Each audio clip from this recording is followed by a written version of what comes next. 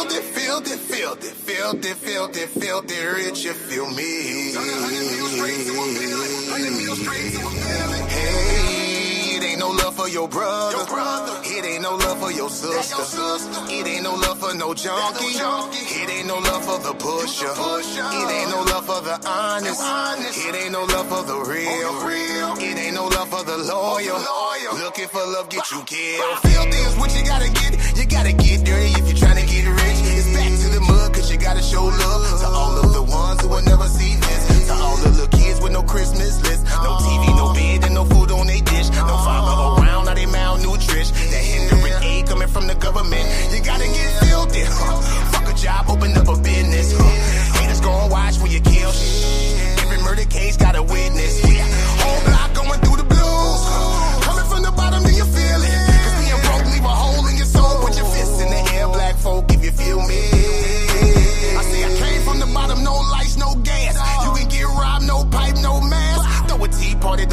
your ass. Now your belly got tissue to wipe your ass. It ain't no love from the government. Every president been on some sucker shit. Young niggas busting shit. No, I'm not loving it. This is the option they stuck me with. Grind hard till I'm filthy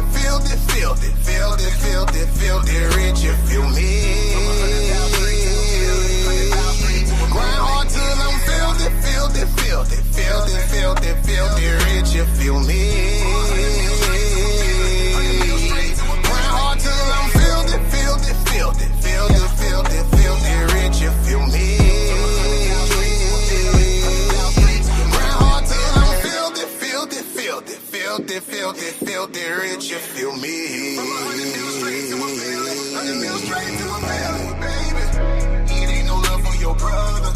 It ain't no love for your sister. It ain't no love for no junkie.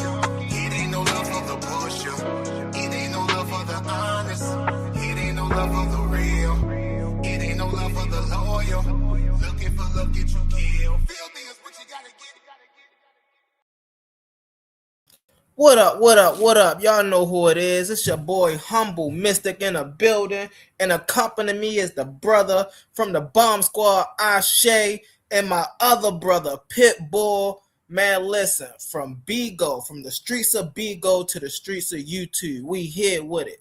Today, man, listen, my man Ashe and my man PITBULL, these are two, intellectual giants in the Bigo streets. They're going to be facing off here on the origins, or does the Bible have polytheistic origins? This is going to be a good one, y'all. Listen, come in, get your popcorn, kick your feet up, share the live, keep y'all engagements in the comments. Let's get it. Thumb up the live. This going to be a good one. Brother Ashe, are you ready? And I'm ready spaghetti, man. This is gonna be a walk in the park, man. It's I'm ready to show these guys that they don't know who this God is. They don't know which God they following.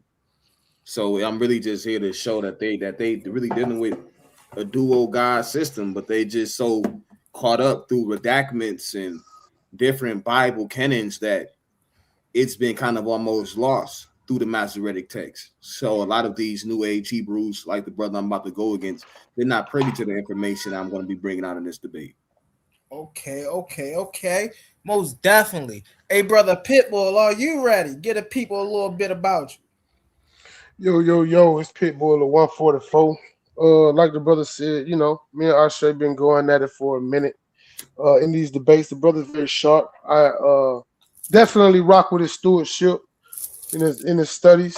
So I view him as a good opponent to debate. So I want to say I appreciate Tight Debate League for having me. First and foremost, appreciate that. This is gonna be my introduction to the platform. It won't be my last time. But we're gonna be getting into what my opponent claims is the lack of knowledge of who we follow and worship and call our God based on a pantheon outside of that. So I think his lack of the understanding for what I follow and what I practice will be revealed during this debate, and who I serve as well, the ontological uniqueness of what I serve as well, will be shown and broadcasted in this debate. So I would hope that everybody pop out and enjoy the show. It's going to be a good one. This brother always bring it. I got to give him his credit ahead of time. He always bring it. So I know I got to be on my square, and that's going to be no issue because he don't understand what we're doing. Okay, most definitely. So what I'm going to do is I'm going to give you brothers a little warm up back and forth. I'm going to let Ashe go first for the first 3 minutes. I'm going to let you go PITBULL for the next 3 minutes. And then I'm going to give y'all a 5-minute back and forth. And then, after y'all 5-minute back and forth, no timer, you know what I'm saying?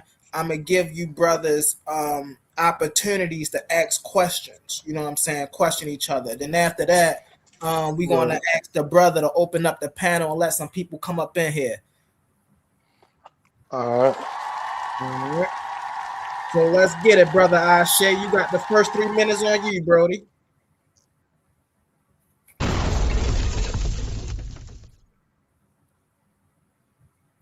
Okay. First of all, what they don't understand, and what I'm here to do is when you find yourself adopting the culture, like most Black Hebrew Israelites are doing, you need to figure out all the key components of that culture. You need to know the origins of these things, right? So, in our quest at exposing the two gods in Deuteronomy and so forth, we need to look at where is the God even coming from, right? Where is the God even coming from? If you let these guys tell it, they'll tell you that it's an Israelite God. He's the God of Israel. But when we do our historical and archaeological evidence, we find out that it's not at all. And this God that they swear is the God of them belongs to who they swear don't like their God, or God doesn't like them, or the Midianites and the Edomites. These are all people who the Israelites are heathens and are against God. But when we even look at the scriptures themselves, which I'm going to reveal on Sunday, we see that their God is associated with these places in his origin. So when you see him absorbing El's attributes, even taking El's space and place of worship, even, right? Because this is a southern dude, but he's getting all of this northern love from these Israelites. And it doesn't make sense. It don't. Because where was this dude in the Baal cycle? Nowhere. Nowhere to be found. Even Abraham didn't know this dude when he was off in Mesopotamia. Because I'm going to share my screen just real quick. When you had Abraham in Mesopotamia, right? Hold on. Put this on the big screen for the fam. You see that he was worshiping El Shaddai. And every time he would come in contact with this dude El Shaddai, it would be on the mountain. So when you do through the etymological roots, the Semitic root, we found out that Shaddai is directly related to Siddu and the Shadim. So when we see the Siddu, literally just Mesopotamian and Sumerian word that means mountains. Amazingly, with these mountains, there was always some type of deity attested and tied to them. So we'll go to next slide. Because from the Shaddu, we have the Shadim.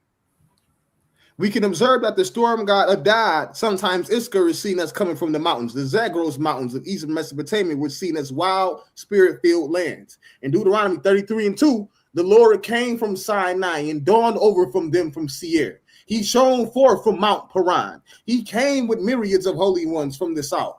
From his mountain slopes, Mount Seir is also where the Sarim, which is the first time that we even go into the biblical narrative and see the word devil, it's hidden under this word Siderim, which means goat demons. This is where they dwell. This is why we can see the attachment to Yahweh being associated with this desert storm god epithet. Being out in the storm god, the goat demon Israel worship at the desert, Leviticus 6:17-7. We see the hints of it all over the place. So they give up El Shaddai worship and go directly into Yahweh worship, well, El worship, because it was already with the El Shaddai, but then they go on to deal with plain old El. Once we get to traveling, once he's traveling, he get into Canaan. Now we see he's dealing with El, but he's not just dealing with El, because now they also dealing with Yahweh under El. This is the two God understanding. This is the two God shuffle that they doing. They dealing with Yahweh under the authority of El. For I'm going to show throughout the whole debate, the original Israelites never had this singular worship. That's not original to those people. It's not original to the place in that culture. No, monotheism was a new wave that was started after the Babylonian exile. I give my time. Most definitely. And so, Pitbull, I'm gonna give you 5 minutes. I see y'all want to come out and bring y'all. So listen, I already know how y'all hit. And listen, I was just giving 3 minutes for the little warm up, but I know how y'all get it in there. So Pitbull, I'm gonna give you 5 minutes and whatnot. And it's your turn. Go ahead, Pitbull. Appreciate it. And see, here's what I can clearly see and already understand from conversations with the brother about these multiple deities when we also have a manuscript that goes along with that deity, how he is worshipped, he is served, his codified laws, and things of that nature. And what we're going to envelop during and in this debate is how he has a misconception of how one language will be used by multiple groups of people in a certain type of way. So we can see, for an example, how El is in the Hebrew pantheon a title for the All Shaddai, right? So again, we must understand that he's looking at this from a multiple linguistical system, and how all these people were using one specific language group because that's the language of their region. Like he did say, I agree with that point. But the only thing that he is misunderstanding with this belief system in this faith in the deity that is associated with it, that is ontologically unique and is set apart from all of the deities that he's naming, the storm god, the desert god, and all these things are clarified by the text in the Hebrew form. He may even be using a Greek ideology and wording. So I mean, all these things have to be factored in. So when he says that all these different nations of people that are not Hebrews under the covenant, that took a covenant with this deity that we see as Yahuwah or Yahweh in a modern pantheon verbiage, how they pronunciate it. Some say Yahuwah, some say Yahweh in the scholarly world. Now we can clearly understand that he is only giving us sources from people that would be in that region around that Bronze Age time. So all of them again would be sharing a same style linguistical system, and he's colloquializing and grouping all of these deities together based on verbiage. But when we get into the do's and don'ts of these deities, this is where his argument is going to fall apart and cease to exist in truth. So I just want everybody to pay attention to what I'm saying right now and let that settle in. So when Sunday comes and I get to showing these differences and I get to showing how the people that worship Yahuwah versus what Yahweh required, because again, Yahweh is just not Yahweh, but El. El is just a title in the Hebrew formality and how they use it in their language, the Hebrew language. We know that it all comes from the same Afro-Asiatic sub-language. So again, how they utilize these things internally within their own systems would define what these things mean. Because I don't think El has an actual name. His name is El, means the high God. But in the Hebrew pantheon, right, we can clearly see that El Elyon or El Shaddai was a title to the people, and then he revealed his actual name. See, he struggles to see that point because he just brought up Abraham, saying that Abraham did not know the father of or the all of Israel by another name other than El Shaddai, but that name was actually revealed. So Abram didn't know the name, or Abram knew the name, right? Because the Torah says he knew the name, but Abraham didn't know the name until it was revealed, right? So it's very problematic in a lot of the things that he is saying, contrary to what the actual Hebrew text is giving us. And this is really what we're going to unpack outside of all of the things that he's trying to associate and attach to, like a lot of mainstream scholars do. Also, I did want to state this for the record as well. He and I end up in this debate because of Deuteronomy 32 and chapter 32, verse 7, all the way down to I say around verse 12. And he was indicating to me that that's two different deities, and we're gonna get into it. I don't want to give too much away, but he is claiming this is one of the main reasons. Because we have many conversations about this, and when he said this, we set up the debate.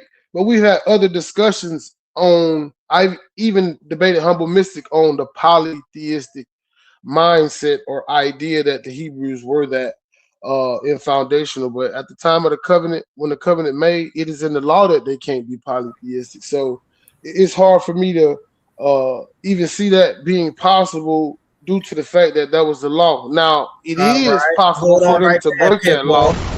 because that's your time right there, Pitbull. So y'all already know how these brothers coming. Y'all already know how these brothers coming, man. You heard a little Ashe, you heard a little of Pitbull, you know, individually. You know, y'all heard what that discrepancy was on, you know, the Bible's origin being polytheistic, you know, and now I'm gonna give them 12 minutes to go back and forth. We're gonna go ahead and go with Pitbull, going to start it off. Ashe, feel free, you know, y'all know how we dialogue, man. Get it in there. Hey, before you start, Pit. Oh man, my bad. That's me right there. Actually, you know what? Real fast. Oh, there you go. I was just gonna say. I was just gonna say. Ashe's All right. screen was looking funny. I don't know Oh if he yeah, if he got Ashe. it down. But what. even before I do I that, don't even know why before it's I doing move that. on to that, I most definitely want to appreciate Ben Eaton, bro. Shout out to brother Ben Eaton if you can, Quantum. Pop that $4.99 up there. I appreciate your donation, Brody. Thank you so much. Hoodoo in Louisiana, thank you for your engagements. You know, you funny though, bro. You funny. But we see you down there, brother Omar. Thank you so much for your engagements. You know, I just want to shout out the family, let y'all know we see y'all down there. Thank y'all so much. But go ahead, Pitbull. Go ahead, brother Pitbull. It's on you. So I just wanted to ask the brother. Put the 3 screens up there, Quantum. Yeah. Yeah, I don't know why my screen. I don't know why I didn't win. Yeah, you are dark. Yeah, you are blank. Try to turn your camera off and back on. I'm doing that. Oh, I figured you was. Yeah, that's crazy. They don't want to see you, boy, because you can't see me. Hey, yeah. That's the power of Yahuwah right there, boy. Maybe why Pitbull is giving his thing, Ashe can leave and come back. And I can add him back to the stage. Yeah. Okay, Try that. right there. I'm gonna go ahead and step down All there. right. Well, so we asking each other questions back and forth, right?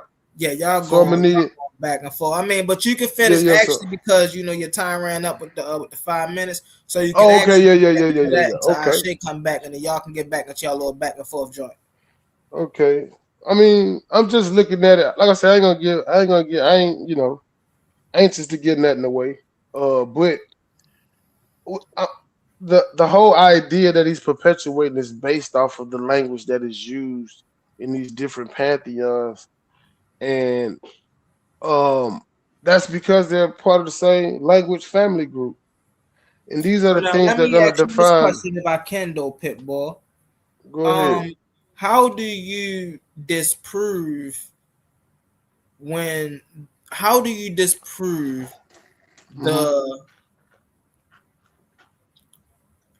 if I could say the anthropology that takes this culture back to lands such as the Levant and Canaan and things of that nature?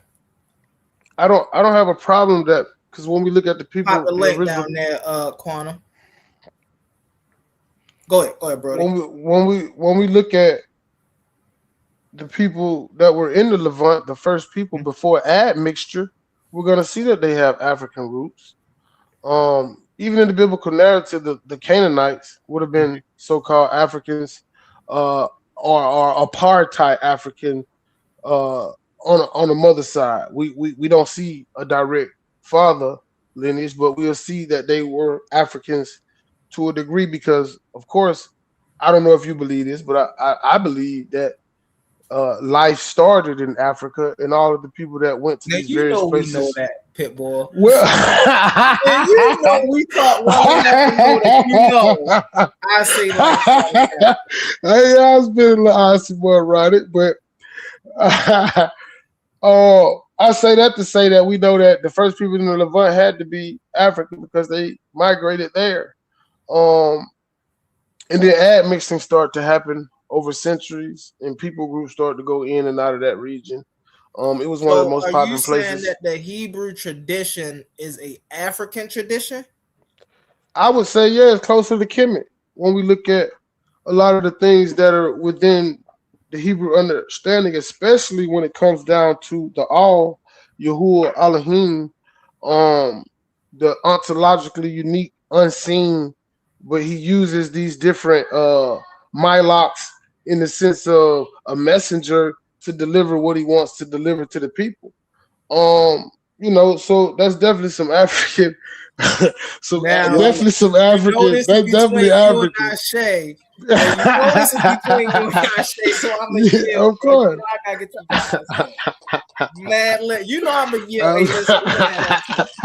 But my brother yeah, Ashay is back. I'm not one And of the. I'm so gonna tell y'all what straight we're up. gonna do is I'm gonna revert back to the 12 minutes. And I'm gonna start off, and it starts off with you, brother Pitbull. Go ahead. Now Ashay, it ain't no time thing. So if he's saying something that's flim flam and you feel like you got a question, go ahead. Y'all brothers know how to dialogue. Y'all know Yeah, how we yeah, get. yeah, yeah, yeah, yeah, yeah, yeah, yeah.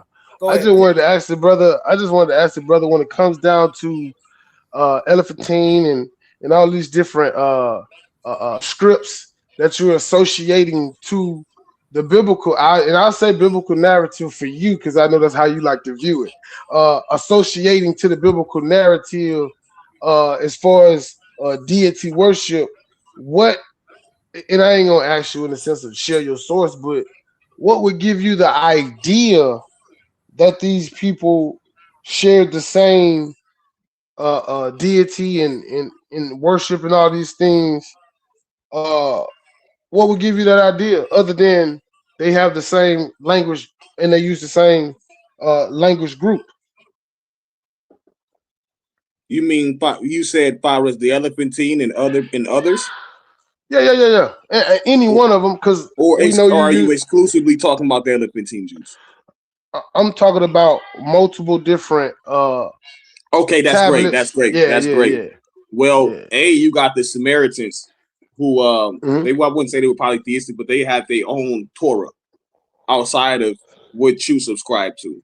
And mm-hmm. they did not have temples in Jerusalem. They didn't look at Jerusalem, and that's why I need y'all to put the link back up in the thing again, so I come up on my laptop so I can actually, because these are the things that is just general knowledge, bro. Like, Mm-hmm. I'm pretty sure they have the firm understanding that when you talking about Jerusalem, that's heathen land.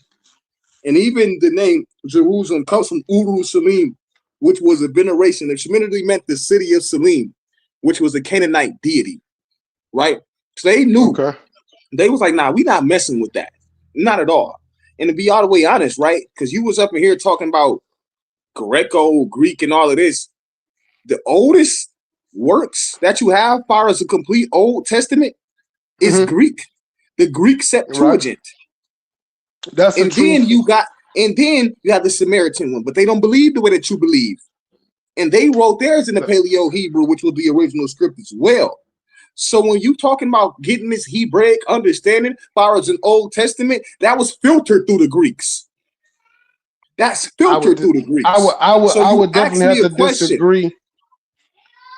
I would definitely have on to what disagree means, on what on the means ground. of the means of when we look at what you just said. Like, if they have the, like you said, they have their own Torah, right? But they speak the same language. If we have our own Torah and we refer to things differently, it's not the same. How do you have your own That's an Torah when your unequivocal that's an unequivocal standard.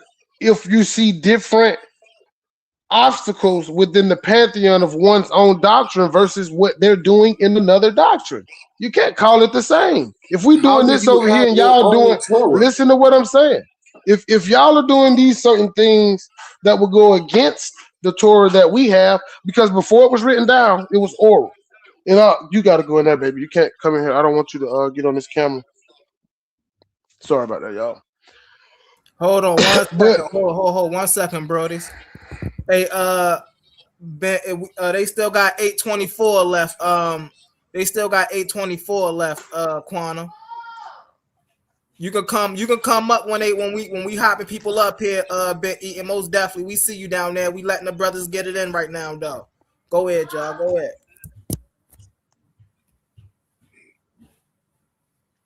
Yeah, so what he just asked me, like, that's the thing. When I say that you don't have a Torah. You don't, the oldest Old Testament is the Greek Septuagint. So and then you might and that's what you working with. That's what you working. You ain't even really working based off that. Y'all working off the older Masoretic. Because so when we Greek look at that's what the Greeks did. Hold on, wait. Because the Greek Septuagint actually mirrors the Dead Sea Scrolls. That's what I just said. That's what the Greeks so did. We can't. But so, hold on. So when we look at the Greeks changed now. Yeah, but what I'm saying is they imprinted these people's texts over mine. Now we have an oral tradition. We have an oral tradition as well. So when you sit here and you say, the oldest primary on the Hebrew? What's the oldest? The Dead Sea Scrolls, and that aligns up with the Greek Septuagint. No, it does not. The Greek Septuagint tries to line up. How could the Greek Septuagint line up to it when it should be reversed? Because this is a copy of the original. So that means that they would have did their best, and we know for a fact linguistically the Greeks could not enunciate all of the Hebrew verbiage. That's a fact. So first of all, we got to deal with that. I mean, okay, hold on, wait, because this is funny. So how was the Greek Septuagint compiled? Do you know? It was compiled through different councils, and it was compiled through a council of, in my opinion, from my understanding, converts as Jews, because we know in this time, if we look at the book of Esther, Maccabees, and all these different deuterocanonical books, we're gonna see that these Greco-Romans, these Greeks, were picking and electing these people for us. We had no power to elect our own authority. They was placing these kings and gods over us. Stop it. I think it was about 200 or 2,000. 200 or 2,000 what? Jews that Ptolemy had gave the command to gather up these primaries, which would be these Hebrew scrolls. And then he put these Jews into these chambers, and he had them get these stuff down, write this stuff down, and translate this stuff for them. He had to translate this stuff for them. And how he knew that it was right was because he had them in solitude. So they couldn't communicate with each other and be like, yeah, man, and we gonna put this together like this. And it came out where it was supposed to come out. And then we had the finding in Qumran, I didn't laugh. You have to mute if you're going to laugh. I'm not doing that. You're interrupting. You're interrupting though, and I didn't interrupt you. Thank you. Now, when we had the finding in Qumran, just so happened these Dead Sea Scrolls line up with what's in the Greek Septuagint. So for you to then say that the Greeks messed it up, they didn't. You accept the Masoretic text, which messes it up, so it can superimpose Israel. So it can then superimpose this monotheistic ideology that didn't exist prior, right? Because where the Greek Septuagint and the Dead Sea Scrolls talks about the B'nai Elohim, the Masoretic, which you subscribe to, talks about the B'nai Israel. Whoever said I subscribe? Who said I ever? This is a shift.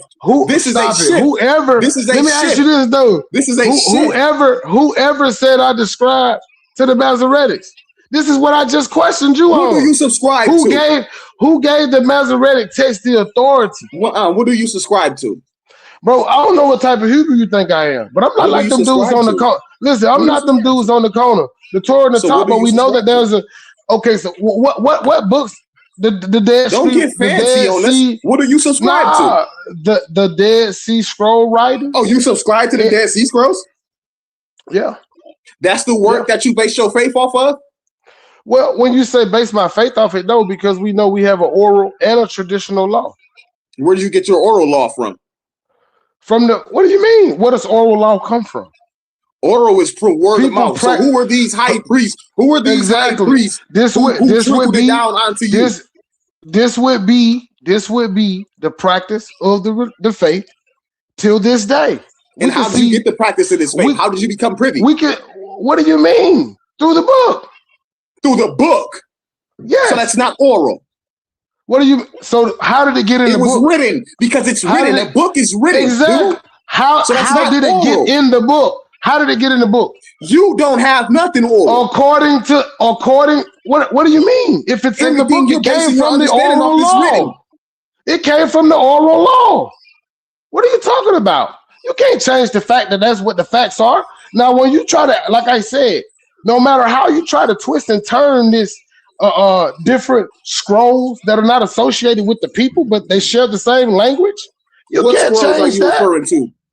The ones the Elephantine, the Mesoretics, all these different texts, right? The Greeks implanted these things there, right? So let me answer your original question, if you don't mind. Go ahead. Because your original question was, how do you associate these Elephantine and these other Jews that you refer to with us? Mm-hmm. Mm-hmm. Okay, so when the temple was destroyed, right? Mm-hmm. And it came back down to the rebuilding of the temple, it was these Elephantine Jews and these Sumerian Jews as well who wrote to Jerusalem and said, we identify ourselves as fellow Yahweh worshipers. We are fellow Jews. You can laugh all you want, but I would like you to go on mute when you do it because it becomes interruptive and they can't really hear what I'm saying. Man. Stop that, bro. Because you got to stop because it's not funny. This is real spill deal. Right? It's not real spill deal. You doing what they did. Nah. Matter, and this is why I'm saying humble. If you put the link in the chat, because I'm on YouTube on my laptop, I can share my screen. And I'm going to beat this dude down.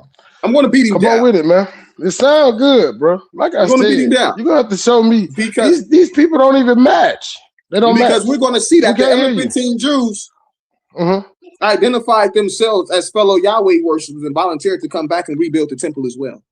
Right. So again, hey, Quantum, if you see any, hold on 1 second, y'all. Quantum, if you see anything down here, Brody, just pop it up for them. Whoever wanna, explain, they say they got something to share, just pop it up there for them, Brody. I can't. I'm not on. I need the link. I need the link in the chat. In the chat, the link in the chat. All right. Yeah, in the chat because I'm on my laptop. Right now I'm on my phone. Okay. I dropped off on my laptop. I need to get back on the laptop so I can share my screen because this dude laughing like it's a game. It is a game. What you're doing right now is a game, and this is what's going, bro. I'm telling you, you keep bringing these different pantheons that has nothing to do with our culture. This is where you're going to struggle at proving and solidifying that these people are doing what we do. That's where you're going to fail. Y'all got 3 minutes and some change left, brothers. We not doing the same thing. For sure. I heard you, bro. All right. We not doing the same thing, humble. I mean, we know for a fact that we got codes and rules that they don't got. That they don't follow, that they don't do. 213 left. I'm gonna pause it at 213. Y'all got 213 left. All right, brother, I'll shake back. Once again, we appreciate y'all in the comments. Stick around, because later on, actually after this 213, they're going to go into a question and answer round. A 10-minute question and answer round. After the 10-minute question and answer round is over, then we're going to start letting people up. Y'all going to be able to dialogue, get some y'all know y'all ends in, and then we're going to shut it down. It's a great show. I appreciate y'all, brother Ashe. I appreciate you, brother. Thank you for coming through. YouTube Pitbull, brother Pitbull, thank you for coming through as well. When you come back up here. But listen, y'all, this is the stock that we come from. We bring us some. Listen, this is what we do all day, every day. These are the brothers. When y'all see me up here and I'm getting it in, and y'all like, oh, Stas humble. Yeah, because these brothers right here are the ones that keep me sharp. You know what I'm saying? So when I say, listen, these are some heavy hitters in the ring. And listen, listen, this is just a little something of what they showing y'all. You see what I'm saying? But and you see, I gotta actually extend certain things because the brothers be coming out. We be screen sharing. We be doing what I say, brother Quantum. On a panel research. This is what we do. This is what we do right here. And so I just appreciate you, brother Ashe. Let me get my stuff together. Yeah, this dude, bro.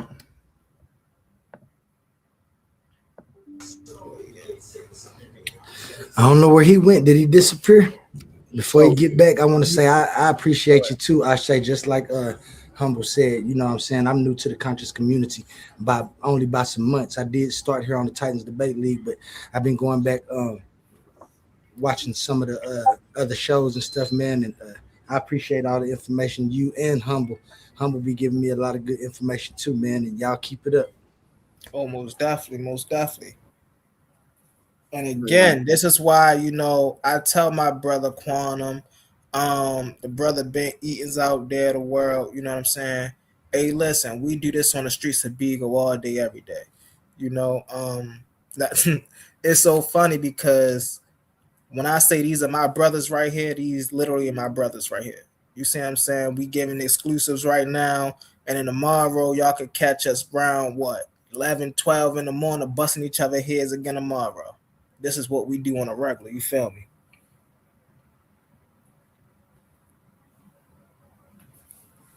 Let me see. I got Ashe's screen. You want me to go on and share that and wait for him to get back? Yeah, go ahead, Quantum. Hey, Quantum, can we get a commercial? Absolutely.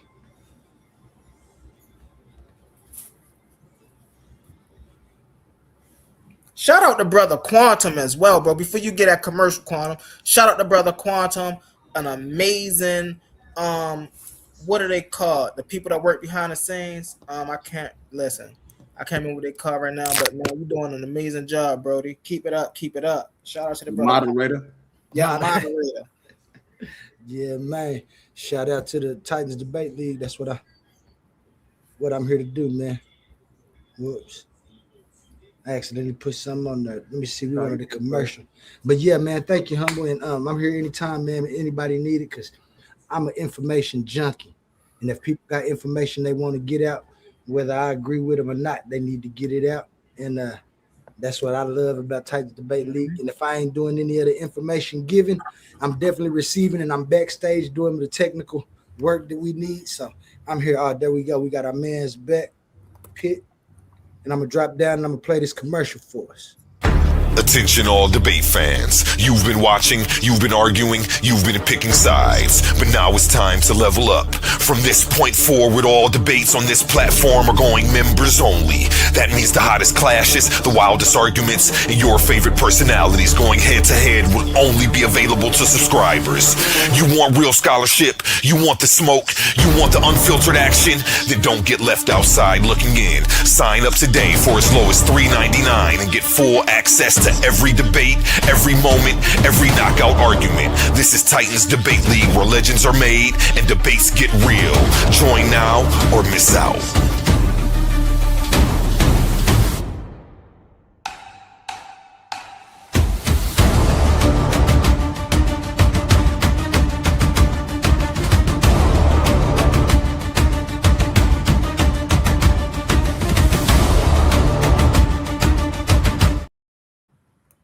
All right. We back. Thank you.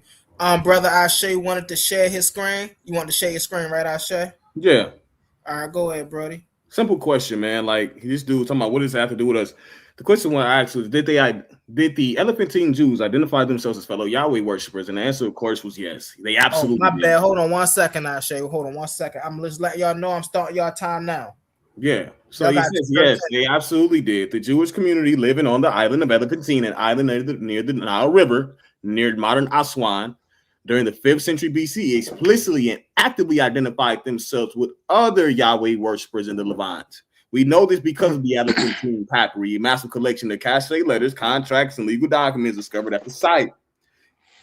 So these texts show that despite being physically separated from Judah by a month-long journey, the Elephantine Jews did not view themselves as an isolated sector.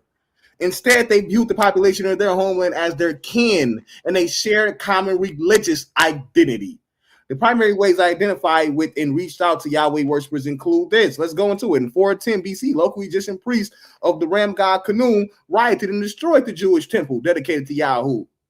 Right? Seeking help to rebuild, the leadership at Elephantine did not act in isolation. They wrote a formal petition, papyrus, explicitly appealing to the major geopolitical and religious heads of other Yahweh worshiping communities. What does it say? They appealed to the Persian appointed the governor of the Jewish province of Yehuda. And they wasn't with it. That's when you actually start seeing the Yahweh coins and stuff under the Persians. Johann, the high priest in Jerusalem, they explicitly wrote to the chief spiritual authority of the Jerusalem temple and his priestly colleagues. So they were checking in. The sons of Sanballat and the governors of Samaria, they simultaneously wrote to Delaiah and the Shelemiah, the sons of the governors of Samaria, the region of the northern Israelites, the Samaritans, who also worshipped Yahweh. The fact that they petitioned, let's keep on going, man, because this dude is wild. He was laughing, but he can't come back with nothing. The fact that they petitioned leaders in both Jerusalem and Samaria showed that the other 15 Jews viewed all these groups as a part of a single, their quote-unquote brothers in the Levant to care about the destruction of the temple dedicated to their shared God. Like I'm going to show in the debate, these dudes was all the way in Kemet, and they had their own temple dedicated to this God. But it was some other stuff in there that they don't want to accept. So let's go into this. Far as the Samaritans, did they go back to help? Did they offer to help build the Jerusalem temple? Yes, they did. The account of this offer and this sharp rejection is one of the most pivotal turning points in the history.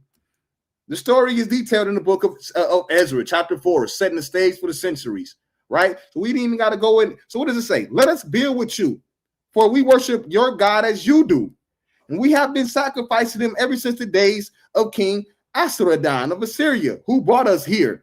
The Samaritan viewed themselves as fellow worshippers of Yahweh, tracing their local tradition back to the remnants of the northern kingdom of Israel, mixed with the population relocated there by the Assyrians centuries earlier. What did you guys say? You have no part with us. This is what PITBULL is saying. You have no part with us building a house to our God, but we alone will build to the Lord, the God of Israel, as King Cyrus, the king of Persia, has commanded us.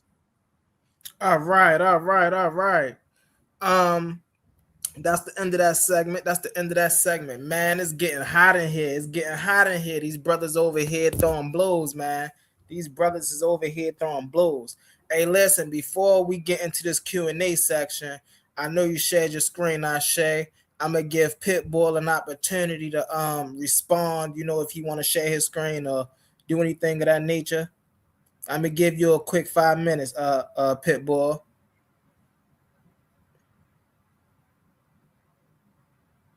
You muted, Brody. You muted, PITBULL. I just want to speak on what he just said. This is definitely. I'm gonna give you 2 minutes then, since you just want to speak on what he just said. Yeah. I just want to speak on what he said. What I'm gonna be able to show and prove that he's speaking from a one-sided argument in something that has been debated for a very, very long time, right? About exactly what he just said. And I'm gonna be able to show that these people actually worship something totally different than what we see the Hebrews observe in their Torah. Something totally different.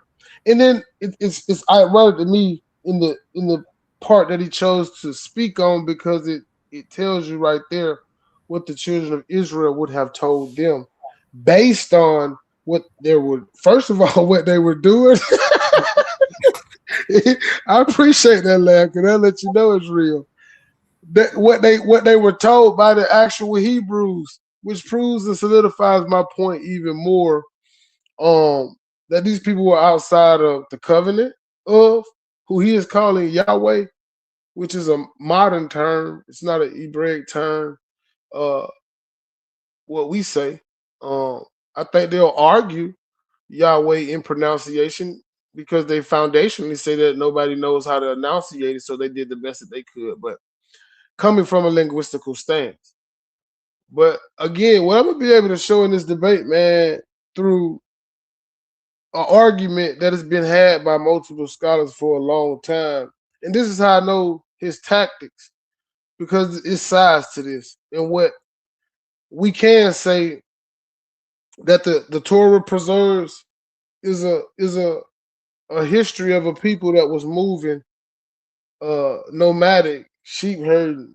But it was multiple groups that were doing that in that region, multiple groups. And this is what history shows. So now I'm going to force him to pinpoint what he's saying through these Hebraic Torah lands and line it up with the Ugaritic and all these other things. I'm going to force him to do that. He's going to have to show that these things agree. And that's where he's going to fail miserably. If we have the deity and we are functioning under the same code of law, etc., then we can clearly see we're doing the same thing. But if these things are out of tandem, then we can clearly see we're not on the same page and we're not doing the same things. And this is again what he's relating to, that because we speak the same language group and we enunciate things a lot alike, and there's a lot of familiarity in when we speak as this linguistical group that speak the same Semitic language, right? Afro-Asiatic language. This is his only claim to the truth of that matter, which it does not line up with the practices, nor does it line up historically as it should. There's a regional understanding to what we're dealing with that would give him the pomposity to be able to do that, but we know pomposity, that's pretty nasty. So he doing a nasty work right now with these texts. He doing a nasty work, man. That's your time, brother Pitt. Hey man, come on, comments, talk to me. What y'all seeing up here? What y'all feeling? Let me know. Hey, we see you down there, cause you ain't really missed too much. We just got over them going back and forth. They had that little, first little thing, introduction to still at face off. Right now they about to ask each other some questions, and then after that I'm letting people up. So, keep stay in the building, cause stay in the building. But so right here is going back over to brother Ashe. Let me cam up. It's going back over there to brother Ashe. So Ashe, your first question. Both of you brothers are going to be able to give each other 4 questions back and forth. I'm not going to let y'all listen. I'm going to give y'all room to answer, but y'all ain't going to be able to take 5-6 minutes to answer. So make y'all answers concise. So go ahead, brother Ashe. The first question on you.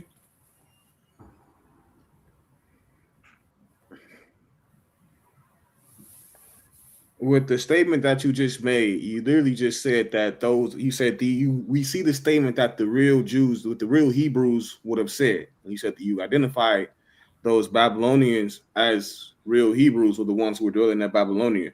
So are you now admitting that the black Hebrew Israelite is faulty and it is pseudo, and that those people over there in that region are the actual Hebrews that the text is describing? When you say the black Hebrews, are you saying like African Americans? Or are you saying we don't have my response to that would be you misunderstood my statement, because what I said, the text that you just said would have been the actual Jews talking to these people saying that they're going to build a temple to their God. So again, when we look at Yahweh in this linguistical system, we're going to see that he does different things than what the Yahuwah of the Torah does with his people, for his people, and by his people. And there's really no way to change that fact. So my only answer to that is it's not the same deity.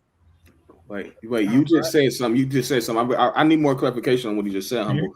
You said Yahuwah and Yahweh do different things. Mm-hmm. Can you expound? For an example, in the pantheon that you're referring to, in just one of the laws, for an example, child sacrifice, they was okay with it. Yahuwah the Torah is not. So Yahweh is okay with child sacrifice and Yahuwah is not. Yeah. Where do we find in that pantheon? Where do we find that pantheon? Where was this Yahweh? Where do we find this Yahweh you referring to? Where is he at? He was known to the people of that time as El Elyon. Versus, yeah. All right, go ahead, brother Pitbull. It's your turn to ask brother Ashe a question.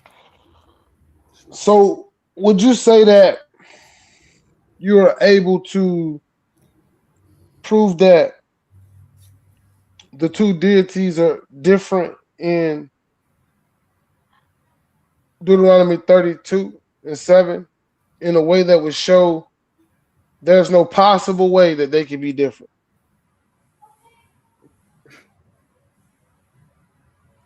We know that they are different. We know Mhm. that they are different. It's a scholarly see, and this is how I'm going to show you. I'm not just going to show you from Ashay's opinion. I'm going to show you a lot of what Mhm. the scholars have to say about these. A lot of these Mhm. mainstream scholars that you keep on putting down and saying, I guess not credible. We're Mhm. gonna I'm gonna see what they got to say about we're gonna see what they got to say about this whole thing. You know what I mean? And what's their observation? And of course, we're going to cross culture. We're going to cross culture, contextualize the cultures and the scripts as well. So it's going to be that's how I'm going to do it. So if your question was, am I going to be able to do it? My answer is yes. Okay, okay. Go ahead, brother. All right. All right. You said that after I made the statement about the Samaritans Mhm. and the elephantine, you said that it was debatable. Mhm. What about my statement was debatable? That during that time, these people would have been serving the same deity as what I would consider the deity of Yahuwah, right? For the God of the Israelites. That's one of the major debates about all of these different tablets and scrolls from these different uh, minorities around that region in the Levant. That's one of the biggest scholarly arguments, and this is why I said what I said earlier.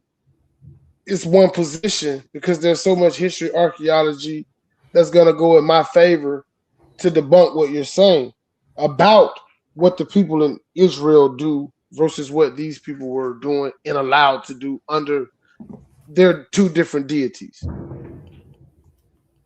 My issue is, for an example, the basis in the base of this debate, correct, is Deuteronomy 32 and 7. And when we look at that verse, and you're saying that this is two separate deities, the text would not indicate that, but you would use a different form of a writing, Ugaritic, uh, or whatever it's gonna be Mm-hmm. to try to substantiate that point. I'm about to wrap it up. Try to substantiate that point, but when we look at these two different books that would identify what you call the same God, either it's bipolar or it ain't true to his word because it's doing so many different things. All right, ask him a question, Pit. And then after your question, Pit, y'all got one more, and then Mm-hmm. we're gonna let people up. Go ask your question, Pit. All right. My question is, how huge of an overlay and an overlap in these different time frames of these deities that you're claiming is going to be able to solidify what the Hebrew people, when they came into covenant with their God in that region, uh, how you gonna? I'm not asking you how you're gonna do it in that sense, but what would be what would be a structured way to validate that they're the same if we don't see the connection other than language?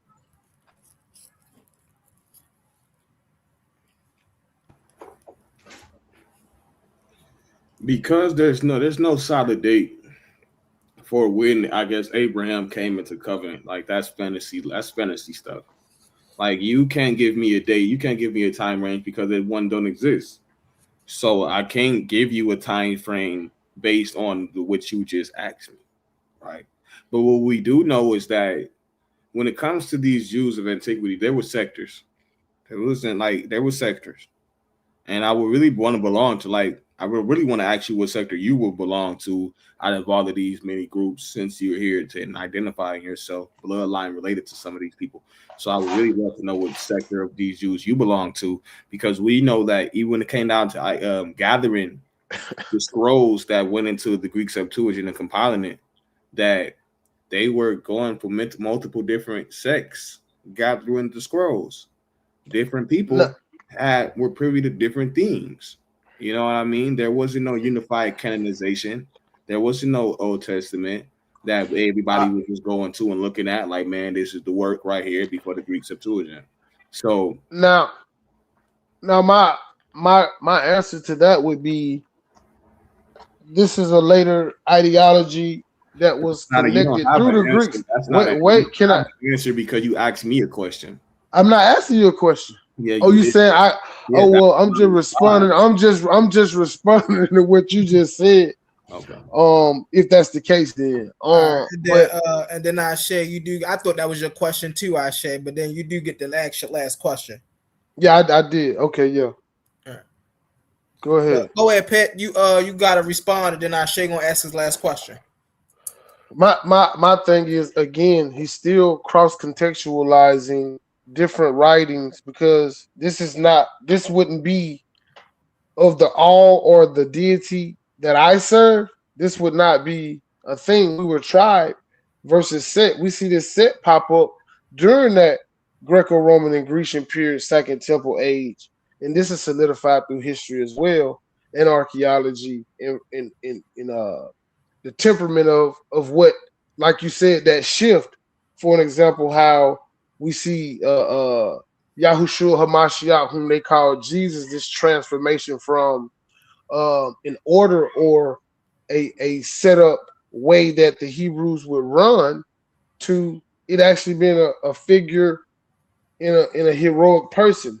So it definitely a lot of mythos got added. So you're right, a shift did happen, but it shifted away from the origins of the actual Hebrew and what their God instructed them to do. And there's so many differences in it.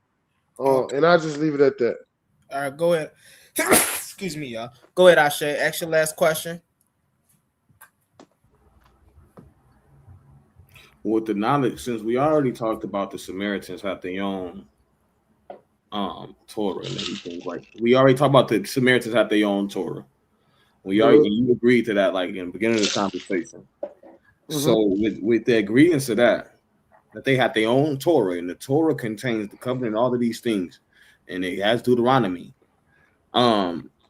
What is the bounds for you? On what bounds do you agree with the Jews who came out of the exile to deny the Samaritans their right to come help rebuild the temple? On what bounds do you disagree? The covenant. And what is that? Explain. Yahuwah Elohim are all on Mount Sinai, while you seem to believe that this is the origins of the deity in a sense, or he's somehow connected because this is a form that he chooses to communicate with life here on earth.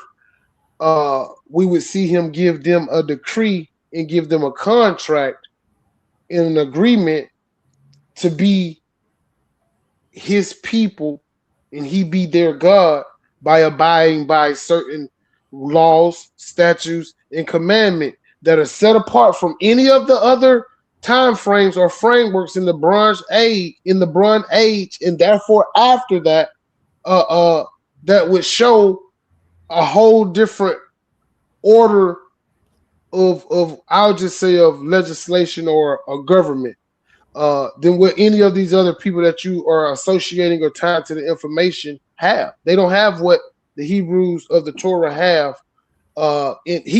Matter of fact, it's so crazy. They don't even have a name for him. They have a title for him in all of their other pantheon. Maybe one or two has an actual name. Ask your last question, Pitbull. And my last question. People ask after Ashe answer.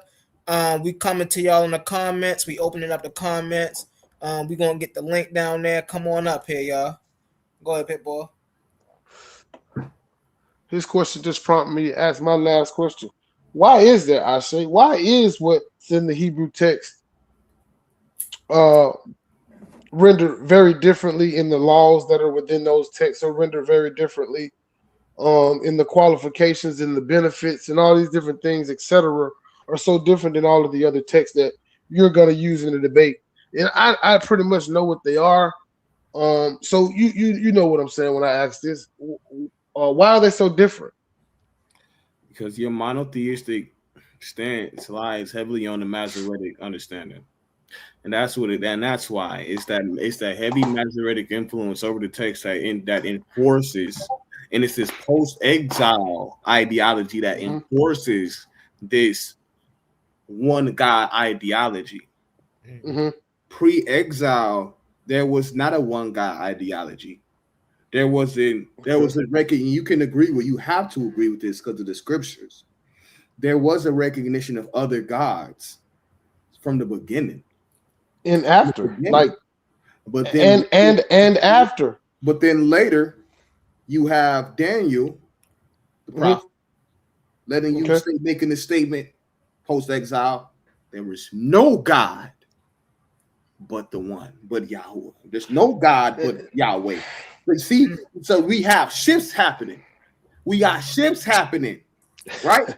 This is what's going on. This going on. Real talk. So Not in that manner. It's a heavy push for monotheism. Not in the manner that you just spoke. What I'm saying, you cannot.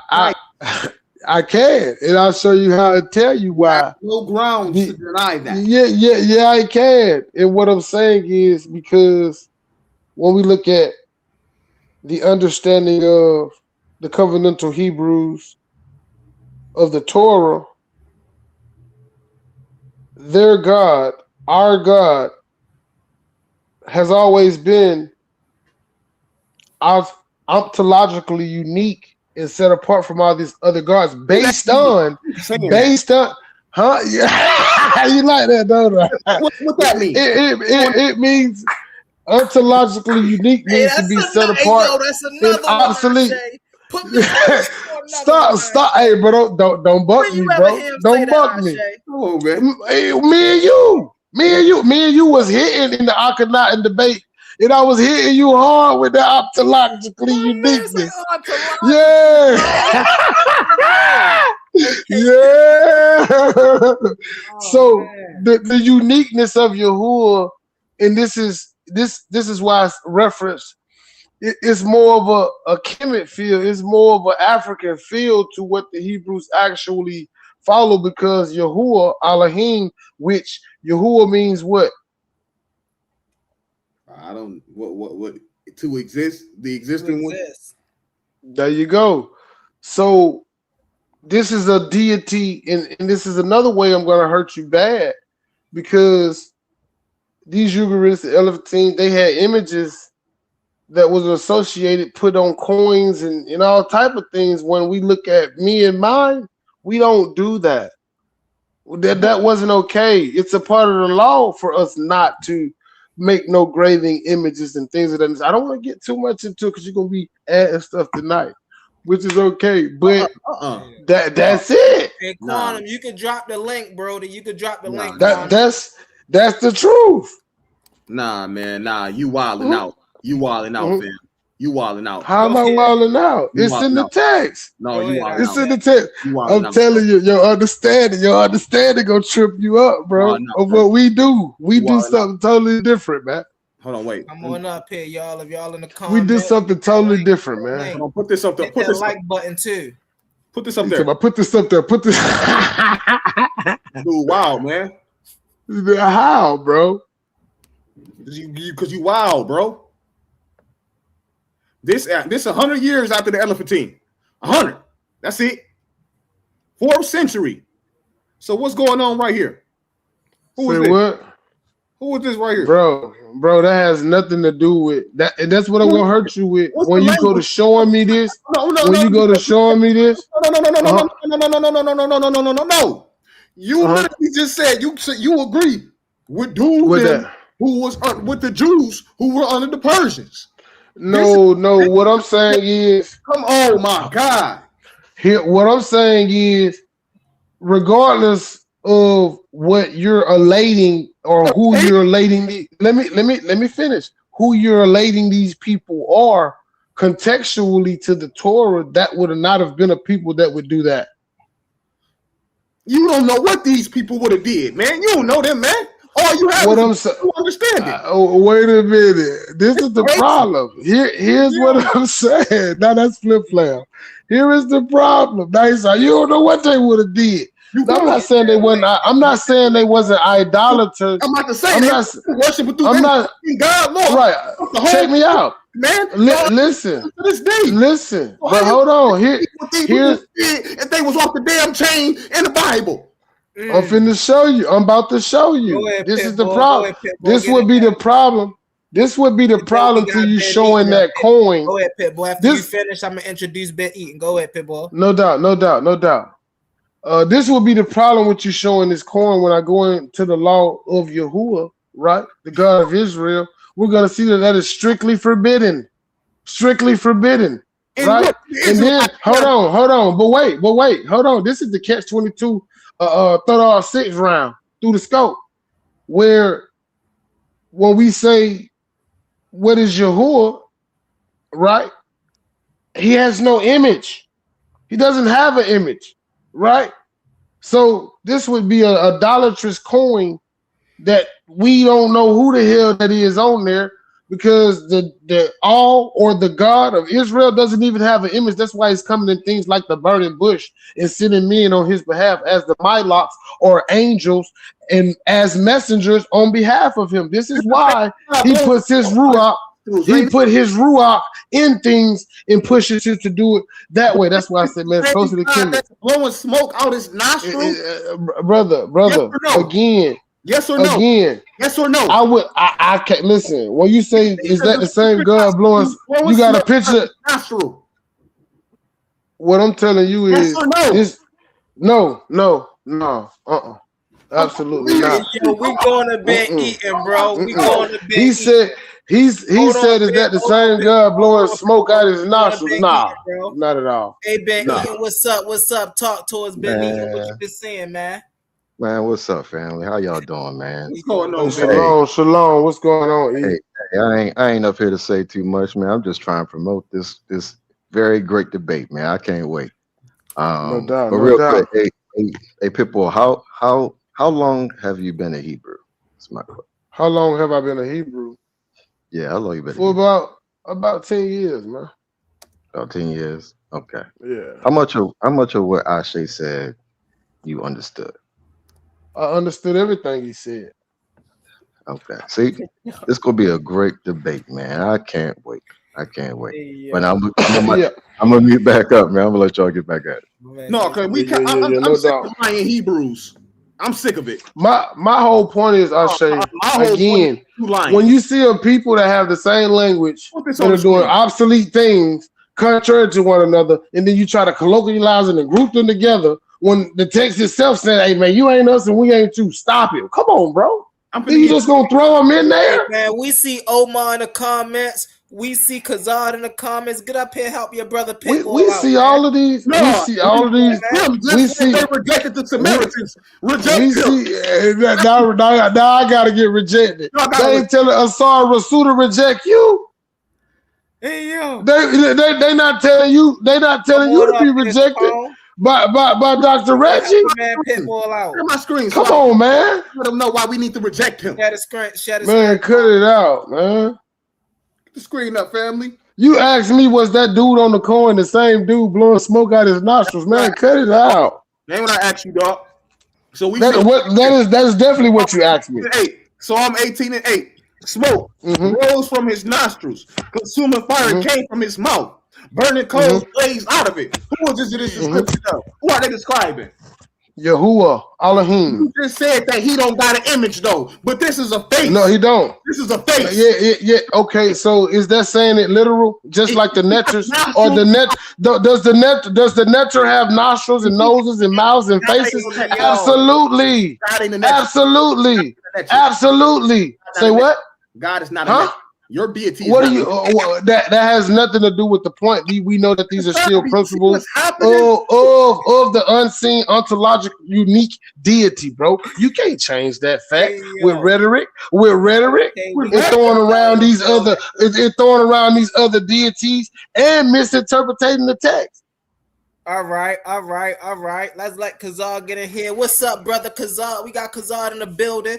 Talk to us, Kazad. Talk to us. Shalom. Peace. Shalom. Peace. Shalom, Mark. Y'all can hear me good? Yeah. Yes, Yeah, sir. yeah. Yeah, humble, you calling me to get up here, man? I don't even know what's going on. I came in late. Hey, man, somebody. If I walk Hey into somebody man, you getting guys, first up, listen. man, You I just gotta gotta help sit your back. brother. I don't Listen, know you what's gotta help going your on. brother This is not Pitbull my out, fight. man. He's This fighting is for not y'all, my man. You fight. gotta help him out. I'm just, Pitbull, I'm Hey just. man, we definitely holding it where we need to hold it. We're gonna show me running with rhetoric, man. listen, man. Y'all gotta Hey help that man, man yeah, hey, you Pitbull out. show he running with rhetoric. Hey, show that man. Hold it down. But no, humble, I don't know. You ain't finna have me jumping in something. I don't know what's going on, man. I don't know. Hey, You ain't finna have do me the fight another Bible, man cause fight. do It's the not happening. Bible But what's going have on? Hey, I say, mono? man, if you can run me Listen. down some of the Do points the Bible have you hitting them polytheistic with. Humble, origins? you muted. We can't hear you. Oh, no, you can No, hear no, no. you. That's all right. I No, mean, we that's can you. hear. That's on you. Do the Bible Y'all have hear humble? I polytheistic can't origins? hear Cause humble. No, we That's my phone. All go right. down and jump back on. go down and jump back up. Come on up here, Omar Capone. I'll be hot in the comments. Y'all terrible. Y'all quick to hop up here any other day. Y'all quick to hop up here any other day. And y'all see our mans, y'all see our Hebrew Israelite up here. Y'all gonna let him fight for itself. Y'all terrible, bro. Shit bad. I mean, it's like Bro, this is gonna be bad, man. this dude just got up here talking about God ain't got an image, wooty wah bam bam bam, and then That's what the text said. so it's just an invisibleness, blowing smoke out of nostrils. So it's just a nostril in a mouth. It's like Mr. Potato Head, like it's just nostril, mouth, smoke coming out, but it's just invisible to rest. According to dude, like, come on, bro, what are you doing, man? What I'm saying is, go ahead, Actually, brother. question, brother. Hey, how much? And this is just I'm just asking. How much of the text do you like accept? I'm just trying to get a gauge of like what you believe. Do you believe all of it is accurate? Do you believe it as a source, as a sole source? Like where you at? Where you at? The texts are definitely a source. I do stand with the text, but we gotta realize and ration what is being said in the text, in the copies that were made from the original text, right? We understand as a people of the Hebrews what these things are entailing, but we also understand how culturally these different linguistical systems with the same backdrop or the same root are going to give off certain things. But again, when we look at what the Torah describes, right, versus what Asha is relating to through these other deities and how the Torah denies. Hey, Pitbull, you sound like you talking. You sound like you talking muffled. What about now? What about now? Yeah, is it good? Is we good? Are we good now? Are we good now? Okay.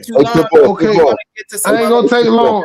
Y'all should have been told me y'all couldn't hear me now. Last question. I didn't, but y'all didn't even hear what I said on the first question. So I like to.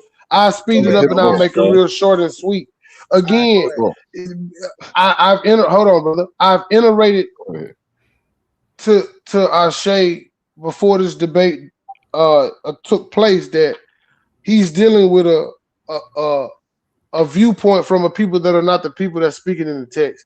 He's gonna have to solidify how these people are that he's calling Hebrew and that claim they are Hebrews are actually Hebrews, right?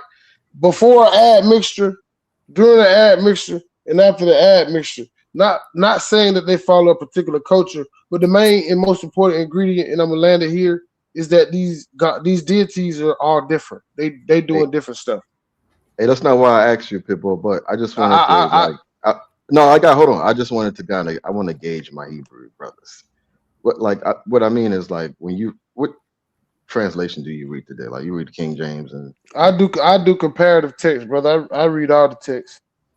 Okay, so you like all today. Gotcha. Say what? What text you be comparing? The authoritative text to me would be Dead Sea Scrolls. A fragmented piece of work is the authoritative text. Yeah. No, I'm absolutely. saying like on a regular base, like on a regular day, like if you had to pull up something, like what would be your go-to? That's my question. If I'm studying, I'm looking at all various texts. I might start in the King James, and then I might end up in another book to see the comparison of what they're saying, and this is how I understand and know that what the brother Ashe is saying is incorrect because of that. He's only basing what he's saying and his claim off of one text that's coming from one particular people prior to the covenant of the actual Torah that's been put out by I say put out in a academic or in academia as the standard for Torah and these people's faith. So anything outside of that tries to intrude on that would be disingenuous, number one, and a additive to what we already understand.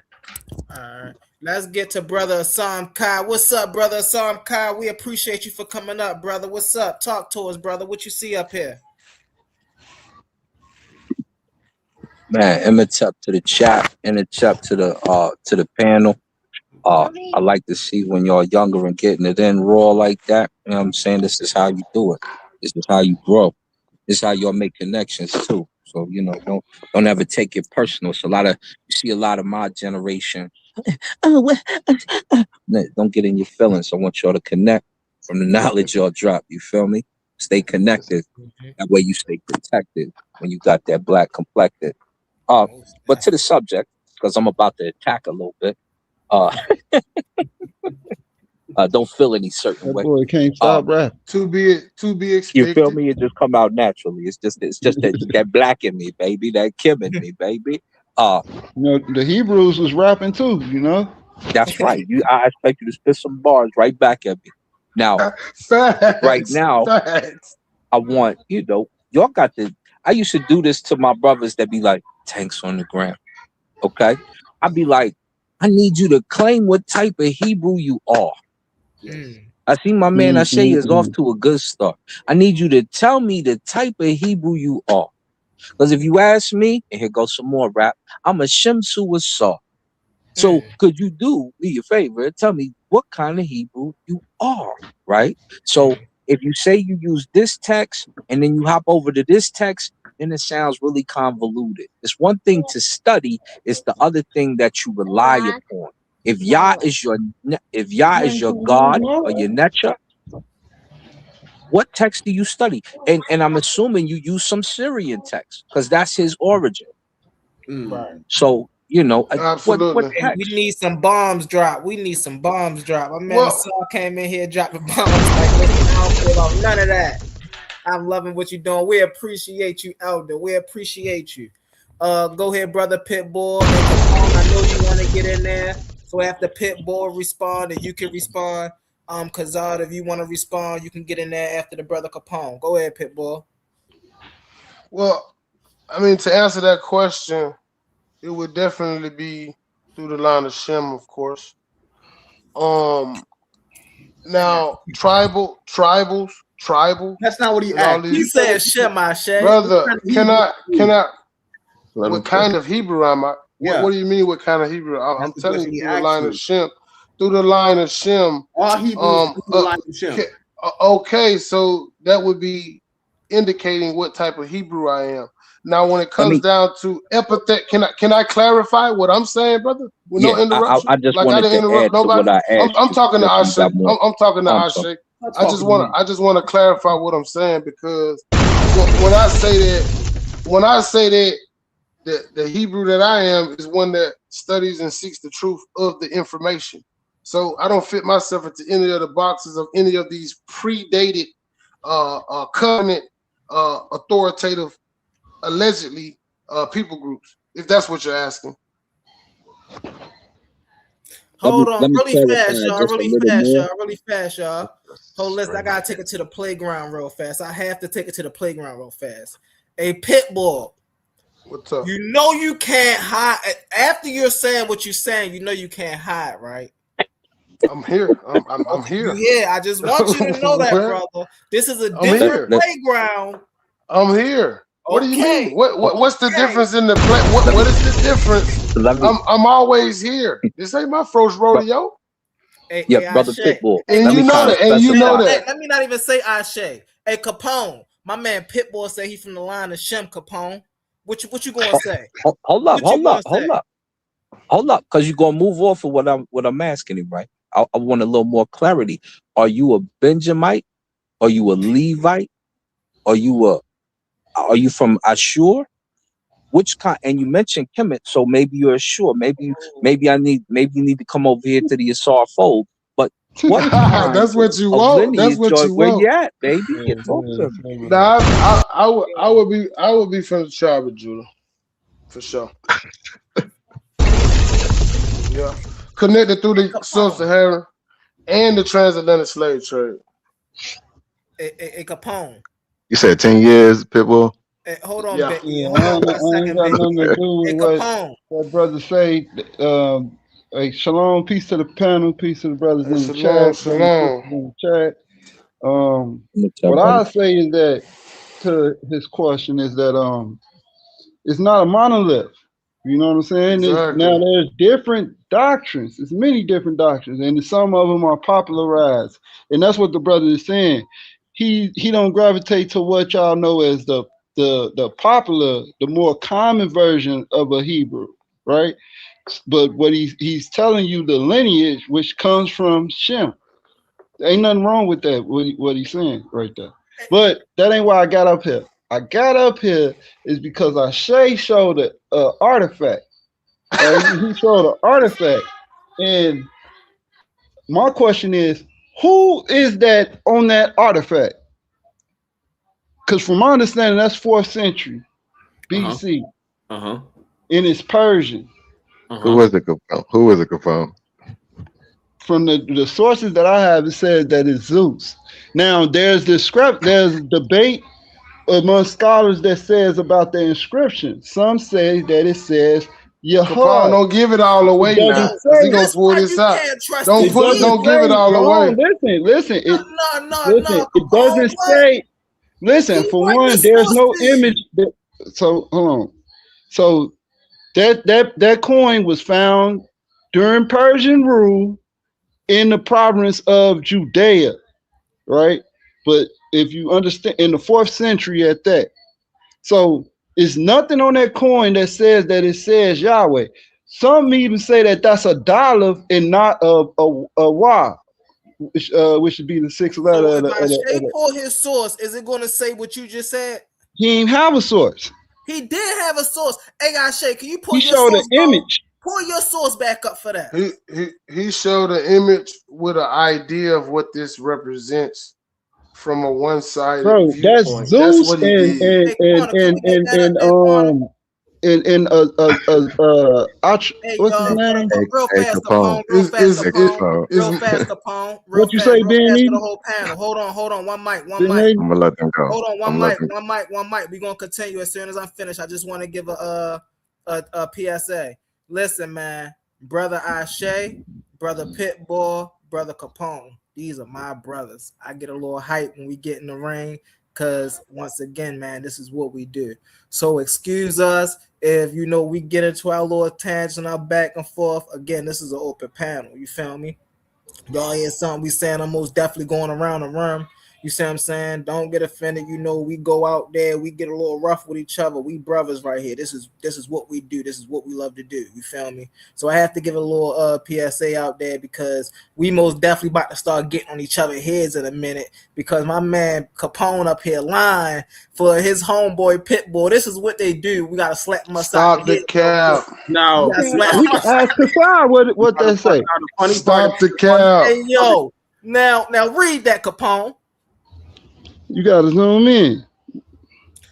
Can you zoom that in? Zooming in some more. That's as far as go. Man, okay. This is a silver Dahama coin. So where it say? Hold on 1 second. I got you.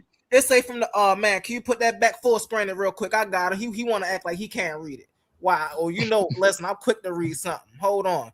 It say this is a silver Dahama coin from the Persian province of Yahud, an ancient Judah during the date in 4th century BCE.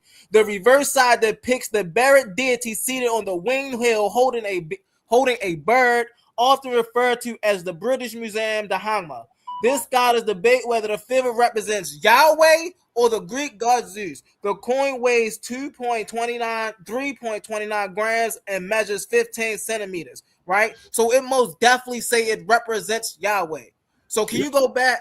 You So now, just come on, bro. Humble, you just said they arguing. They arguing. Hold on, wait, watch this. So, And what is the language here? What's the language on the coin? You just said they arguing, On the man. coin.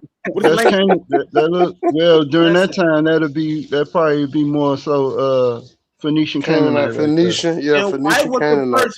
why would the Persians be deifying? Why? And when we would just look at the Elephantine, right? When we look at the Elephantine, they rejected Jews under Persian rule, correct? Mm-hmm. Wait, I don't know where we going to Elephantine. Let's stay right here. Stop. And the Elephantine Jews are dated to what? 5th century BCE, right? Yeah, that's a century So after. 100 years. So that's only 100 years after, right? Mm-hmm. Come on, bro. After. Come on. After. That's not a long time. It's not a long time, dude. What I'm saying is the structure of this coin for the province that they was in the enslavement they was in. When did they make? When did these Greeks? When did these Jews under Persian rule make a coin? Yeah, I can look it up. All right, so from the image, right? It's hard to make out what that says because you have the yod there, but then that next character is not positioned in the way that is reading as a word. You see what I'm saying? That's not a hey there. That's because the hey got, I think the hey got 3. It's like a backward F, but it got 3. It got 3 strokes. We can pull up Hold on real fast because I just looked it up. Let me read this. Was Zeus ever worshipped in Judah? Short answer, no. Zeus was never worshipped in Judah by people of Judah. Read it from a scholar, bro. So how could this be Zeus if Zeus was never worshipped in Judah?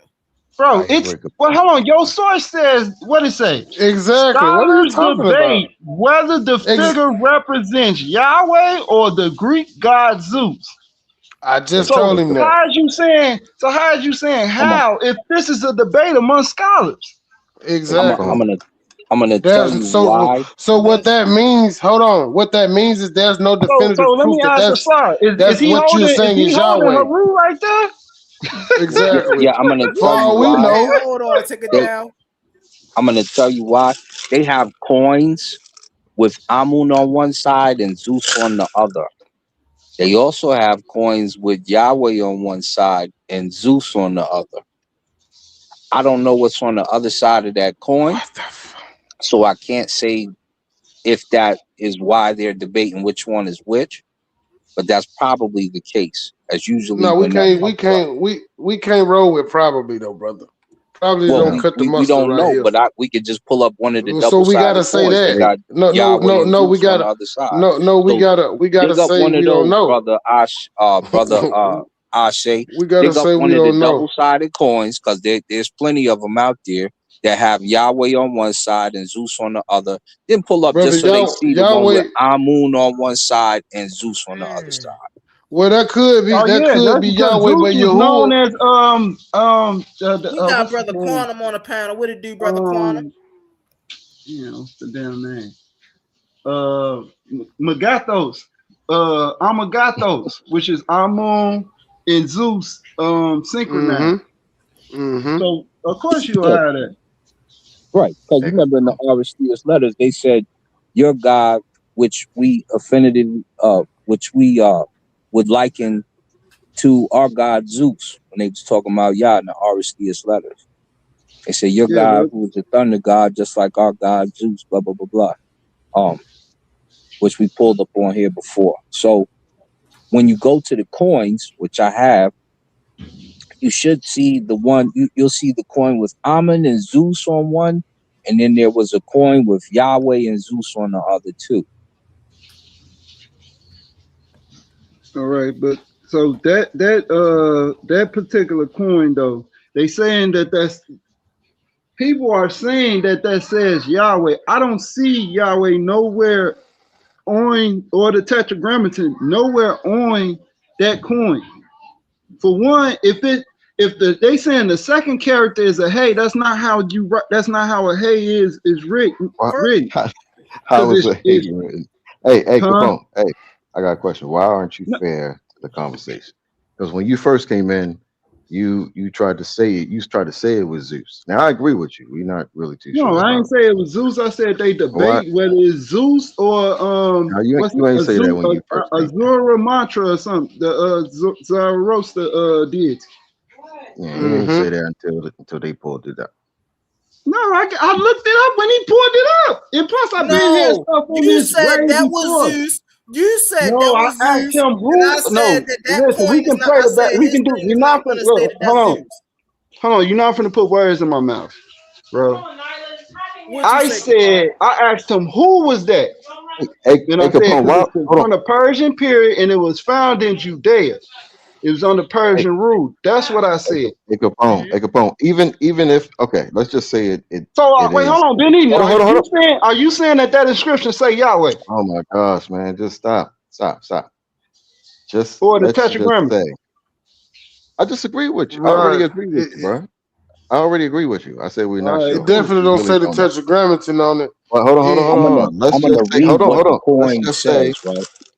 let's just It say says, you are it is a likely depiction thinking of. of the famous 4th century BCE God on the winged wheel coin, a silver drachm from the Persian That's why I said province that. of Yehud. It depicts a bearded deity seated on a winged chariot on the front with letters translating to Yahoo, YHW, or Yahed Yeah, but for this is Judean. Yeah, so they say that is his name being spelled on the coin. And here, yeah, I'll let you see it we just for the reference. here's the conversation. but Here's the debate. Hold on. The No, debate is go ahead, Benny. I Here's want the to debate hear you. coin is Go ahead here. similar. and finish. The What debate you is was trying to similar to all these other debates.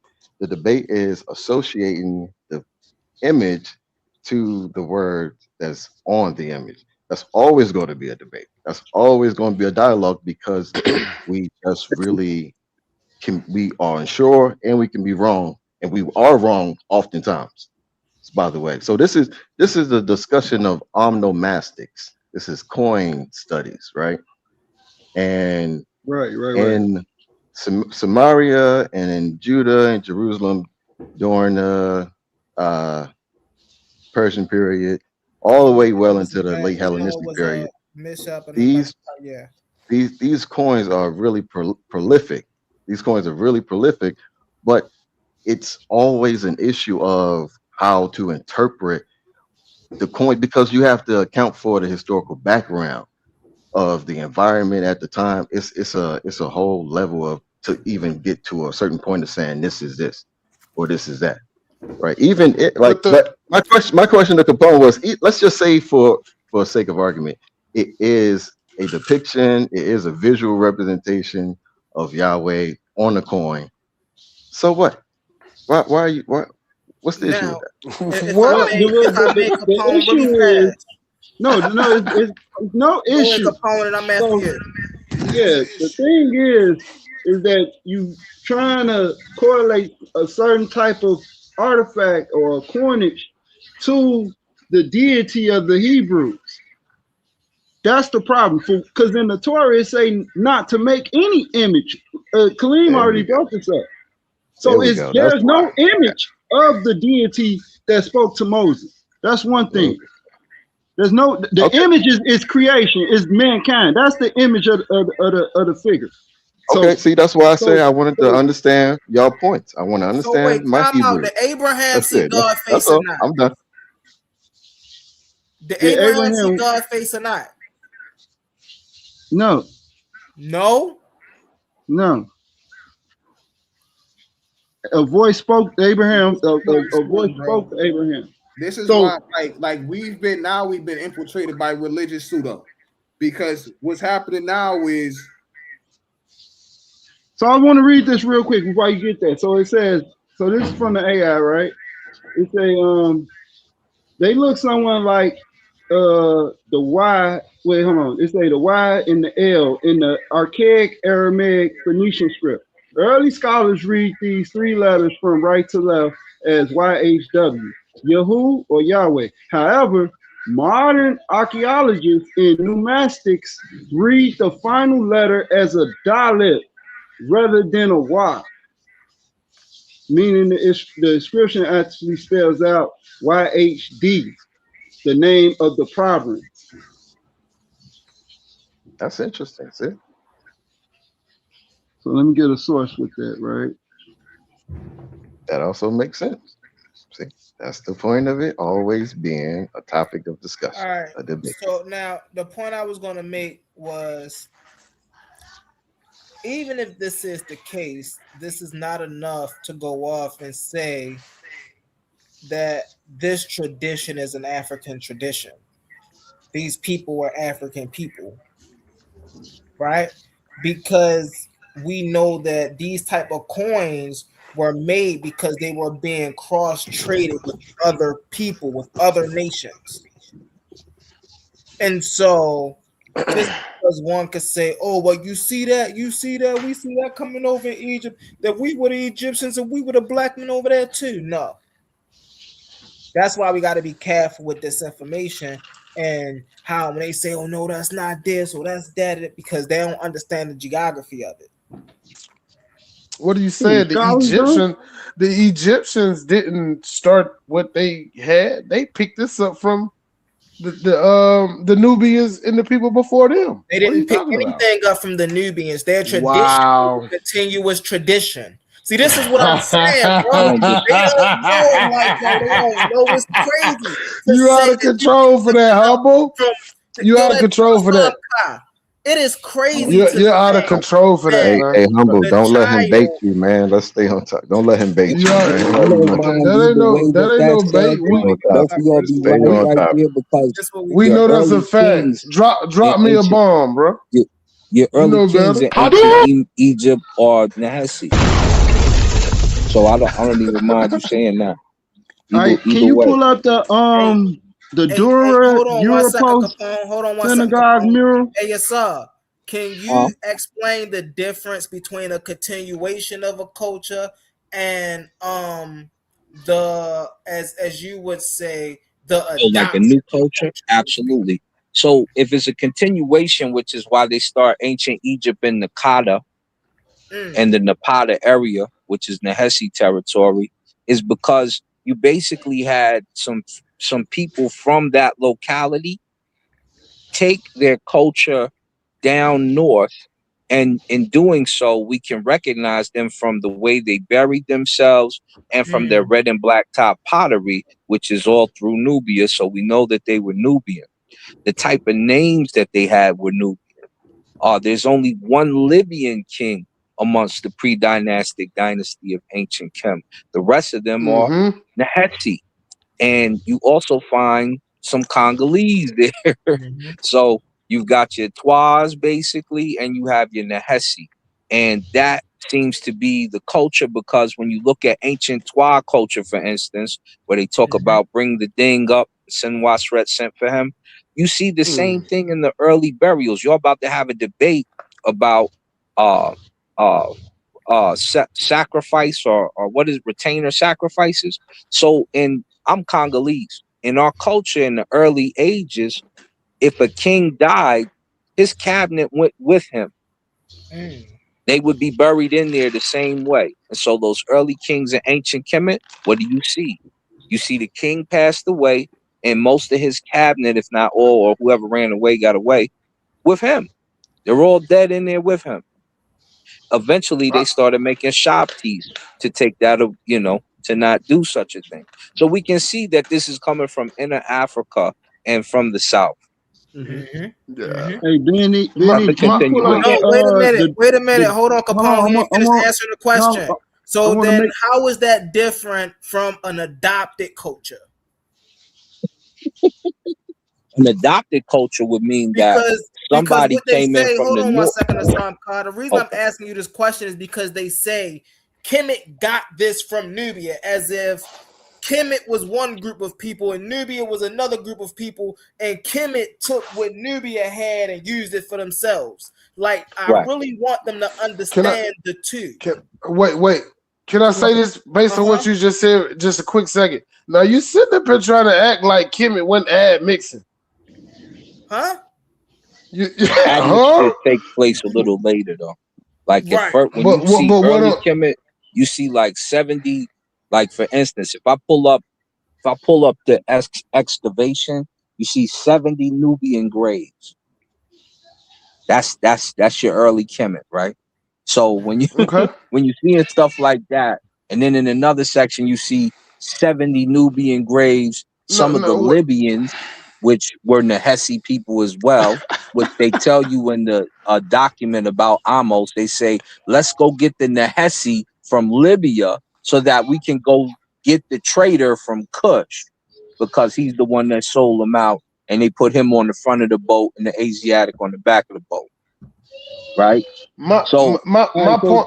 This is what I'm. Can somebody pull up the Dura Euros mural? We'll get to that in just a moment because that'll take us off. This is the point that I'm trying to make about that whole. We can get to that, but we're not gonna get off course yet. So let me finish this part, and then you pull that right up, right? So if we talk about adopted culture, which would be the claim that they had early on when they said that, oh, this Mesopotamian culture came over and they taught Egypt how to do this. So that would be adoptive culture. But as I played on a video the other day, Bob Breyer and several other scientists, they say ancient Kemet came from inner Africa about 700,000 years ago. Then they start to populate that area. So they know they're from the south. If I pull it up, I don't even want to pull it up for somebody. It's too dangerous. Now, why is that so important, family? The reason that's so important, I'm going to let you go after this, Pitbull. The reason that's so important is because you really have people sitting up here saying that the original Egyptians, right, were light-skinned, they were white, they were tropical, right? They try to do anything to distinct these group of people from Africa. But then when you look at their lineage and you look at their migration path, you can tell that these are African people. And when you look at their tradition, they try to, the worst thing they do is they try to make this tradition a tradition unto itself. And what me and Brother Ashe have beautifully done on some occasions is we remind the people that the Kemetic tradition is an African tradition. So when you see this tradition, you don't just see it here, you see it other places, but not because they went around on Africa and adopted it and took it as their own. It shows you that this is a group of, or an empire that Africa had birthed. That's what it shows. That's you said all that. Y'all Judaism and y'all Christianity and y'all Islam, we see adopted religion. That's what we see. We see a bunch of stuff in there that don't belong to none of y'all. None of y'all. Go ahead, Kasad. Pause. Go ahead, Kasad. You said all that to say as if like Africans can't be light skinned or some shit. Like that, like the ancient Egyptians couldn't be light skinned. Like, see what I'm saying, bro? Get it, Kasad. Bro, no one said they wasn't dark skinned as well. But you all like, bro, they couldn't be right. Now that's crazy. Fact. That's what he got out of what I was saying. No. And then you try to throw shots at the end, like, humble, bro. How many times you want to get smacked up, bro? How many times you want to get smacked up? Listen. No, ain't no listen. Just answer the question. Give me a number. Give me a number. Ain't nothing in your tradition original to y'all. Nothing. Give me a number. How many times you want to get slapped up? Bro? Nothing. Noah Ark story original to y'all. Just give me a number. How many times you want to get slapped up? It is humble. It's original to them. It is. It's original to where? No, it's not. Yeah. It's not. No, I'm serious. How many times do you want to get smacked up? Just answer the question. Hey, hold on, wait. Share my screen. There's no other Noah's Ark story outside the Bible. That is a Bible story. Share my screen, humble. Share my screen, humble. Oh, go ahead. What time it is? Bang bang. I've been on here See, almost that's a 2 different. hours. That's a different question, humble. See, I gotta ask the right question. He's saying this. He's saying this. The story of the flood is it? He's asking, is it exclusive? And it's not. It's not an exclusive tale. Matter of fact, it's super That's not not what he exclusive. said. He said Not it's only is Noah's it not Ark. exclusive, it's not That's even not a what he He said flood. it's said. Noah's Ark. I'm That's just yeah, I'm right. picking. So I'm what- picking, but I'm most- picking, but yeah. that's not what he That's facetious. So both stories feature divine No. decision to wipe out humanity through a flood. Through the reasons vary. In the Astra Hasis, the gods are angered by the noise and overpopulation of humans, while in the biblical story, the flood is punishment for humans' wickedness. In both narratives, a single righteous individual is warned by a god or a group of gods about the impending flood and is instructed to build a large vessel to save themselves, their families, and animals. Both Astra Hasis and Noah are tasked with saving their families and selection of animals, ensuring the continuation of life after the flood. After the flood recedes, both Astra Hasis and Noah offer sacrifices to the gods as a gesture of gratitude and reconciliation. The name Astra Hasis, meaning unseemly wise, is the same as the name of the protagonist in Astra Hasis' epic and Mesopotamian flood story. Genesis 8 and 7, Noah sends out a dove and a raven in search for dry land. In the Astra Hasis epic and Mesopotamian flood story, after the flood waters recede, Astra Hasis receives a dove. He releases a dove and a swallow and a raven to check for dry land. When the ravens failed to return, indicated the presence of the land. Same thing in the Bible. So this is what Humble is talking about. Like, Yeah, that's great, Ashe, but that wasn't what Humble said. That is what I said. That's exactly. No, you said no. You gotta ask the right question. Humble. Yeah, they playing. They You wilding. gotta ask the right wilding question. with that. They wilding. I told you, man. Listen, stop. Education level with that. Listen. Stop. I don't respect that. It ain't respectable because. Hold on. Well, let me. Hey, all right, now, okay. That's crazy. Hey, hold on, no, because now I'm about to go there. Throwing the combo. That's throwing the combo. To play a simple game. Now I'm about to go. I just said I was picking, man. But listen, what he said was that Noah's Ark isn't an original story. It is to them. By the time we get this story in our manuscripts, it is an original story. There's no other Noah's Ark story. Now, the different question is the influence of what Ashe just said. I said I was picking, but I said it's important to be particular. So here's what I'm saying. So all that was great, but it was for nothing. But listen, hold on. Before you go, Humble, it still sticks to the same point that none of their stories that you find, even in their Bible, of any of their traditions, is their stories. It's always stories of some other culture that they have adopted. Yes. Thank you. Yeah, and they you really don't have to go that route anymore because you got your story. If you really stick to it. No. I say, because I was trying to speak. I let Humble talk over me. I'm not finna let everybody keep talking over me. So now I say want to jump in and start talking about the Mesopotamian stuff. He know what happened when we was on the Reddit frontier and he put up that Mesopotamian stuff and it didn't really line up and it didn't add up. He's like, I'm not saying. What are you talking about? Huh? What are you referring to? Matter, I had a whole presentation on this on SideNet. Ain't none of y'all come up and do nothing. Actually, I did, especially when you brought up the LL Young thing and all that stuff. I definitely got up there and challenged you on that.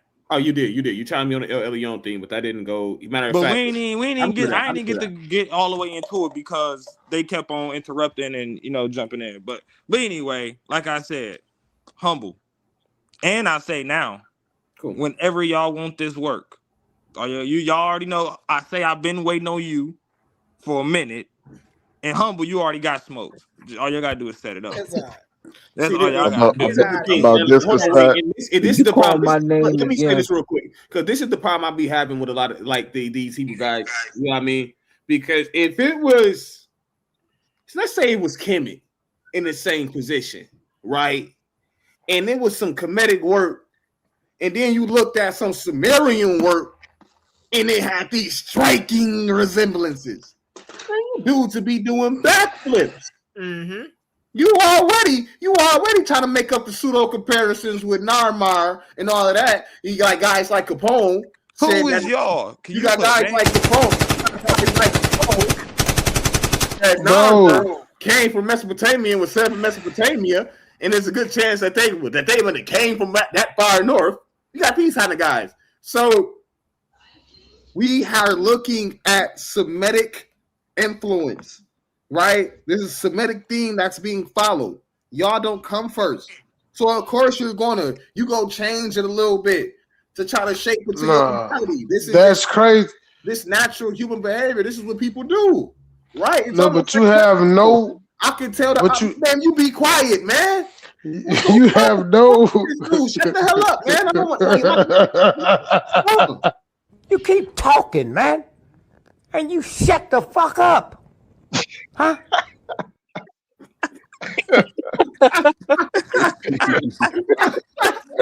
Shout out to brother Dick Gregory, man. Shout out to the elder Dick Gregory. Listen, I love his video. Go ahead, brother Ashe. Yeah, man. So, bro, that's what he do. They be doing that so that you lose your point and you lose your track of thought. But no, like, of course you're gonna have these slight shifts, but these things are just way too striking, bro. Like, that's why when I did the whole presentation, we looking at the garden story. The garden story, then you got the tree, then you got the forbidden fruit, then you got the rib operation, and you got the serpent in that joint. Like, come on, man. Hold on, let him finish, because I do want to ask him about something, because I'm remembering something from your video, from the presentation. And then I want to ask Assad about something. A lot of people. I'm after you then. If they come from this culture, how are they stealing? Because I noticed you said it's the Semitic culture. If the Israelites are coming from this Semitic culture and they all share this cultural memory, how are they stealing? And I remember a lot of people kept asking me that. Oh yeah, and what was my answer? Do you remember that? It's a good question. No, I don't. If you can, Okay. Well, watch how great my memory is. I remember saying this, and you can correct me if I'm wrong. I was like, that was the catch title. I had to pull y'all here. I had to get y'all here. That's what I first said, right? Yeah, you did say that. I had to get y'all here. I had to get y'all in the building. And then I went on to say but there are different forms of plagiarism as well. So what we're looking at is more of a mosaic plagiarism, where it's not going to be identical. Nuh-uh. But you go see these certain motifs, you go see these certain attributes. When you're not given that reference, when you're not letting the people know, that is a form of plagiarism. Yes, that's like if I take Spider-Man from Marvel, I give you a story that Marvel ain't never did, but I say, yeah, I mean, but this is my story, but they could be like, but that's my character. That's what Marvel do. Or say this, or I make a character who got web shooters, throwing a mask, he got a secret identity, he's a knockoff Spidey. Marvel go holla at me, like, bro. All those attributes you utilize them, or you can't do that. We didn't stamp that already. We stamped that. Yes. This is why listen, Ashe. That's what the actual writers of Marvel do. They write alternative stories based on the character. So who was Spider-Man, dude? Since you want to jump in. I'm just saying. So watch this. I just want to say this, Ashe. Not top rail. So let him face plant. What I'm saying is that's exactly what writers do. They take a story and they expound on it. That's what a writer does. But I just want to say this though, Capone, to Ashe on behalf of the truth, because Nunji is not Eve. Eve was made from a rib. Nunji rib hurt and she had a baby. It's a totally different story, completely different. It's totally abstract from what you're saying is the same or still.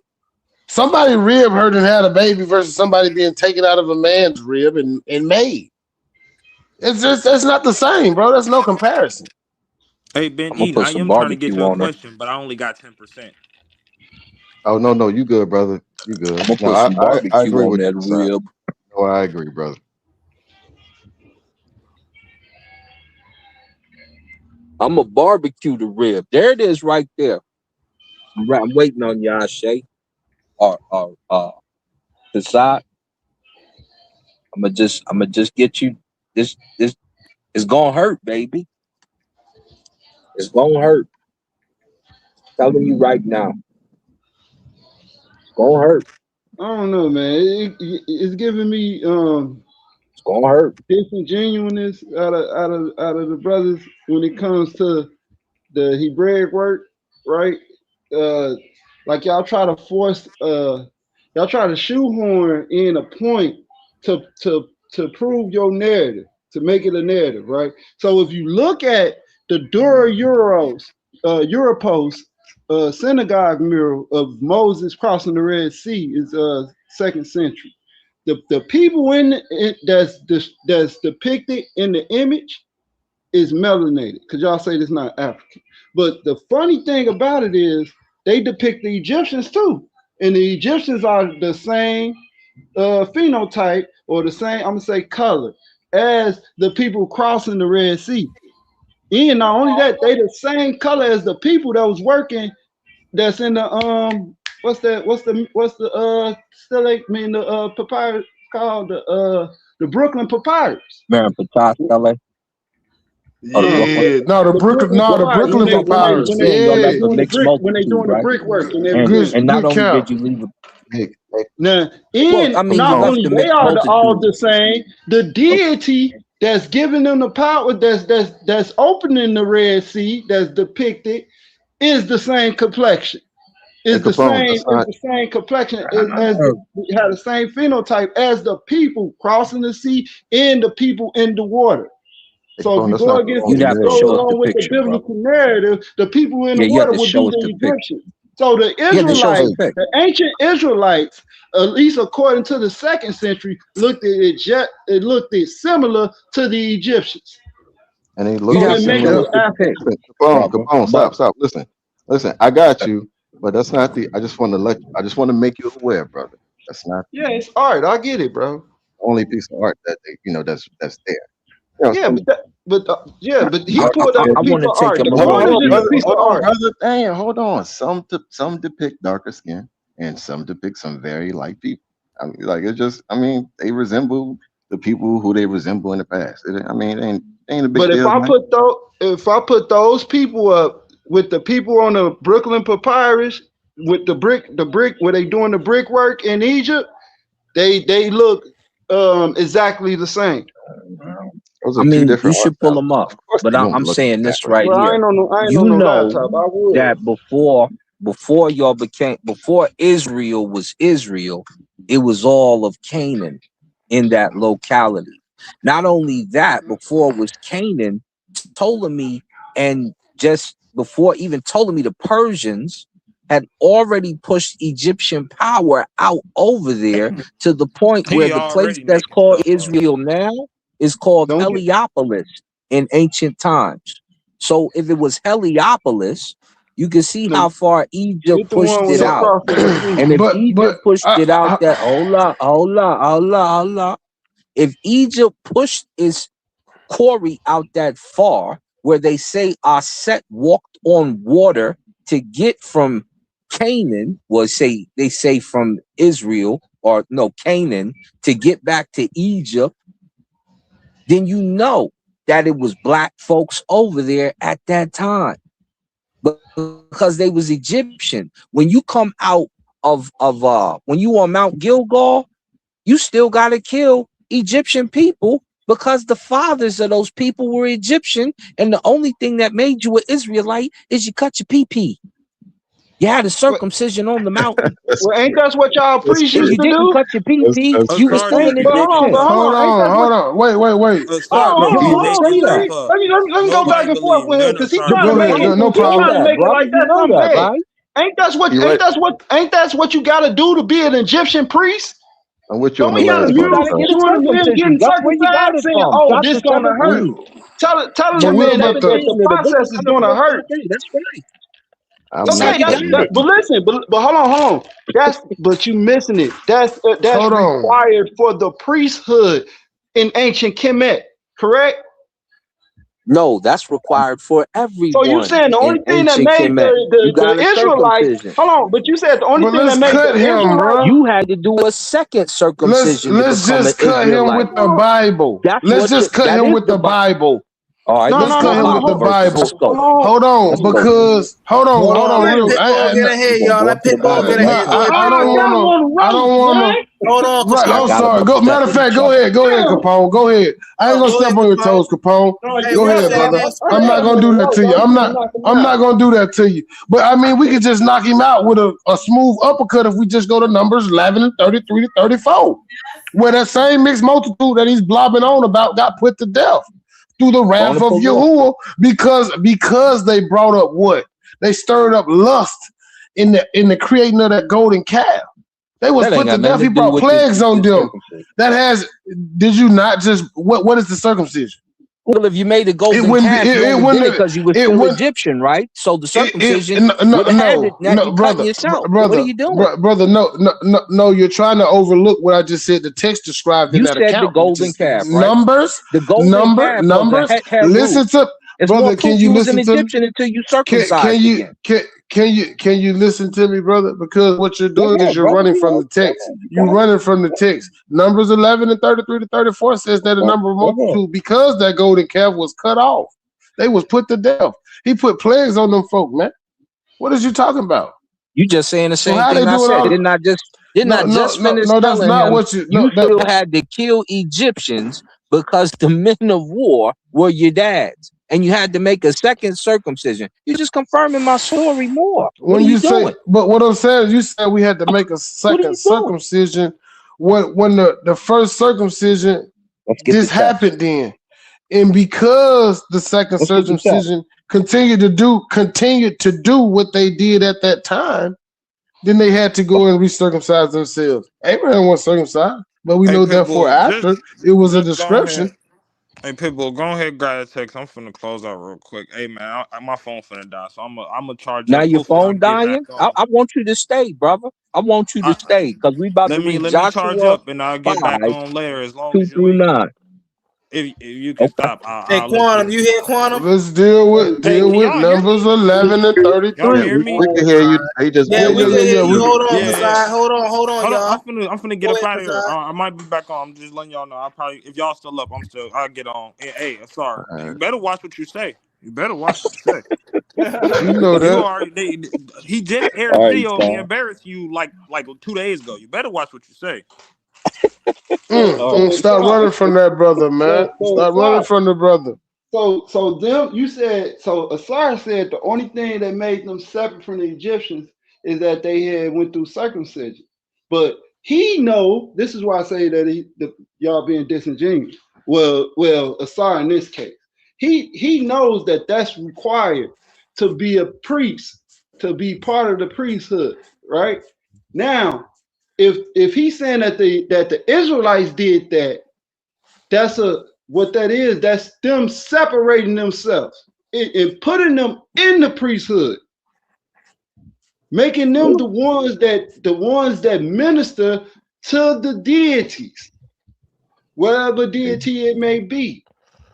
I like your thinking, brother, but let's get right to the verse. What my man said. I need Bible and verse. So here we go. Let's go. Joshua 5, 2-9. Context. Go ahead. Check it out, baby. Check it out. We're gonna go right to your favorite book, baby. Hey, who's sharing at that time? Screen? Hold up.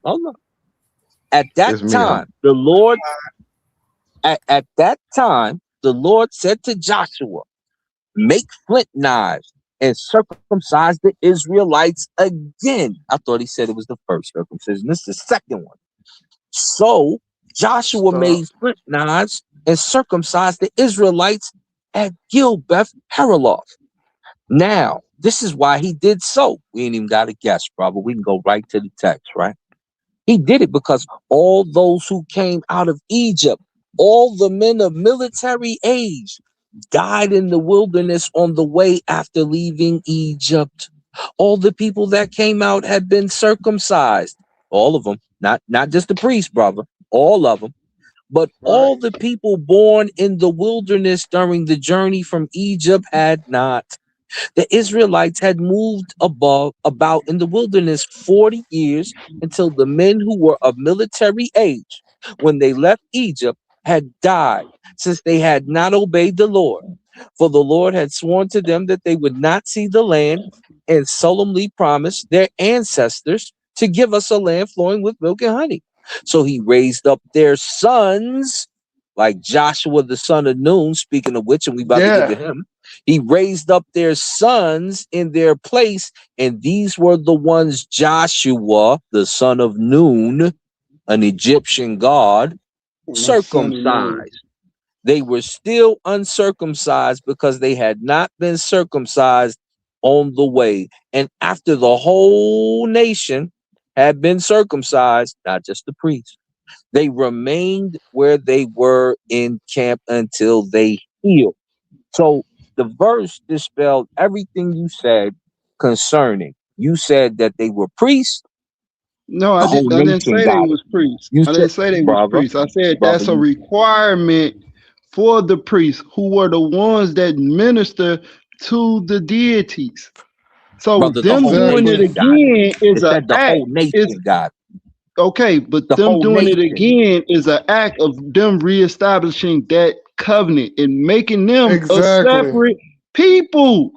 Exactly. I just told you that. The way that you're separate from an Egyptian is because you cut your PP entering a into second the time. priesthood. Didn't we just cover that for them? Listen, Stop. Wait.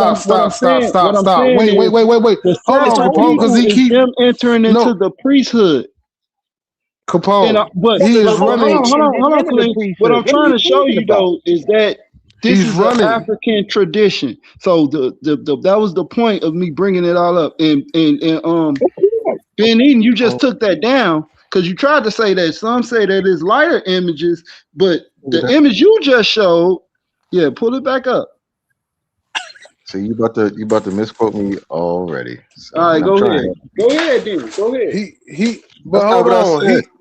I said there are images. I just showed them. I just showed the images of people that are lighter, darker, all types of colors, man. Like I mean, at different times though. This is in the third century. It's in every time.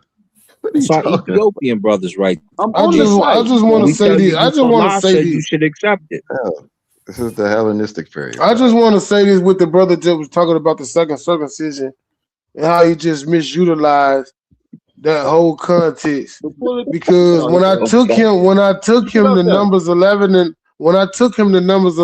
33 to 34, and it says, and with the flesh ye yet between their teeth. This is when the children of Israel are in the wilderness and they make this golden calf that we was originally talking. Brother, of course you don't. In order to circumcise no, brother, stop. It said nothing. No, it did not. This is talking about the food that was given in the wilderness. If we ask you to read the verse, did I not? Hold on, wait, brother. Brother, did I not read that verse? Did I just cut you off? Yes, but that's okay. I ain't do that. I'm just trying to help you out. When did I cut you off? Couple times you hopped in when I was going. I was what? You cut me off like 3 times when I was going. I'm talking about when you just made this point. Hold up, brother. When you weren't talking to me, you want to argue, but let's deal with the text. I don't want to argue. I want to stop you from saying something crazy. I don't need you to stop me. I need you to be quiet. It's called silencio in a language you might understand. But it was talking about the food in the wilderness. I'm sorry, since you want to say it. In the wrath of Yahuwah was kindled against the people. Hold on 1 second, y'all. Hey, Quanah. Yeah. I gotta hop down for a bit, Brody. Yeah, I'm about to get up out of here in a second. Myself, I've been on 2 hours. He just took his glasses off on me. He ready to take off. You wow. It ain't that serious. So again, this Numbers is talking about them complaining about wanting to go back to Egypt because they was out there, right?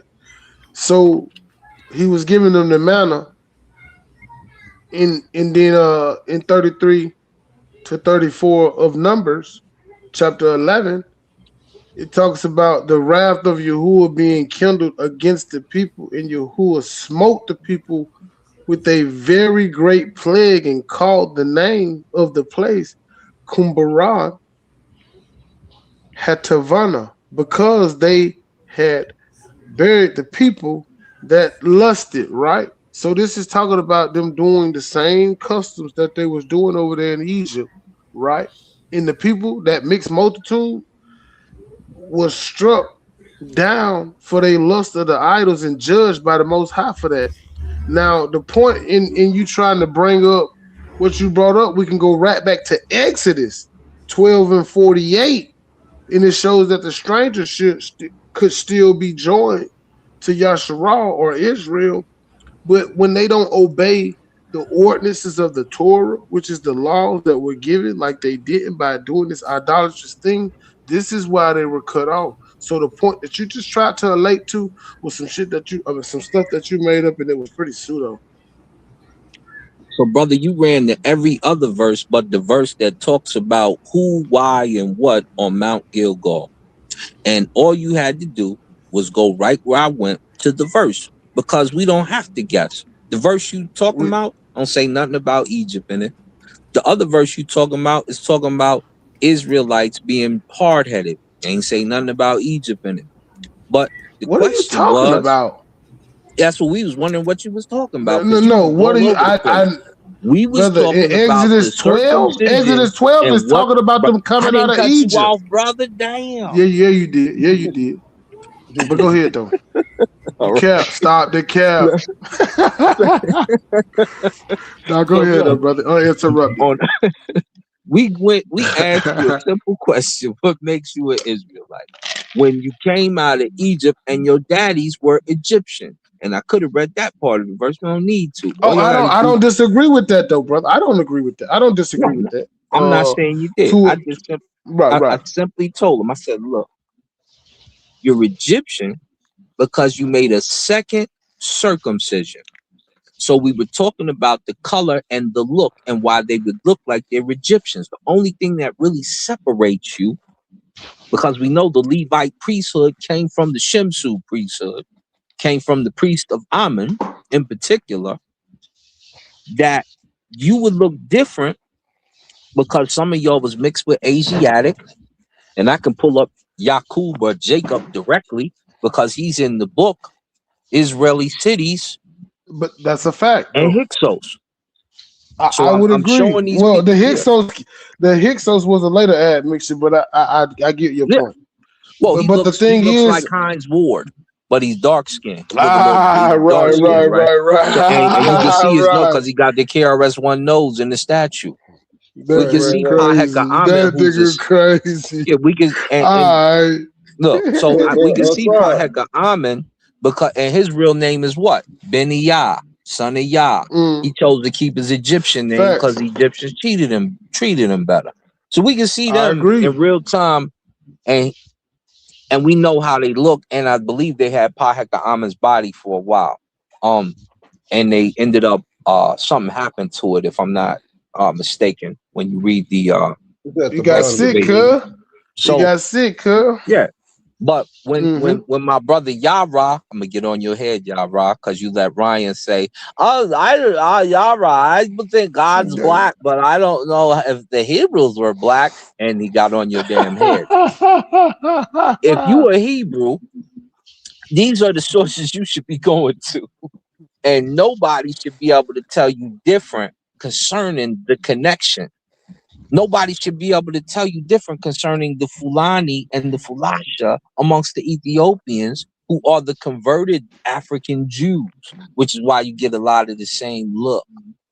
But y'all don't never use these sources because they be having on nemesis on Yaqub's his tomb, on his mummy joint. It say N-Ka-N for the spirit of, just like an Egyptian, the Dihatep Nesu, and he's praying to Nebuchadnezzar, Set's wife. As usual, when you saw Hikakasu, is either praying to Set's wife or to Set directly.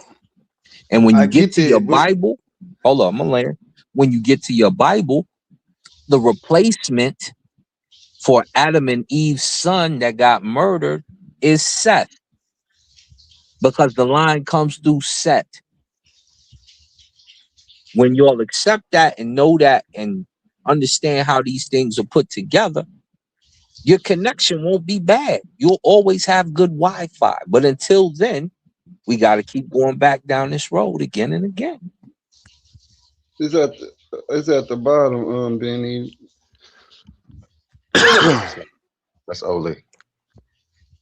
I was just gonna say he ain't even deal with the fact that Numbers 14 talk about the mixed two falling to the lust.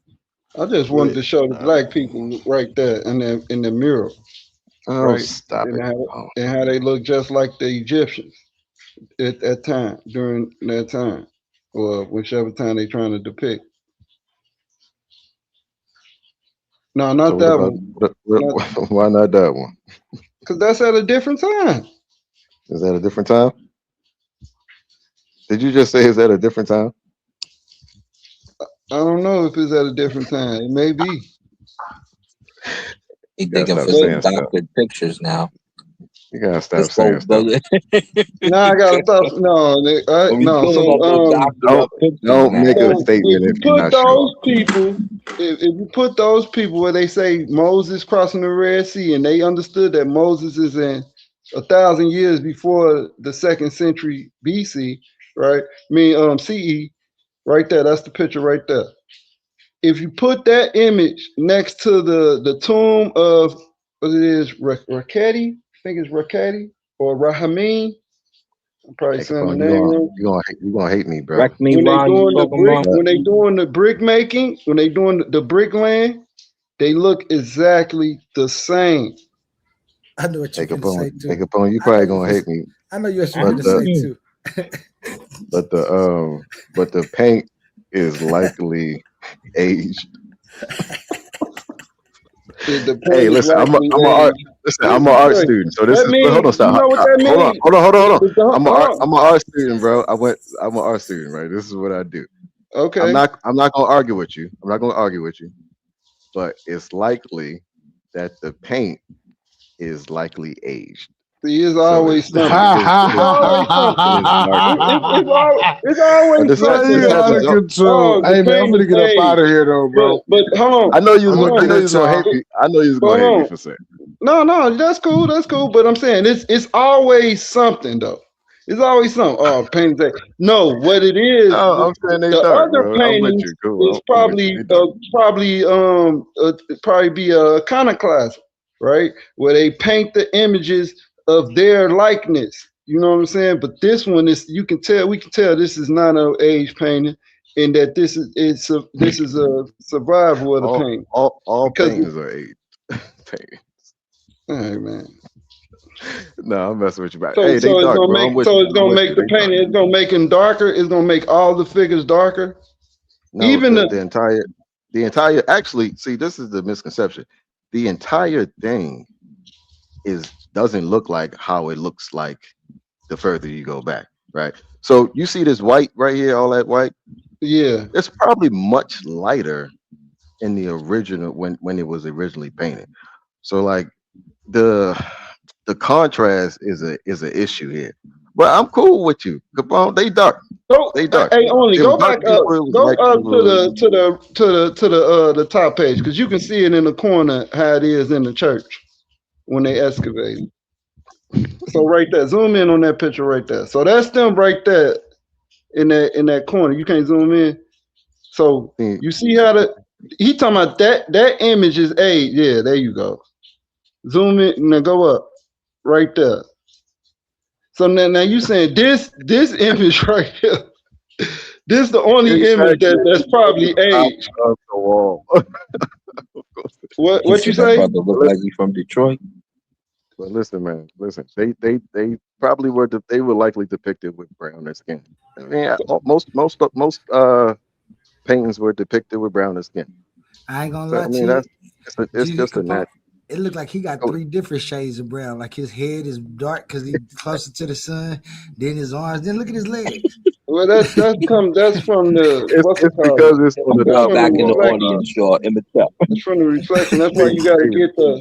We can go to the place online and look at the damn thing virtually, man. This smart. It's cool. It's cool, man. They dark. I'm with you. They dark, bro. Who is that? It's some lighter people. What about this dude right here? Yeah, so all that other stuff, that's part of iconoclasm. You can tell. What do you say? What do you mean by iconoclasm? Iconoclasm is when you So you're make an saying image to these are look like different. you, to And that's why they represent look. you and Okay, your so people. these are manipulated later on. You Do can you tell. think So that? look, Okay, that's what you. we That's got what you do. scriptures in the Bible in the You are Apocrypha crazy where man. it says that they painted the images to look like themselves. You a crazy man. The So Greeks Hey, what? did. can I show a video I'm only real quick? crazy for that, bro. I can Yeah, show you the verse. absolutely. I'm about to look it up real quick. Hold on. Look at it. Um. Uh. So GD Capone. With that being said, do you think the bottom paintings was first or the top painting? They painted from the top down or from the bottom up? And just in your opinion, because I ain't got No, no. it depends. They probably it depends. You don't start from the bottom up though. That's why I say it'll just be different. Well, it just depends on who you But is. look, you see that? Like, look at that one, right? You see how the background. You see all that. You can Hey, I'm tell that I'm gonna play they this real quick. manipulated that they are making those images lighter over time. Hey, I'm gonna play this real quick. All right. All right, I is it on? Go I'm learned this ahead. sorry. when I was in. I learned this when I was in school. That's the only reason why I know, bro. And we know they was doing it. Let's listen to what they doing.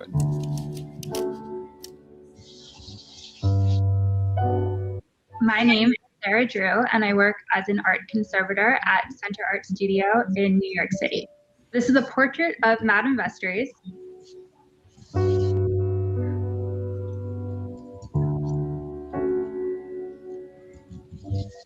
The first thing we do is inspect the painting with a backlight to understand what all of the issues are. So you see the purple light and then you see kind of like the greenish light. That indicates to us that there's like a heavy, thick, old varnish on that surface. If there wasn't that, you would just see Hold pure on, let me purple. pause this. You couldn't. Hey, Capone, do you know what varnish is? A varnish? Yeah. No. All right. Well, she about to tell you. Keep listening, brother. Make out any sort of contrast or light in the background. The ornament and the details on her clothes were completely obscured. There was something on her head. We weren't sure if it was a hat or if it was hair. When you're running the Q-tip over the painting, it can be quite black or quite orange or yellow, depending on what you're taking off.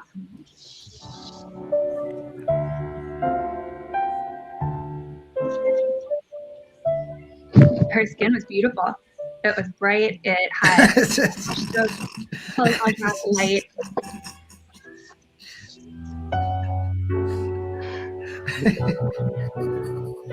The first step of removing the painting from the stretcher is to take out all of the tacks that are holding the sides of the canvas onto the stretcher. I'll save them and I'm going to reuse them later. All right, hold on. It's a different one, but I'm about to tell you what varnish is. And what she used isn't varnish, but I'm about to tell you what it is. I'm about to look this up. Varnish painting, right? All right, let me share my screen real quick.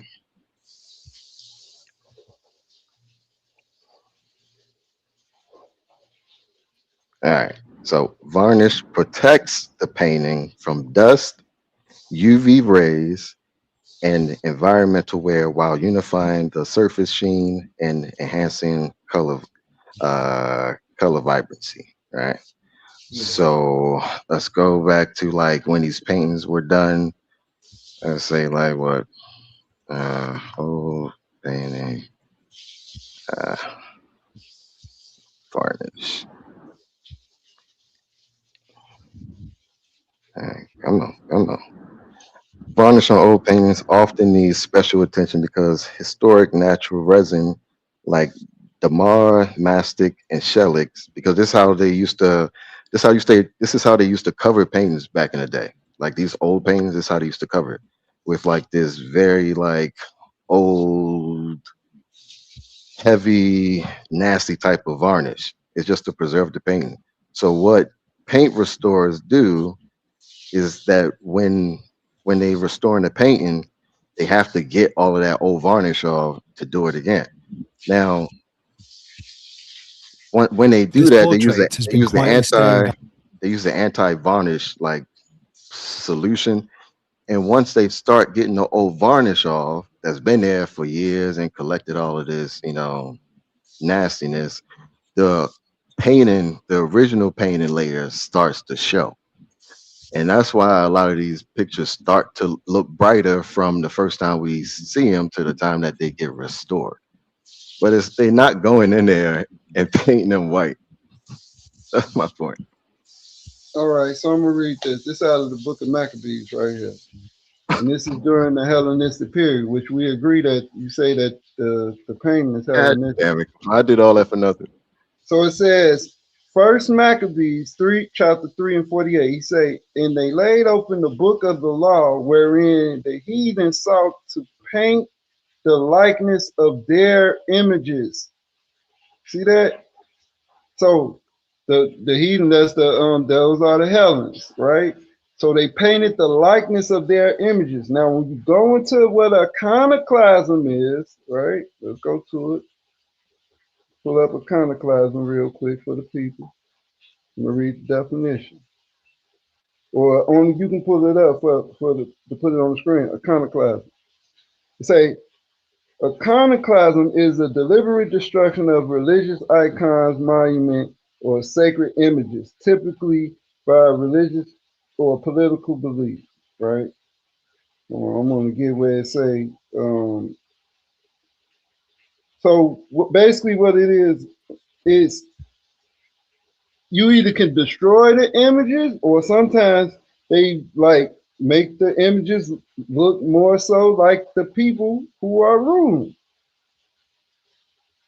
It's like the defilement of the deity, not a deity, but of their ancestors, the people that they honor and respect.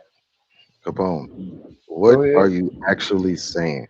I know you ain't gonna do that trick with me, man. You're not about to say a bunch of stuff. What is your actual point? What are you actually trying to say? That these people were black? Is that your point?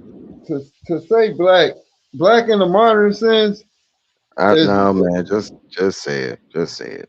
Yeah, no, I'm just showing that they was African. That's what I'm showing. Okay, so you use that picture. Black stuff. We can get straight to it. They was African, and the point that I was bringing it up is because people were saying that it's not African.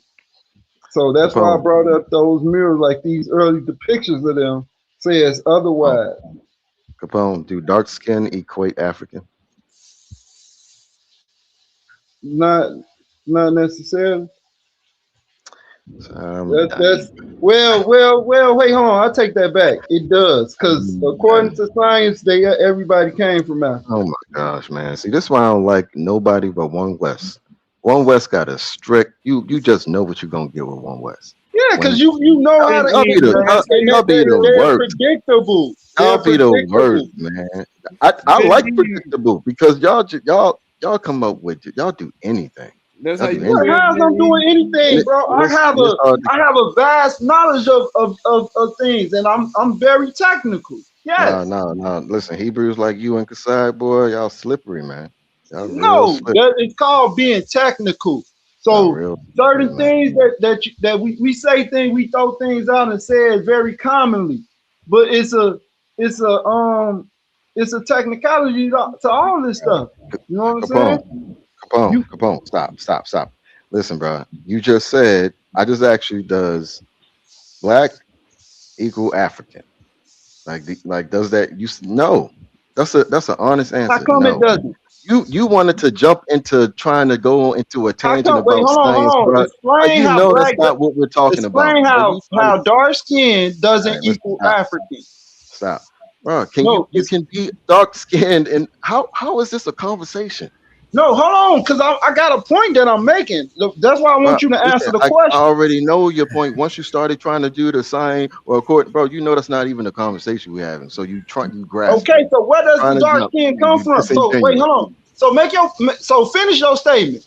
I know what. Oh, okay, never mind. You saying all people come from Africa, so everybody African. I got you. No, that's beyond the point. Finish what you were saying when you said. I'm done. I'm done. Go ahead.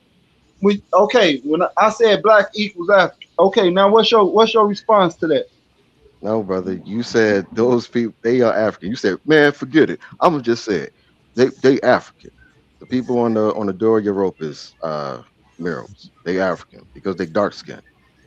And obviously dark skin don't equate to African. You can be dark skinned, but you don't, you're not, that doesn't mean you're African. How come? Obviously. And then you Okay. want to go, you like, well, scientific, bro, that's not even the conversation. No, we ain't gotta go there. We ain't gotta go that route. So you say dark skin doesn't equate to being African. But you was finna mention all the other dark skinned people who doesn't originate in Africa when actually they do originate in Africa. It's just different periods. You have separations of people who migrated, and now they find these people over here. So are the people of the Andamanese Island, would you consider them African? The Andamanese Islands, what is that? Because they black and they look like hunter gatherers. Go ahead, colonial man. Where that's at? What you talking about here in the Americas? The Andamanese Islands in Asia, bro. In Asia, are they African? They have African. They have African phenotypes. Yes. What's an African phenotype? Shit, everything. If everybody came out of Africa, everything would be an African phenotype. But how I would see it will be being of a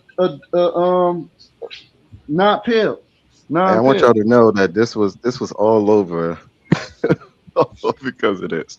See, you trying to have a, but you trying to shoehorn something, and that's what I'm saying, bro. That's what I'm saying. You trying to, that blackness or people, I think they use the term melanated is all over. It's all over. But what? I don't know, bro. I don't even know what blackness is. But this was all over the point that you said, and then you said you're not calling them black though. You said you're calling them African. I already made the statement. Oh, come on, man. Bro, you said I said melanated. I just said melanated. What didn't I say? What didn't I say black? Go ahead, Kasai. Or you said that the first time we talked about it. Yeah, my bad. Yeah, this is what I'm saying. I thought it was funny, man. Yeah, I got sources that show all the tribes in the 1700s, how they was all in not only the tribes in the Americas, but all over the world, they was melanated. And you know what word they used? Negro. All the Polynesians, all of them, Asians, all of them. Spanish. Yeah, because but that comes from something though. Yeah, Polynesians call themselves Negro.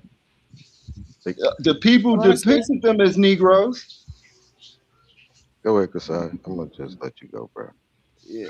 I thought, I don't know why you like kind of took a shot at me, bro. I thought you and GD and Capone exchange was kind of funny, bro. And then you kind of threw a shot at me like like the One West, like hold on, like when have you heard me go against like the Bible? Like when have you heard me? You know what I'm saying? Like when have you ever? Go ahead. You Capone and like Gideon, I don't consider y'all One West, but I'm saying I only consider One West. I think you guys are like a variation of a spectrum of One West. Like y'all might not be too West. Intense. Please let me talk. Let me ask you a question, Benny, about that. Hold on. Some of y'all are more. Hold on. Let me finish. Let me land. Please let me talk. Let me land, bro. Don't fall for this nigga's tactic. This Omar. Don't fall for that garbage. Let me land, bro. Because here's the thing here. Here's the thing here. You brought up One West. You brought up One West. Let me tell you this. One West has nothing to do with that. That's why I came on. One West ain't got shit to do with this conversation. Listen, One West ain't got shit to do with this conversation. And see, that's y'all problem. Y'all want to move the goalposts. Stick to the information. No, stick to the information. And you know what? To use varnish, that was something that they use. But in order to make your point, you would have to debunk GD and Capone by saying, did they use varnish on that picture that GD and Capone pulled up? First, you would have to establish if they used varnish or not. Yeah, that was a red herring. Number two. Don't get confused by his style. I heard what this guy said. Come on, man, we supposed to be brothers. Come on, man, we supposed to be brothers. Come on, man, we supposed to be brothers. Capone, bro, don't let him hype you, bro. Don't let him hype you. Let him finish. Because I heard what he tried to do. I heard what he tried to do. And I heard what he tried to do. And then that's when he gonna throw in. That's when he threw in to try to put y'all brothers down and try to cause confusion. When this conversation, like I said, it ain't has shit to do with One West. It ain't got shit to do with, I only respect One West. We don't give a hell who you respect, Ben. I don't get. And you know what? I mess with the One West, specifically UPK. I don't give a hell what you think. You know what? Because brothers like Assad, brothers like GD and Capone, brothers like Pitbull is still my brothers. Do we have differences? Yeah, we do. But guess what? We have more in common than the little things that we do have a difference upon. So don't nobody give a hell if you respect One West or not. These are good brothers, and they stand on Bible too. So the brothers listening, don't fall for this garbage. Make this nigga stick to the topic. And guess what? All that varnish stuff you talk was straight garbage too. You got to prove that they even put. You got to prove that they even put varnish on that fresco on that picture that GD and Capone pulled. We all know that they use varnish, but guess what? They didn't use varnish on every. You act like they use varnish on every fucking paint. How do you know that? Okay, all right, let me land, bro. Then let me. Okay, stop. Yeah, hey, I wasn't supposed to get on, man, because my wife didn't want me to get on. My blood pressure high anyway. I'm gonna hop back off. I just had to say that to the brothers. Don't let this guy Ben cause confusion. Nigga, stick to the information. Don't bring up nothing about One West. Stick to the information, nigga. I'm out. Stay right here. No, that's the exact. I think cayenne pepper bring your blood pressure down. Hey, that's exactly. I'm gonna get into a commercial real quick, man. Let us calm down. When we get back from this commercial, it's gonna be Ben Eaton's turn to speak, and then Cheside and GDN. You know, y'all doing what y'all doing. But it's a nice roundup. We got to get one of these commercials in there. What happens when a Christian preacher's son starts asking questions nobody wants answered? What if faith and science were never supposed to be enemies? This isn't another religious book, and it's not another angry attack on belief. This is a wake-up call. The Agnostic Guide to Faith, Science, and Sanity by A1 Richardson takes you on a mind-bending journey through scripture, psychology, science, energy, cause and effect, vibration, polarity, rhythm, and the universal law shaping your everyday life. Why do people sabotage themselves and blame God? Why do we ignore patterns then act shocked by consequences? Why are so many trapped doing what we call crazy work? This book challenges everything you thought you knew about spirituality, reality, and yourself.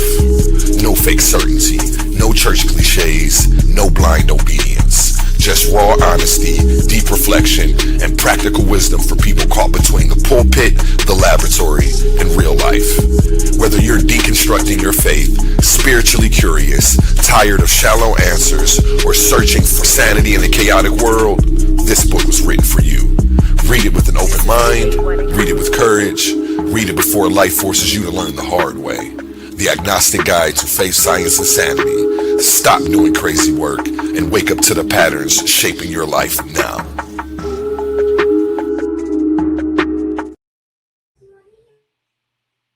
Yeah, that's my man A1's book. Shout out A1 Titans Debate League. Hey man, remember to like, share and subscribe if you haven't to your friends and your channels. We in here having a nice little discourse.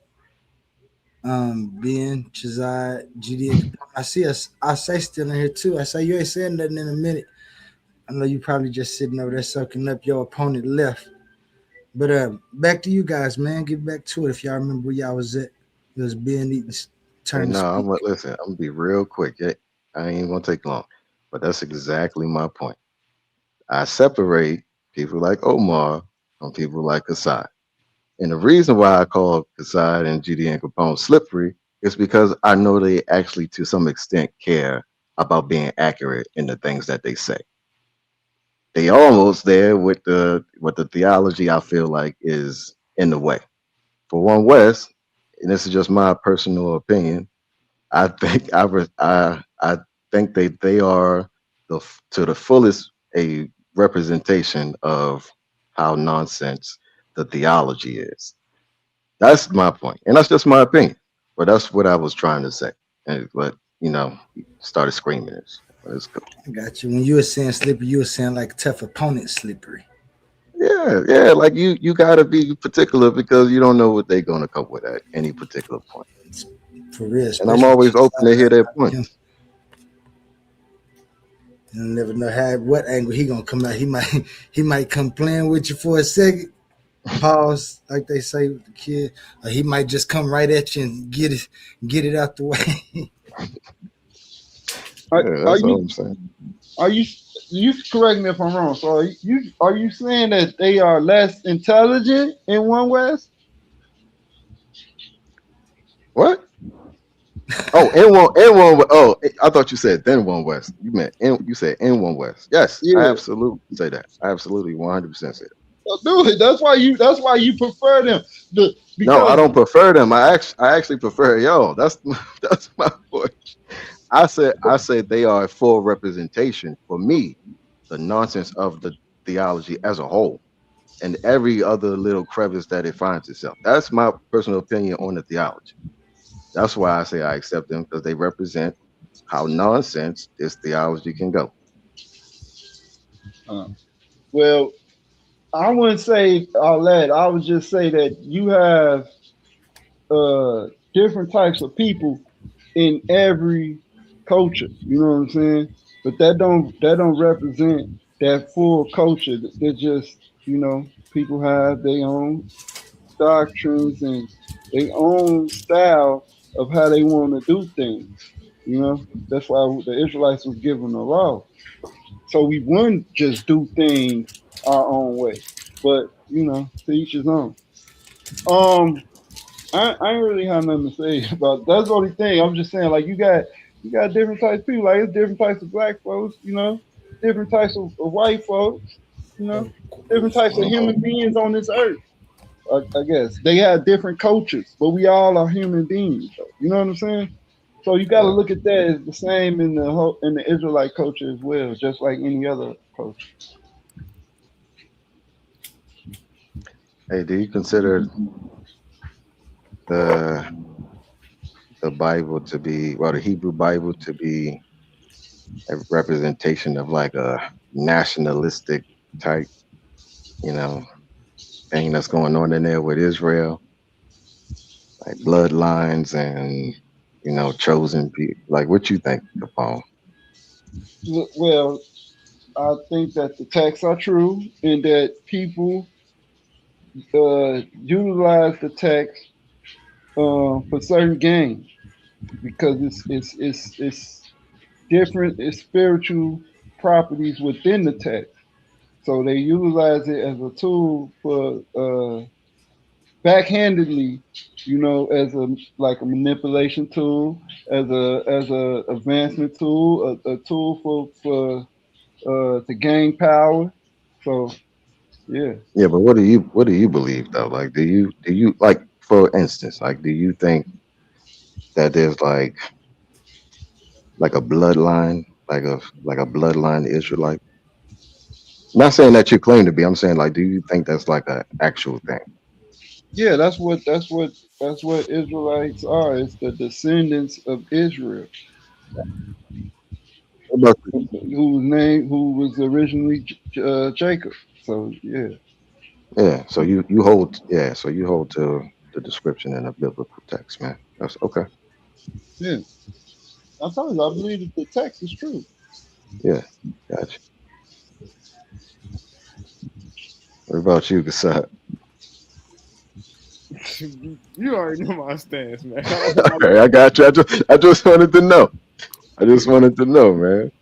I separate y'all from the Omars, man. I just want to get an idea what Come y'all on, think. don't do Omar like that, man. That's the he be. Yeah.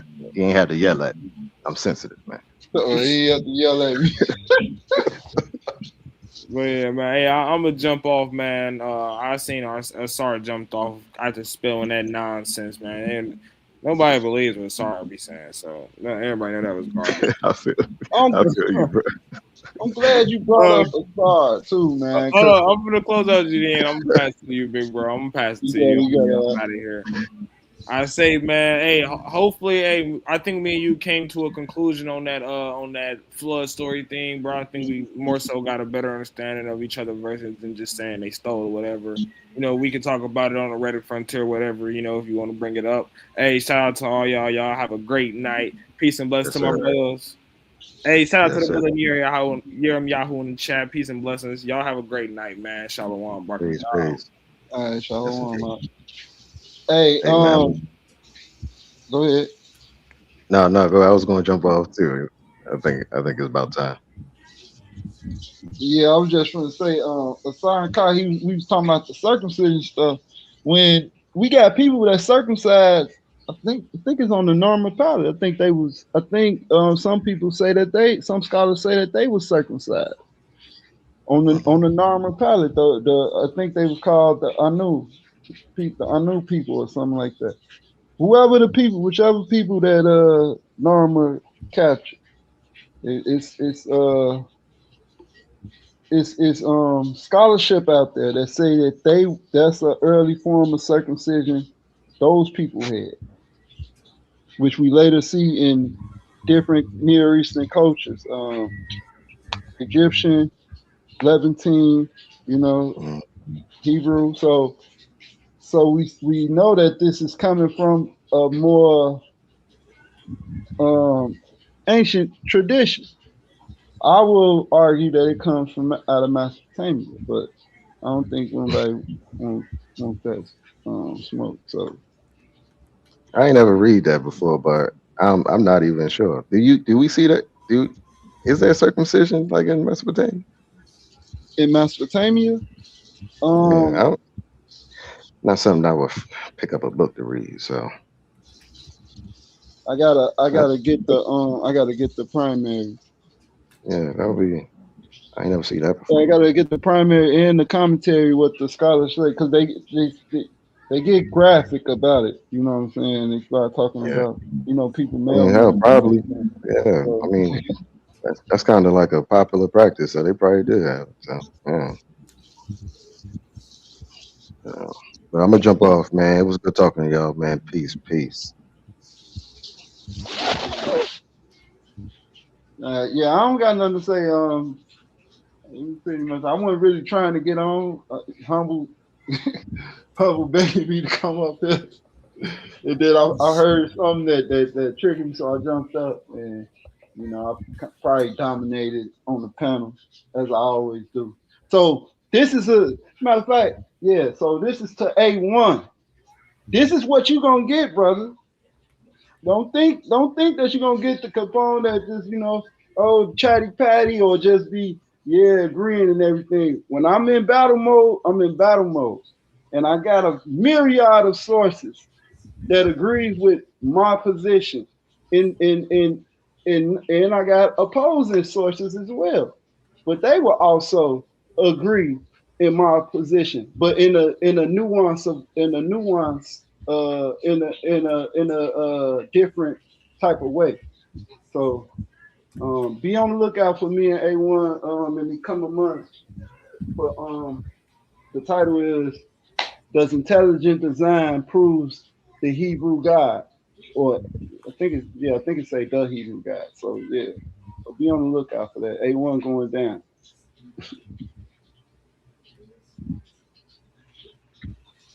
You gonna start calling him A0. What's up, Oli? Shoot, man. See anybody else coming here? I say still here.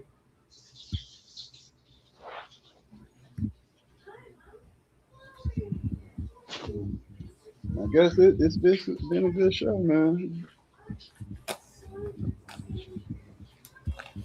I know the back chat gonna go up. Yeah, I'm probably I might end this since they finishing started.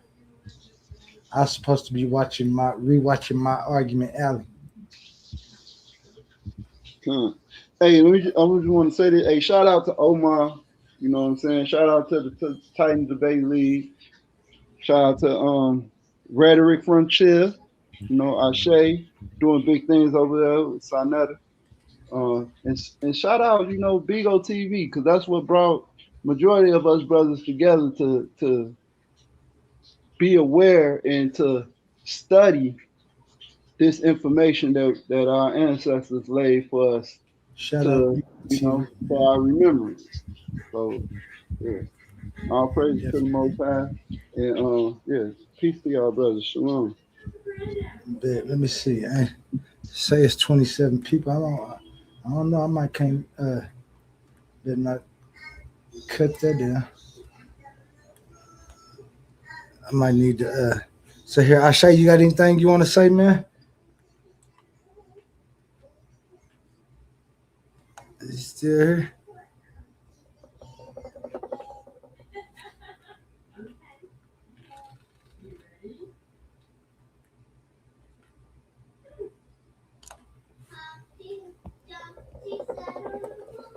Ashe might not be there no more. Let me see, man. I might got a replay for y'all before we get up out of here. Oh, and shout out to my brother Yahoo that's in the comments too. Yami here, where you at? He in the comments.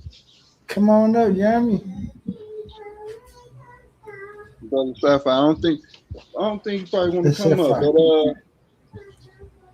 yeah, I think Ashe said he had to go do something. I think he walked away from his phone. Oh, okay.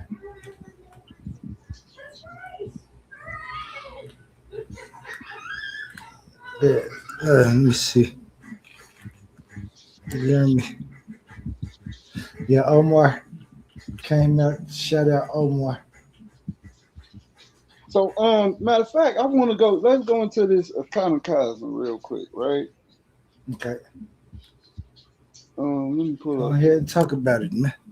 Pull it up. Because I remember researching iconoclasm, right? Yeah, let me see if I still got it up. I think I might got it. Still got it up.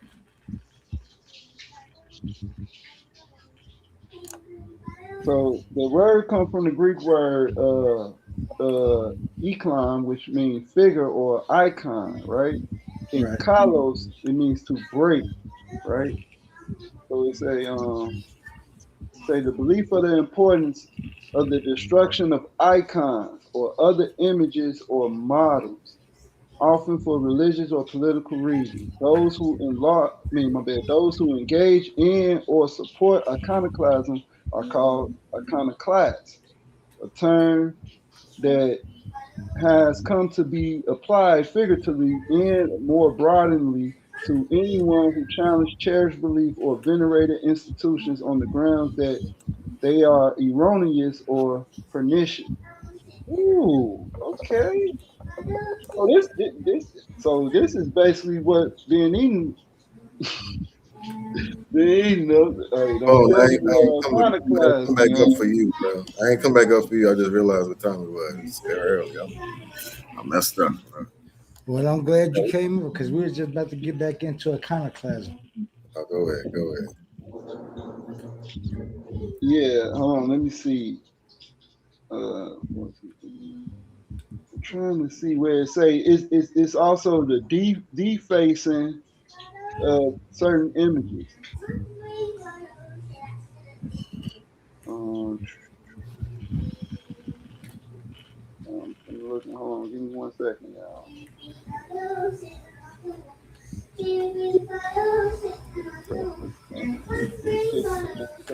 In churches so that they can be. No, that ain't it. Well, Let me see. You got. this ain't good, but it's also them changing the images of historical figures. That's the point that I was trying to make. We have that's what the Renaissance was all about. Renaissance was them, reinventing. This is when the Enlightenment age was at its peak. The Renaissance era, and now Europeans is putting they are putting a more European expression in their artwork on historical figures. So this is where you get like Moses being depicted as a pale-skinned white man with horns on, looking like, which the horns represent, that's Zeus and everything. So this is where you get images like that. You know what I'm saying? That's due to Renaissance and artists during that time period, which will make I already said we'll do like a version of iconoclasm. They'll superimpose their image on historical figures. Hey, yeah, I have no issue with that. Hey, how often does that happen? Can you tell me? Well, I would say that it happens a lot whenever someone starts to rule over another group of people. So, like, how often? Like, how often, like, do we see in paintings like this? Like, where we can classify them as iconoclasm?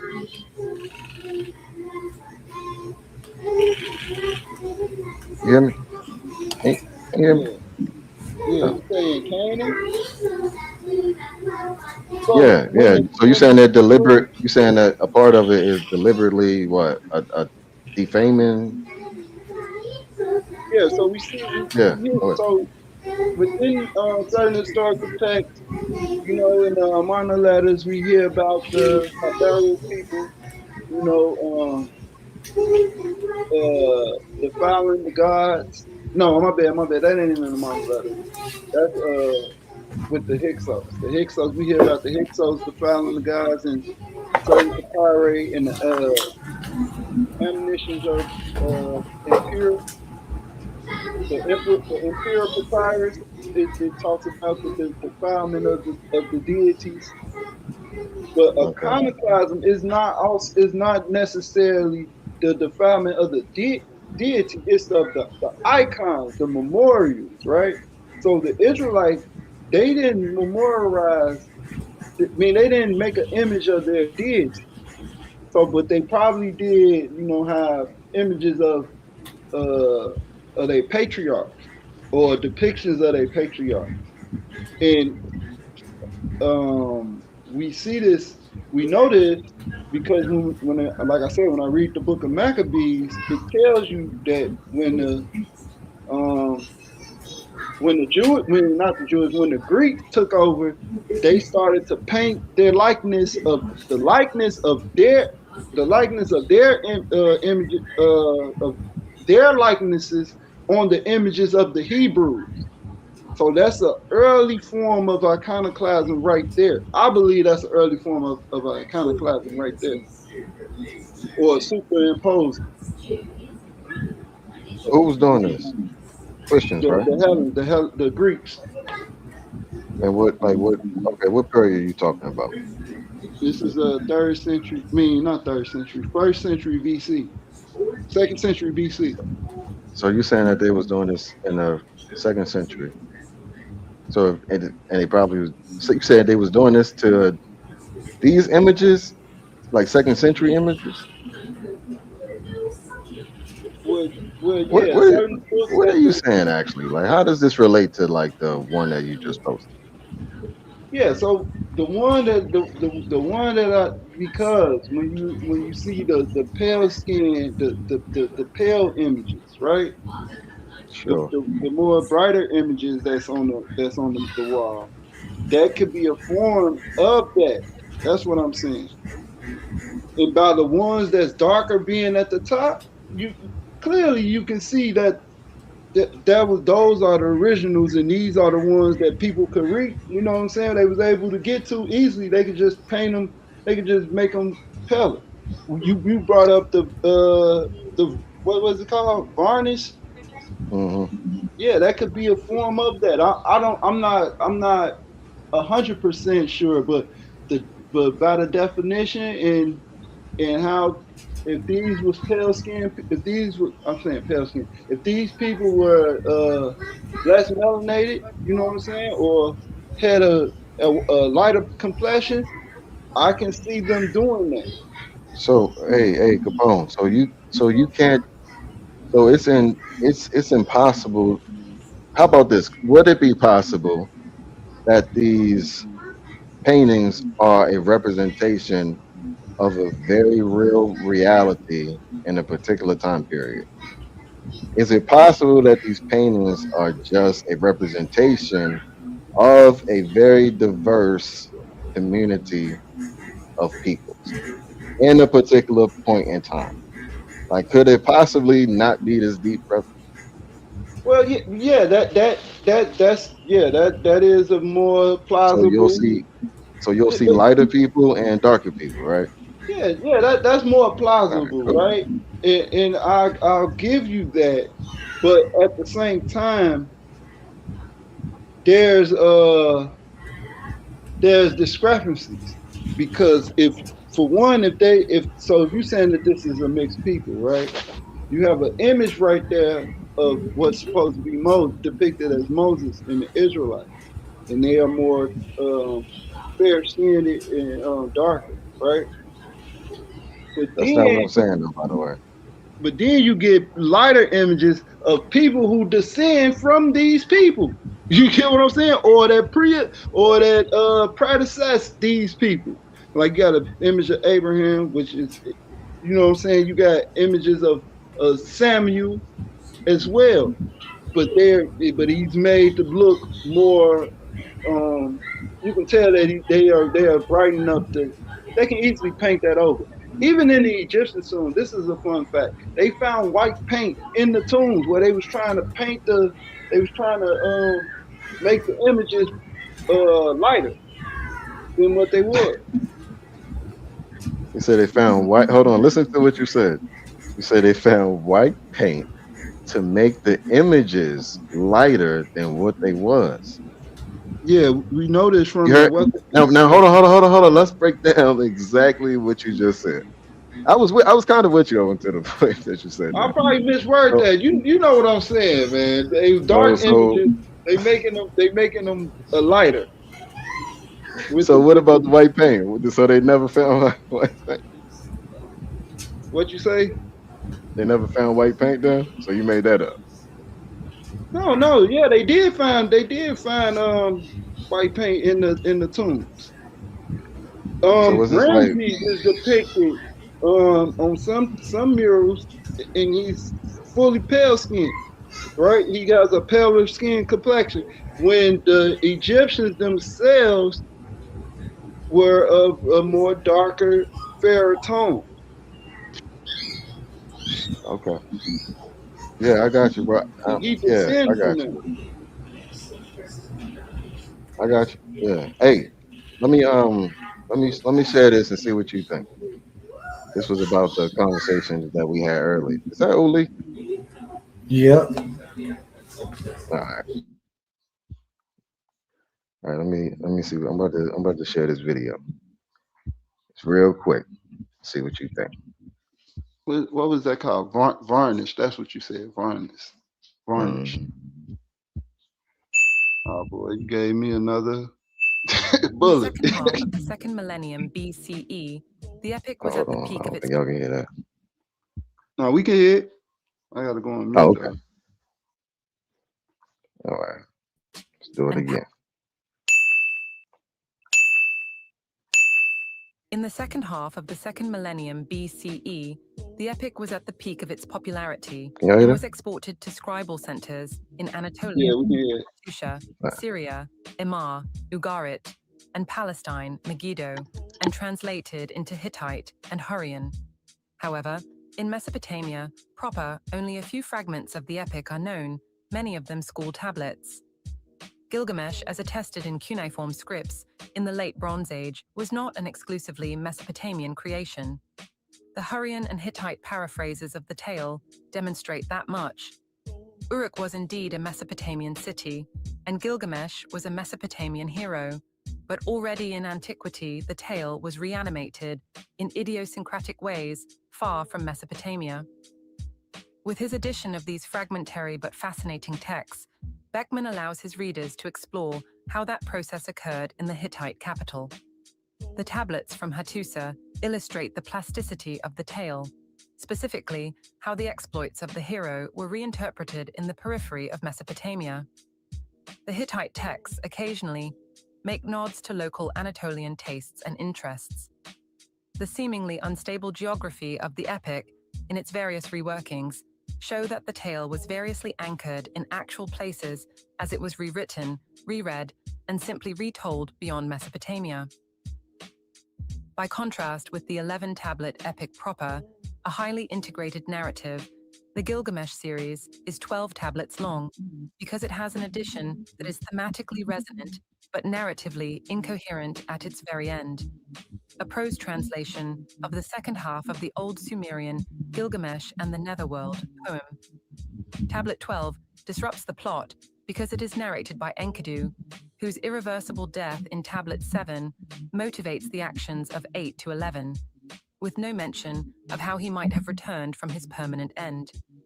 It would be difficult to find a clearer case of text building by serialization.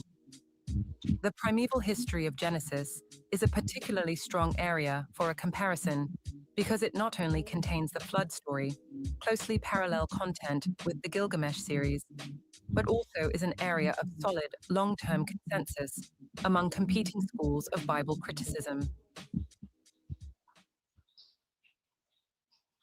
Man, I wish you would have paused that so we could read what they were saying. But I read some of it. I want to see how that. Hold on.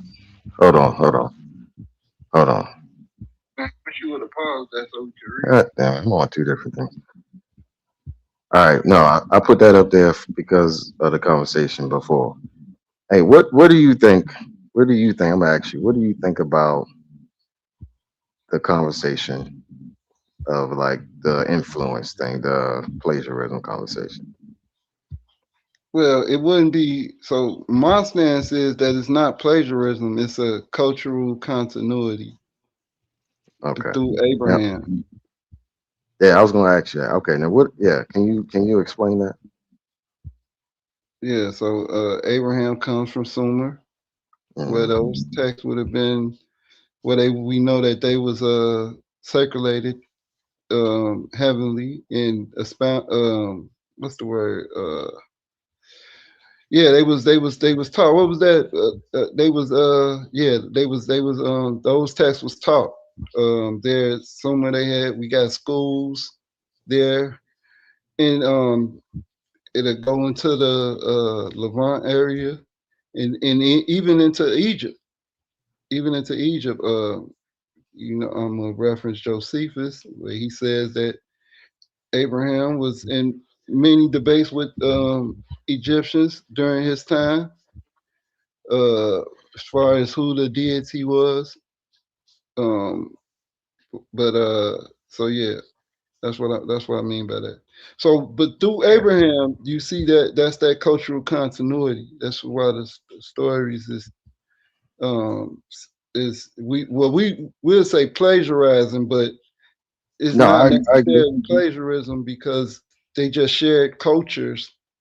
So let me say this. No, hold on. It's I agree with you. It's a two-way stand. So one is it that Abraham is sharing the stories is being shared through Abraham, right? On the point to where they're descending from him, so they're keeping that part of their lineage, of their history as well. They not just okay. He was a Chaldean. No, let's just erase that. No, they keeping that part of it. You know what I'm saying? So they telling you those stories, those tales as well. And then on the other hand is that it's a shared culture. Okay, so you got the shared culture thing. Now I agree. I don't do the plagiarism thing, but I just wanted to get where you was at on that. Yeah, I wouldn't say that it's plagiarized. Yeah, Because no, whenever you narrow it down to, they try to make it a Greek thing. You know what I'm saying? Oh, they don't ever want to say it, but they try to push everything back to the Greeks. Because this is where we get it. This is where we get everything compiled at. This is where they making it up at. But what about the stuff that predates that? You know what I'm like saying? what? Like what? The Deborah letters, the inscriptions of the Torah. Hey, let me ask you a question About since you said that. Go ahead. What? Hold on. You said the Deborah letters. Why are you saying that they are like old? Because the Deborah, they dated to 10th century. Yeah, and I'm asking why. Like why are they dating it to the 10th century? To the 10th century. I don't think they dated that far back. That's what it say. The letters of Deborah is 10th century. But why? Do you know why they dated that far back? I thought it was carbon dated that far back. No, man. No, it's not the manuscript. It's the language. It's the language that's being used. That's how they do the archaeology. I can't fault them on no. method of archaeology. No, man. Yeah, go ahead. So what's the date? So when they carbonated, what was the date? No, it's not about carbonating. They're dating the language, how old it seems. Like you ever heard of archaizing, like archaic language? Yeah. Archaic so language. they're going by how the language of the story, the language of that. That's how they're dating it. Or that's how they've been traditionally dating it for a long time until recently. So until recent scholarship. So the point is, go ahead.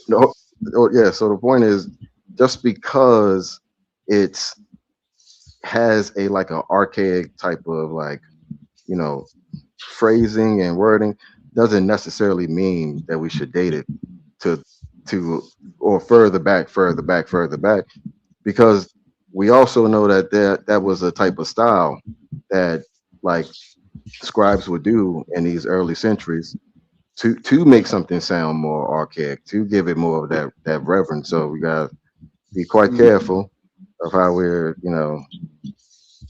dating these texts. Yeah, so it's like I understand what you're saying. Where they'll use like I get what you're saying. We see that with a lot of different like cult groups and stuff, right? Where they try to make something that you don't have. You know what I'm saying? Like, oh, I got this ancient language. So yeah, I understand that part, right? But this is the thing though. If they are, you saying, but you're implying that the scribes are doing this. No, I ain't implying that. I was just clarifying because you made the point of you said about texts that go first that predate a certain period or predate the Hellenistic period. I think that was one of something that you were saying. But yeah, but that's the what's it called though. That's the archaeology. So I don't have a problem with the archaeology. Do you? The archaeology of what? Of that manuscript. The dating of that manuscript. No, I told you it's not a physical dating issue. Like it's a linguistic dating issue. They're not dating the actual manuscript. But all like we know the time. We know where these are being written. So yeah, but I'm saying they use a lot of different methods for dating. Because after the 5th century of carbon dating, it gets a little subjective. So they use other um, methods, as far as pottery, the style of writing, language, script. I said language. I mean script, right? So you'll see that even the materials that they write with as well. They could make a educated guess on the date when these was written. Also, the stuff that's around the surrounding areas as well. So all that is incorporated into the archaeological method of how they date things. Now, when you say that they're doing it just because are you saying from the Dead Sea Scrolls? That's what we have, brother. What else will we be doing? Hold on. You saying stuff. So you saying that the Bora the Bora letter is only in the Dead Sea Scrolls? That's the what Judges? Yeah, not Judges, but Oh, right. The song? the song. Yeah. No, I'm not saying it's only in the Dead Sea Scrolls. I'm saying how do we listen in order? Okay, listen. Early on in biblical textual criticism, there's always been the issue about how far do we date the literature that's within the text. How far do these texts go back? And for a long time, there has always been a very a very early date. For the most part, most scholars kind of felt like these texts were pretty much in some type of a form that we can identify with very early on. But this has changed in modern, textual criticism as far as the Hebrew Bible, that a lot of what we assume isn't really quite the case. And the Songs of Deborah is an example. It's an example that Professor Ian Young does a lengthy discussion on, and to just show that one of the reasons to date this text to a very late date is because of the archaic language, because it seems like it's an old, you know, it's old literature. But that's not without caveats, because we see that not even just with that, but we see that in the Dead Sea Scrolls in multiple places. And he also noted that that was kind of something that a lot of people did uh, in antiquity to make things seem a little more older. Gad Barnea talks about this too, to make the literature seem a little bit more ancient. So it's just we got to be particular about how we're coming to these conclusions, and that's what modern scholars in this particular field are aware of at this point. That's what I was saying. So hold on, I'm typing some. So yeah, I get what you're saying. Like I have to look into that even more. But if you look, just put in the Deborah letter, the manuscript, it's gonna have that date. So, and I get what you're saying. Like they using the archaic late. So, are you saying that this is when are you saying, or when is that scholars or critical scholars is saying that that manuscript was created? You're saying the manuscript. You're saying the manuscript. What manuscript? I don't got my other phone. That's what I'm saying. Like what? The Song of Deborah. Yeah, no, the Songs of Deborah is in Judges. Judges is in the Dead Sea Scrolls. Judges is in the Septuagint. Judges is in our surviving manuscripts, but it's not a issue about physically dating a manuscript to see how far the story goes back. This is more of a textual issue. You know what I'm saying? Yeah, hold on. I'm charging on my other phone. I got you.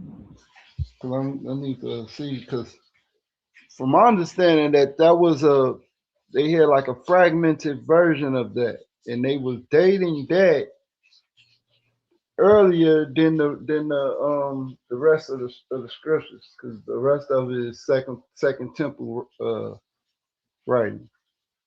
No, I mean, really, if we're being honest, the oldest surviving manuscripts that we have of the Hebrew Bible are the Dead Sea Scrolls. For the really, honestly, if we thinking about it, you know, so and much of what we know now is really enlightening since the advent of its discovery. We know so much more about the composition of this text through the Dead Sea Scrolls. You know, so much more about the nature of the people who are responsible for the material and the proliferation and its like collection. That's how we know through the Dead Sea Scrolls, man. But it's not an issue about dating. Like we can date the scrolls. The scrolls are like what, third, second, first century. It's the material that is. It's the material. It's the stories. It's the like how late, how early can we date the textual material? And it's a heavily debated topic, but you know. Yeah, they trying to. I see a lot of people go off of Joseph Atwill, and they try to, like I say, shoehorn everything to the 3rd century to make it a Greek invention. And that's what I see when we take certain I these don't see that. stances, huh? I don't see that. I don't see that. That's what I'm saying, man. It's what the conversation in academia today isn't that static. It's a heavy amount of fluidity and nuance. Like no one is strictly making the claim of like a Hellenistic creation anymore. So what are you saying now? What's the argument now? I'm saying, for instance, some of the textual material, for the most part, we quite honestly know was developed during the Hellenistic period, but or at least during like the Hasmonean period, the Maccabean period. I think what like Haggai and some, I think it's a few others, I forget. But like, so you have those texts that are like later texts. Most scholars, as- pretty much the consensus is that Daniel was likely written in like the mid second century, you know, and so it just depends. It's a heavy debate. It's heavy debate. Uh, the idea of having, you know, this book or these texts so early on, in my opinion, is a leap. I think it's a leap. I do not support that idea of these texts being, at least in a way that we see it, recognizable in the 10th century. I just don't see that. Maybe in like whatever some type of whatever sources that could have existed may have existed, but not something that will be recognizable, in my opinion, to the text that we have now. Yeah, and the Dead Sea Scrolls really lend to that point, because in even by the time the Dead Sea Scrolls were being developed and those communities were being developed, there was still a heavy amount of fluidity. There was still a heavy amount of diversity uh, amongst sects. Uh, what's his name? John Collins. John Collins has a book, The Invention of Judaism, and in there he tells you about his favorite part of the Dead Sea Scrolls. It's called 4QMMT. 4QMMT is quite honestly a letter that is telling us from a particular Jewish community of how they can't get along with other Jewish communities because they see disagreements. They're disagreeing on how to be Jewish. They disagreeing on these textual materials, what's authoritative, what's inspired. So even into the 1st century, even into the first and second century AD. These texts are still being worked on. These texts are still being developed. You know, it's still a lot going on. Like we don't really get like a something close to a canon until later on, like around like the third and fourth century. So Yeah. that was a long answer. My bad. No, so even so, they are recalling events that happened earlier on. So they giving their recollection of they're giving their remembrance through their, I wouldn't say oral tradition, but what was originally written, right? And even in the book of Ezra, which I know you have a stance against, right? It talks about that everything, all the writings are burnt, and No, I that don't think hey, Capone, I don't think Ezra is completely like nonsense. That's not my position. right, okay, Yeah. So I'm with you, bro. yeah. So it talks about how they asked permission to write everything that was written in the law of Moses, and it was five scribes that did so. Now, well, was it five? Yeah, five, and if you include Ezra, that'd be six. But Ezra don't say that he wrote. He said they wrote, and he said they wrote like 200 some books. That's in the book in the Apocrypha in Ezra. So Yeah. then when you go into the Maccabees, it talks about them having libraries of books, right? And Mm-hmm. so the point that I'm making is that whenever Jerusalem was captured and the Israelites went into captivity, there was a need to restore the original writings of Moses in the writings of the ancient priests or scribes, mean prophets, right?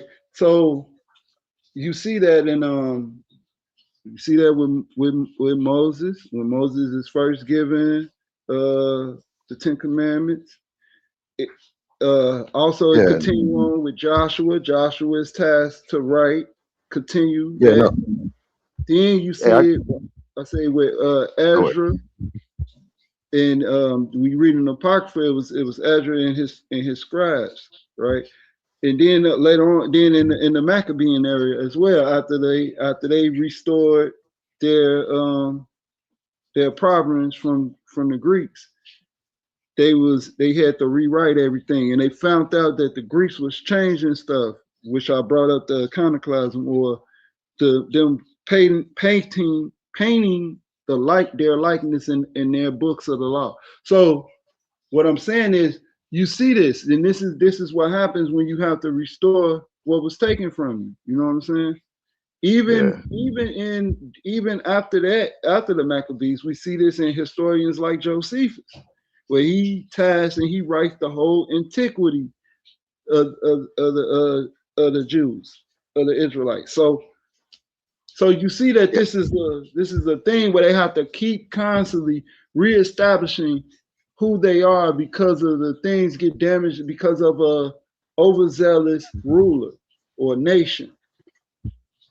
Yeah, I got you. I'm a go back to your what you was first saying.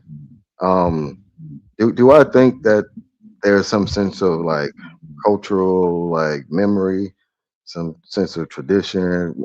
Yeah, of course. Like maybe, but in what sense could we reconstruct that is the question I'm more concerned with. But let me share my screen and give you an example of what I'm talking about. And it's with the same conversation. Let me see. I'm gonna step away just for a moment, Ben Eaton, if you got it. Yep, I got you, player.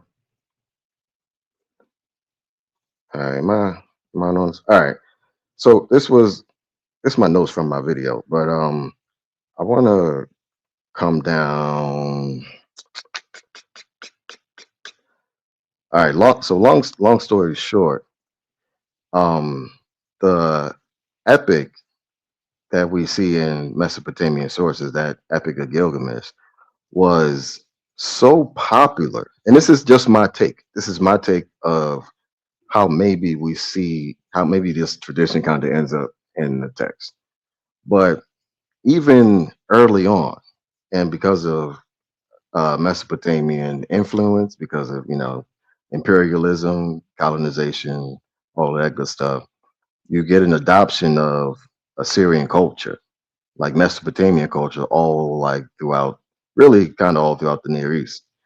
And the story that we see recoverable in like Tablet 11 and Atrahasis, that story was so popular that it was a part of like Hittite scribal. It was used as copy to as like copying practices in Hittite uh, scribal schools, and it was proliferated all throughout the the really at the time the Assyrian world. It was the Assyrian Empire.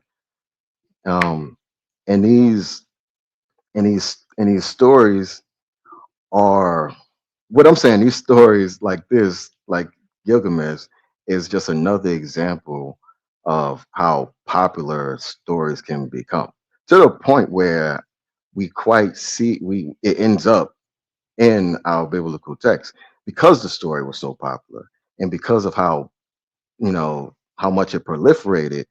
And what's so interesting about this point is that even in the Dead Sea Scrolls, this is in 4Q, it's in a couple of them, but it's called the Book of the Giant Fragment. That even in the Dead Sea Scrolls, the story, the character Gilgamesh is so popular that even later you see in the Dead Sea Scrolls that he is referenced. So it is an interesting point to me, uh, and that's just my take on. So it's not. I don't think it's plagiarism. It can be a sense of like a cultural familiarity maybe, but in my opinion, for the most part, I think whoever developed the text as compositors and redactors are quite familiar with the story, whether they are drawing on sources that we don't have anymore. It's quite obvious to me that they are familiar with the story, and likely because the story was so popular, it proliferated. But yeah, no, that was my point. That was kind of cool.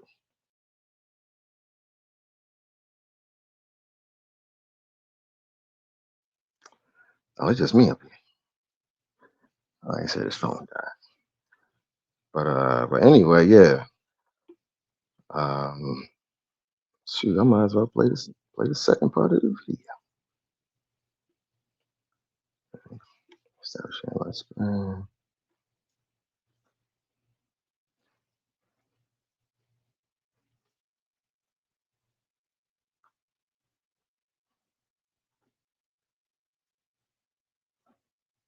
Although there are several references in the Old Testament to sacrifices constituting a sweet savor to the Lord, the flood story is the only place where Yahweh is actually spoken of as smelling the sweet savor of a sacrifice.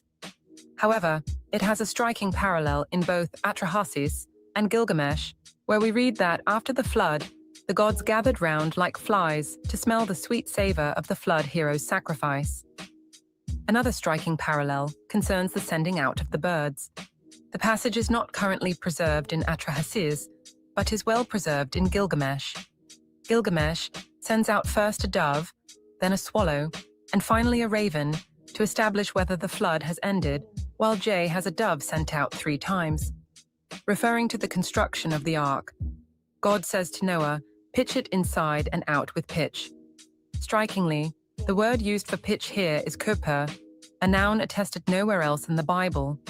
The denominative verb pitch here is also unique. Interestingly, the cognate Akkadian word kupru is specifically mentioned in Mesopotamian accounts of the building of the ark. We thus have good evidence of the Mesopotamian background of P's reference here.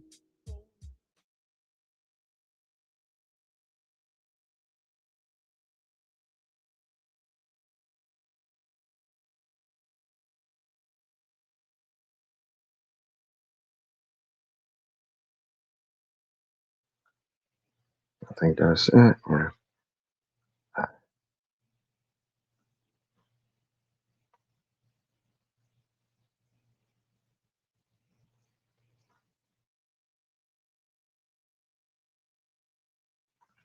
Let's see.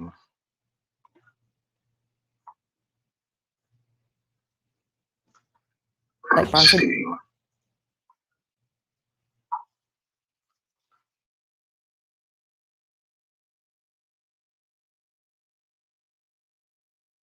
In the earliest days of biblical archaeology, excavators searched for material evidence that corroborates the biblical text. Although there is archaeological and historical evidence supporting various events of the monarchical period recorded in the Bible, there is little, if any, evidence corroborating the biblical depiction of early Israelite or Judean history. I would like to state here briefly the Exodus and conquest represent the foundational biblical narrative of Israel's liberation from Egyptian slavery, led by Moses, followed by the military conquest of Canaan under Joshua. However, the scientific consensus among archaeologists and biblical scholars that these narratives do not portray a historical reality has been the dominant view for roughly 40 to 50 years.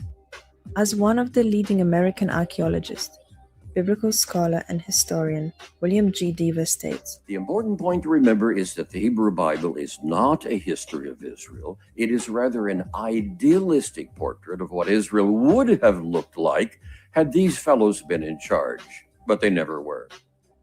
Make a long story short, when you look at all of the archaeological evidence, all the way from the Egyptian Delta up through Jordan and into the West Bank and to Israel proper, there is simply no archaeological evidence in support of a unified military conquest and a great deal of evidence against it. Now, that's a drastic thing to say. This is a foundation myth, which has proven to be extremely powerful, but it just isn't true. Sorry.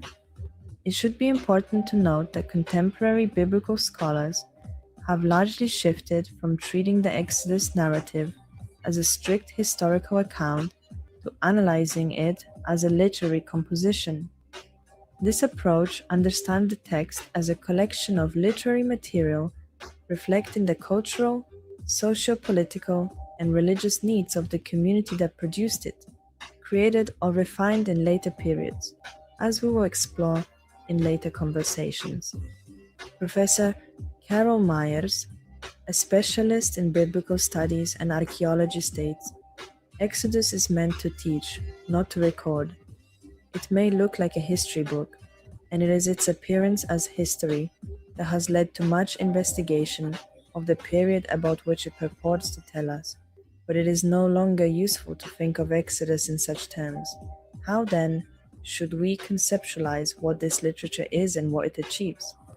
At the outset of the 21st century, we are more willing than ever to look at other modes for understanding how it was formed and what connection it may have to real-time processes and events. In biblical scholarship and archaeology, the study of Israel's ethnogenesis, the process by which it emerged as a distinct ethnic group, has evolved from literal interpretations of the Bible to complex models that integrate archaeological data with social sciences. For over a century, scholars have proposed several primary models to explain how Israel became a people in Canaan around 1200 BCE. Newer theories, such as those by Israel Finkelstein and Anne Killebrew, view Israel as a mixed multitude of indigenous Canaanites, displaced urbanites, and nomadic groups who coalesced over time.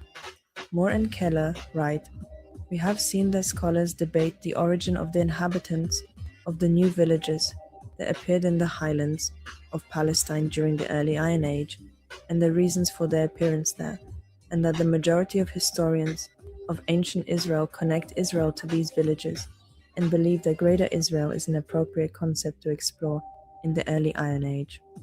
How and why these villages became Greater Israel, however, is debated. Many hypotheses about Israel's early unity are based on scholars' ideas about who or what groups of people constituted early Israel. In addition, historians' explanations for early Israel seek to make sense of the information archaeology and ancient texts can provide about the highland villages and the late Bronze and early Iron Age situation in Palestine in general, and forge them into a coherent picture. Pastoral Canaanites. This is a theory that was popular in the 80s, the 90s, and up until today. Some people still follow some of these theories.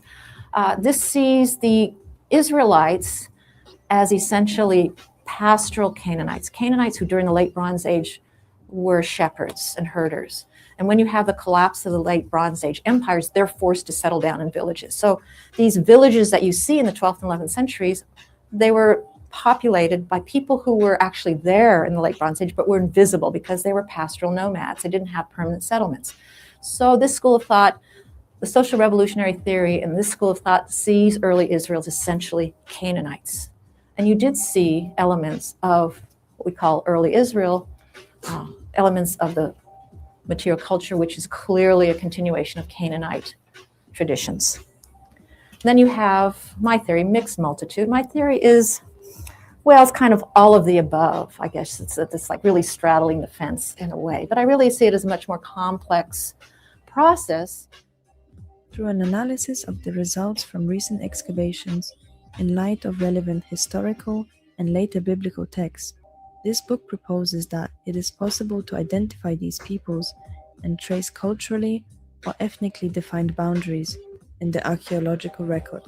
Reaches of late 2nd millennium BCE culture are critically examined in the historical and biblical context in order to define the complex social boundaries of the early Iron Age and reconstruct the diverse material world of these four peoples. Of particular value to scholars, archaeologists, and historians, this volume will also be a standard reference and resource for students and other readers interested in the emergence of early Israel.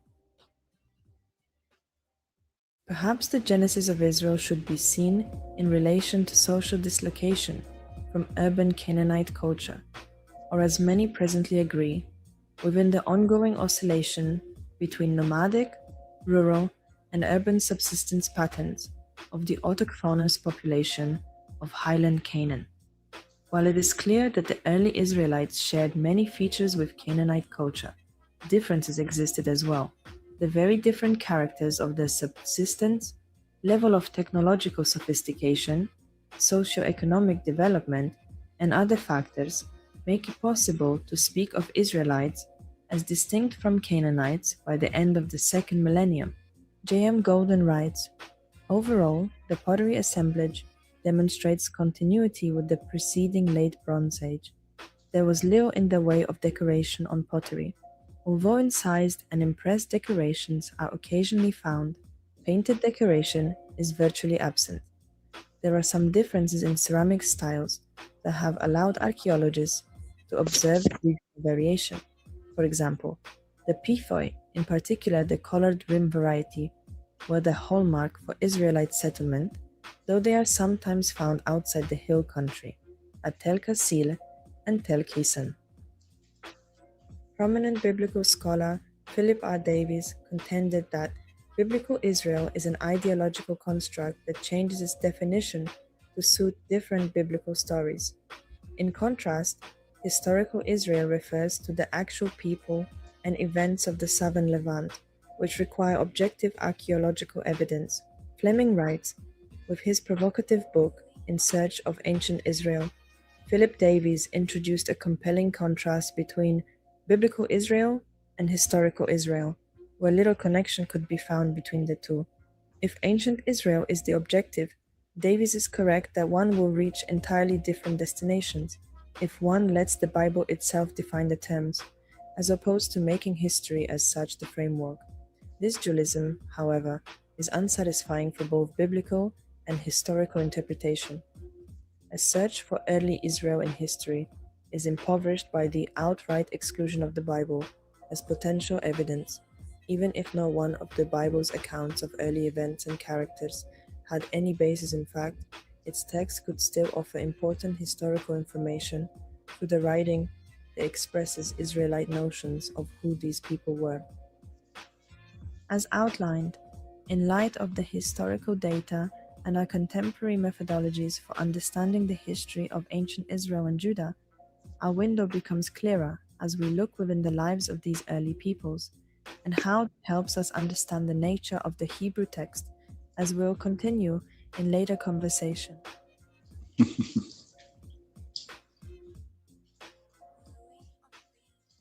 Hey, mic check, mic check. Can y'all hear me? Yeah. I'm about to put this off. Hold Hey, mic check, mic check. Can y'all hear me? on. All right, cool. I ain't echoing. No, that was good. That was a good video, man. You know, they just what I would say is that. Took a lot Go of ahead. work, boy. No, go ahead. No, that was a piece of video. You got the scholars back and everything, but it's a little. I wouldn't say conflation, but what I would say is that when they're saying Canaanite, they're just saying people that's in the land of Canaan. It can be different types of people. You know what I'm saying? It can be it can be it's not a uniform thing in Canaan. It was a melting pot, just like Egypt, just like America is today. Sure. Yeah, but just like in America, you have a minority group, and it's usually the group that's not really native to the area. So like you'll have like people who are still nomadic, semi-nomadic, you know, and then Canaan was a really kind of like a little mini metropolitan area. So, but yeah. But what's recoverable from the archaeological data is the point for me, because it tells its own stories beyond the fixations of what we see in the text, and I personally don't think that's the issue, because I think you could get the best of both sides. Yeah, like but one thing though, so I was saying, like, yeah, it's a mixture, right?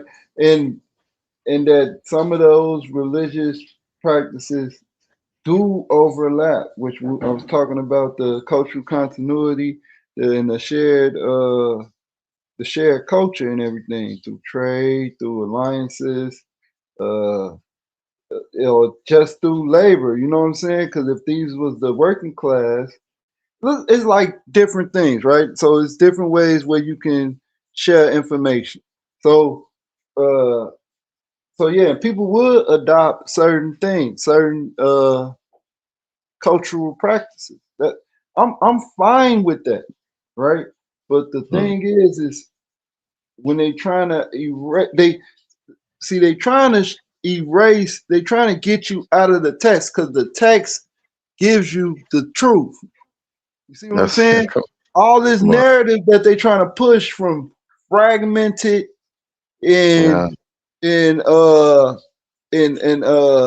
fragmented assertions and fragmented artifacts and destroyed relics and stuff like that. They trying to push a narrative when the text gives you the narrative, right? The text don't make the Israelite this great people. The text tell you, no, the Israelites lost. The Israelites went into captivity. It gives you both sides. You know what I'm saying? The same things that you find in the archaeological record. But see, when we take the text out, now we have to infer, oh, they was just like the rest of the Canaanites. or which they say Canaanite, but we view the Canaanites as a ethnic group, and many people do, but really they're just saying inhabitants of the land of Canaan, which it can be, like I point out, is different. It was a melting pot, you had, but and then they showed pictures of the Ramesh in Egypt. I mean, no, the retinue, which that's what the Egyptians called that Levantine area. They did call it the retinue, right? All right, hold on, bro. You said, because you said it's an agenda, bro. You kind of saying it's like an agenda to hide the truth. And man, I feel like you're muddying the waters, brother, because it just takes away from what scholarship is actually, in my opinion, trying to do, especially in this particular field, biblical studies, archaeology. I think you're taking away from what it has done and what it in the future of this study. So let me read this. Let me read this real quick. Let me read this real quick. Go ahead. All right. So the critical study of the history of Israel was first of all an archaeological project. All right, whatever. Alternative to the understanding of archaeology as biblical illustration. The entirety of the region's past, I got to read the whole thing. The existence and definition of an Israel that was identifiable with the entirety of the region's past and could link that past with a broader history of the ancient areas was a necessary creation from this new academic field.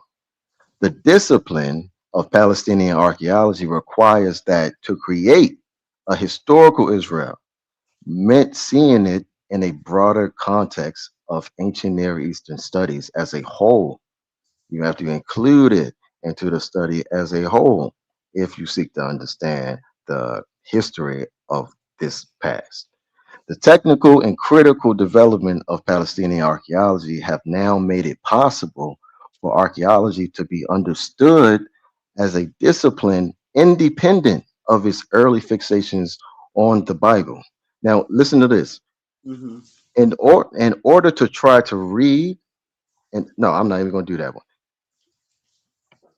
Yeah, I'll do it. So basically, Hold on. Last point. I'm gonna just, Go ahead. and listen, in order to try to read and understand the Bible or any other ancient text as its authors intended it, or to be understood, or as it was understood during its formative periods, we need historical context. Now, check it. These will not tell us what the Bible is saying, and we will never know. We'll never have the right context that will prove finally that the Bible means one thing and not the other. Rather, we have need for context that will help us understand the Bible in the same way that we understand any literature, whether ancient or modern. That is the most important thing to introduce yourself into in this study. Because listen, think of it like this. Do you behave this way when you read Homer? And this is for the audience. Do you behave this way when you read Homer? Is the textual critical analysis of Homer and how it anachronizes and how it mythologizes history, is that an issue for you? Of course not, because we don't ascribe Homer to any authoritative measure. It's not like the Bible. So, but when we apply those same rigorous methods that scholars do and archaeologists do to the biblical text, then it becomes an issue. It becomes an issue because theology is in place. That's why. It's an issue because it was compiled into a book, and not only that it was compiled into a book, there was political and there was a political advantages to that, so or a political agenda, right? So I get what you're saying right there, but what you just read is basically because this is compiled into a book and it's ambiguous in the sense from the people that's viewing it. I would That's not say at it's all. ambiguous. That's I not. would That's say not. I would say it's ambiguous to the people that's their perception of it, right? I think it's a straightforward narrative, but that's my perception of it. Yeah, okay, bro. That's not at all what I'm saying. So Yeah, right. But because it's ambiguous, now we have to read it just like we read any other book. When that's not even what the text says. Text even tell you you're not supposed to read it like it's just one cohesive book. It tells you how to rightfully divide the word. It tells you how you have to go from commandment to commandment. Here a little, there a little. Different ways of viewing the text. How these people wrote the text, right? In the language that they understood, right? So it's different. It's different. What's yeah, the no, word? that's Entendres, right? It's homophones, it's idioms, it's all these cultural things that these people understood, right? These ancient people that they great. understood, and That's great. it get hold on, but it gets kind of cryptic. So now when we trying to go back and decipher it, now we got to read it like any other. Well, so when we read the Egyptians, when they decipher the Egyptian metroneta, they say that the Egyptian is how you read the metroneta is through the direction that the characters are always facing and looking. But we have some of the characters it goes vertical, some of them is horizontal. But still, they still use a method called honorific transposition, where sometimes you read it'll be vertical or whatever, but you read the deity name first because they're honoring the deity, or it's the other way around. Um, but see that applies, but we can't do that with the biblical text. You see what I'm nah, I saying? got you. They That's they that's they great. they they That's let not you they let you get certain methods in for reading other texts, but when it comes to the biblical text, the Dead Sea Scroll, oh yeah, we just got to read this like this just one book. No, that's why I that's not have at all the my book point. of this. You read that as one book. Then you have the book of that. You know what I'm saying? The book of Kings. You read that as that's chronological. According to Josephus, it lists the kings and chronological in their acts. And the things that it don't mention it tells you that it's mentioned in another book. So this is a method that these people who wrote the text, they understood. You see what I'm saying? So we can't go. No, I don't, brother. Yeah, go ahead. Go ahead. I'm gonna be honest with you, I don't, because that has nothing to do with the point I was trying to make. I don't even know where you're going, brother. All That has I'm nothing to do saying with the point is, I'm trying to make. My point was go ahead. that because we know so much of the textual literature of the Hebrew Bible, it is imperative for us to scrutinize the text, to be critical of the text because of the nature of the text. And my point was about home is that we don't have these arguments unless it becomes a contention about the text, because the theology gets in the way. The theology gets in the way of actually really wanting to be interested in knowing how this text developed, and the communities and people who are responsible for developing the text. What was life for them? What was the nature of the world to them? That's a bigger anthropological study, specifically for me when it comes to this conversation. Like, listen, I put this up last week, bro. I put this up last week. So the article by what's her name again? What's her name? Elizabeth A.R. Brown is widely considered one of the most influential critiques of medieval historiography. Historiography is history writing, how we Right. write history, how we record history, right? Right. So Brown argues that the term feudalism is an artificial modern construct that does not accurately describe the complex and varied realities of medieval life. What she's saying is that because as modern students of history, especially early on, we tended to do a lot of retrojecting our ideas into the past. and not really allowing the data to speak for itself, or these people's, or or just history to speak for itself. One, and two, because like I said again, our preconceived notions. But what critical methods, and this is really within the advent of like 50 years, the same thing goes with the biblical text. Within the advent of like 50 years, the methodological approach on tackling like antiquity is changed, because the more matter of fact, it changed because the interests of archaeologists, of scholars, have really changed. It's more about the common folk now. It's more about the common people. Let me share this real quick. Go ahead. Right. Wow. So what you're saying is that it's crazy. Is that they wasn't critical because it was a imperial Christian, or majority of the people were Christian already. So they wasn't critical of the text. They was putting their Christian views on the text. Come on, man. That's a reach. Yes, the Christian, the Roman Christian. What you say? Let me play this. Let me play this. Go ahead. Before. No, that's not it. Which one? Which one is it? Which one is it? Is it this? Crazy, saying that the archaeological, hold on. Wasn't critical of the text. They wasn't doing critical. No, I'm convinced you're not even understanding what I'm saying. Hold on. Back in the beginning, it was. Can you hear that? Let's find lost civilizations. Let's find spectacular finds. It was how old is humanity, which even when I was an undergraduate was only 100,000 years. Now it's 3 million.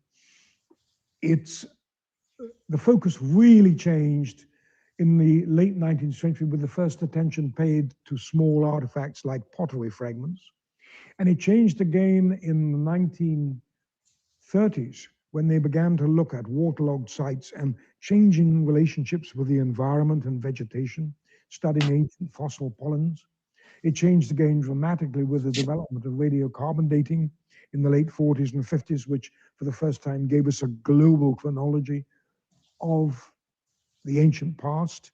And it's changed dramatically in recent years, thanks to the use of laser technology to study entire landscapes. We can now look through rainforests and see the landscape around Angkor Wat in Cambodia, or around a Maya city, or even a Virginia estate, with dramatic results. Because what we're doing now more and more is looking at the common folk.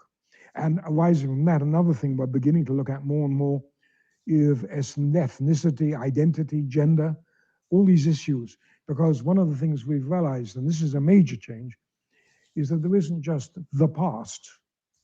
There is your past and my past. Bro, listen, you ain't ready to go out. Don't do it to yourself. Hey, Omar, you can jump on, brother. Come on, man. You can jump on. Don't do that in the chat.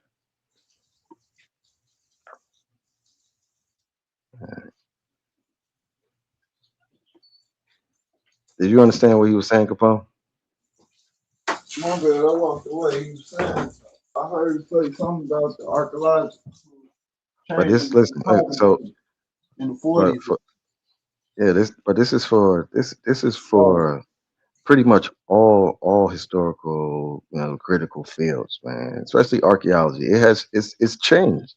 It's changed so much in like our latter centuries, brother. So a lot of what we used to know, we don't quite. A lot of what they used to know, they don't quite think no more. The how to evaluate our data is being updated. It's evolving. So and like you said, scholars have long, for a lot of things, have moved past trying to answer certain questions. Like John Collins says he believes that in some sense there probably was an original text, right? And like that's just his opinion. But he also makes the point that it's not it's not something that we should look for or look forward to trying to uncover, because even early on, from its earliest development of this material, it was fluid. So what original text, what would that look like? We really don't know. It's the same with New Testament studies. Can you get to the original gospel as well? What does that even look like? You know, we see the data that we have and how fluid these texts are, even to the point of our manuscripts. And then what a lot of scholars that I've read and listened to often say something really interesting. What would that look like? Like, how recognizable do you think these manuscripts will be? What are they used for? Like, the nature of these questions has changed because of how much we've recovered, because of the change in technology, that we can analyze things a lot better. Like, did y'all see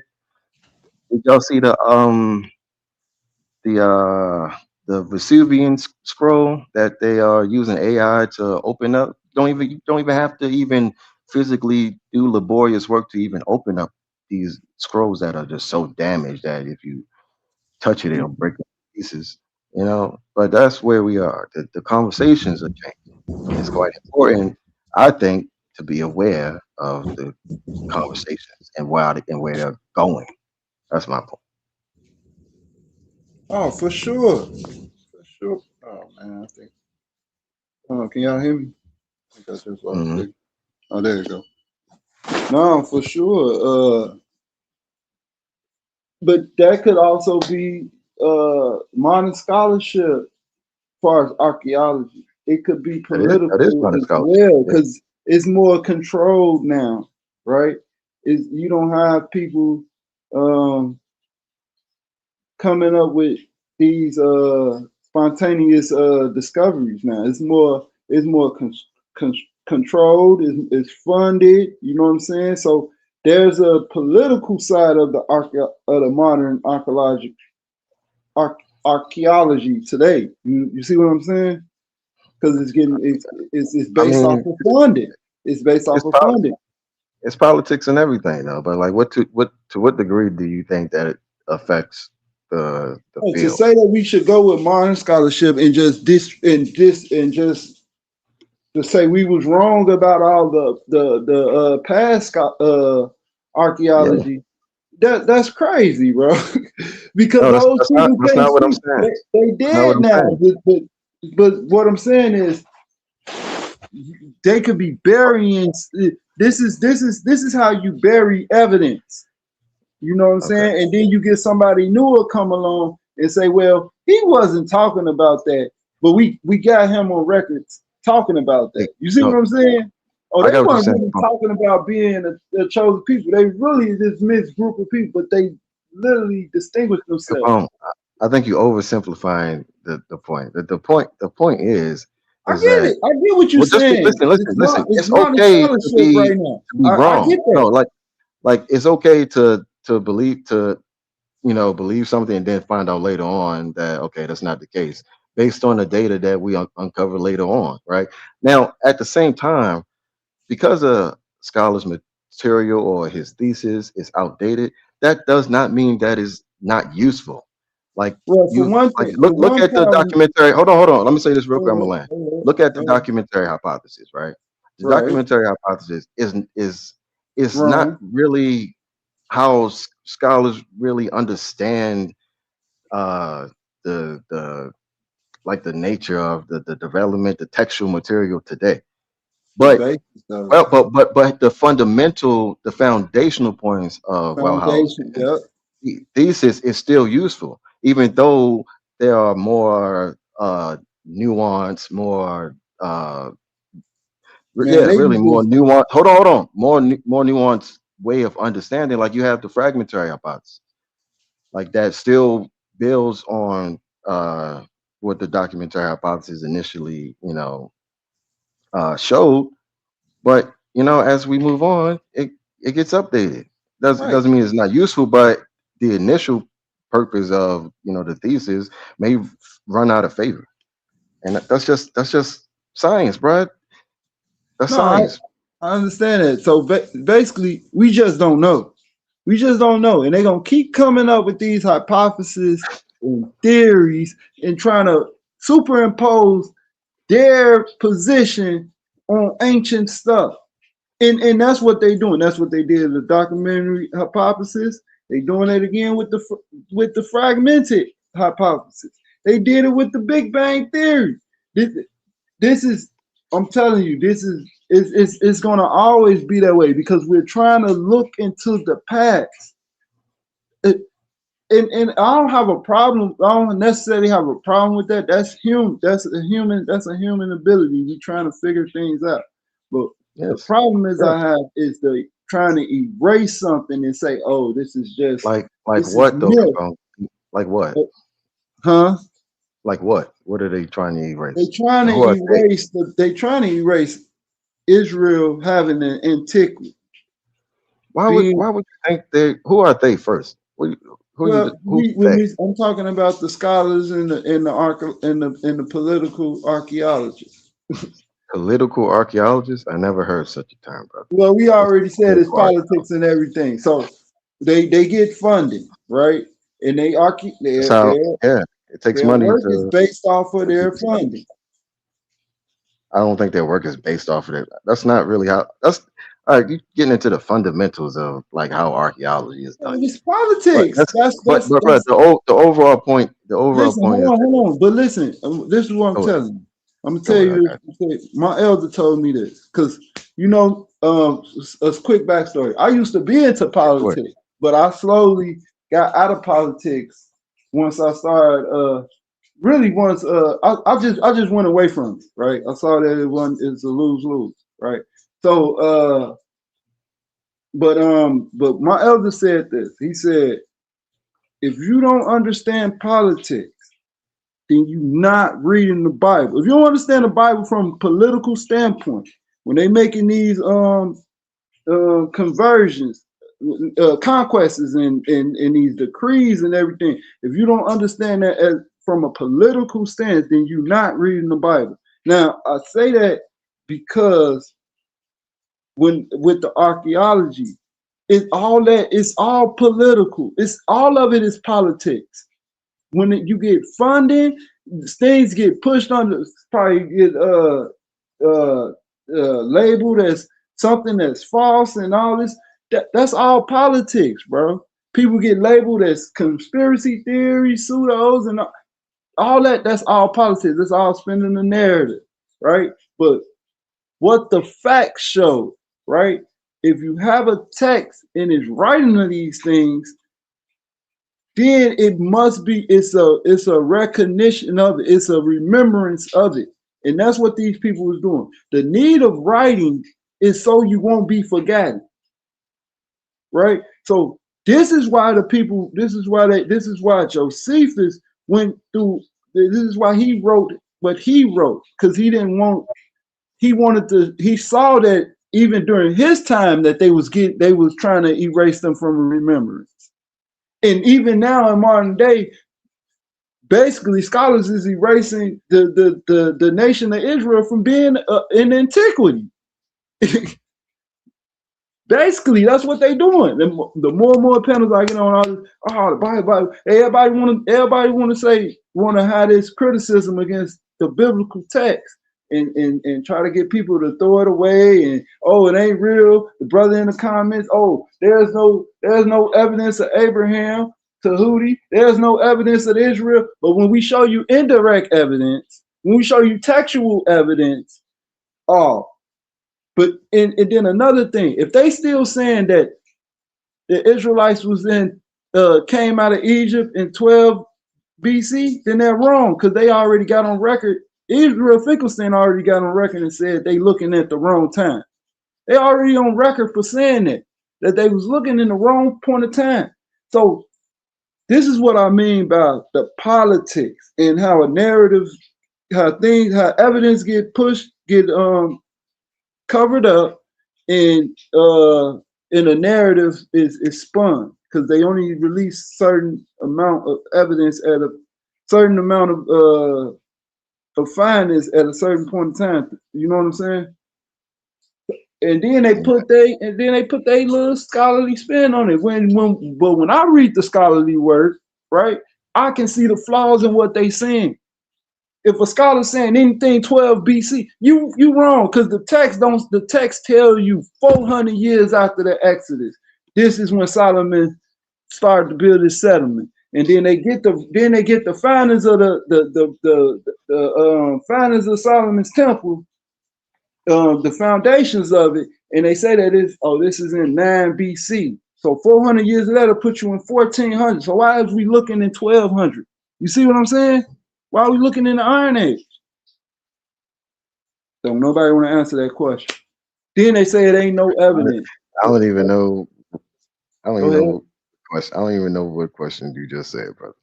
I ain't asked a question. I'm stating all statements. So this is just, we talked about a lot of questions. So I'm just saying, like, the basis of it is, I'm talking about the politics that's involved. The people in charge that put policies over certain things so it could be controlled. That's what politics is. And that's where you get funding and everything from. So we talking about the politics. I'm explaining politics to you, which that's in the Bible. That's in the book of Daniel, by the way. It talks about policies and things of that nature. It talks about the politics, the political advantages of stuff. But if you don't understand that, then you're gonna always you know what I'm saying? I don't always understand come up with a notion, oh, this is not real. This is fake and all this, because you don't understand the politics behind it. Okay, but like what specifically, brother? Like what are they? What's the event? Okay, let me ask you this. So, like, what's the conspiracy? What's the specific conspiracy, brother? Not saying that you're like conspiratorial. I'm just saying, like, what do you think? Well, one thing. So it's a few things. And this is one thing. If we can't identify the Israelites as a people, right? The ancient Israelites, not modern day Israelis and stuff like that. The ancient Israelites as a people, right? Then we don't know who has the advantage, right? Everybody is, equal. That's one thing, right? Because these people are given a promise, right? And then if we can't identify these things, we can't identify these people.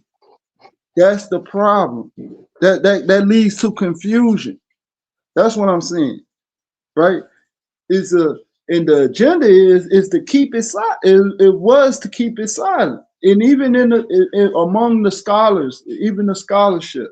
That's why every now and so often you get people that they call whistleblowers that come out and say, "Nah, this is a cover up for this and this and this and that and that." So I'm not going the whole conspiracy route, but what I'm telling you is it's conspiracy in the Bible. It was always conspiracy to go against the children of Israel amongst different nations.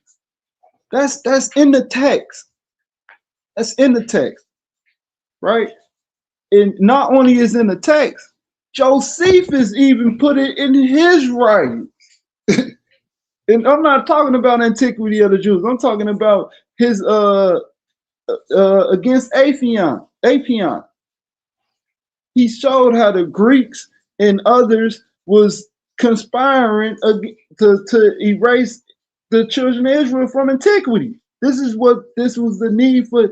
This is why he felt the need to write the Antiquity of the Jews after he wrote War of the Jews. But I know I've been talking for some time, but that's what I'm saying. It's all politics, bro. And once you realize the politics, then you can see the overhang, the underlay for the overplay. Okay.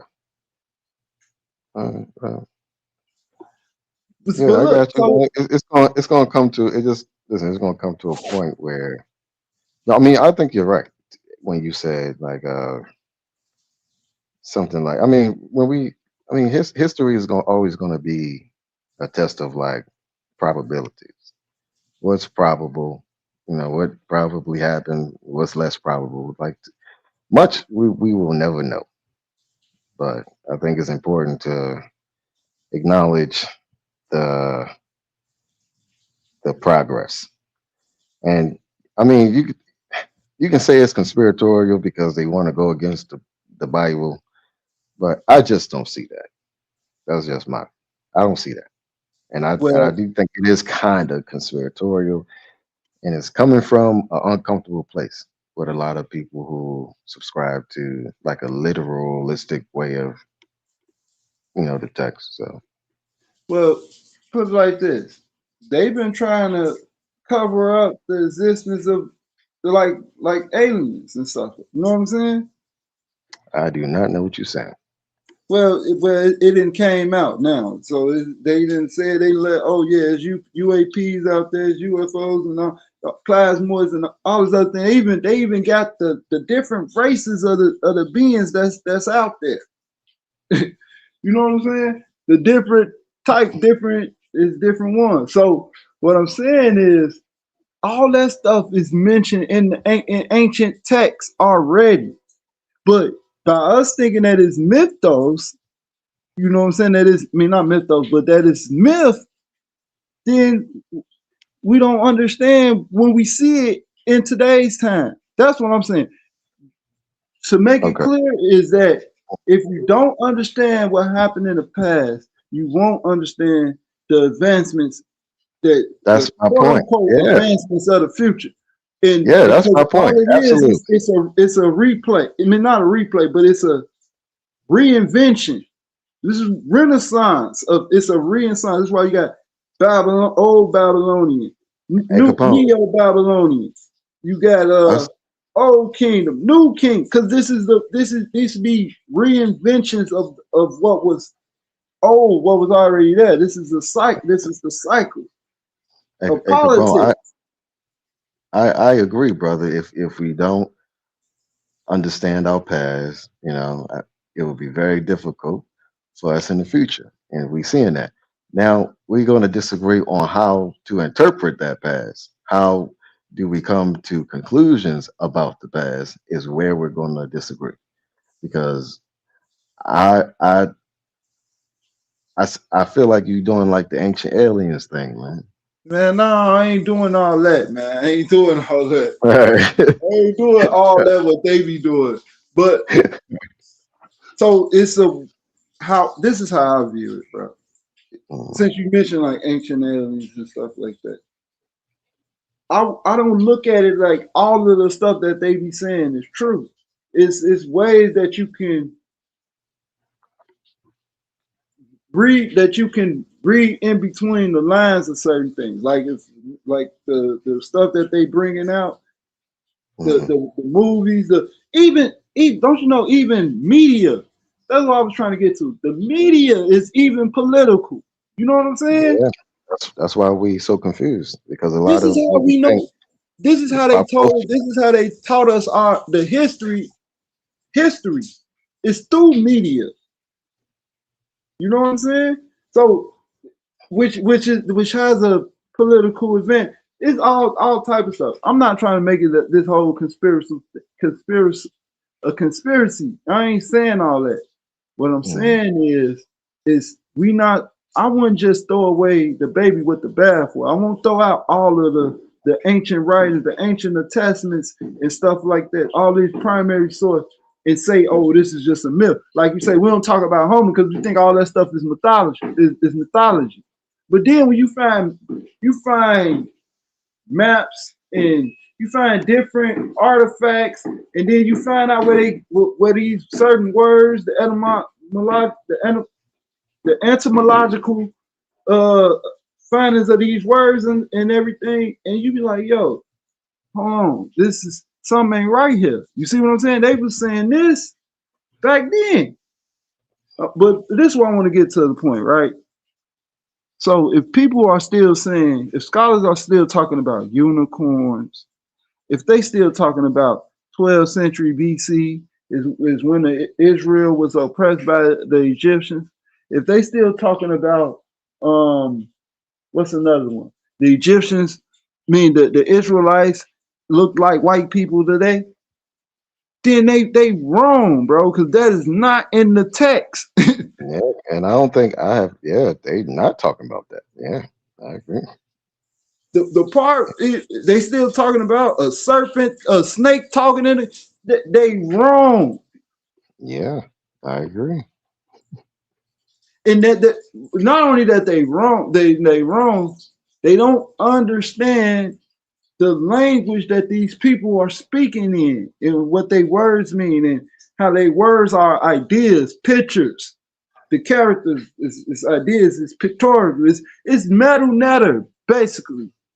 That's what the Hebrew is basically meta-netta. It's a certain portion of it. So they do understand that, brother. Well, now I don't think they understand it fully.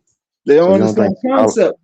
But when I say that, it's meta-netta, but it's meta-netta, and it's because it's put into a alphabet, and they got different. Oh man, I'm going too far off. I ain't finna get into that. I don't. The language is kind of ambiguous, so I ain't going into all that.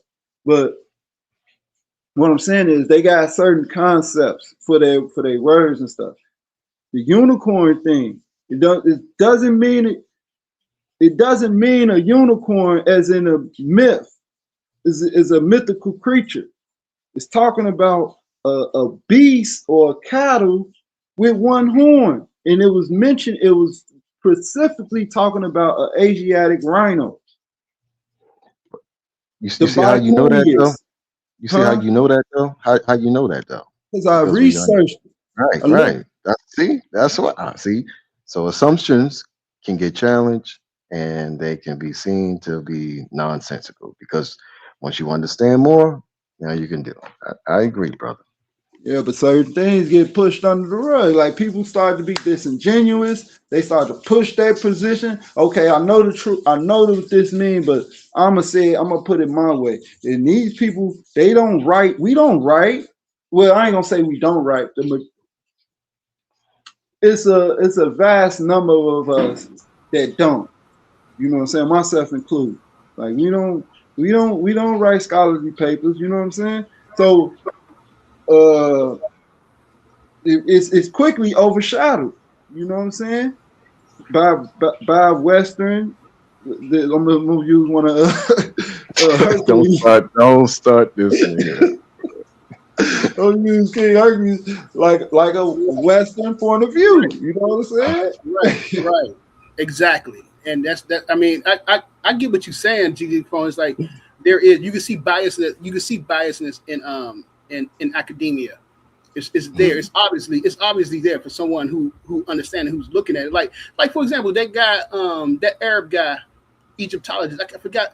I think Hawasi is his name or whatever. Yeah, Hawasi. Yeah, I know what you're talking about. Like he's very biased. He's very biased towards, black people and African people when it comes to black people being in, ancient Kemet at that time. He's very biased, racist towards our people. And there's other ones. It's been done throughout the years. So, the bias is there, especially towards our people. When we see that in academia, and just because it's in academia, this is why I said, because A1 asked me this. I think 2 weeks ago, he was asking me, do I think all white people are racist? I said, no. I said, I think just academically, I look at them as a grain of salt. I don't take academia, you got to put what they say through a filter, because, we know throughout history, we got proof that they've been biases and racist towards black people on that academic level. But on a social level, we all grew up with white kids, who have friends and stuff that you cool with. And I don't think, that they racist and stuff. You wouldn't say that they was racist people because you grew up with them. So I don't think, no, all white, no. But when it comes to academic, it's like, I don't trust it. It's like, all right, I gotta, I need to read it and, where they getting it and see where they coming from and see what it's saying. It's just like, just because it's, they say, because I think he asked me, just because the information is coming from a white person, you don't trust it, something like that. I was like, and that's when I said no, because they've been racist and biased towards us. So why would I trust it off the back? I need to I would double, like fact check it, like double, check it. But like one of the elders was like, yo, read this book, by someone, and it's like, all right, so if they already read it, they trust this and that. it's like, all right, cool. But if it's just somebody that I've never heard of, and you know what I'm saying, that's never nobody's never talked about before, it's like you gotta like look at that stuff with a grain of salt, especially when they talk about antiquity and race relations or stuff like that, or the history, you know what I'm saying, with dealing with our people and stuff like that.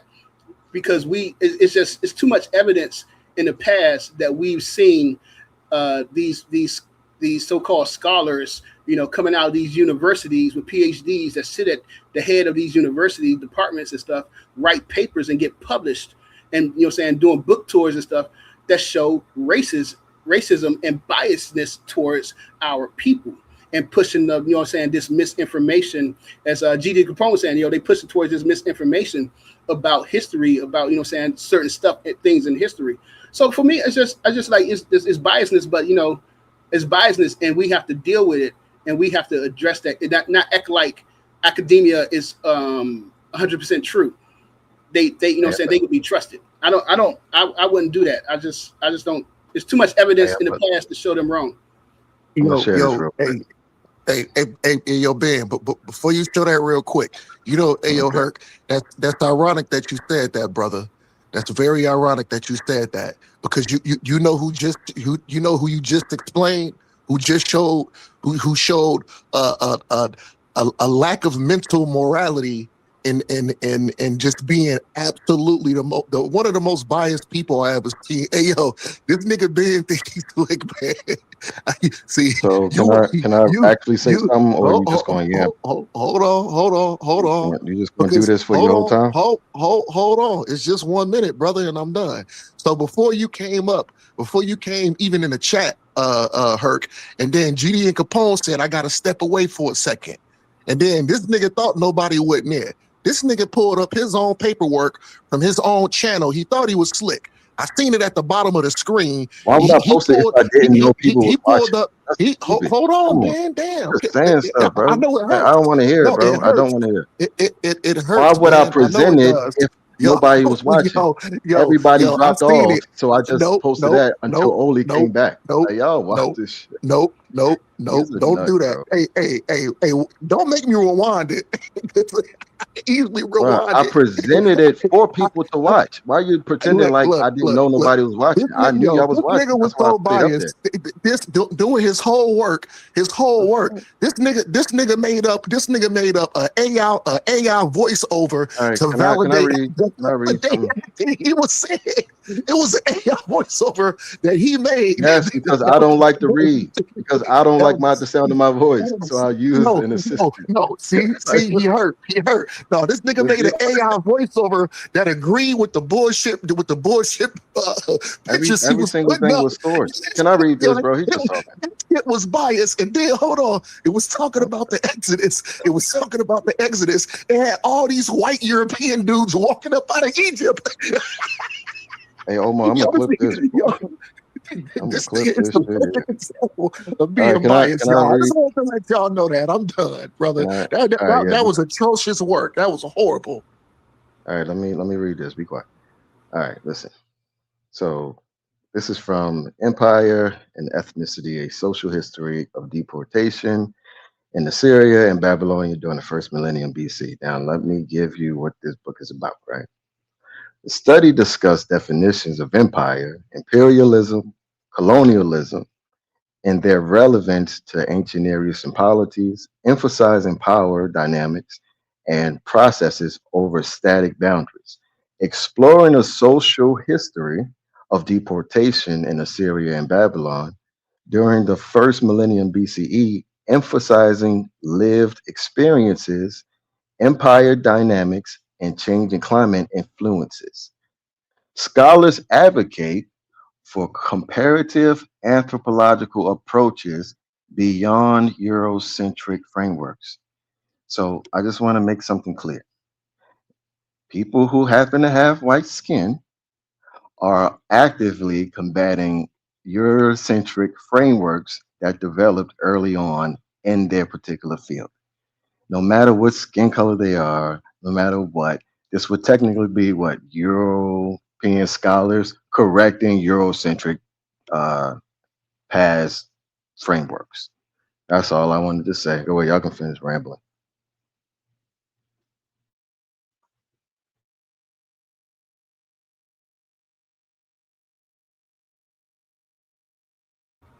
Yeah, that's fine. That's fine because you know there are several white people that write against um, Eurocentric ideology or white supremacy. We know that. That's not you know what I mean. You're not showing anything that people that we don't already know. That doesn't that doesn't know. I don't think that what I'm saying. He's showing this one book paper or whatever. There's several of them, but that hasn't stopped. That hasn't stopped it from happening. That hasn't stopped the biases and racism from happening. That hasn't stopped white supremacy. You know what I'm saying? It hasn't bring it to a knees at all. We know that. We know what I'm saying. We know white people. Like what's the guy name? I can't even think of his name. The two white guys who wrote Black Genesis. You know, they go against the European consensus. They say that black people founded Kemet. And that's not the academic consensus and stuff. And you have white people going against the academic consensus, but it doesn't bring an end to the racism that we see in academia. Just because you got a few white people going against it, those white people that are going against it, it's good to to point them out and have their work on the shelf, so we can read it and see what they're saying and study it and bring it up in discussions, showing the contradictions and the contrast to what scholarly consensus is saying. So that's fine. Herb, this is the method of critical scholarship today, pretty much in all fields of historical study, brother. Like I don't understand what you're trying to do. Listen, stop. The purpose, like I was telling GD and Capone, the purpose and the questions that scholars want answered has shifted. The evidence, the data, the technology has shifted. So there will always be in every field, brother, in every field of historical study, there's always the majority challenging the past notions. That's how we see things today. So if there's a consensus in modern scholarship, I'm starting to evaluate why you don't like it more than if it's wrong, because I see your bias more than I see theirs. That's my point. But is that more so a tradition or a standard? Yeah, because he believes in this Eurocentric system. He don't see a flaw in it, and that's the issue. You don't see an issue with the system, and I see an issue with it. The system. You know what I'm saying? All my elders saw an issue with Amos Wilson issue, Francis Cress Wilson issue, Mariba Ani, Wade Noble's issue, Naeem Akbar. They all point out the issues with the system. And the fact that hold up, stop. The fact you hold up, man. You talk. Let me talk. The fact that you don't even read none of their books and even try to look up what is the issue with the system that black people have. It shows your naivete and believing in a system that's always been against black people. Do you really think I'm naive? For you Listen, to say man, just describe. Give me an example. So what's the system? Describe the issue. Describe the issues with the system. The fact that you asking me to describe this racist system to you is showing your naivete of what's going on. We're having a historical conversation. No, don't try that. Don't try that. You don't understand what racism is. If you don't understand the systematic racism in scholarship, that's you tell me. That's your problem. You tell me right now. No, I'm not going to tell you right. Come on, man. It's racism. What are you talking about? Tell you racism. Explain to you racism. Me. Give me an example, bro. I got to give you. I literally have to give you I gave you an example of the guy, the Arab guy, Hawass guy, whatever. You know why I don't trust you? You know why I don't trust you? Because you talk before you actually evaluate what you're saying. That's how I got you last time. So I'm going to ask you. I'm going to ask you to give me an example. Did I not give you an example? I know who Zahir Hawass is. Zahir Hawass is no different than any other old Egyptologist. That's it. So you said he's not an example. But how much of his material do you have a disagreement with? And what do you disagree with Zahir Hawass? Like how much of his material have you actually examined to disagree with to see what he's saying, brother? Is he not an example? Yes or no? So give me what about his work? What about what he's saying? What is his stupid because you don't want to answer the question. Is he not an example? Yes or no? Excellent. Answer the question. How can you give me an example? I gave you of his work. How is he what? How is he what? So you keep moving the goalposts. Stop doing that. Wow, I'm not moving the goalposts. You What was the keep first saying question that you he asked is me? an example. An No, you example of said what? give you an example of someone. You said someone. I gave you All an right, now example. how is he an And now example? you Now how is he an example? Now you want to know what he's doing. Come on, how stupid do you Bro, think I am? how is he an example? Just answer the question. Why are you fighting, bro? Go Just ahead, answer the question. Peter Capone, it's on you, man. That's it. You crazy. That's crazy. I was That's reading crazy. the comments. I explained it. Did I not? All y'all heard me explain to him how Azaria is biased against black people in antiquity in ancient Egypt. But his ass gonna Biased talk about against give black me an people example. Come on, in man. I'm not antiquity. stop it. Stop it. I Biased was against thinking black about that people in guy antiquity. not too long ago. Hawaii. Okay. What the I don't know. I don't know what it. I don't remember what I'm trying to see what it is on my other phone.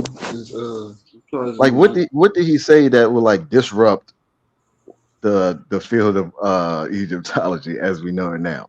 Like what is he saying? Like, man, he just listen, says. listen, He that, just listen, said Hercules something. is just he's just a black supremacist, bro. And you just a stupid ass nigga. I mean, it's easy. Yeah, I got you, bro. But You know what that I'm don't saying? work on You me. in Baltimore, what's up, nigga? I'm in DC, nigga. What's up? You in Baltimore? Bring your ass Oh, down here. come on, man. No, look, yeah, that's that DC and Baltimore shit, man.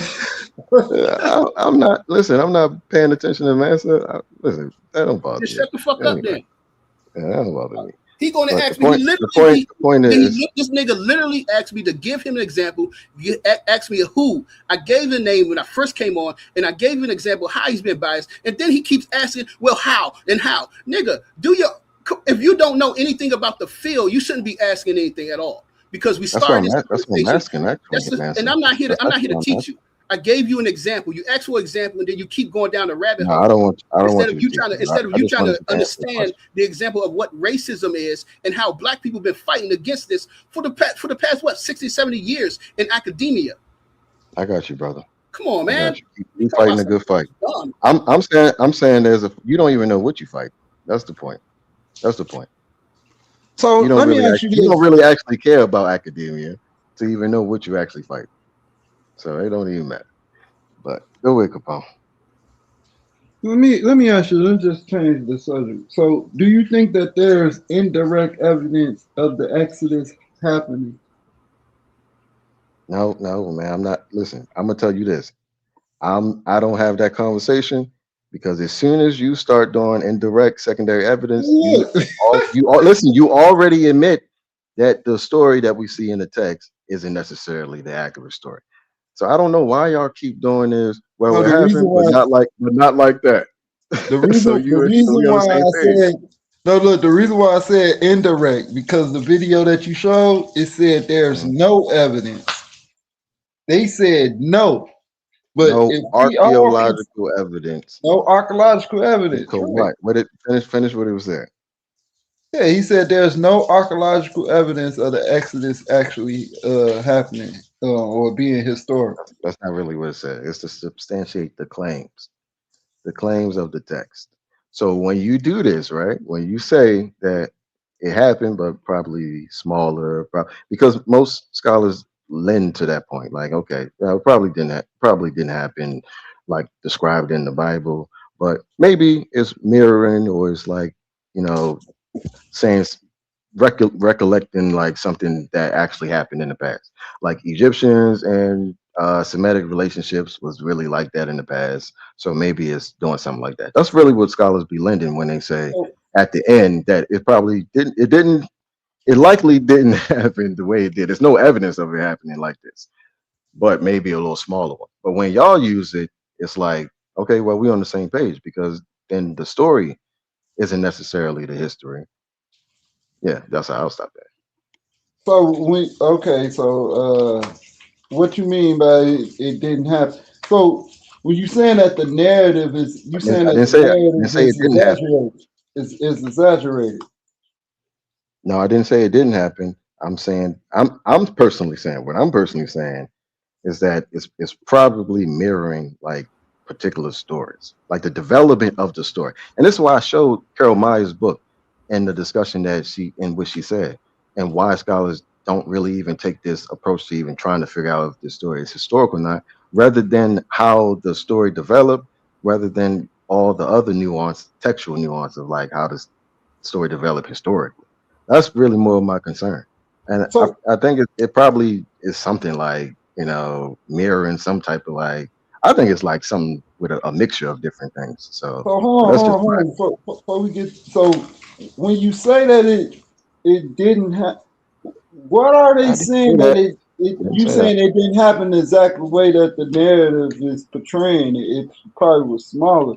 So Well, the consensus is that there's no archaeological evidence to suggest that the story is historical. That's the yeah, official. but what That's are the they consensus. basing that off of though? Like that's what I'm trying to say. What they What do you saying like, mean? oh, we don't see hundreds thousands of people in the wilderness. What are they basing that? What is the basis? What is their method? Archaeology, brother. Yeah, Archaeology, Egyptology, Palestinian Other words, archaeology. he don't even know what you're talking about, because if you look Bro, at why are his you even having it? Why are you several even books that talking? You don't even know what we're on this talking about. subject, and they've You don't even know what proven we're that the talking about. Exodus happened, that it was a group of people that left out, and it was a mixture. So it's proof. So Show there it. is evidence. Right. Show it. I'm There's gonna evidence entertain you, that a man, lot of just people since I talk know you about. don't know what you're talking about. Even Einstein's book Moses explains this, and he explained how these were black people. These were a mixture of not just black people. These were like the mixture You of the stuck on Asians black, that ain't came in for those past 200 years, and they got forced out by Horemheb. Horemheb was the general that forced them out to the south. So I mean, there's I a lot know of you don't know evidence. what you're talking about. But if you don't Okay, well, show it. read history books, you're not going Show it, man. So I'm gonna entertain you because I know you don't know what you're talking about. Show it. I'm gonna entertain you. Come on, let's do it. I'm gonna have a debate about the Exodus from a African centered guy. Go ahead, come on, let's do it. He just asked me to show him, and I just said even the Einstein's book on Moses and the general Horemheb is evidence, and then you have Obadiah Cambone's book on the construction of black civilization, where he Primary evidence. Let's do this. that. How about that? Let's So do now, primary. you see how he keeps moving the goalposts. First he asked for evidence, because now the point, he wants primary evidence. You know what I'm saying? And then if you look at the research, if you look at because the you people who've done the source research, those books, no, because shows me you don't know what you're talking about. no, because Just you because don't read history. What history book that you read that proved that it didn't happen? Name it. I just gave you two books. Give us one book. You source two books that have nothing to Give do us with one the book. field of Give study. us one Why book. would I take it serious? Why would I Give take it us serious? one book. Okay, so let me ask you this. Done. Let me ask you this, Einstein. man. Hold on, Capone. Hold on. He quoted Einstein. I don't even really know what that is. And then he quoted some other book that has nothing to do with the. He did this last time. And Cosmo had to check him on that. Like, what does that even? That has nothing to do with this field. Those books have nothing to do with this field. About the Exodus. GD Capone, was you not Bro, talking about the Exodus? this is a historical conversation of It was the the Exodus, right? Yeah, we talking about the Exodus. Yeah, okay. So I just gave him two examples, but yet he can't give one resource, one book that he's read, because he ain't read shit on the subject. Einstein, like the scientist, Even Einstein or somebody else? Hold on, Einstein, like the scientist, Einstein or Check into somebody else? Diop in the book Civilization Barbarism, in his book even the was it African civilization or civilization, he talks about it. So but yeah, you can't give one book. I have an entire presentation. Yeah, all right. Listen, I don't listen. I love Diop, but in this conversation, I quite honestly am not concerned with what Diop is saying. I'm concerned. He's not concerned with a historian. With the scholars in the particular field are saying. That's what. But Diop covered the Exodus, though. You understand that? Okay, well, what does he say? What does he say? Let's do it. What does he say? You said you love him. What did you read? Come on, man. What does Diop say? Diop says. What does he say about the Exodus, bro? Y'all, like, man, said stop talking, man. You just. He say that he says that some of the biblical narrative is true. That's what he said. That's his quote. Then he goes on to say that it happens during the time of Akhenaten, in that Moses was a priest of Akhenaten. One of the priests, and he talks about the mixture of the Semitic and the white and dark skin. He talk about the mixture. Hold on, let me get this exact quote because I'm messing up. Yeah, that's great. No, That's you great. online. That's You great. I'm glad he online. said that. Narrative. You're right on the narrative. Keep going. I'm glad he said that. That has nothing. That's of no concern to me. I'll be honest. So he was correlating this with Akhenaten conquest. Well, not his conquest, but his what you call it when you his conquest to the Levant area. Yeah, because that was the norm back then. That was the conversation back then. That's what I'm saying. Like this, I think they called it Diop isn't alliance. saying anything different than what early biblical scholars were saying. Early conservative I'm scholarship. just That's saying that the he conversation covered it. back then. That's not the conversation now. So I'm not concerned with what Diop is saying. I'll be honest. I love Diop, but that has nothing to do with the scholarship, particularly in this field of study. That's what I'm saying. They don't have nothing to do with the modern scholarship. So to me, Diop wouldn't be an appropriate source for this conversation. That's For this conversation. Wow. No, wait, hold up. Capone, he obviously does not know who Diop was because he would not have just made that statement on the research that he has done, and he's gonna say that he has no authority in this field of study. Come on, man. I'm trying to say that Diop is outdated. That we have more tools. That's not what he So listen. If Diop espouses a outdated conservative view of like looking at the Exodus as historical or any of that stuff, then yes, then I'm going to disagree. I'm going to disagree with Diop there. But I love Diop. I don't even know why y'all trying to do that. Why y'all trying to do that? But okay, well, people, listen. I don't have to disagree. You know why? Because academia disagrees. That's the point.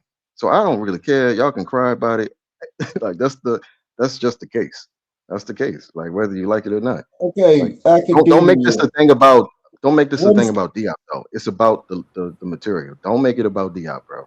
What is academia? Come on, Capone. We're not about to do this.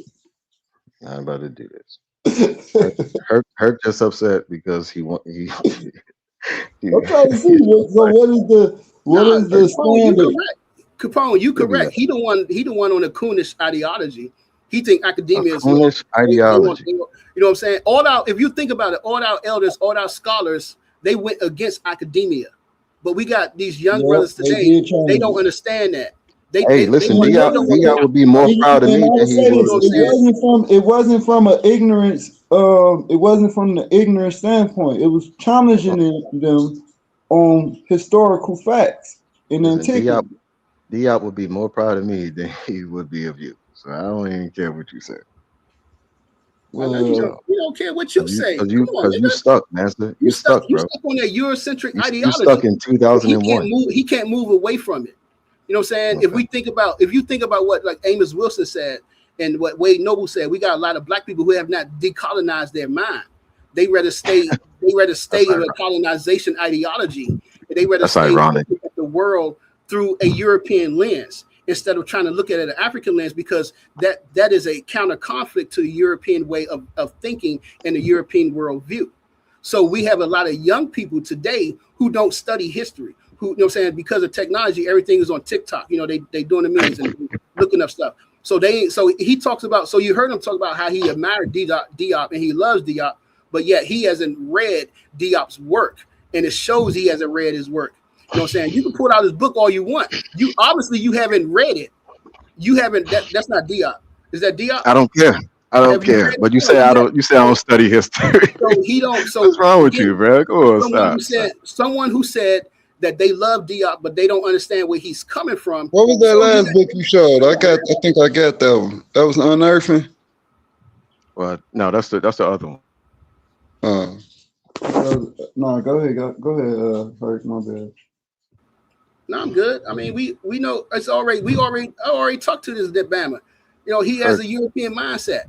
Even a sister, GD Capone, we was on this joint talking about miseducation. A sister came on this joint I work at DCPS. A sister came on this joint. He had the debate with her. Yeah, and she gave him examples of what miseducation is. And he still she talking gave me about anecdotal examples, and I didn't engage. That's not. I don't believe. That's fine. It's fine if you don't believe it. But here's the point is that the research has been done. And we got, saying, we have evidence of it and people talking about it. But yet we still have young black people. We got black people that don't believe it. They rather just believe in white supremacy and don't want to, believe in academia. Academia is correct. Yeah, all right, whatever, champ. All right, first of all, I chose not to engage because she gave me an anecdotal point about her a personal teacher using the word slave to refer to Africans. That's anecdotal. That doesn't discuss the broader issue. So I just didn't engage. Well, you want to talk about that? How about this? Talk about how embarrassing it was to find out that what you were saying about the about the Sphinx was. Did you cry? No, like you said earlier. Because you don't you asked me a question. You run your mouth before you actually look stuff up. You want me to answer the question or no? Yeah, go ahead. Like you said earlier, people learn new information. I learned that the white guy, that Napoleon didn't do it, and you pointed out there was an Arab that did it. So that's something new that I didn't know, and I looked it up, and it was true. I didn't say that. I didn't say that either. So whatever, but we know that Napoleon didn't do it. So but you were so firm on it. That's the point. You were so firm, and you never looked it up. That's why I don't trust you. That's why I don't trust nothing you say. And I said you was correct. You run your mouth before you look it up. You gonna let me finish or what? I said you was correct. The Arab did it, but that did not negate the fact that a non-African person destroyed the artifacts of black people, and that was not the first time that the Arabs did it. They did it continuously in Egypt. They continuously did that. So it doesn't negate the fact of the hatred of black people. Come on, man. So anyway, what's next? Try again. Yeah, okay, that was great, man. Richard Friedman, he believe in the Exodus. That's great. Dr. Joshua Berman, James Hoffmeyer. But did they prove? But I think he wants to know, did they prove it?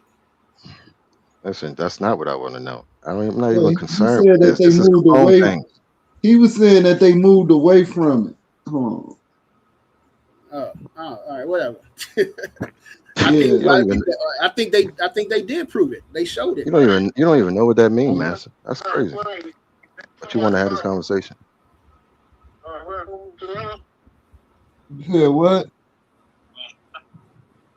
I said I need to run up the hill. I'm going to right now. I called you earlier. Yeah, my phone had died. Yeah, I'm GDN, we can hear your conversation just in case, brother. On the cash app? Let me check.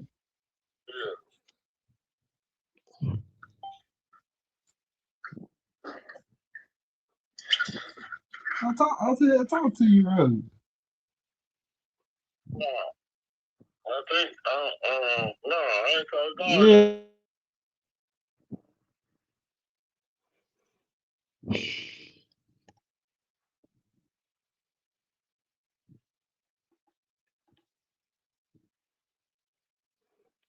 Omar, you still there, brother? Real quiet. Yeah, I'm still here. I was just letting y'all brothers go. You know what I'm saying? Right on, They kind of had more of an argument than what I did, but that's why I was letting y'all brothers go. I was just listening. Right on, brother. Yeah. Nah, though, man. All jokes aside, though, man. That video you played, man, yo, that shit was straight biased, though, man. It was. What was biased about it? It was. I mean, just like, bro, it was like everything. As a matter of fact, everything. I got you. Hold on, I just rewound it and I watched it again, like right in the beginning, right in the beginning when you first started it, you pulled up three scriptures. Hold on, you showed three scriptures. You showed three scriptures. If you pull those scriptures up and read it in context, it has nothing to do with what you put them scriptures up.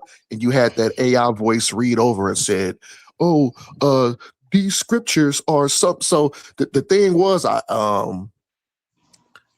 wouldn't say that you was being disingenuous. I think you were super biased to push just to push your narrative to make it sound 100% in absolute truth. When I just looked, when I just rewound it back, that's why I was muted out. I wanted to go back, and I found that those are just the first 3 holes I found in that information. It's more, it's way more holes up in it, and you know that was the first 3. You put them scriptures up. Those scriptures didn't have nothing to do with you. What you had that AI voice and interpret what they meant. You know what I mean? I I think that's that was kind of being. I don't think it was kinda. That was being absolutely biased to the point of the video that you compiled, and this is from Ben Eaton's personal thought. This is from your personal thought. Maybe, and I'm not gonna say it has no truth. I'm gonna say just based upon that the information that you maybe researched, but it's highly flawed, and it's some of the most biased work that I've ever seen. And this, like I wanted to say, this kind of presses GD and Capone point anytime when y'all talked about. So remember before we maybe about 30 minutes, 45 minutes ago, y'all was talking about the cataclysm or whitewashing. When you said it was some it was whatchamacallit on there, which GD and Capone never necessarily argued that. You know what I mean? Well, I gave an example of a misconception. I ain't talk about that specifically. That was an example for the misconception. That's it. Well, what you basically did in that video is you did what they did, but just in a modern sense.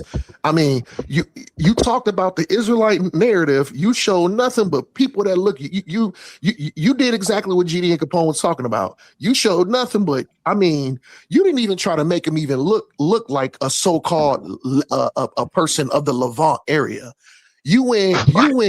Because they don't matter. Because they don't matter to me. Is that what you worried about? Is that what you got from the? You showed in that video, Ben, let me go, brother. Ben, did I not mute out? I didn't interrupt y'all, brothers. So yeah, I didn't interrupt y'all. I let y'all go. I did let y'all go. So that's what I'm saying. But you did everything that GD and Capone was talking about. You pulled up those pictures. You were showing Israelites looking like straight European people, and then you had another picture where it showed them walking up out of Egypt like they were straight like Europeans from the Caucasus Mountains, but then they leave in Egypt. I was like, what kind of work is that? Can I respond to that? Can I respond to that real quick? Brother, come on. That's what I'm saying. Like the things you put in that video, man. Like I said, I just watched it again. That's why I muted out. I wanted to make sure I saw it. That work was tight. Like you like a mad scientist, that you like a mad researcher that like have this grudge that hate Israel so much. Like you pulled up the most whitey. That's you pulled up like you had the Israelites look like they originated from like Scotland and shit like that. I was like, I was like, what kind of work is this, man? You had these niggas looking like they were from Scotland, but these niggas is leaving Egypt in the Exodus. I was like, hey man, that work was diabolical, man. That I'm just saying it was biased, man. That's all I gotta say, brother. Go ahead. All right, cool. That's great. All right, that's the most insane take I ever got, because out of the entire video, that's all you retained. First of all, I do the videos because they're just an extension of my notes. That's why I call them interesting notes. I do it in the video way because it's easier to retain. Hold on, bro. Stop, bro. Oh my gosh, you gonna keep talking? I was quiet for you, bro. I stopped cutting you off. I was quiet. Listen. I do that. And I put pictures that I don't really care. I'm not stuck. I'm not stuck the way you stuck. So I don't really care about what you're saying about the pictures. But this is merely the same way I would do a presentation, because it's quite boring to just keep reading off, because most people don't like that. So it's more engaging to have pretty pictures there. And that's really all you got out of that. And that just shows me exactly what I need to know. Hold on, brother. You Brother, are more hey, upset brother. that the pictures depict Are you white serious? You people just said than pretty. the actual You said, information that listen, was being you said disseminated. pretty. You said That's pretty crazy. pictures, and then hold on, but you could at least use your own voice. You had I don't basically like what to you read. did. I don't like to sound of my own Basically voice. what you did. Basically what you did. You put up a bunch of bullshit, and then you hold on. You had the intelligent AI voice reading it like it was just super fact. You know what I'm saying? So Do you want me to take you through how I make these videos, bro? Everything is my own.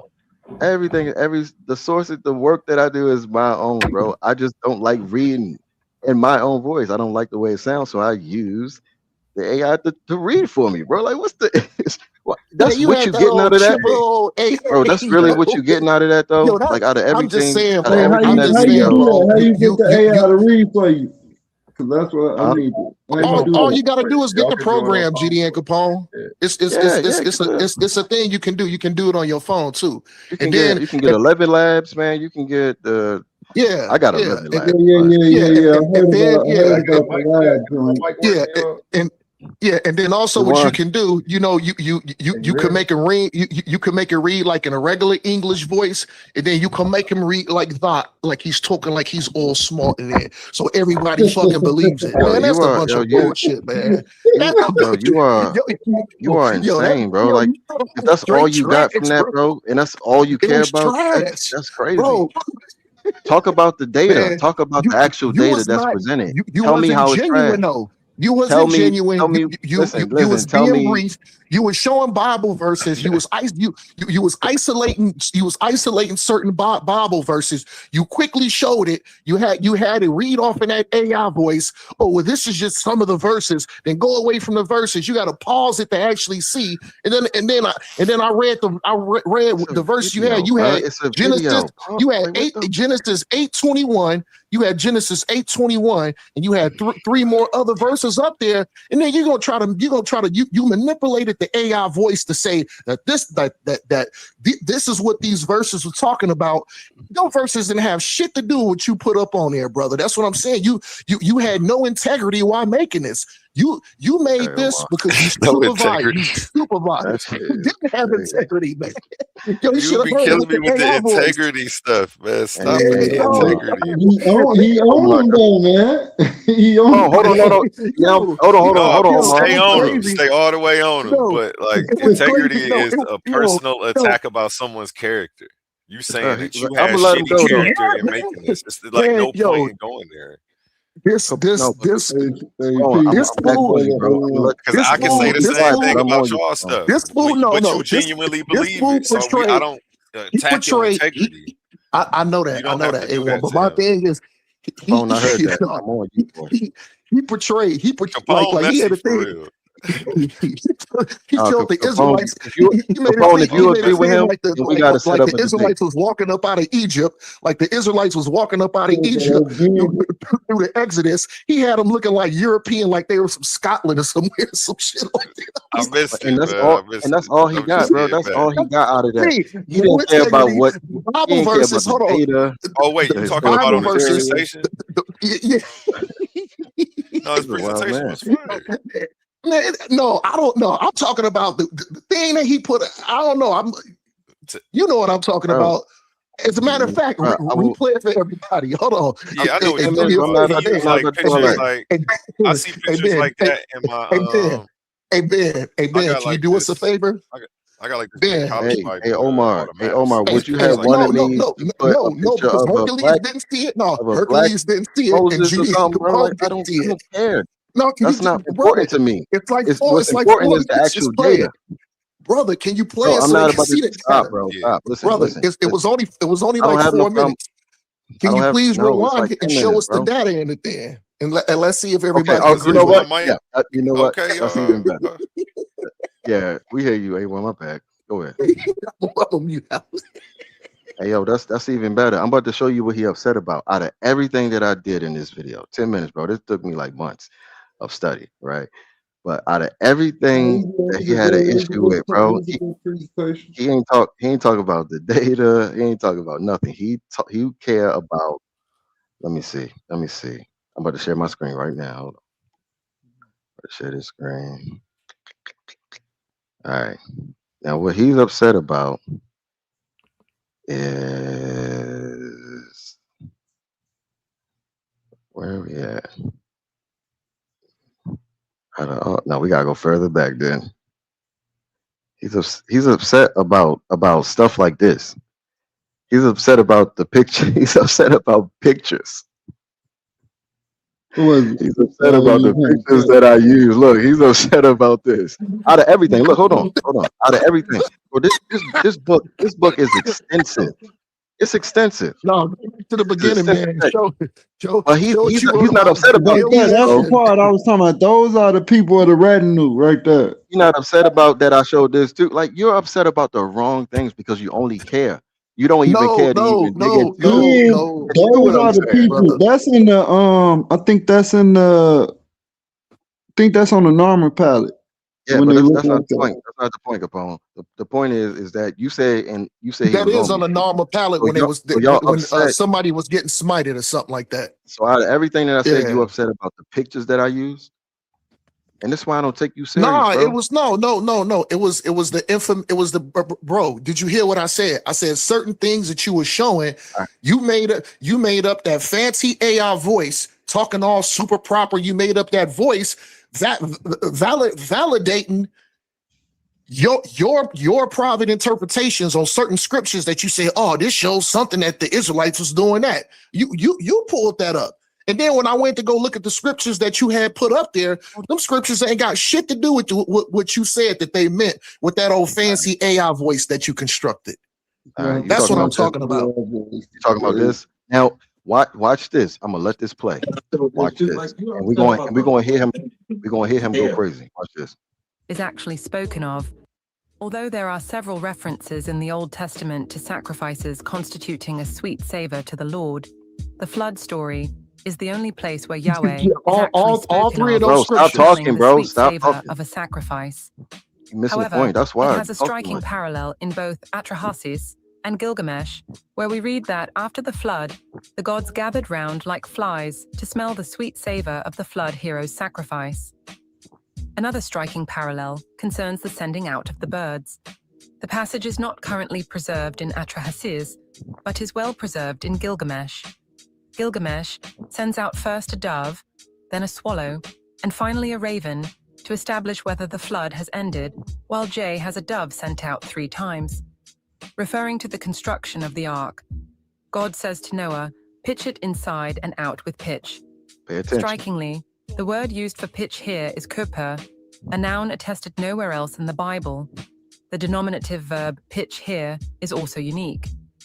Interestingly, the cognate Akkadian word kupru is specifically mentioned in Mesopotamian accounts of the building of the ark.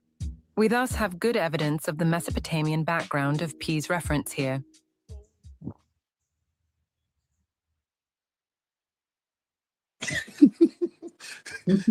So let's get back to it. Like I said, the reason why you use that fancy voice like that, to talk like that, you use that fancy AI voice, because you already knew if you was talking, nobody would take this shit seriously. So that's why you put that on. That's why you put that old fancy voice on there, because you know that this work was garbage. So you tried to make it seem like somebody with power and somebody that was real credible was speaking. What's the issue about what it's being said? You are all bullshit, bro. Yo, it's so all how? bullshit. Explain. That's my Discuss. point. Explain. If you was here earlier, I would have told you my point in this video. I told you my point in this video like I did Capone. So I heard what you said, brother. Capone was here earlier. You wasn't. And if you heard me, you definitely don't care to understand what I was saying. You asking the wrong questions, man. I was listening. When a person says something, sometimes it says more about them than it says about you. What he's actually saying is white people convince him that shit is legit. Yeah, you're right. He's not. Yeah, you see what I'm saying? I feel so. You, He was almost convinced just because the voice. So that's why he getting on you about that. Right. It doesn't say nothing about you. You're not wrong for using it, but sometimes you just gotta recognize it like that. But hey, so hey, hold on, Omar. So I understand where Omar is coming from, and I agree, and I think that kind of ties back to when we was talking about. You ran right into the jab. Why? Right.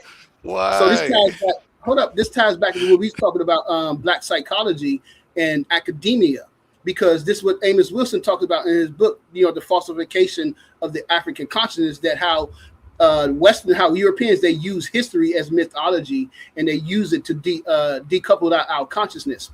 Wade Nobles talked about this. Naim Akbar talked about this both in their works, and they show that, you know, saying what you said, like you using this European voice as, you know, you perceive it, you see the picture, and you hear this voice, and you take it on as authority instead of, you know, saying using your own voice, or even could have switched the voice to a Chinese voice, you know, saying, or African voice.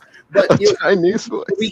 When we hear these accents, when we hear these European accents, and we see these pictures, instead of putting black pictures, because it was what it was it's the same thing with the doll. You know what I'm saying? The black girl choosing whether you want to choose the white doll, black doll. When you see you seeing these ancient pictures, This shit is weak. and this is what crazy. It's crazy that y'all really digging that deep. No, I'm not. Listen. I'm about to tell you why I use the voice. Watch. I'm gonna tell you why I use the voice, because I'm cheap. I don't care. Y'all stuck. He said, you saying that you're stuck in white supremacy, bro. Everything is a trigger to y'all, and y'all avoid. Presentation matters. They don't care how the food tastes. How did it look? That's what they. Right? Come on. But this is the thing. What he's saying is that. Exactly. It's not necessarily you. It's not necessarily you and your Now, Omar was making that point, but what Hercules, I believe, what he's stressing is that anybody could do that, and they could be spreading misinformation. Why? Because the majority of the people, they hear of someone speaking proper English, like it's authoritative. That's a personal And problem. Oh my god! I'm done with that. They all saying they condition, and we not. It's a personal problem. And we'll bro. hear I'm some done with shit in that. a white person's voice and be like, "This nigga crazy." That's Nigga all it crazy. takes. I know what you talking it's about. discernment. It's all it takes is discernment. Exactly. Well, I'm I not. know how to decipher Ain't no from accents people talking me using into AI now. nothing. Ain't no accents talking me into nothing. Facts. Yeah, that's you though, but not the Okay. majority of the people. That's the majority. The majority hear an accent. A1. It's not just Like I about say, you. it say It's more not just about you than it say me. about him. No, A1, you can't do that, because like I've already said that this is the same thing with the black dolls and white dolls. That's Exactly. the same, and that's science, and that's a research. And that's what I'm saying. Y'all are conditioned, and it's okay. It says more about y'all than it says about us. Exactly. That's all. The goal is and to it's get out of okay. that. It's still going to come back to that point. I'm not hopping off of my pivot. You talking about statistics, brother? You can have Okay, and statistically, y'all have a problem because niggas is conditioned. You're telling me niggas are conditioned. Well, we all got. I know what the study is talking about. I'm familiar with the study. We can all agree that the study's there, and let's say what you're saying is true. Whoever it bothered is conditioned, and it says more about them than it says about being eaten. Okay, but that's not the point. That's not the point. That's my point. But that's not the point that Omar was making, though.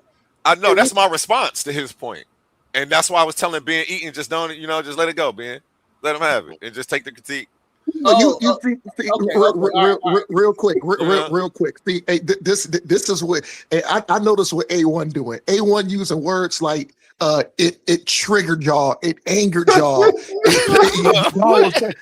I obviously did. He did start off with me to get angry. It triggered me to get angry. It triggered me to get upset. I didn't want to go put holes in the wall. When I was listening to this garbage, I was laughing the whole time. It's like, yo, this shit is fucking. I said, yo. But is it garbage because of the lady has a beautiful beautiful accent? It felt. I laughed so hard. You know, when you laugh so hard, you kind of get a headache. Like you, like, oh man, like I learned. It was comedy. It was comedy because it was all bullshit. Because it's not in my files. And to your point, though, Omar, I do tell everybody who come up here for real. Like if I give them advice, I tell them don't do that. Like I would be like, hey, you should just say the shit. You know what I'm saying? I'm like, because I know how y'all already conditioned. Y'all are Yeah, they're conditioned. doing that. So, but No, I that- know how to. That's the very I'll word, be trying to yeah. help people make their shit more palatable and marketable for the average mind who's conditioned. Because I know most people is conditioned that's blame coming A1. up here. Yo, but I ain't, you know, me and him ain't sat down and work. But he can still here's my keep thing it real though. quick though. I got A1. people who like fuck that. They gonna get it how I give it to them, and it's just that. Here's my thing, A1. If he's so clever to use that AI voice that was talking like that, guess what he could have did? I don't like talking. You know what he could have did? He could have recorded himself saying a few words, took that in AI and had it use his voice for everything that was saying. Because you can do that too with AI. But guess That's great. I'm glad you told me that. Like, what are you crying about, bro? Guess why he did That's it. great, bro. I'm glad I like know said, that now. Like, oh my yeah, God. you can do that. Wow, Yeah, bro. you can do that. You can record your Crying own about voice shit, and just so you can record a few words and AI take that voice. Omar, but you're a grown adult. You could You're have a just grown did adult that. though, bro. Look, you're a grown adult able to discern.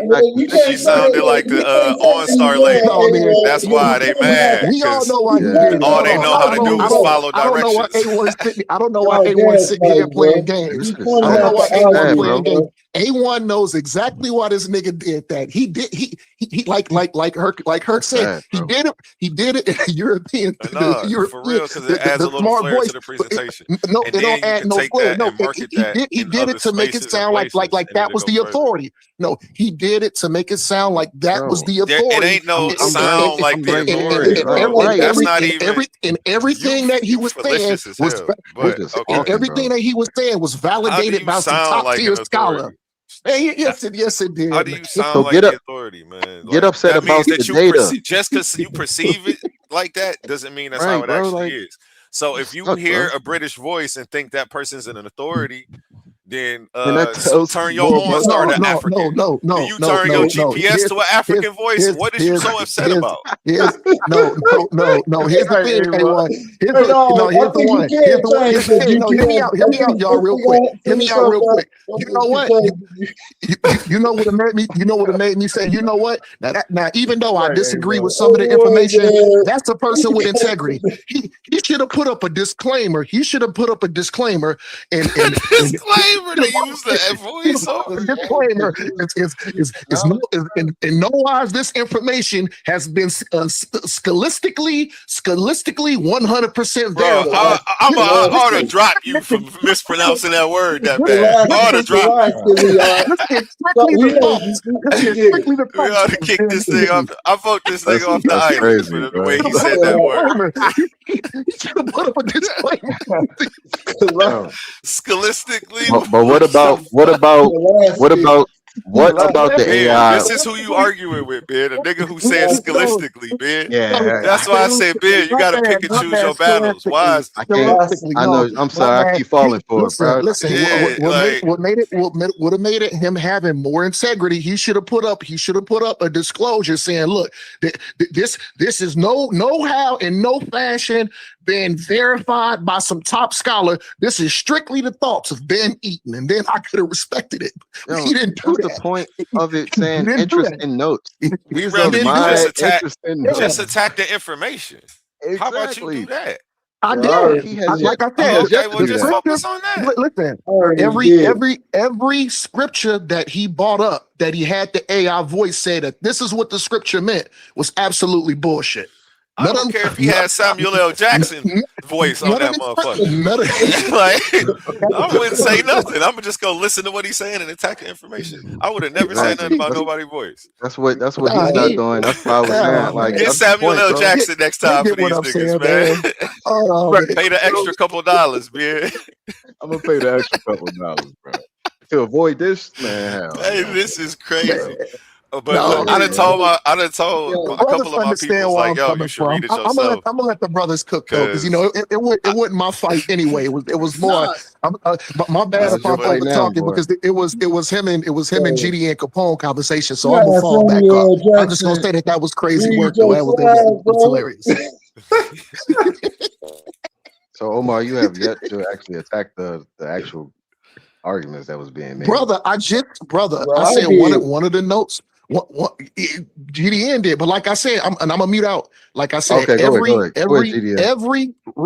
every scripture you pulled, every scripture that you showed, that you had that AI voice read saying, this is an instance where God said this and God said that. None of them scriptures meant that. And that's where I'm coming from. But go ahead, brother GD and Capone. Hey, Salaki, my bad, y'all. you should go watch it again, but watch it on mute so it don't trigger you. Go ahead, GD. That's what. That was a good one. You don't need the voice So to I read. challenge the information. I challenge the scholarship. The guy, I don't know his name. It was some. You had some scholars up there. Go ahead, brother. Scholars, and they were saying that there's no evidence. And I said, well, what about indirect evidence? Right? I challenged that. I challenged the notion of them, the images that were shown as well. What else? And then I challenged something else in the presentation. I just don't remember right now. Okay, now did it say no evidence or did it say no primary evidence? That guy said no that direct, there's no direct evidence. archaeological evidence. Okay. All right. So what's you said indirect evidence? What's indirect evidence? And no, I'm just saying. Well, I just asked you. What if it? I asked you. Was there indirect evidence? Do you believe that there's indirect evidence? Yes. Okay, so that's why I'm asking, bro, because you made the statement. So you say you corrected the minor letters are my indirect evidence. So the minor letters are indirect evidence to what? Let's finish it. To the Exodus happening. Okay, to the Exodus happening. To the Exodus happening like described in the Bible? Yes. Okay. Because the reason being, because the minor letters capture what happens after the Exodus. Okay. After the 40 years in the wilderness, it captured the events that's happening in the Levantine, like the conquests of Jericho, Ai, Shechem, those regions. It captured all that. All right. Let me. I hate to do this. So that would be indirect evidence to the Exodus, but primary evidence of the conquest of Joshua. All right, hold on. Let me do it like this. Don't hate me for this. Here you go. No, but it ain't gonna be her. It ain't gonna be her. It's going. No, I ain't talking about that. You talking about some don't hate me for this. Like you for to do something that's gonna shock me. Hold on. Shock my space. It's crazy. All right. The important point to remember is that the Hebrew Bible is not a history of Israel. It is rather an idealistic portrait of what Israel would have looked like had these fellows been in charge, but they never were. Make a long story short, when you look at all of the archaeological evidence, all the way from the Egyptian Delta up through Jordan and into the West Bank and to Israel proper, there is simply no archaeological evidence in support of a unified military conquest and a great deal of evidence against it. Now, that's a drastic thing to say. This is a foundation myth, which has proven to be extremely powerful, but it just isn't true. Sorry. Boy, man. No, you know what that is, bro? That's leading biblical archaeologist. Yeah, that's William D. Listen. I know what the conversations are in academia about the Exodus, bro. And we're not about to do this stuff circumstantial. His argument you yourself don't even believe in the actual Exodus, bro. Because when you start to use archaeology, you're always going to end up changing your mind because it won't fit the way you want it to fit. So you're always going to end up trying to find a crevice or crack to shove it or shoehorn it in. No, that's my point, bro. That's why I stopped having one this. thing is misinterpretation. So I'll probably clear. I will clear that up. The misinterpretation, as far as the Red Sea and the Sea of Reeds and different things. What they was talking about in the geographical area where they was at, I'll clear those stances up. But I believe it as the narrative says. Now, just because the English they use certain word, that's what they understood at that time in the English in the 1600s. So that's what we that's what's retained in the scriptures. So what's the consensus, brother? no, you said me. You said as Oh, I go. You said that I don't agree with the narrative, and I'm telling you that I do. You agree with everything. Hey, let me ask you a question since you say you do. All right, how do we know what Moses said? How do we know what Moses said? That's your question. How do we know what Moses said? It's like a question, like how like atheists say, how do we know what Jesus said? How do we know what Moses said? Because it's narrative. Because Joshua wrote it down what he said. Scribes wrote down what he said. What you mean? Okay, I got you. All right. So that's how we know, because Joshua, another somebody wrote it down who we don't even really know. This is the problem. This is what happens when you take out the. All right, what language they wrote it? The supernatural point of the scripture. This is what happens, which is very physical. I mean, not physical. I don't mean to say physical, but this is what happens when you take the whole the spiritualness out of the scripture, right? The connection that they had.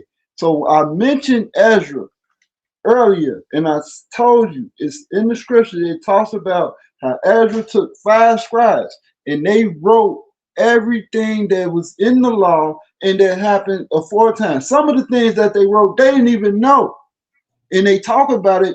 And how they wrote it is because they had visions, visions at night. You know, they had certain visions, not dreams. These was visions.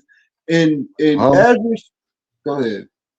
Like Muhammad, like having visions in the cave. Like Muhammad having visions. Okay, I got you, brother. I got you. Listen, bro, it's a spiritual. Even in the vision, listen. Even in the vision, not a dream, but even in visions, that is a spiritual aspect that's being covered up as well. Got you. Because even the Egyptians had visions. We got the dream stele. That was a vision that Thutmose the third, fourth head. Okay. Who changed his name to Akhenaten. So that what you say? So the translations, so all of it comes through visions. That's what you're saying.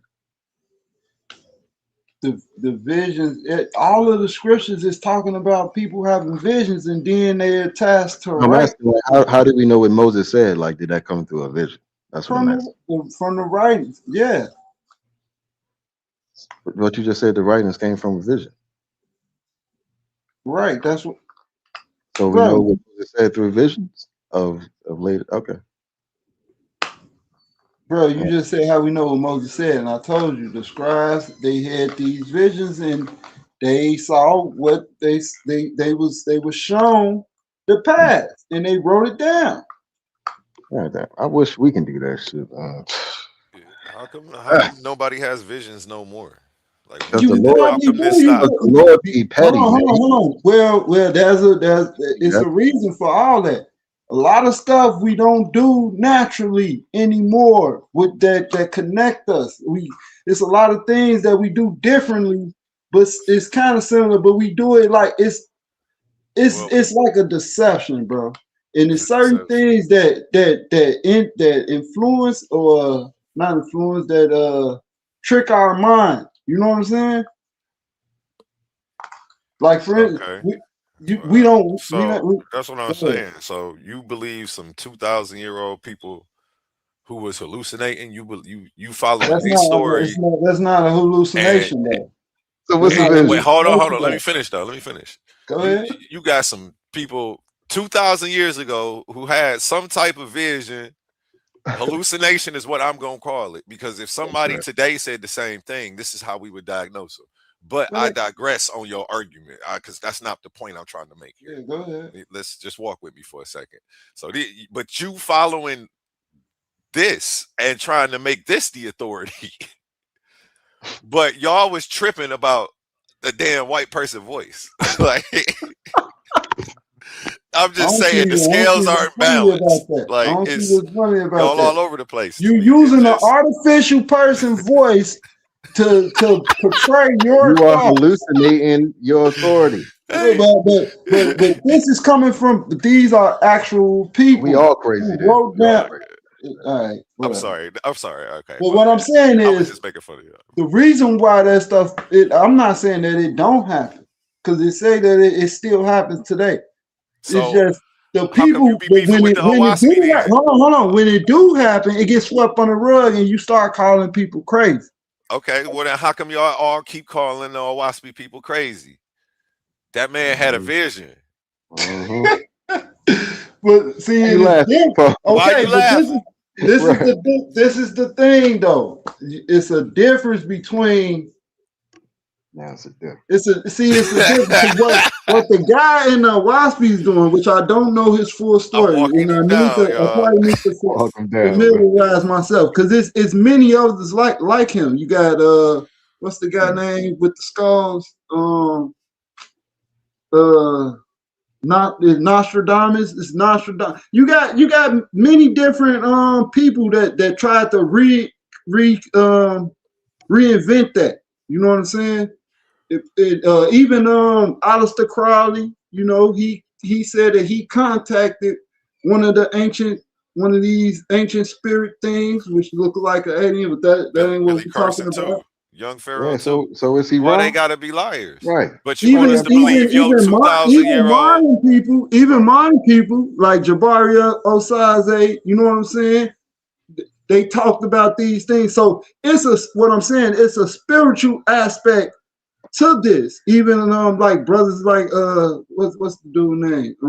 That was on Neil deGrasse Tyson that wrote the actor. Terrence Howard. Even Terrence Howard. You know what I'm saying? They talk. So, but when you say these things, it's not the norm. So people say that you're crazy. That's the point that I'm making. Because we don't understand spirit. We don't understand other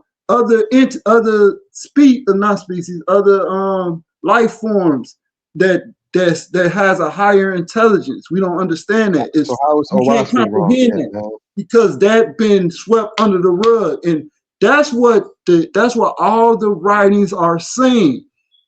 This is how you stay from being confused by understand. No, but hold on, I want to say this right. This is how your civilization continue. You see what I'm saying? By not being confused by what is.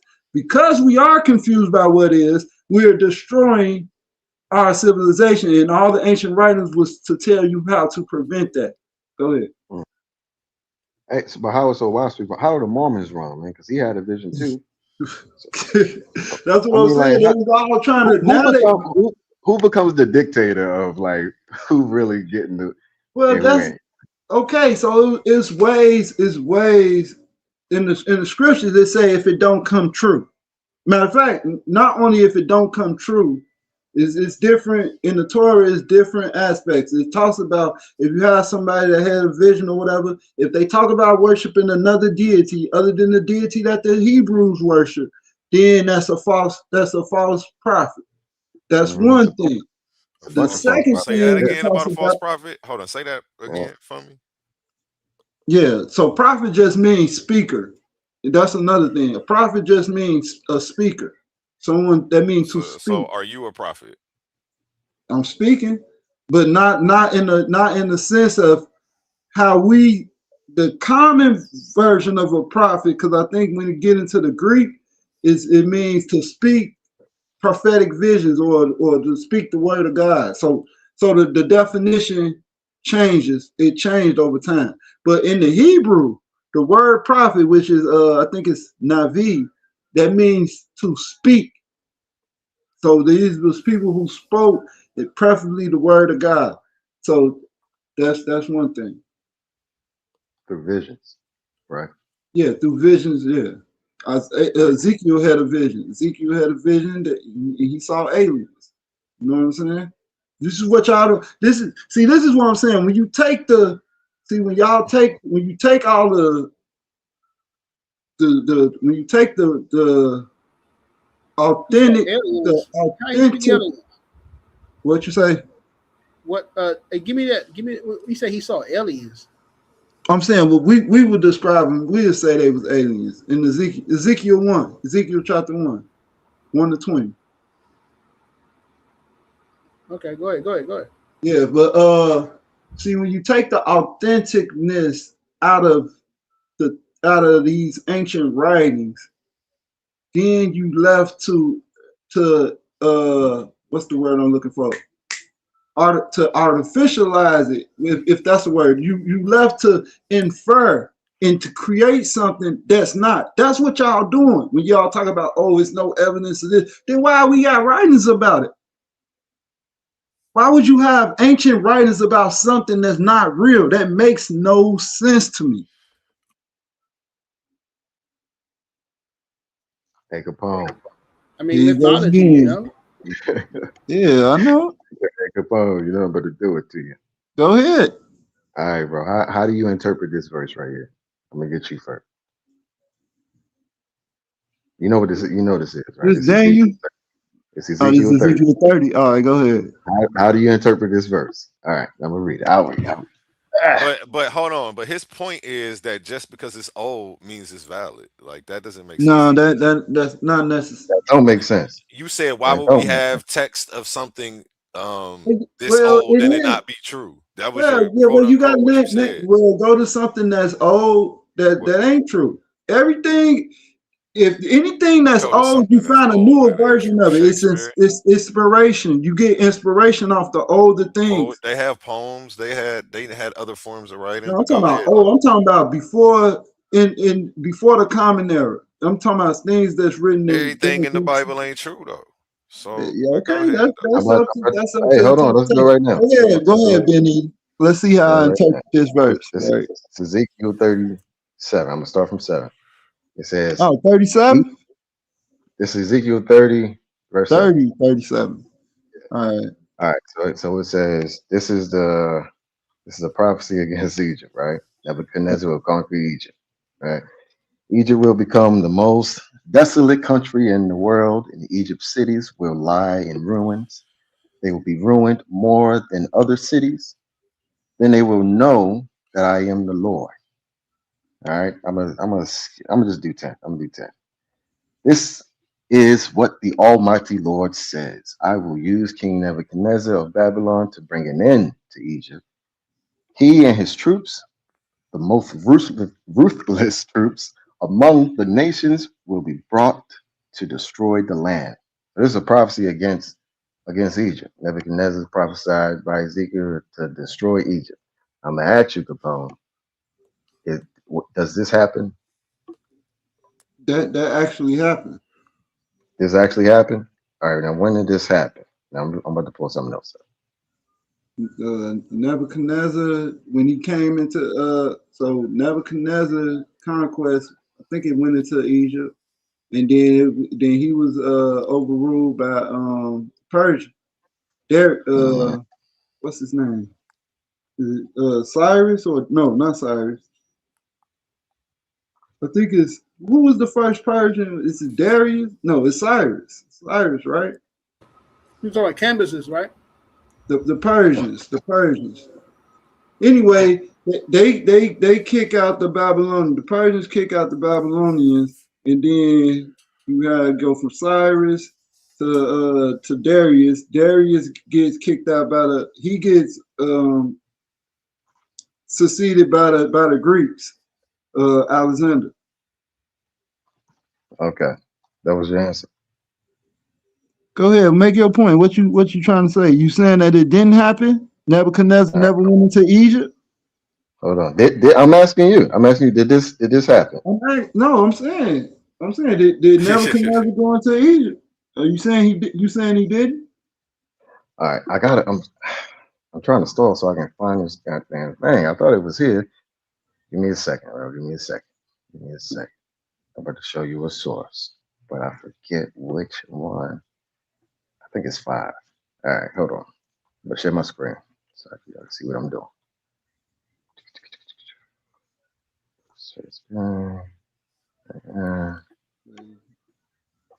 All right. I think it is. I think it is. Let me check. Hold on. It's I said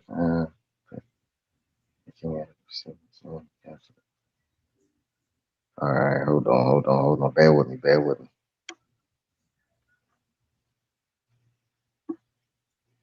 That's it.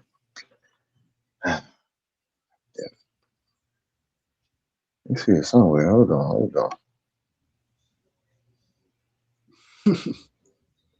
Well, I'll tell you, bro. These people, this crazy, bro. So he partially, but he went into all right, Egypt. so listen, hold on. Hold on. Went into It's one. Egypt, and Egypt is dazzling, though, right? Is it 3? Hold on, let me... No, it's not 3. All right, so it's one of Nebuchadnezzar's chronicles, but he actually records that he lost a battle with Egypt and had to retreat, right? Before he even made it to Egypt, because they covered such a heavy terrain. Before he even made it, he lost and had to recoup, and he actually records his defeat. It is. So 605 Nebuchadnezzar crown prince. No, not defeat, Nico. God damn it. What is in one of these? I'm gonna find it in a second. But to the point, the prophecy in Ezekiel describes Nebuchadnezzar conquering Egypt, and according to Deuteronomy, that if you're a false, what is it, Capone? That if you're a false prophet, beware of false prophets type things and stuff. Yeah, if you talk about talk about another deity name. If you talk about worshiping another deity, then you It says something about beware of false prophet. Would you consider Ezekiel a false prophet because he got this wrong? I don't think he got it wrong. You don't think he got it wrong? No. It's the same historical context too, by the way. You can tell because it's talking about something like the battle of Carthage. So it's the same context. It's the same conversation. So you don't think this is wrong? So it say, I will put to the end of the wealth of Egypt. Hold on, I gotta go back. So, hey, right? G Capone, I just had to look. I mean, I'm not too old. I looked it up. I looked it up. Yeah, I looked up Ezekiel, and it said Ezekiel wasn't written until 593, and Nebuchadnezzar wasn't born until 634. Right. So you got a kind of contradiction there. Wait, hold on. Say the dates again. It says Ezekiel wasn't written until about 593. And Nebuchadnezzar was born. Nebuchadnezzar was born from 634, and he died in 562. Right, so they contemporaries. Aha, I found it. Hold on. There we go. God damn it. All right, they're contemporaries, right? Because we're not talking about the time that Nebuchadnezzar was born. We're talking about the time he was ruling. Oh, yeah, right. Yeah. No, but they say, I looked it up, then in the same face. I see what they saying that it partially happened. He lost to the Egyptians at the Battle of Comanche. No, that's different. But there was another campaign to Egypt that he lost. Oh, here you go. All right. So in the month of Kislevu, he took the lead of his army and marched to Egypt. Hold on, which month is this? Give me the notes. Hold on. Don't give me the notes. But according to hold on. Marched to Egypt. The king of Egypt heard it and mustered his army. In open battle, they smote the breast of each other. I mean, they both got into it. They were both hit and inflicted great havoc on each other. The king of Akkad returned back with his troops and returned to Babylon. He had to retreat. Right. This ain't. Hold on. Let me switch it again. Right, but did it say that he? All right. Now there's a prophecy in Ezekiel that Nebuchadnezzar will conquer Egypt. When has this ever happened? But it didn't say conquer Egypt. The prophecy don't say that. Bro, the whole description. Come on, bro. Is you talking about verses 10 and 11? What did it say right here? Different verse. Read this. Read that for me. Is you talking about verses 10 and 11? Because that's what you brought up. Okay, this is verses 10. I'm right here.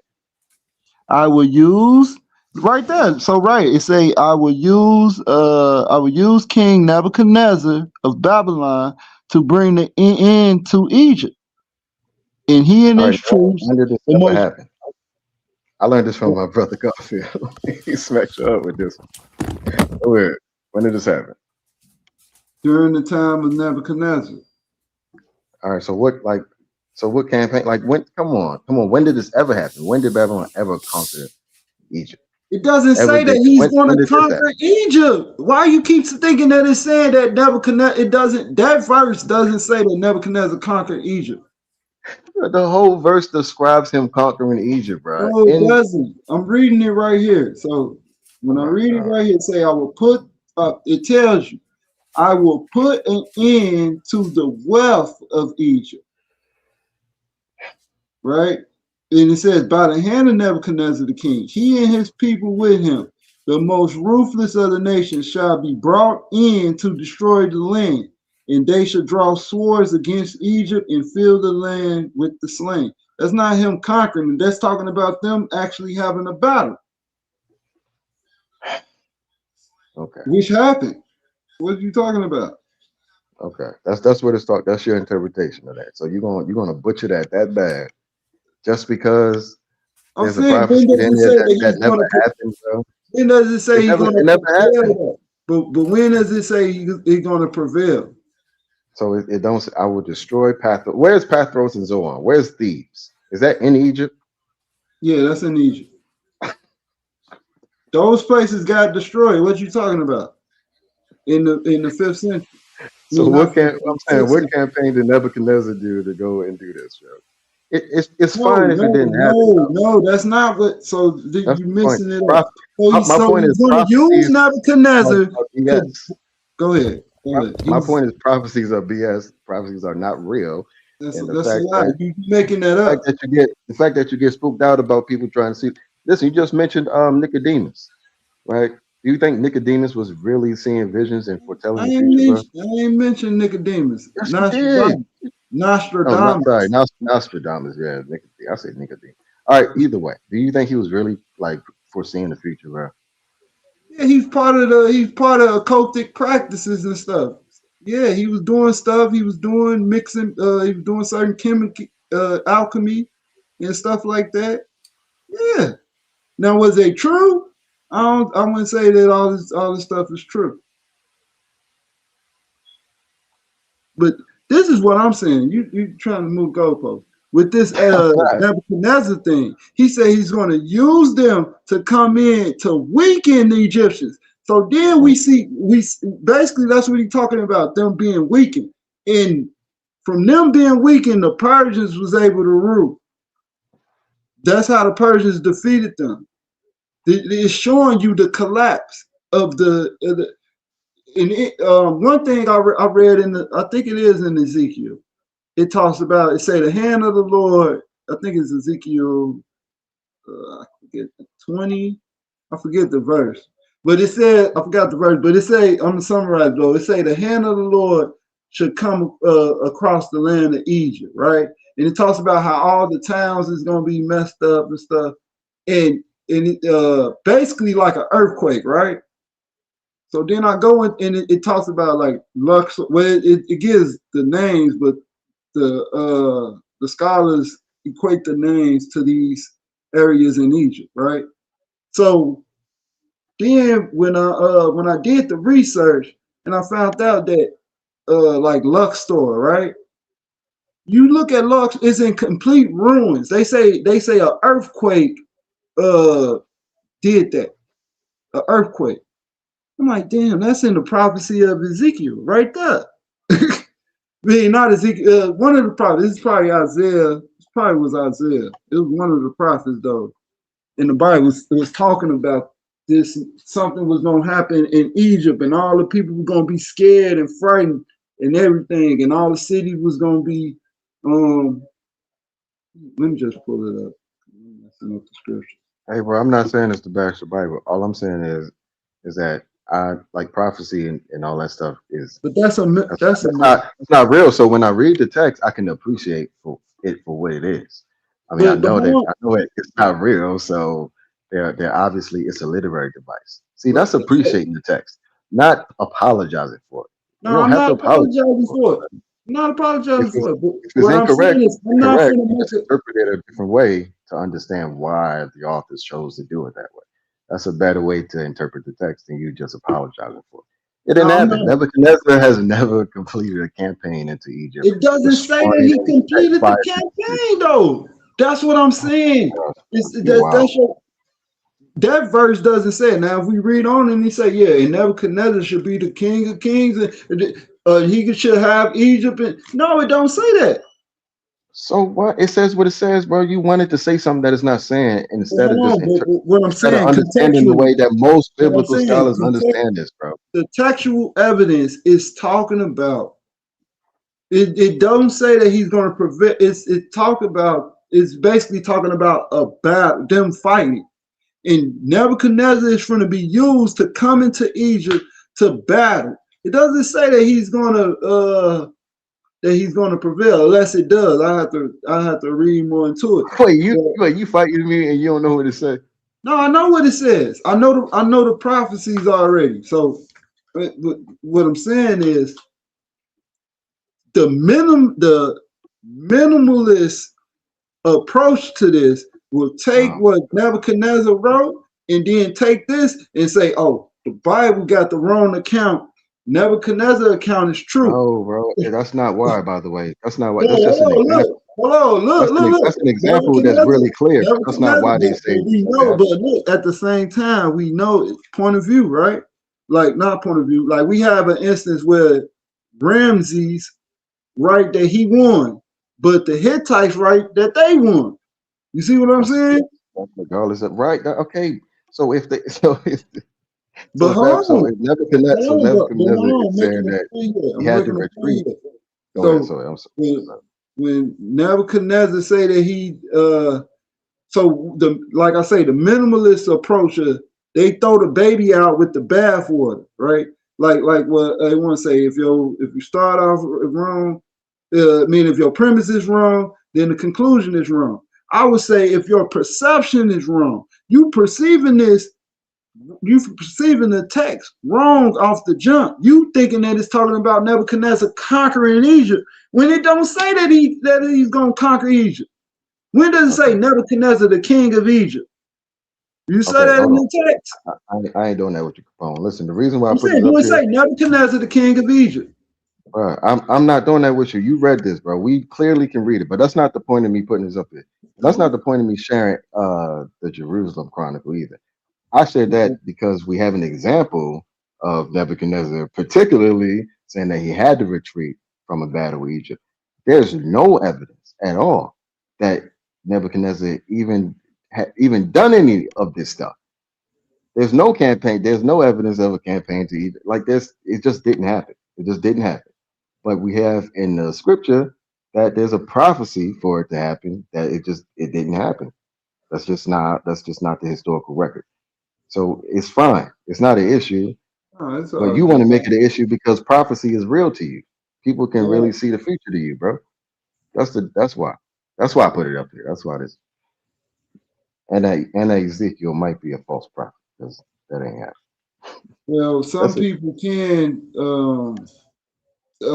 see the future, see future events.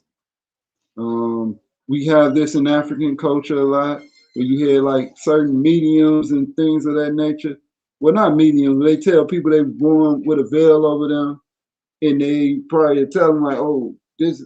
Like you had that seeing the future. That's not. That shouldn't be out of the ordinary. You know what I'm saying? Well, it's a lot of. How shouldn't that be out of the ordinary? Come on, how shouldn't that be out of the ordinary? I'm saying today it shouldn't be really ordinary, bro. It's people that got testimonies of saying something's gonna happen and it happened. You know what I'm saying? Oh, and then you ask them how they saw it, they say I dreamed about it and this and that and that. But things is ambiguous. You That's in what I'm trouble, saying. man. You in trouble, buddy. That's All right. crazy. That's crazy. Go Okay, go ahead, Omar. GD and Yeah. Capone. Go ahead, GD and Capone. I want to ask him something after you. Go ahead, brother. My bad. No, go ahead, bro. Go ahead. Since I'm in trouble, go ahead. So this is all what we had to do. So like I said, that you know, that little thing you showed, it was bullshit. Because the thing is, you and I'm gonna hold on. I'm gonna tell you why it's bullshit. So the thing is, took a long time. You didn't even nothing is original about what you did. All you did was listen. I know. So let's break down one of your first ones, John Day. Oh, what did Brother Omar look up? Brother Omar looked up John Day. So the thing is, when I looked into that book, because you cited it down there, you cited it. I looked up John Day, and I looked up that the book From Creation to Babel. So guess what Brother Omar did? I started reading it. The thing is with that smart AI voice that you use, you making it seem like John Day is verifying your point. In the book, John Day ain't even verifying it. He's giving commentary. He's look. I'm going to read this. I'm going to read this. John, this book by John Day. This your first time reading the book? Listen. Dives, yeah, because I'm going to shred you right here. You're going to shred me the first time reading the book. So this is the thing here. It says this John Day dives into one of the most debated subjects in history. Most of them, it's a few different topics, but one of the main topics in the book is about the Exodus. So like GD and Capone said, there's researchers and stuff like that do agree with the Exodus. So that's Does John Day agree with the Exodus? Calm down. Let me read something to you now. Let me read it. Let me read it. He listen. This is what it says. Actually, he doesn't. He doesn't. Listen. What John Day is doing, he's making an attempt, and he's entertained. And he's only giving commentary. Hold on. Let's read this. This is the description of the book. Listen, the stories of Genesis 11 through 1 constitute one of the better known parts of the Old Testament. Specifically, the Exodus, one of the most debated amongst scholars. So there are scholars that agree, there are scholars that don't agree, but their precise meaning and background still provide many debated questions for the modern interpreter. One of them being the Exodus. In this stimulating, learn and readable collection of essays, which paves the way for his forthcoming ICC commentary on these chapters. John Day attempts to provide definitive solutions to some of these questions. Get the fuck out of here. This is crazy. Wow. Woo. Hey, I told you, because this is what I do. You know, wow. I know I do joke around. Some, you know, I may not seem well spoken, but one thing I do, I pay attention to detail, and that's what I do. I zoom on things. So what I did, I started looking at this bullshit you was pulling up, and I'm seeing names at the bottom. Let me look up John Day. Let me look up a couple of them. That's why I put him there. No, you got it all small. You have no citations in it. Somebody got to damn near have a magnifying glass to look at this garbage. So what I did, I slowed it down, blew it up real big, and I'm looking at these names. I'm like, who the fuck is John Day? Let me look up some of these whack sources, because you didn't source them. Whack sources. Wow, you calling John Day? Wow, that's crazy. Man, I just read you. Look. I just read it to you. This is what it says. First of all he's doing is giving his interpretation on what he thinks might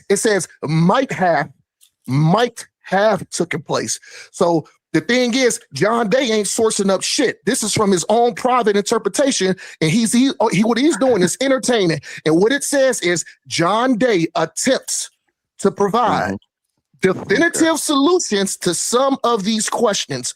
Amongst the topics included in all the background and interpretation, boom, boom, boom, boom, boom. And then it specifically says, in this stimulating, learned, and readable collection of essays, which paved the way for some of his forthcoming ICC commentary on these chapters, John Day attempts to provide definite solutions to some of these questions. So the thing is, all he's doing, he's making an attempt to provide. John Day himself is not saying this is for a fact what happened in the Exodus. What he's trying to do is make sense of some of the scholars that say either it happened or it didn't. So he's making an attempt.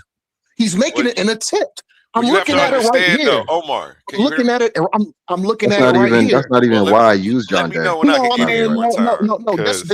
Hold on, A1. Hold on, A1. I did mute out for like 20 minutes. So this is my point. This nigga is using that AI voice. You should hear. Look, you should hear when it goes over John Day's work. The AI voice is making it seem like John Day is putting his stamp on what this nigga made the AI voice say. Like John Day 100% put his stamp on approval and say, "No, this is fact. The Exodus didn't happen." It says he's making an attempt. So that's what GD and Capone is talking about, putting out misinformation. This is like I say, this is a bunch of goddamn garbage, man. This is a bunch of garbage. And I just busted him out looking up John Day. He made the AI voice say something that John Day is not saying. That's what I'm talking about. So that's just a few of them. I got some more here, but look, I'm picking through this garbage. Like I said in the chat. Already knew, like I said, already knew he had something to hide, because whenever I watch other shit like this on YouTube, I listen to it and then you just go check some of the facts. And you could tell that it's coming from a person that's just so biased about the subject that they talking about that they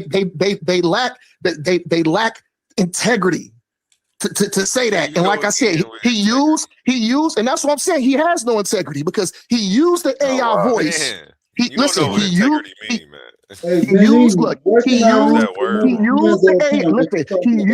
AI voice. He used the AI voice to make it seem like John Day is validating what the AI voice is saying when John Day is not.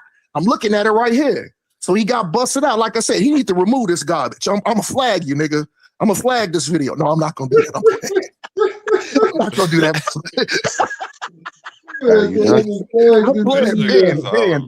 Wait, so start from the top, because you ran a long way from the point that I wanted to address. I'm going on record. I'm gonna take your advice. I would not do that to you, brother. I was just joking. I wouldn't do that to you, brother. It's all good, brother. It's all good. I'm gonna take your advice, A1. Go ahead. Go ahead. You ran a long way from the point I wanted to talk about. Oh, go ahead. Go ahead. Now, what happened with John Day and what was his source, and what? Go over it again. So this is what this says. It says that so basically this is the book. Start with his source. That's the beginning of your search. You saw a source. What was the source, and what did it say? It was real small at the bottom of the screen. He didn't include it. Okay, so when you say that he trying to use this white person voice to put his stamp, make it seem like he putting John Day's stamp of approval, that would actually be false, because you saying it was super little. No. Right, so and that's then just one. But let's keep going. No. I want to go through all the things you said. The AI voice. Let's start right there, though. The AI voice never mentioned anything about John Day. What he did but you is did say that he's using this AI voice to try to make it seem like John Day putting a stamp of approval on this garbage or whatever, like you said he put out. Exactly. Right? Exactly. Okay. Exactly. Yeah, but obviously not if John Day name is super little. He not using it to put John Day's stamp on nothing if you can't even see John Day name, like you said, right? Man, I had to blow it up to look on it. This is the point. We can move past that. It's okay. Let's go to the next. This is the what point. did John Day say? No, I'm gonna let the brothers go. I'm gonna There let we the brothers go. What did he continue. say? I just wanted to slowly pick away at it because like Hercules is get what I'm saying. What he's doing. Because like I said, he could have easily spoken himself. What did he's using that English. He using it like somebody like he's using that voice like the lady, and it's a lady. It's a lady, so you can verify like they from London. Listen to my voice. Try. Listen to my voice. What did the source say? It's not. That had John Day's name on it. What did it say? What did what say about John Day? What did the source that had John Day's name on it say that being eaten shared? Oh my God! Now hold on, I got to go back to it, man. I took it off of it. Hold on, I got a footnoted here. Hold on, I think it was on 122 or something like that. No, it was on. You should know the point. This is what you're coming up with, and trying to say that John Day doesn't. Hold on, cowboy. That's crazy. That's crazy. You don't ask him that question, man. Remember, Unc said, "Man, how you supposed to know you was gonna ask him that question?" That's crazy. You hyping this up, Capone? I'm gonna question you, boy. You got it. Hey, I'm saying, give him a chance, man. Give him a chance to make his point. He just asked him a question, so he had to go back into his notes. That's normal. I think I had it at 209. So hold on, 209.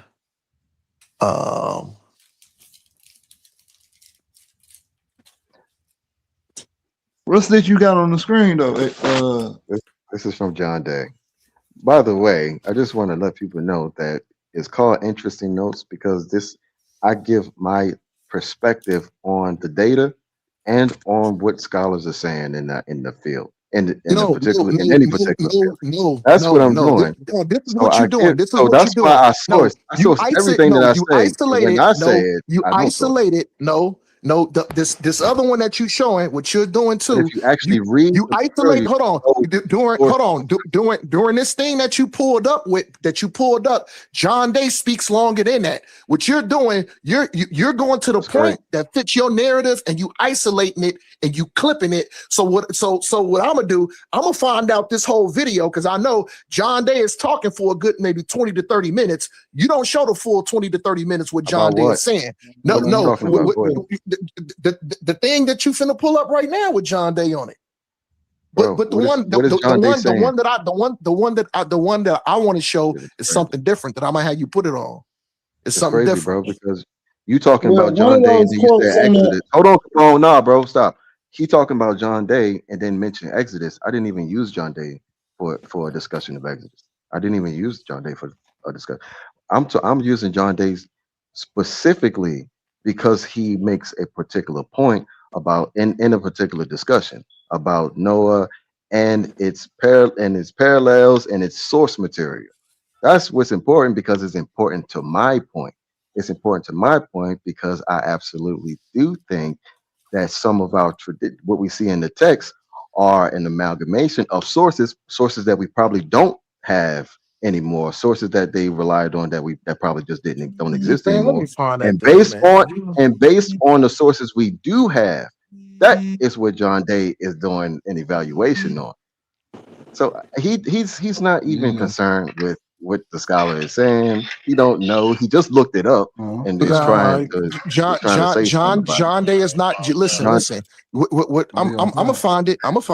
You making it. What you did in this video. What you did in this video is you tried to make you made it seem like John Day, but basically the thing that you pulled up is putting his stamp of approval on it. I'm finna find it. I'm right by it. Hold John on. Day Let me go agrees back with 10 me seconds. I agree with him. Let me go back 10 seconds, man.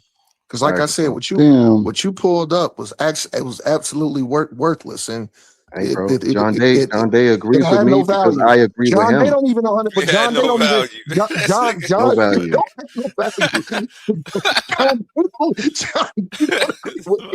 That's crazy. Damn.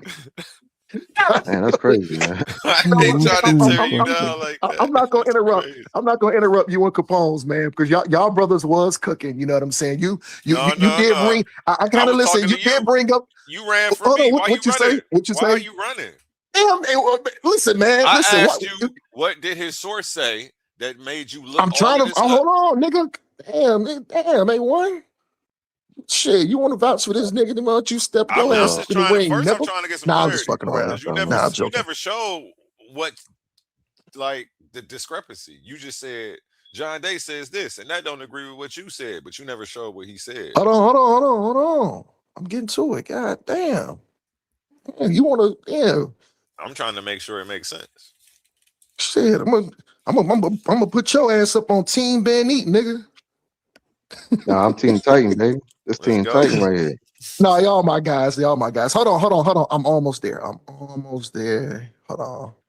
Because it was when he played the first video and he stopped it, and then he played the second part. Okay, I'm close by it. Hold on. Okay, he stopped it. There we go. So yeah, so that's the 236 marker. Hold on. So hold on right quick, y'all. Hold on. Hey, John Day is a powerhouse, by the way. I'm going to put you on some game real quick. Check. It's one of my favorite books of his. You can add one of my favorite books right here. I'm gonna call him John Gay. You can let It's Capone wild, up bro. there. Oh yeah. Hold on. I'm sorry. All right, there we go.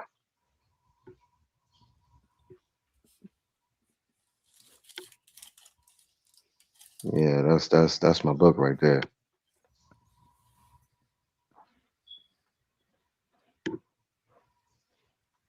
What's your point, Omar? Oh, damn, I ain't know I was on the panel. Hey, I gotta drop down. I gotta make a run, y'all. Dang, we was just about to put prophecy on trial, bro. You finna put who on trial? I was just about to put prophecy on trial. I'm gonna wait till you come back. All right, bet. I should be back. I'm probably gonna be like probably an hour. I'll be right back. Bet. If y'all still on, I'm come back up. All right. Damn, it's 3 o'clock. Yeah, and I'm gonna cut it. I'm gonna probably cut it a little bit. Give Go me ahead, 1 second. Omar, I'm almost there. so we can finish this up, bro.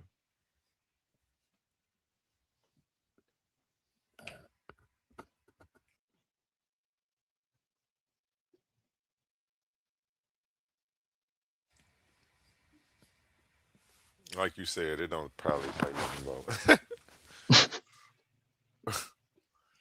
He gonna come back and like, oh, my bad.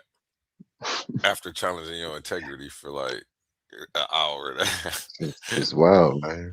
What does this have to do with integrity? If somebody's wrong with the information, now they don't got integrity. Like it's wild, boys. That's why take your advice. The way you interpreted it was wrong. And somehow they can see your soul. Like they know you don't got integrity. And you just not wrong. Yo, find it for me because I can't find the marker. It was the one. I forgot what it was. Hold on, let me find something because I marked it down. I think at that time it was showing something about the Exodus. This was right after you was explaining some of them those 3 chapters. No, man. Look, man, y'all brothers been talking for a long time. I didn't use John Day to discuss the Exodus. No. Listen. I had it paused, but you know when you have YouTube paused too long, it'll because I pull it up through the app on my TV. So if I pause it for too long, it'll close itself out. So once it closed, because I paused it right when they was talking about it. So when I paused it and I got on, I'm trying to go to the point. You're saying his commentary. What about his commentary you disagree with? Oh, and this thing I just read right here. He didn't read his work. He just read the overview about his work.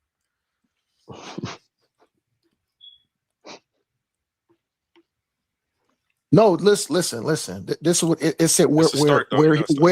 Where he makes an attempt, an attempt. So basically, what he's doing, John Gay, he's not He's not specifically saying. No, my He bad, my wild. bad. No, I know, bro. He no, just John wild. Day. No, my bad, John Day. John Day. Man, you did that on purpose, No, nigga. Shut up. so no, He paused and did this shit. Oh, but no, John. So here's my thing. I don't want to make it all complicated. Y'all trying to make it all complicated. So You making it complicated. But here go the point, though. No, listen. John Day is giving commentary, and like I said, he's making an attempt to answer some of these questions. He's only making an attempt. So what he's doing, he's entertaining it based on some things some things that he's probably looked into. But the thing is, in this book, even though he's giving commentary, he's not saying he's not saying that it never did happen either. Well, because scientists don't do that. Hold on. It's Right. the same way that Talk to him, agnostics. All right then. Look, All right hold then. on. So what are we let me talking about talk then? now. Let me talk and respond to you and tell Go you ahead. why. Go ahead. You don't have to say all right while I'm telling you why.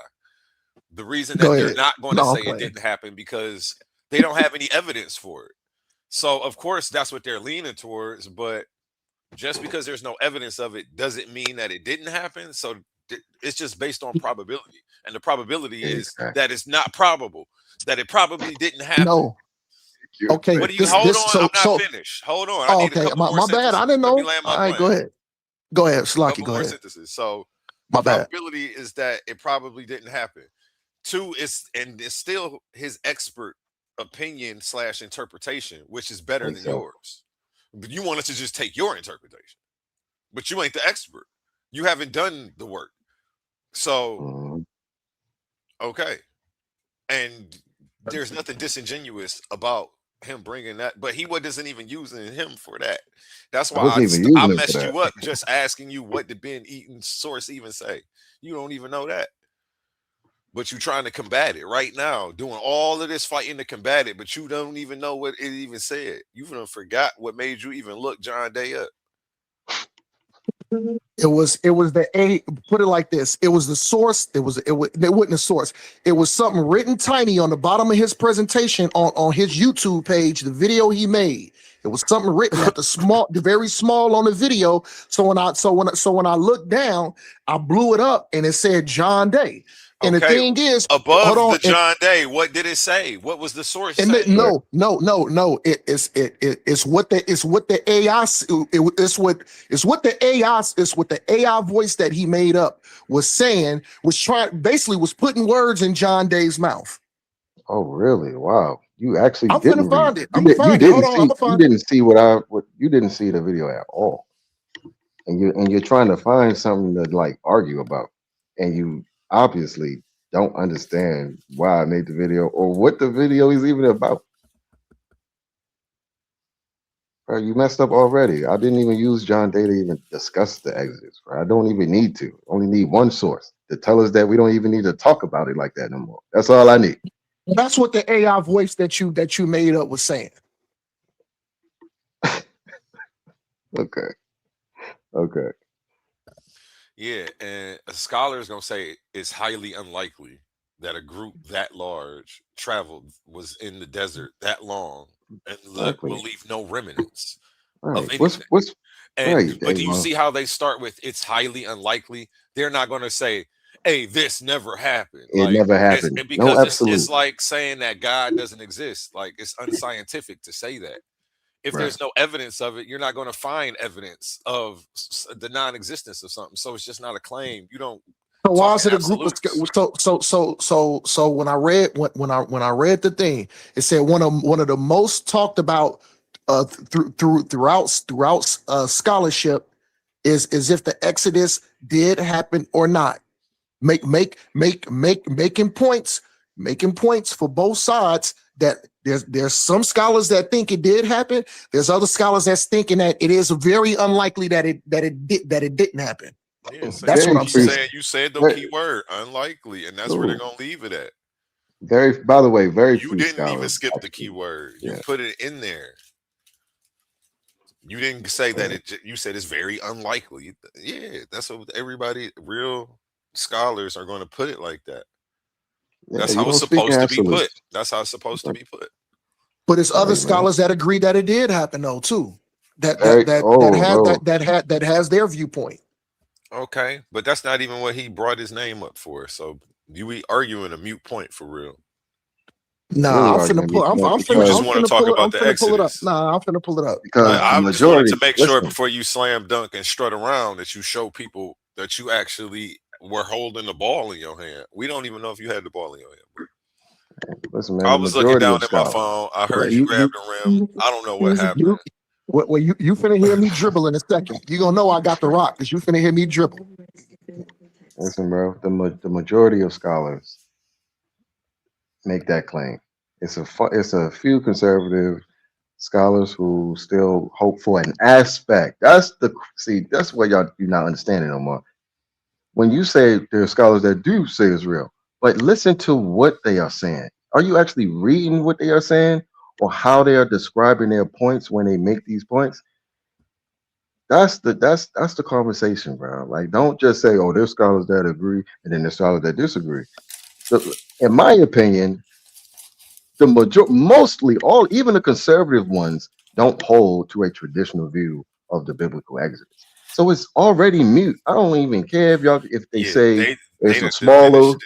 Yeah, if they don't diminish, then the story in the text is the nothing. story so far away from what it says in the text, it ain't even the Exodus out the Bible. It ain't even the Exodus no more. So, right. But then they do get up here and be like, "But scholars agree." Right. Like, exactly. They say, "Well, one, it definitely wasn't that many people." Like, no way. Maybe. Well, it's not the same story now. Yeah. Okay. And that's why they just move from the conversation at this point, because then there's so many. It's a thing called negative evidence. So it's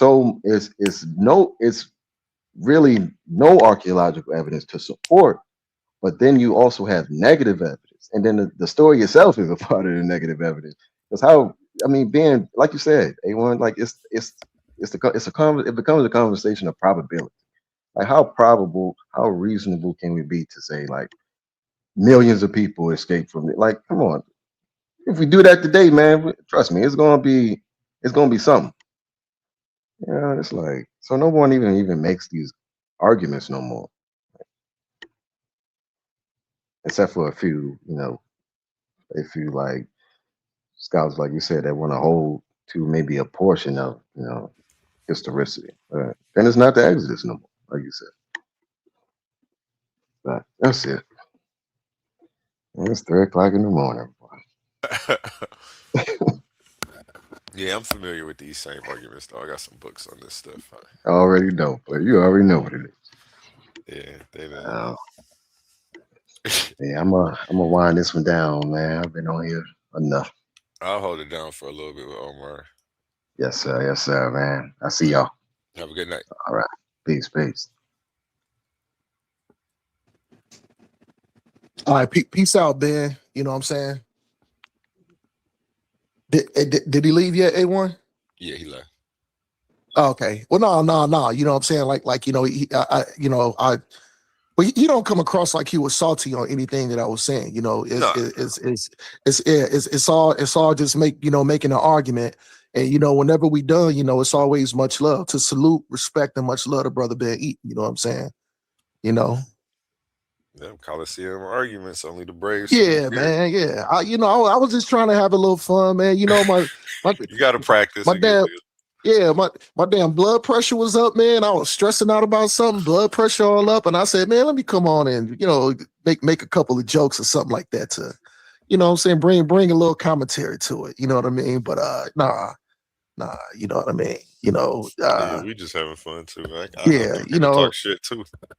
But like I ain't gonna call a brother a bad man or nothing like that. Just because even if a brother don't like a Bible, I mean my own blood brother, and my daddy they can't stand they can't stand the Bible. Yeah, but that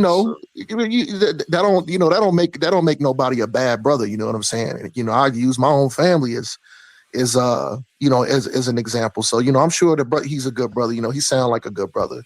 You know what I'm saying? I see he got a lot of books he read. That's a good thing.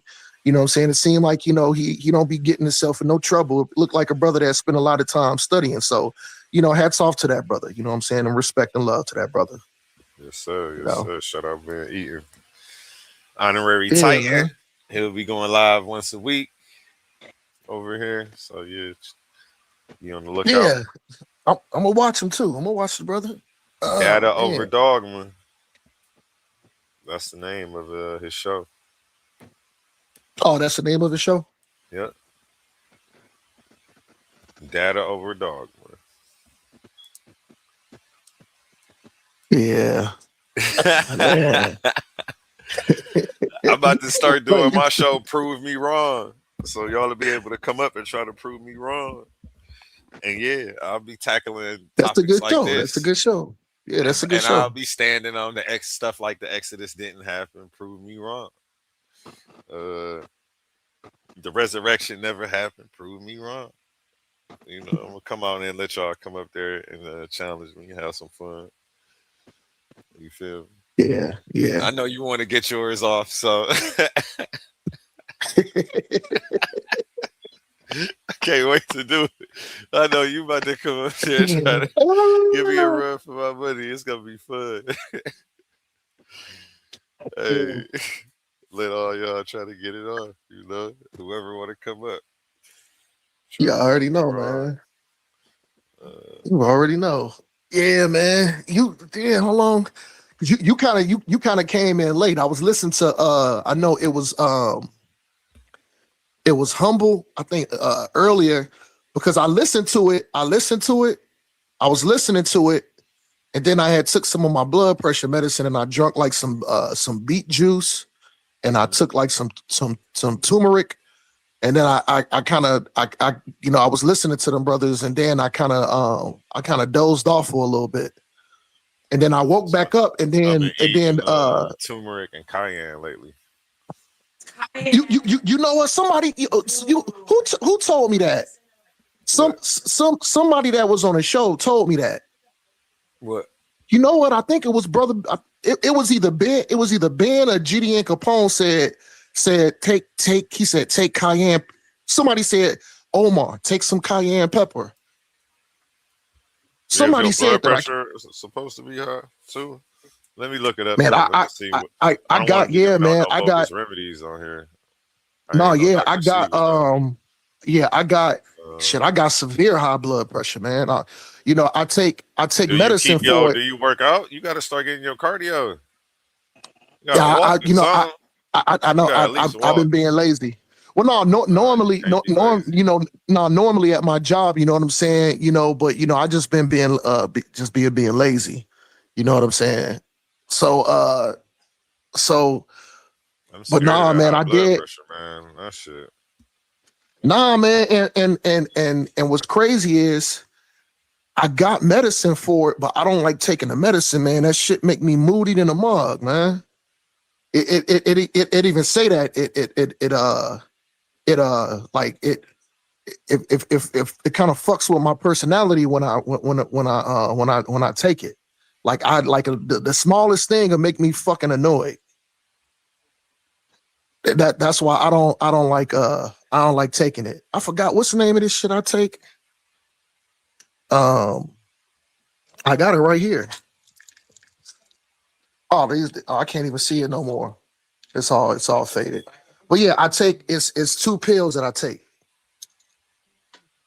It's 2 pills that I take, man, and I'm trying to get off that stuff. That way, I've been looking up, and that's why I know if you take a medication, they say it can affect with your medication.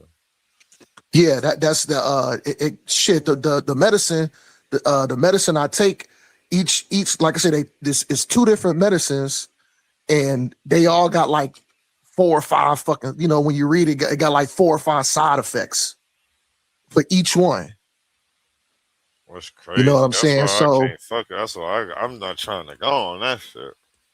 So I'll be I'll be talking about, man, I'm about to go run. Fuck that. I'd rather run than take the medicine.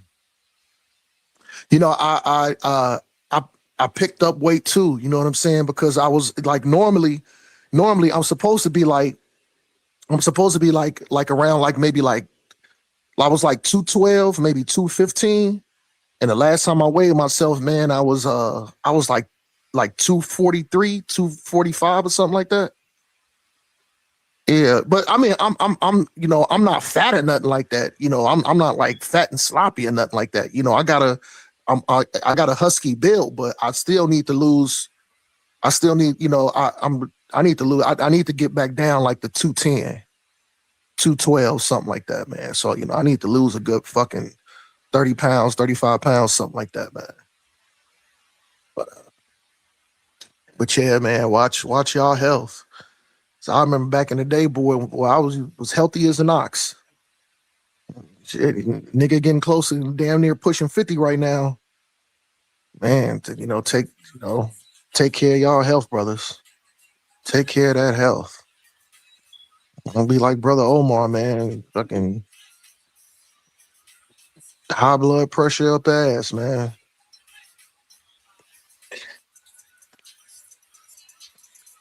But no, did you look it up as far as that cayenne? A1? Yeah, it said there's some studies that shows it reduces blood pressure in animals and humans, but you know it's gonna say it can counteract with different medications that you take, and blood thinners and shit. It gives the health benefits of it, but then it says there's no solid evidence of it. You know, that's how they do all natural shit. Yeah. Because nah, man, I had got psoriatic arthritis real bad too from one of the medications that I was taking when I first got diagnosed. And I forgot the name of the blood pressure medication, but it's banned now. They don't even sell it. It's banned. I forgot the name of that shit. I don't think it's not what metripolol. It was. Man, it was. Does not recommend cayenne pepper as a treatment for high blood pressure. It could be a healthy part of your diet, though. They say that. So yeah. But here's the sad thing. Even when you take the medication, man, it got like five. You know, it got like 5 other side effects though to it. When you take what? The medication I take got multiple different side effects to it though. Oh yeah. That's why I would just be walking. I'd be on that cayenne, on that ginger, on that turmeric, and just keeping my cardio up. Yeah. Just no salt, no canned goods. Everything got to be. You want to eat a more plant-based diet. Yeah. Shit. That's what I've been doing. No fried foods. I know, man. That's gonna suck, man. Oh my god. Shit, mostly salads for lunch. Salads for lunch. Salad with some chicken for dinner. You know, or salad on the side. You can have a regular dinner, just eat one regular meal, and then the rest of the day just eat fruit and salads. Just start there like that. So just eat dinner, and then for breakfast, just only eat fruit. For lunch, only eat a salad and some more fruit, and just eat a regular dinner. Still, and then fruit after, like, or else your blood, you're gonna be diabetic too next if you're eating a bunch of sugar and candy. Well, no, actually, you know what? That's one thing I don't eat a lot of candy though. I rarely eat candy. I rarely eat candy. Eating all this candy out my little stuff. I gotta stop eating the inventory. I've been eating all the little candy in here. Man, I've been acting up. I gotta cut it out. Yeah, I really ain't never been a candy. I like sour stuff and hot stuff. So like, like fucking like hot pickles and shit like that. And but yeah, though, shit. I had rice. I had rice and vegetables. I had rice and vegetables for dinner tonight. That's what I ate. If you like.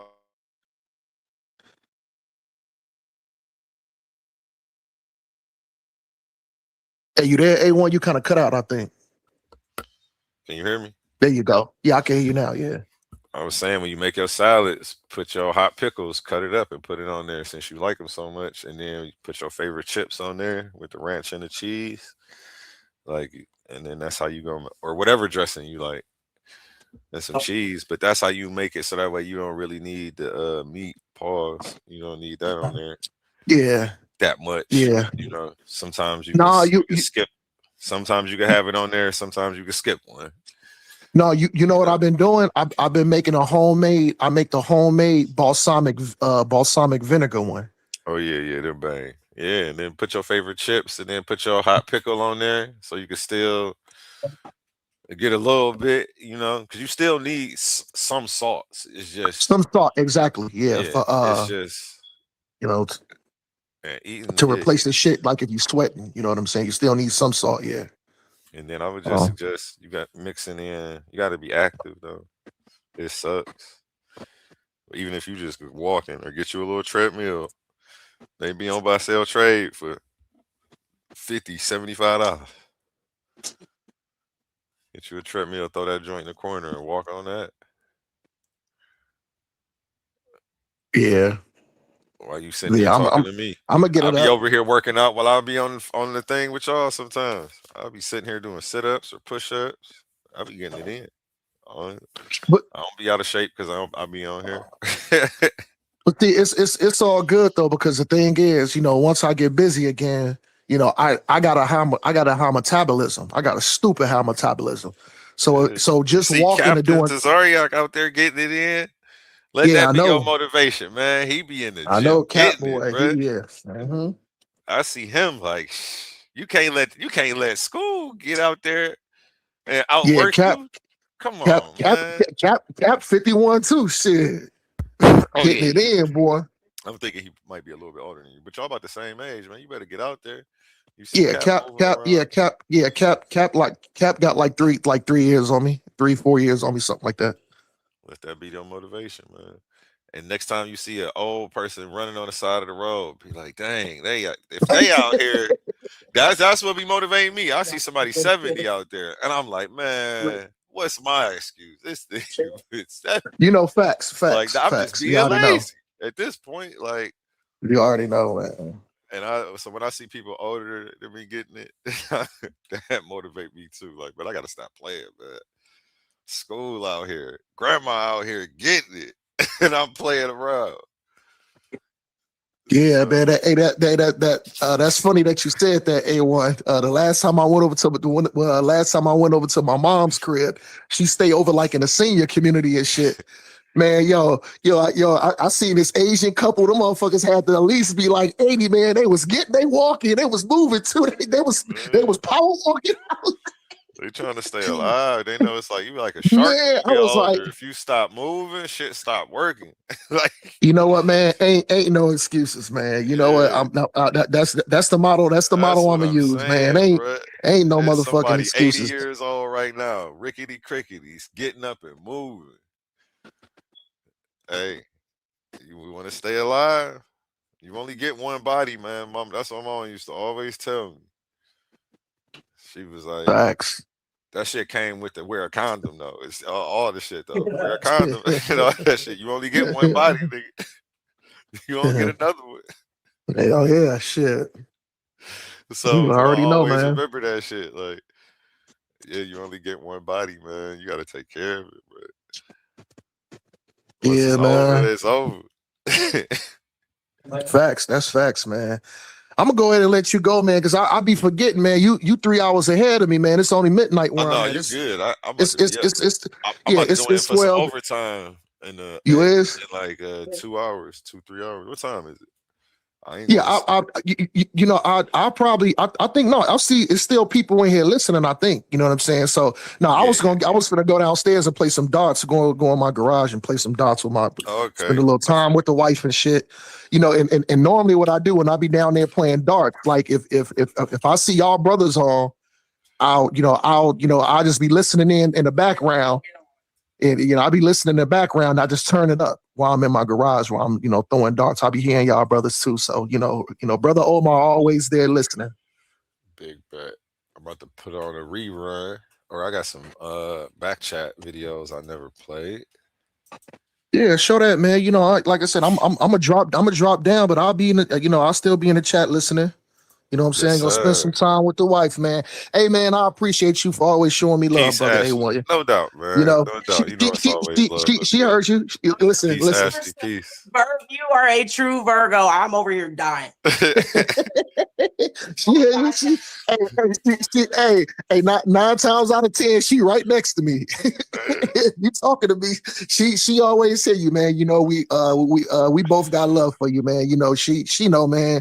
You know you treat your brother Omar with respect, man. You always let me come on. You let me do my thing. You know what I'm saying? You know you always showing brother. I love you as a brother A1. You know you a good brother to me, man. I got a lot of respect for you. You know I Appreciate always you, come through and man. support. You I always always got a come home through and over support here, you. man. Somebody brought you up yesterday. They was mad that I was getting on them about cutting the people off. They was like, "You let Omar do it." I'm like, "Man, Omar." Hey, I was like, "Man." I'm like, I don't care. Omar is Omar. Like you got more You know what I'm sense. I'm saying? like, you not Omar. Like, stop trying to be Omar. Yeah, I'm man. like, But nah, man. Omar get a little more leeway just cause like it's like everybody different. I'm like, but I know you got more sense than that. So you stop it. Like, Yeah, and I'm not saying you don't got no man. sense. I'm just saying like that's just who you No. Yeah, you everybody already know. different. You already know, man. Yeah. You know, but you know, like I said, at the end of the day, brother Omar got a big heart. I got a good heart. You know, I got good intentions. I may joke around a little bit, but no matter what the brothers believe in, man, they all my brothers at the end of the day, and I love them all. Love you too, A1. Man, I appreciate you, brother. You know being eaten in the tournament too, man. So you keep Oh, calling he this is? stuff Okay. garbage. You might have to see him soon. You might have to see him soon for this $1,000. Yeah, shout out Pan. I'm about to be interviewing him. We gonna find out what he spent some of that money on that he won. Some stuff like that, and have him go over what he thinks his toughest battles were. And yeah, we're about to do some interviews before we get this cranked up. But yeah, we're about to get it cranked up before the end of this month. So be on the lookout for me contacting you about your face off, etc. Okay. Yeah, you man. will have a heads up on everything. No, I'm not rushing nothing. Okay. And nothing gonna be like no pop-up surprise. Did I ever give you? I gave you my number before, right? Yeah, it's in my email. All I gotta do is type. Okay, cool. Okay, cool. Yeah, man. Reach out to me anytime, man. Respect Titan, respect the brother A1. Man, I'm gonna go ahead and drop off, but man, it's always love and respect, man. I appreciate you, brother A1. I love you. You're a good brother, man. Much respect, brother. Love. I'm trying All to right, thank you, man. Episode pulled up. Bear with me for a second, y'all. I got this weak mouse. I've been having mouse problems. My mouse won't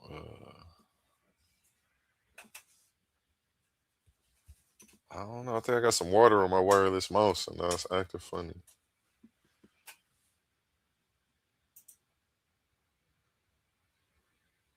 It just do what it want. But we getting there.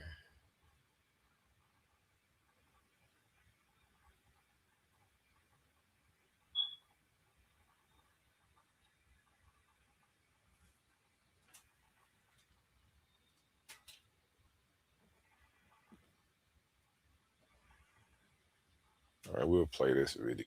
You better be well organized. Don't be back this bitch playing, getting silly. I'm telling you, yo. And they're gonna make everybody famous in a minute, yo. Trust me, yo. Or what, bro? You still believe that's a Reese's monkey? Is that who is that? That sounds like a Baltimore nigga. Yeah, you know who this is. What's up, yo? What it do? What up with you, man? Hey, man, stop. Hey, look up the theory of the mind, yo. Look that up, yo. Hey, you better leave my brother alone over there too, bro. I'm gonna beat that nigga. He done. No, you can't even help him. He's done. He's done.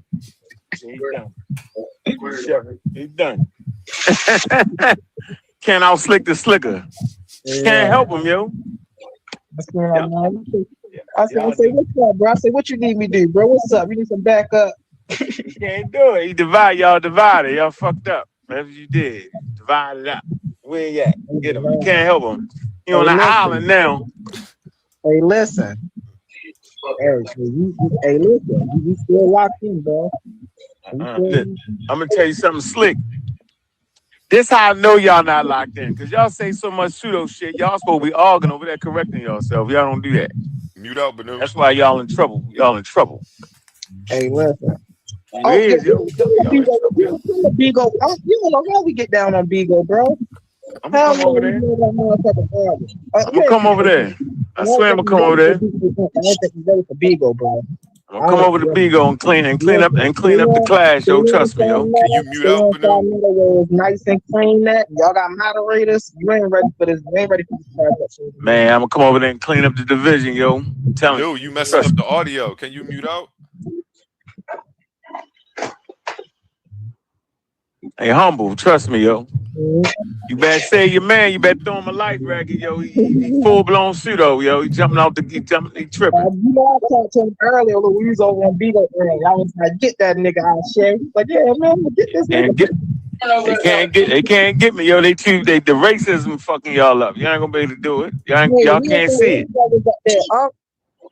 You can't see the racism fucking y'all up like it fucked the white people up. It pushing the scientific racism, yo. You ain't gonna be able to see it. Trust me. Hey, who was that lady that was up there with you? That's Juju. Oh, yo, she's smart, bro. She cool.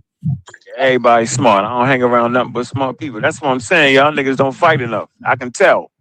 Y'all say too much wild ass shit out y'all mouth to be. See, y'all don't correct each other, yo. Y'all don't. Hey, I swear. No. First off, I got another bone to pick with you, huh?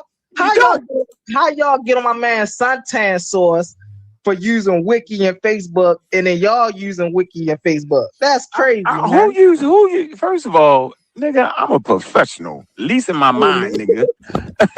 I'm never using no Facebook for no damn source. The hell does that sound like? That sound crazy. That's true. You ain't never go to Facebook. Yeah, Facebook. Yeah, the nigga I debated with did that, which was crazy. That's why I don't even know why Wishmacommon got behind it. Crazy as shit. He did come. Wow, y'all some funny niggas, bro. Yeah, we had fun. I said, yo, I know why she was to take it there, bro. I know he is. He took it there. Yeah, he took it there. He tried to. And how they say, yo, don't out punch a puncher, yo. You supposed to box a puncher, yo. He trying to out punch a puncher. He tripping. My man, Unc say, I'm the lion in this castle. I say, okay, Unc. Yeah. He ain't been doing enough wars yet, yo. I done fought them all, yo. Yeah, he don't know how to concede points, none of that. You gotta know when the nigga got you. Just get out of that, concede, you got me, and move forward. Nope, he just won't come full steam ahead. I'm a sidestepper. That's right. That's gonna be a good one.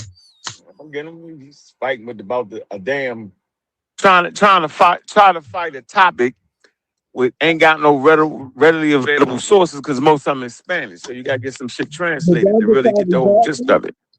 Y'all got y'all results for y'all debate? With who? What are you talking about? You and Sanchez. Y'all got y'all results? Y'all know who won? Man, the nigga stole the debate, first of all. So the nigga, it don't really matter at this point. He's an illegal nigga. Illegal nigga. Yeah, he taped this shit and put it on the thing. That was crazy. Yo. Like, who did that? The fuck wrong with you, yo? It's crazy. Talking over it, trying to talk about how he did this. Nigga, why you feel that way? You shouldn't even feel that way. If you think you won, you don't need to steal a debate and talk over it. Yeah, I don't like that shit when niggas do that shit either, bro. That shit be crazy. Yeah, it's for real, for real. Yeah, I'm never doing that. Let the tape say what it say, yo. It's all good. Let it say what it say. A1 said he coming down here this summer too, bro. Me, you, and A1 outside. We riding on them Hebrew niggas. I owe them niggas from way back in the day. Yeah, that ain't gonna never happen. You been trying to get that, but you that ain't nothing happening. And watch it, humble, because I'm right here, whoa. We get scrapping right now. Man, watch what you say. It's gonna be on YouTube. Watch Look, what you last fight say. I had, I got jumped, so it don't matter. I can't believe you run into there with your chest out with no weapons. It's crazy as shit, yo. You got the At least a shield or something. he got the spirit of the Lord on him and shit. He tripping. The Holy Ghost got him. What you get in? Yo, you like them damn Christians in the crusade, yo. They ran up on the Muslims and got beat to half to death. You be downtown with the Hebrew Israelites, the IUIC niggas? No, he don't be nowhere near ball. Man, you should know I ain't that dumb. I mean, that crazy, bro. Nah, no, indeed, no. I might as well be out there. Nah. You ain't doing none of that. You think they silly, don't you? See? Yeah, that's what we gonna go ride down on, nigga. We gonna most definitely gonna go get You gotta all take the of camera. You gotta take the camera. Come on, you know I'm bringing. Send some footage to A1 and saw Netta. Yeah, nah, I'm a Hebrew that deals strictly with history, man. I ain't on and humble. You more in line with the camps because you said King James was black. He ain't say that. He ain't say that stupid shit. Nah, he did. He did not. No, that was God energy. I think that was God energy. I'm tripping. God energy gone. I ain't say listen, that nigga, nah. But you said hey, I can come on your platform up. Yeah, what you mean, nigga? I'm the boss, nigga. You got me fucked up, don't you? No, man. I don't want. Why you think that I'm a Baltimore nigga? If I sold dope at the highest level, and they let niggas tell me what block to go to, then why I'm gonna let a nigga on YouTube do it? You got me fucked up, humble. I'm the same nigga in the street as I am on this motherfucker, yo. I'm not listening to other niggas about other niggas. I'm gonna get my own assessment about anything, bro. Come on, bro. You tripping. Okay, I got you. You got me being a corny nigga now. Yo, I ain't corny, yo. Hey, listen. Real nigga. Look, I'm a real nigga and I respect real niggas. Now, how about that? Don't say I'm recording. Don't. Everybody know I'm recording. Don't say too much now. Don't say nothing you don't want. You know this is the back. I'm just making sure everybody knows and is aware. I don't want nobody. Oh no, we good. I'm looking out for everybody. That's all. I'm just looking out. So humble. What beef? You know what scholastic beef you got with the Hebrews, man? Cause they pseudo. That's my scholastic beef I got with the Hebrews. Let's say that again. Cause they not scholastic. That's the beef. The fact that y'all ain't got no scholarship. So you think there's no evidence showing that the Israelites, the original Israelites, was black people? No, they was not. That's the lie. There's no evidence that Abraham was real either. There's no Abraham. There's no evidence of. There's no evidence of none of that shit. Yo, he ain't gonna argue that point. He ain't gonna argue that. Tell me that there's evidence that the earth came before the sun. Look, so I'll grant you the eponymous ancestry thing. Okay, we're not gonna argue about that. We're not gonna argue about Moses, Tutankhamun, Amen, and second. We're not gonna do all of it. Let's go where history is documented at. So, are you saying there was no Israelites in Jerusalem in 70 AD? Yeah, it was. Everybody know that. All right. So, are you saying y'all African Americans? That's what. When y'all African Americans, right? Shit. So what you say about that, humble? I'm gonna say it again. What you say? My bad. I'm not. So are you saying there were no Israelites in Jerusalem in 70 AD? No. What? 70 AD? I'm saying there was no. Here's what I am saying. There was no Israelites in Jerusalem in 2000 BCE. That's what I'm saying. Okay. Yeah. No, I'm not. We don't have to go back that far. The history, the latest that ancient history has us is 70 AD, and that's verifiable. Hold on a second. The issue with you conceding to my statement is the fact that if there's no Israelites in BCE, because that's when Abraham was supposed to be around, right? Then there's no Israelites nowhere. Everything else falls apart. We can't find John 2000, if we can't find Abraham in 2000 BCE, nothing after Abraham is. Well, that's a little bit before his time. He was more like 1948, 1948. But this what I'm saying. The word humble. He used the word though, yo. You gotta understand the word he used on you, yo. If you don't understand that word, he gonna beat you on that subject. It's a particular word he used, yo. Humble, Toximus ancestor, yo. We gotta look it up. And that's what I'm saying. Like I could, and he must didn't hear what I also said. I said I will grant him that, meaning we're not about to spend hours upon hours trying to prove somebody in the BC times, which I can do. But let's get to the most verifiable time that we have. You can't actually do it. You can't actually do it. But you don't need to do it though. You don't need to do it. No, you can't. The same methodology that y'all use to grab y'all kings list. No, we're not doing all that. Nobody ain't doing all that. Nobody ain't doing all that. No, you can't. You gotta stop. So he got the issue. Hold on 1 second, get it. I got you. Here's the issue he has, right? If Eber didn't exist, that means Abraham didn't exist. If Abraham didn't exist, Isaac, Jacob, and the other nigga didn't exist. If these niggas didn't exist, Moses didn't exist. If Moses didn't exist, the Exodus never happened. If the Exodus never happened, right? Then can't go this nigga for this shit. Then we don't get no 10 commandments. If we don't get no 10 commandments, right, we don't get no Torah. If we don't get no Torah, we don't get no Bible. And if we got any of that today, then all of that shit is pseudo. That's the problem he having. Okay, now you're getting real pseudo on me, Humble. Now listen, and what I mean by that, it's no consensus of scholars or nobody that will agree with what you said, that there's no evidence of Israelites in 1000 BC, where they're verified at. So that's what I'm saying, bro. We can go to Hezekiah's seal. We can go to, the tunnel that he digged out. We can go to the Meneterpas, what that is, the Meneterpas. So we can do all that, but to prove. Let me ask you a question. When is the Mercatile? No, I'm saying, because y'all scared to get to the meat and potatoes. Dated to? Huh? When is the Mercatile Stele dated to? I believe 12. I want to say like 12th century BC. Yep, 12. So this is the first time we ever see the name Israel in history, right? My brother, they weren't formed until Jacob is a real person. Oh, Jacob is a real person. Right. Jacob is a real person? Hey, you gotta show me. How is Jacob a real person, but his father wasn't real? How are we getting real motherfuckers from existing for what? I can tell you though, is the easy answer to it. See, this what I'm saying. See, they scared to face the truth. Like, no, bro, I'm trying to get past all of that, bro. Let's go to the documented history, and we can go from there. Hold on, get in. Y'all complicating the easy subject. First of all, the fucking niggas that would become the Hebrews made up their whole religion like everybody else did. So none of that shit got to be real legitimate. They just use people who they know and they add names to it. That's okay. That's how you make your own religion.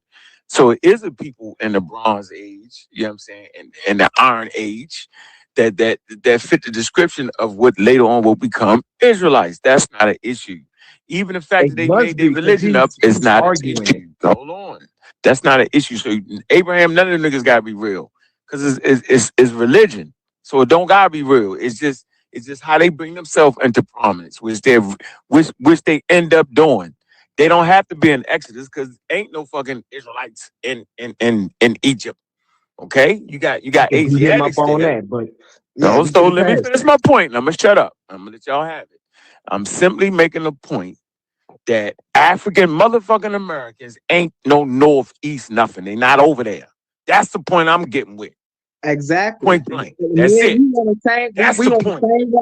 We on the same. I ain't doing all. I ain't running around the rosy with the crazy shit. I know what's crazy, nigga. If you ain't running all the way back in time, let's me and you. I don't got you. I study for real. Right. They can make their own religion up. It's okay. Right. None of that shit gotta be real. It's religion. You saying the Jew? You saying the Israelites, the Jews, are real? However you want to label them. I'm saying they're real. They're no, real. I'm saying you're saying they never touch Africa. I'm saying that whatever you thought they touched, they ain't make it to West Africa. And if they did, they converted niggas. And so if you saying you're a converted nigga, then we might could have a conversation around that. But don't play.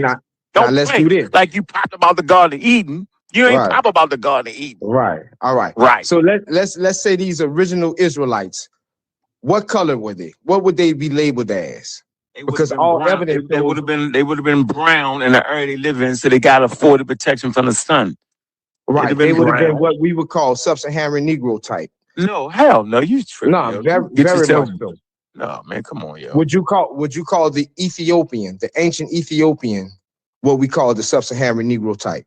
Not the Habashas. I don't know. Not the I don't use them. Not the Abyssinian Ethiopian. Not the Habasha Ethiopian. I don't know what you're talking I'm talking about the original Cushite. What are you saying? They would not be called sub-Saharan Negro? I'm because saying that's what they would be Israelites and Cushites don't even go in the same statement. Don't even go in the same world. That's false. That's false. Shemitic people and Cushites, they've been down with each other fighting Egyptians. They have a more closely aligned history than the Kemites do with the Cushites. So let that be established. When we look at when we look at that's a fact. Look at the wars. Look at the wars of Amos and Kamos and see who they were fighting. Not doing see it, who they bro. was fighting. Not doing and see who were the Hiscos allies. I'm not doing it. You don't even know that. You don't even know who the Hiscos is. The Cushites were the Hiscos allies. They wasn't fighting no Hiscos. They wasn't fighting. Nigga, I got the archaeological survey with the letter that they tried to send to the goddamn. This is me you talking to now, bro. I'm gonna say it again. I got the archaeological survey where they tried to send a letter and the fucking Nubians didn't respond to it. They was trying to get them to attack the fucking Egyptians. They ain't do it. So what you mean I don't know about the letter? Which letter? What you mean? Which letter? They tried to send a letter and tell them, look, they're at their weakest point. Y'all can attack them now. And they didn't do it. During what time period? See, that's how I know you not. You just saying. Nigga, I'm not just saying that. All right, you know what, yo? I'm not doing this with you, Gideon. Right, because what time period? Gideon. No, listen, we were talking about Israelites, Gideon. How you throw the Hiscos in it? It's ridiculous at this point. No, because I was showing. Show me what? Show me how what? the original Israelites are what Don't got we would nothing to do with call it. Don't got nothing to do with the Hiscos. Don't got nothing to do with the Hiscos. That's what I was proving. That the original Israelite was classified as what we call today a sub-Saharan Negro. So we listening. Go ahead. All the ancient sources point to that. So whether they were converts, listen. We're listening to you. So whether they were converts, that don't matter because blacks are converting blacks. So that's not a problem with me. But what I'm saying is you had indigenous Israelites, not only in West Africa, but the Sahel, North Africa, East Africa, even South Africa. That's what the sources say. You don't have a source to say that, yo. You just talking. I'm not trying this shit. Right. You know who Benjamin Tuldale? I don't fuck Benjamin. Right. I hope you don't. I hope you're not. How about that? No, No, you crazy, yo. You is crazy, yo. I know you deal with science and everything, you know. Yeah. Do you know what you just did? But you know what you just did, yo? You know what you just did, yo? You done went from some Western Asians, some Amorites, right? You think the Hiscos is a people, which they are not. They just they're just foreign kings. All right. Right. That's it. That's not an ethnicity. That's it. Right. So it's just a leadership group of Amorites, you know what I'm saying, that lead some people that's been living in the Delta forever. Actually, the first king was in the 12th dynasty. You cut me off, man. Go ahead. You cut me off. I'm saying. So the group rise up. They've been living. They got the testing on their teeth. What kind of food they was eating? The niggas been living in the Delta. They ain't come from nowhere. They was always there in the fucking Delta, yo. And sometimes they live as Egyptians, and sometimes they live as Amorites, yo. You know what I'm saying? They got the sickle for weapons, and they wear a wild ass funny hat, yo. So at the end of the day, these are not Israelites. What we're talking about. So get off of that. Stop it. So again, get back on Israelites. This how I know you out your lane. Do you even know? I'm on my lane. No, because Humble, he don't want to come to this time period. You at least want to come here. Humble, he want to go way back in time. I don't we don't got time for that, bro. I'm saying right now, how I know you don't know history, because when I mentioned Benjamin of Tuldale, you blew it off. Who is that? Humble. Who is that, Humble? I don't know who he is. Just put the source in the thing so we can learn about it. So why? What evidence? Why? Because we know you misread it. Because I know you misread it. Nah, Benjamin Tuldale himself speaks of Israelites being in Ghana. Ghana specifically. I don't care about no two When did Israelites in Benjamin Ghana. Who Tudela live? cares? Who cares about two people in Ghana? That's when the conversation over when people Who go to saying cares who about cares. two people in Ghana? Yo, you tripping That's right the now. whole point. No, hundreds of people. Here's my deal. So here's my deal. Hey, look, here's my deal, yo. If you can at least get a good starting point Who is in David 2026, hold on, bro. If you can't put it in ChatGPT and get a great starting point, then don't even talk to me, yo. So put that in ChatGPT, yo. Bro, all this was known, bro. Folks, No. I'm asking you a question. No, I'm asking you a question. Can we do that? That way we ain't just ringing around the rosy with you. We want a good starting point in our arguments because y'all be trickery. Arguing for 3 hours and 10 years you on some put it in wild there. wrong shit. You put it in there. I'm giving you the source. You could just as easily go and Google Benjamin Tudela. Drop it. Benjamin Judea. I don't like the name. Right. It's a pseudo name. Yeah, no, he's a Spaniard. I don't like the name. Nah. What do y'all? Nobody's called Benjamin Judea, nigga. That is not a motherfucking Jewish name, nigga. You tripping? That's when a black person made that shit up, yo. You tripping? What do y'all brothers know about Miguel Barra? Like y'all don't even much know the history, bro. Miguel. See, that what got born and all them ran out of Africa, trying to come in there talking about Israelites wasn't in there, and I ran them out of there. Now them niggas talking about civics and all that. Who made the first doorknob in America? So I can't even believe you still on that, yo. You running around with these tethers, putting dirt on people named like Olu Equianu, talking about he was a liar.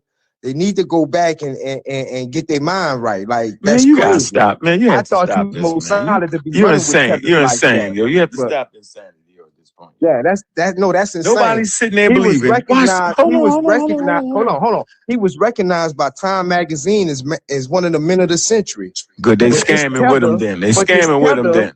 But this tether on his platform running around saying he lying and he made that up, which gave license to these abos and these Indians to look at facts and just dismiss it.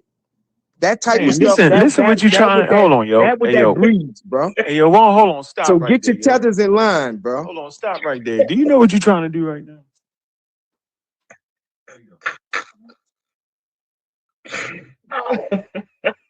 Come on, yo. You gotta know what you're actually trying to do.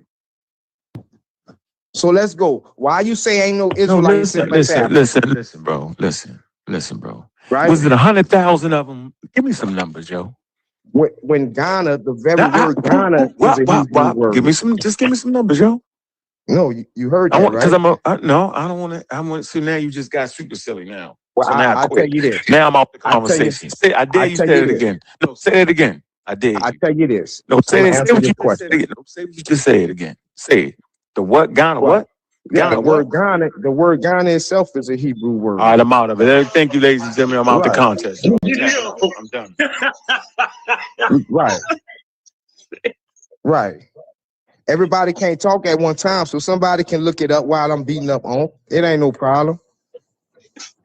But see, what you got to do is you got to look at the material for yourself and not let no Yankee tell it to you. You got to look at it. I can't do that because he a science communicator and that's all he do. His religion is full of that. So, you know. So where can we go to find out if that's true or not? If Ghana is a Hebrew word, you have a source or something you want to present before I go try to look it up? Nah, you would have to go to just look at it linguistically, the morphology of it. Gotta go to Mexico. So anybody? So who is this that's asking me that? This is Young Scribe. This is Andrew talking. Are you familiar with Hebrew? No, that's why I asked you. Did you want to present like a source or something before I try to go find it on my own? Yeah, I'll break it down for you right quick. So when we look at the word Ghana, that is word this from a source or is this just you? Nah, this is a fact. I'm about to tell you all facts. The word Ghana, we all know what it means, right? No. It means warrior chief. That was actually the names of the kings. The full name was Kayamana Ghana. That was the full name. But Ghana was the short name of it. The principal town of Ghana was Ouagadougou. And when you look at the word Ghana, and you look at the etymological origin of the word Gideon, we know the story of Gideon. Gideon means warrior, feller. But when you go to the root of the word Gideon, you go to the word Gada. And another form of the word Gada in Hebrew, another root that forms another word is Ouagadougou. So when we look at the founder of the Ghana Empire, Dingasisi, he has a son, Dayamin El Yaman. So all of the evidence points to that name, Ghana, comes from that word Gada.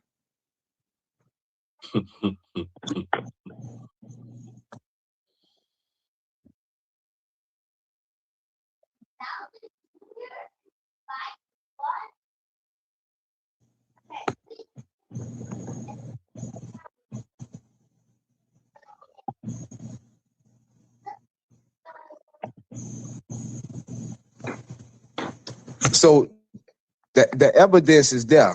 And I'm not saying none of you brothers are Israelites. I don't even much know. But the Israelites was in West Africa for a fact. When you look at the Ethiopian stammering. That's how we know you're lying. Win, what? No, look, when you look at the Solomonic dynasty in Ethiopia, a lot of people get in, slow it down. Hold on, you've been talking for a minute. Hold on, bro. Oh. I'm actually out the conversation now, yo. No, relax. Let me give you a secret. Go ahead. If you the one got to do some linguistics work on some shit, yo, you know you wow. If you gotta be the one to do it, you shouldn't have to do. You gotta do way too much, yo, to be a Hebrew, yo. It's too much, yo. It's too much, bro. If you gotta do all that, the word gotta be. Yeah, so now you trying to convince. Hold on, bro. You talk, yo. You talk. So you saying the Hebrews left Palestine, went all the way to West Africa, defeated tribes and niggas, right? Defeated these niggas and created a whole empire. Goi, it's called Goi, my nigga. Goi, nigga. Defeated everybody and created the great Goi. And only you know it. Based off some linguistics. Come on, yo. That's true. And that's what yo, I dare you. I dare you bring it up in a serious conversation, yo, like that, yo. I dare you. When you look at I double triple dare you. I dare you, yo. I'm threatening you. When you look at the Solomonic dynasty, all right, I'm out though. Enjoy yourself, man. Get this man. Somebody get this man, yo. Somebody get this man. Go feed them fish doing push-ups, man. More authentic than what you saying. You ain't know that? Right. All right. You know that though, right? The fish that do push-ups. I tell you what, I'm gonna put my fish that do push-ups up against the Ghana Empire being Hebrew. When you want to do it? When you want to do it? But that been going on for the longest. I say, when you want to do it? When you want to do it? Let's see who got more evidence. When you want to do it? Oh man, we could do that. All right, let me know. Give me 3 weeks. You gonna need a year, yo. And look, you can bring a picture of a human talking about here a monkey if you want.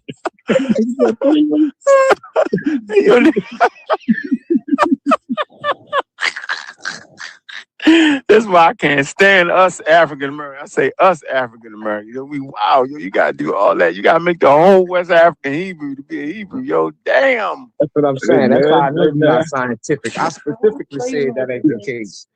Oh, I'm pretty sure you wasn't an Israelite. They created an empire. You said Ghana. The word is Goi, nigga. All right, that's Goi. That's the word, yo. So you trace an American word. I thought you about to leave.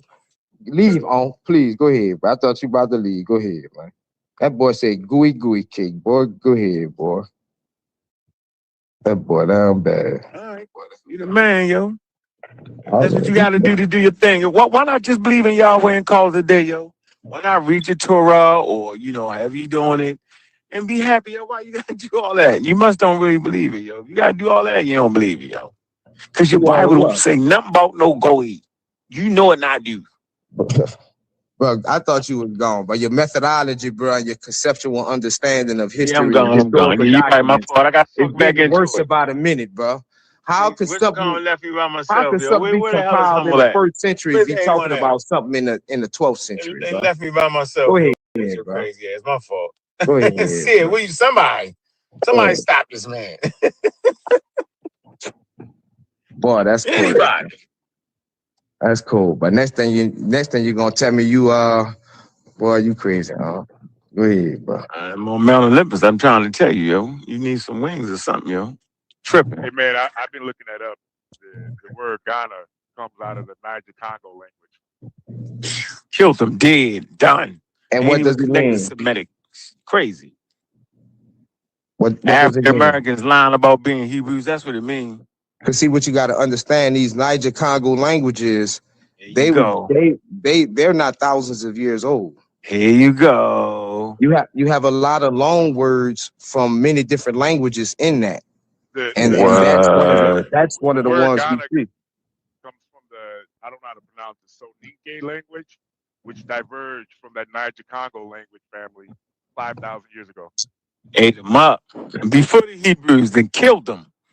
Done. Knocked out.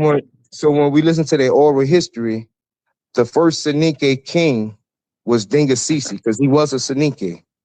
But the oral tradition states that he comes from the east. Nah, he definitely was Soninke from the Mandi people. Believe for real. So yeah, you ain't telling me nothing I don't know. So what you gotta, like, say for instance, when I be talking to these Yo, Abos, how they set up a kingdom in West Africa before they like when I be talking to these Abos and they be saying, wasn't slavery happen? Hey, yo, how they do that? How they do that? Hold on, How they do that? Look, and I told him, I said, slavery did happen. You can go to New Orleans and see the Indians, they use words from Africa. One of the words the Mardi Gras Indians use is umba, which is mean bow down in one of the Nigerian languages. This boy told me, no, it's Creole, which it is, but you got to understand Creole is a combination of many different languages. So that's why, because we even had one of the Indians, Tootie Montana, he said, yeah, umba is a Creole word, but that does not mean that did not come from Africa. Such is the case with Gada. It is a Niger Congo language, but it's a loan word that came from the Hebrew Israelites, just as many other words we see. Just as we see even the word of their first city was Wagadu. That's a Hebrew word. So that's what I'm saying. So we gotta. Hey, yo, I bet $1,000. We gotta work with the Put information $1,000 up. Put your money up. Put your money up. Let's debate that. Let's debate that. Put your money up. Instead of letting the oppressor put your money up. interpret the No, information. put your money up. Put your money up. We can do it just as good as them, no matter what. I know you hear me. I know you hear me. Put your money up. I ain't gonna do that, but the last time I bet a tether $1,000 live, I'm still waiting on that money. Thank you. You know what the tether betted me? And we can send it to A1. We can send it to A1. You know what the tether wanted to bet me? The tether said, I'll give you $1,000 if you can show me anybody in Africa right now calling themselves Hebrews. And I brought them right there to the Yibar people. So the tether still owe me $1,000. So I don't do internet bets no more. The one down there, I'm gonna run in there and run out. Hey, can you show in the Hebrew language where Ghana or a sibling of the word occurs? You would have to go to the word Gideon and look at the word. Go to your name. How's y'all lady? I'm out of here, man. I'm gonna look at something. You know there was a whole Gideon dynasty west of Ethiopia fighting the Solomonic dynasty, right? You do know that, right? Yeah, what I'm saying is I'll do the work while you guys are talking. I'm just asking. Yeah, I'm talking to Aunt. The point me in the right direction. I'm looking for the word Ghana or a sibling of it in the Hebrew go to Gideon. Just go to the word Gideon go to Gideon to do what, brother? Go to the root word. It's going to give you the root of it, the way it's pronounced in Hebrew. I'm not looking for Gideon, I'm looking for Ghana. No, you're not going to get it like that. You got to go to the way we say Gideon in Hebrew. Once you go to the way we say Gideon in Hebrew, you're gonna see what I'm trying to tell you. You just ain't gonna. You just can't type up, like Ghana in the Hebrew Bible and find it. You're not You gonna should find show it like that, my brother. You show us a link. Share the link to us so we can all look real quick. It's the go to Bible Hub, Blue Letter Bible.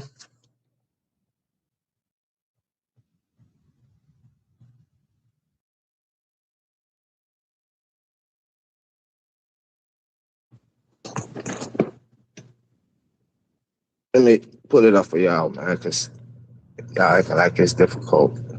Let me show you.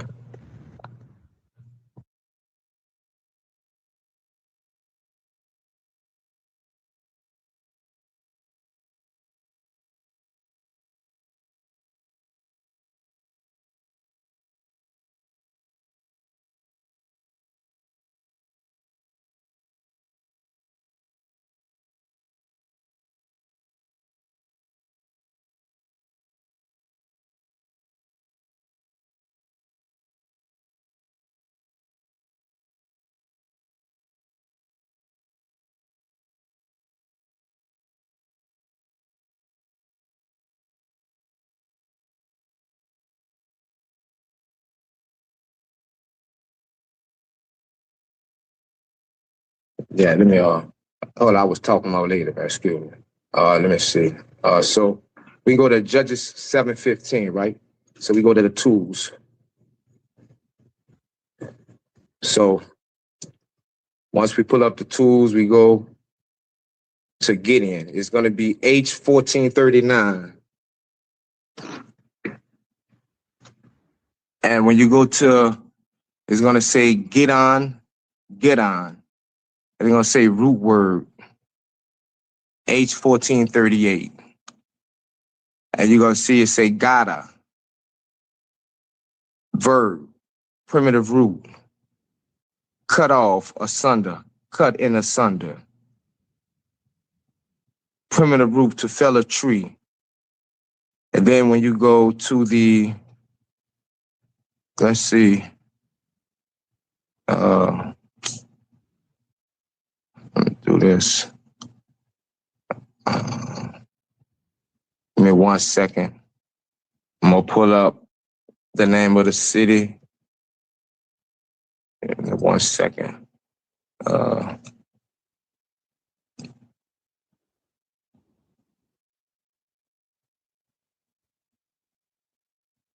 me go to Judges.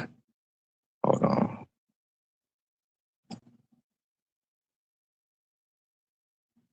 I'm pulling it up. That's why I'm trying to. What can I? Okay, Jen.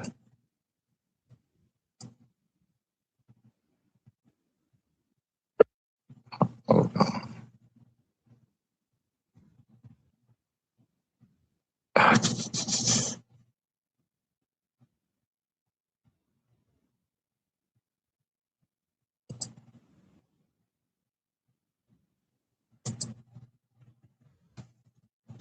Oh, let me do it on my phone.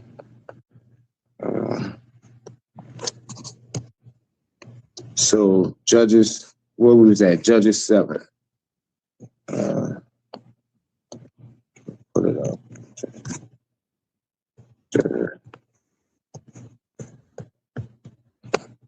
Judges 7.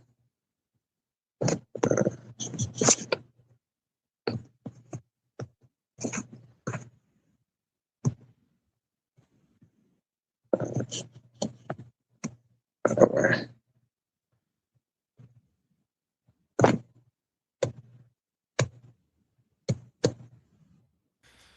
I'm back. What I miss? I had to go to the store.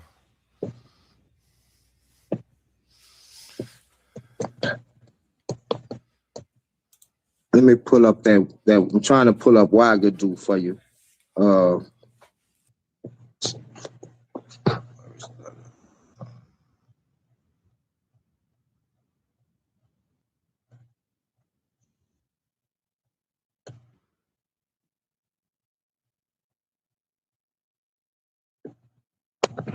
How you spell that? I can just put it in the site in the link that you gave. Just like it sounds. WAGADU. Yeah, this isn't going to bear any fruit. We already know what language the word Ghana comes from, and he's saying that it comes from a different language. No, I'm saying it's a loan word in that language that was formed. When you look at all the history that goes along with it, from the Israelites being documented in Ghana, when you have the oral history speaking of Dingasisi coming from Yemen, when his son succeeds him, like all the evidence points to Israelites from the very least being in the centers of power to the very most probably being part of the rulership there. Like You said all the evidence. What else besides that? Well, again, like I said, you have several sources speaking of Israelites in Ghana. From Benjamin Tudela, you have who else would I say? It's another European that was traveling there. Then you have the Tariq El Fattah, speaking of Israelite families in the area owning dozens of wells. You have Judith Dahani from the 9th century in Central Africa. So it's too many Israelites that's in the area to say that, like, some of the first documented evidence of scarification is being documented, being practiced by Israelites. Okay, hold up. Before you even go there, I'm saying, when you say all the evidence points to, were you saying that, or were you saying to the word Ghana being a Hebrew word? To Israelites to substantiate that word Ghana comes from Ghana, because even in their oral history, Dingasisi has a similar story. He takes the story of Gideon, where his father was worshiping different idols, and he destroyed them all. So that is even amongst their oral history. So, I mean, like you know, the evidence is there. Like, we're not going to have scholars speak on these things, but the information is there for you to disseminate it and break it down, you know, as it needs to be. Okay, so what I understand that you're claiming is the Hebrews arrived in Ghana, whatever the name was at the time, and through their presence there, the name of that area became titled Ghana, which the people who titled it Ghana got from the Hebrew population in the area. Right. That's what I'm saying. That word Ghana, it derived from it being a title of a warrior, right. such as Gideon, Gada. Right. So real world, think about the real world. A people come to Ghana, the Hebrew people. Ghana would have a different name. So we can at least predict what time this happened. Like, when did Ghana become named Ghana? So what you're talking about happened before. It was never named Ghana. The Europeans named it Ghana. Hold on. So you're saying, right? I just said at whatever point it was titled Ghana. I don't care who named it Ghana. We know it happened before it was named Ghana, and because you're saying that it was derived from the Hebrews being there. So what's your point? You was postulating as I'm saying that was the name of the land, but if you was listening, you would have known I never said that. But go ahead. I hate when people start getting close to the ledge. Go ahead. What I'm telling you is, we know, or I don't know offhand, but we know when that area was named Ghana. So what you're talking about had to happen before that point. And it had to happen after the Hebrews arrived there. So we got a general time range where this word could have been derived from exposure to the Hebrews.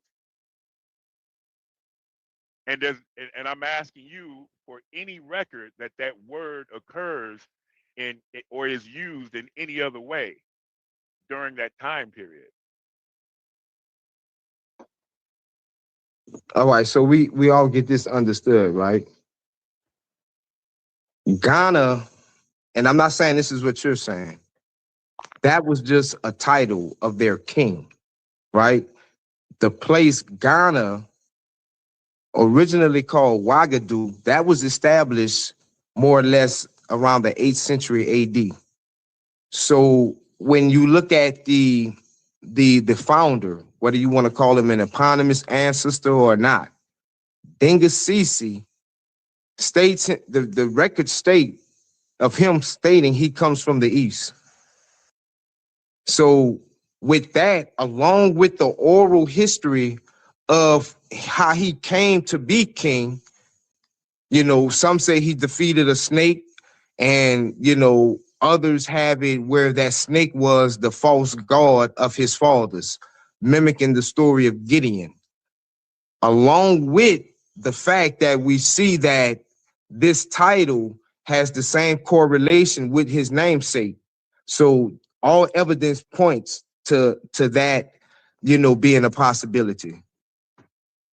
You know, nothing is in absolutes, but it's definitely a strong possibility that that could be the case.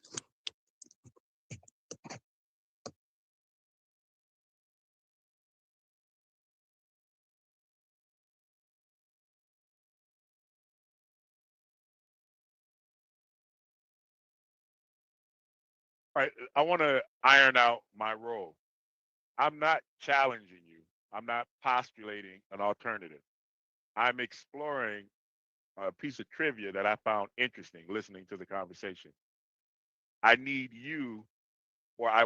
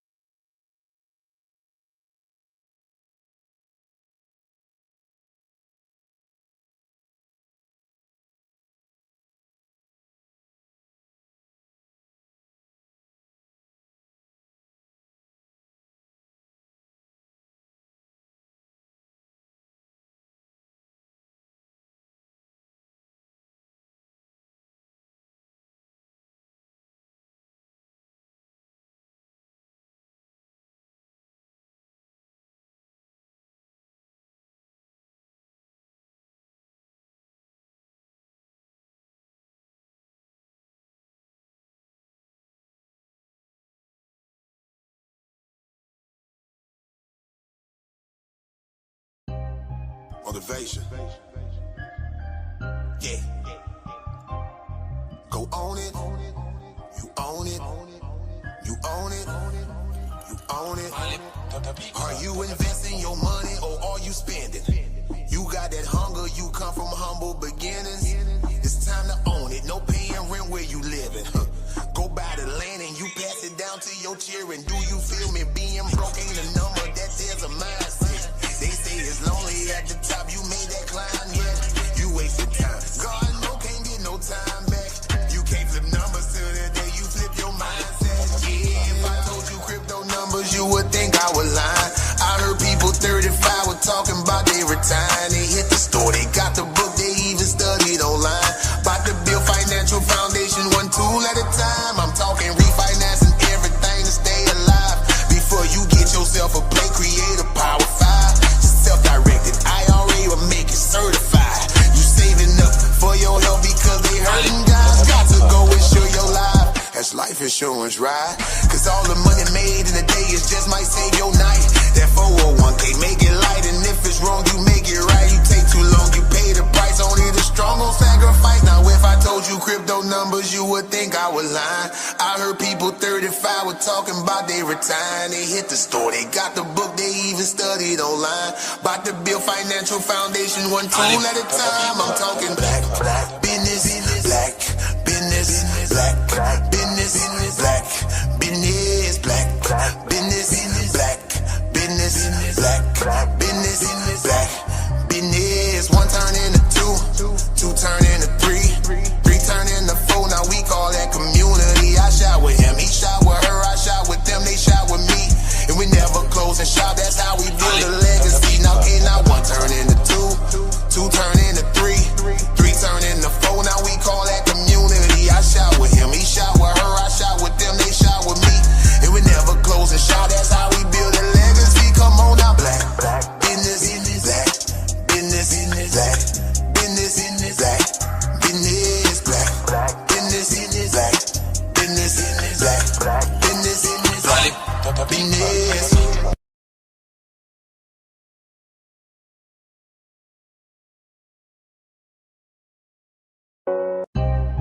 Motivation. Yeah. Go own it. You own it. You own it. You own it. Are you investing your money or are you spending? You got that hunger, you come from humble beginnings. It's time to own it. No paying rent where you living. Go buy the land and you pass it down to your children. Do you feel me? Being broke ain't a number, that there's a mindset. They say it's lonely at the top, you made that climb yet. You wasted time. God no can't get no time back. You can't flip numbers till the day you flip your mindset. Yeah, if I told you crypto numbers, you would think I was lying. I heard people 35 were talking about they retiring. They hit the store, they got the book, they even studied online. About to build financial foundation, one tool at a time. I'm talking refinancing everything to stay alive. Before you get yourself a play, create a Power 5. Self-directed IRA will make it certified. You saving up for your health because they hurting guys. Got to go insure your life. That's life insurance, right? Cause all the money made in a day is just might save your night. That 401k, make it light, and if it's wrong, you make it right. You take too long, you pay the price. Only the strong gon' sacrifice. Now if I told you crypto numbers, you would think I was lying. I heard people 35 were talking about they retiring. They hit the store, they got the book, they even studied online. About to build financial foundation, one tool at a time. I'm talking black business, black business, black business, black business, black business, black business, black business, black business. One turn into two turn into three turn into four. Now we call that community. I shot with him, he shot with her, I shot with them, they shot with me, and we never close and shop. That's how we build a legacy. Now one turn into two turn into three turn into four. Now we call that community. I shot with him, he shot with her, I shot with them, they shot with me, and we never close and shop. That's how we build a legacy. Come on now, black business. Peace. How you feeling? Welcome back to Coliseum of Arguments, hosted by Titans Debate League. You already know what we came to do today, man. You see the background. We got the infamous, the one, the only Quantum Truth, aka Oli, the owl in the building. Whoo! How you feeling today?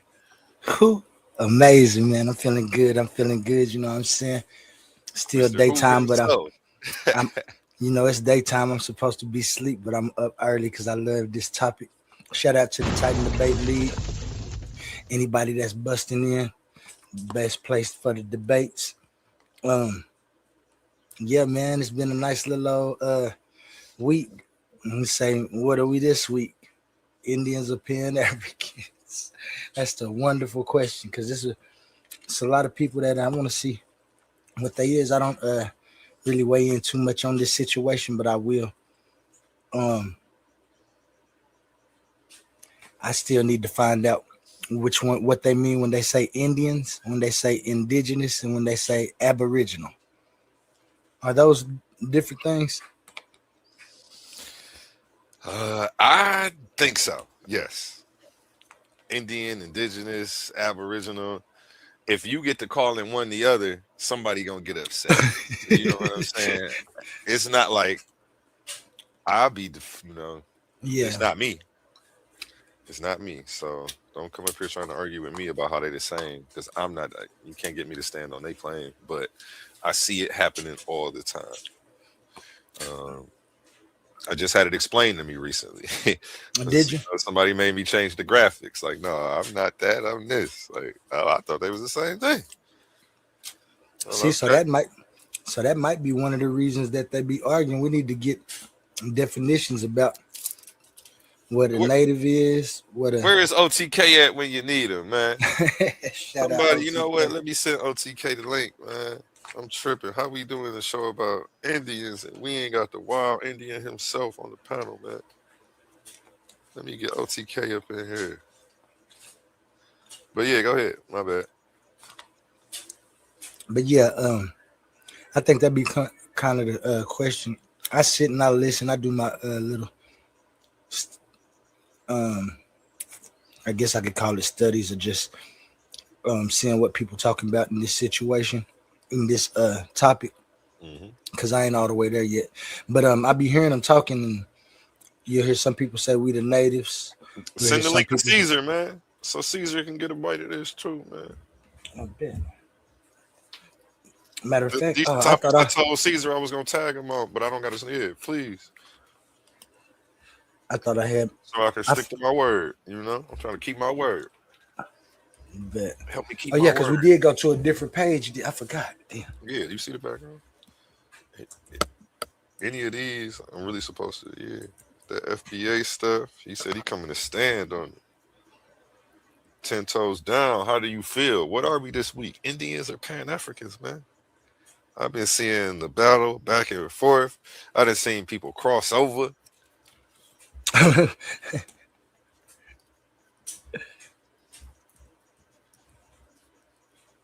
don't know what's going on. Somebody hit that link and tell me what's up, man. I just tagged OTK, man.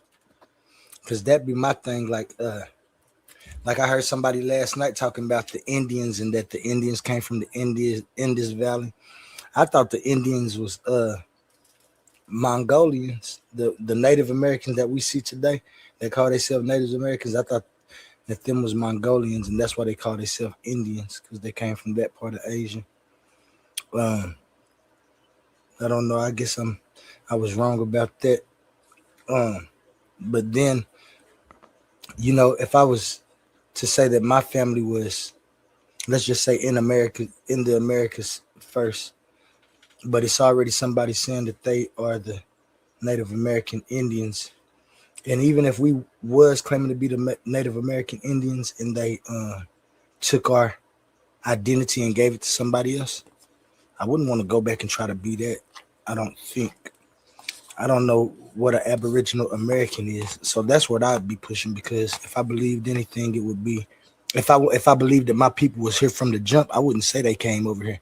I'd argue, if I'm going to go as far as to argue that I'm from America, I'm going to argue that just like y'all believe that life popped up in Africa, it popped up right over here too with my people. You know what I'm saying? And then we'd have to find out exactly what to claim. But when you got a history that you try to go, That's kind of like you. So what would we call that? The out of America theory, not the out of Africa theory. yeah, that was something like that, I guess. Like the Banu and Leandro was talking about yesterday. If you start your own history instead of going through his story and have our story, then can't nobody refute you. I think they were saying that's on you. So that would be better. If I was picking anybody to be from the Bible, I'd want to be from Job's lineage. If I was the brown American or the golden brown Americans, the one they call Black Americans, I'd correlate that with Job. I'd say Uz was really the United States, and that was a how they say it, a allegory story about the Black American lives. How they came and took over our land. Them three friends wasn't really his friends. Them was people from afar. I would say that them was the Mongolians coming from the west, and I'd say it was the Nigerians and the Europeans coming from the east. And they surrounded my people in here, who was the Jobians. And then you see what they say, Job, what happened with Job.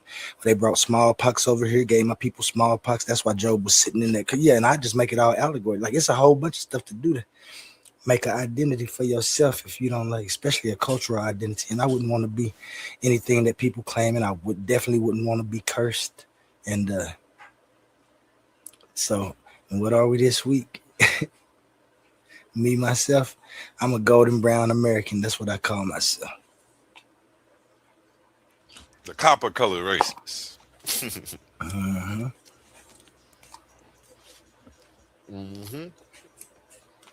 The Negro reclassification. We got to do something, because if they keep us classified and we keep on arguing about being Hebrew or Israelite or Hebrew Israelite, or saying that we the, I don't know. I guess it's something, but if let's just say I started a belief in a God, right? My belief in a God got big. Then somebody else came with their belief in a God. And their God, and we went to wars over our gods, and their gods beat my God. I wouldn't keep on saying that my God was powerful and saying that I'm cursed and stuff. I don't know. I be finding a whole bunch of incoherent ideas. The incoherence. It's man, I'm I'm start talking saying about it like, you know how people be like, the audacity. I'm gonna be like, the incoherence. You're gonna be driving me crazy. You know why? Because you ain't even started to check, and just how I be using incoherence without even trying to use it per se as a catchphrase. When I use it on somebody, when they come back and rebut me, I become incoherent. They make sure that incoherent. Yeah, they don't even be using it right. They still in their incoherence. Trying to call you incoherent. Incoherent, man. But yeah, that's one of the things. Like I said, with my philosophy, that's what I build on: the intelligible existence that comes to coherence. As I be stating, my philosophy robust. So when it comes to morality, that's what morality is actually. In my worldview, morality is a technology to maneuver yourself through emotional situations. You know you can't just slip that in there. You gotta explain that. Yeah, so morality, they try to use it as a grounding, to ground themselves in their actions and what they think. For years, they debated this thing called objective and subjective reality. In my philosophy, I don't too much pertain to that, because I know everything is conditional. And why I say conditional is because then you have conditional objectivity and conditional subjectivity. And that makes it, when you become accountable in existence and you don't have anything to blame your morality on, your morality actually comes from you. And what makes it moral is you look at the mechanisms of time and nature and how things persist. And so you know that our vector to be is the main vector within existence to persist for as long as we can. All things that we see find a way to persist, even if they persist for this long and then gone. That's just what we do. And so if I know to persist for as long as I can is the deal, and then I look at other human life and I see that other human life is persistent, then I should try to persist along with that human life without being uncomfortable or impeding comfortability on that other human life, as well as impeding comfortability on my life. It shouldn't be a thing if I'm more comfortable. Well, now it's a thing, but I would say if we was in alignment with time and nature, it wouldn't be a thing to, how you say it, jeopardize a few of my comfortabilities to help somebody else be as comfortable as I am. I would never try to make them more comfortable than me, because that brings a whole lot. But to try to keep people just as comfortable as me, where wouldn't have to be no jealousy or envy, because a lot of things and a lot of individual things that we have, such as riches and wealth, sometimes it can just get out of hand, and then you can have so much and you can do stuff with it, but they don't do stuff. A lot of philanthropists and stuff, with the amount of money that they have and that they give to certain entities, if they was to control their own institutes, and they do have their own institutes, but they get locked down in a lot of constraints from other things once they get comfortable. And that's what I be talking about, when people just stop. They find a comfortable place and they stop. That's another one of my things with atheists when it comes to the idea of God. Just because they found that idea don't work, they comfortable and they stop. And so that's the thing that I feel like we need to get past as an entire species within existence. And once we can do that, life will update. You'll see the update, just like an update on your phone when you cut it back on. That's why a lot of people say reset and reset. Oh, it ain't no reset. We got to update. You reset, that just means you're going back to what you was doing. If it wasn't working, why reset? Try to make it work. They came and smashed it out. Why would I want to go back to something that got smashed out? If I did believe in a certain kind of God and somebody else's God came and smashed my God out, made me change my total way of life, I'm not going to try to go back to that which was off. You feel me? You feel me? Drop the bomb on that. Let me fix this ticker. I got that spell wrong down there. It is an open panel. Hit that link. Everybody listening, do me a favor right now and share this live out so we can reach more people. Appreciate you. What are we this week? Indians or Pan-Africans? Tag your favorite Indian. Tag your favorite Pan-African, man. Let them get a bite of this conversation. And back to you, Oli. Yeah, if y'all on my live, if y'all on my Facebook live, or on my TikTok, man, come on in. Go to the YouTube. It should be a link in the chat. I got Indian brothers, Dustin, Rocky. Come on up here, my homeboy Scholar. He an Indian. Got Pan-Africans. I see all y'all on there. I know y'all watching. Y'all don't be liking my stuff, but that's all right. I still be digging with y'all. Y'all don't know that them views is doing just as much as you liking it. Should like it though, just for the help. But come on up, man. Let's talk about it. I know it's some people. I'm from a county called Kiowa County. That's an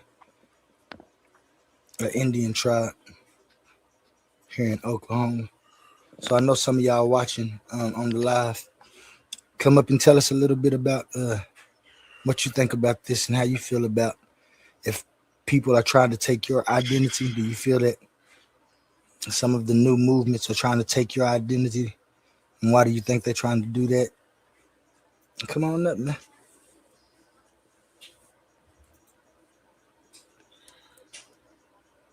Come on up.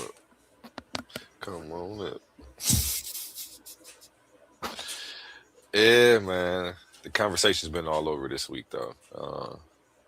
from the TikTok to up here, Pan Africans, a lot of African slander, a lot of Indian slander or native slander, I should say. It's wild, man. I don't know. I think we need to sit down and change the way we discourse with each other about this topic. Mm-hmm. I'm confused about where all this animosity is coming from.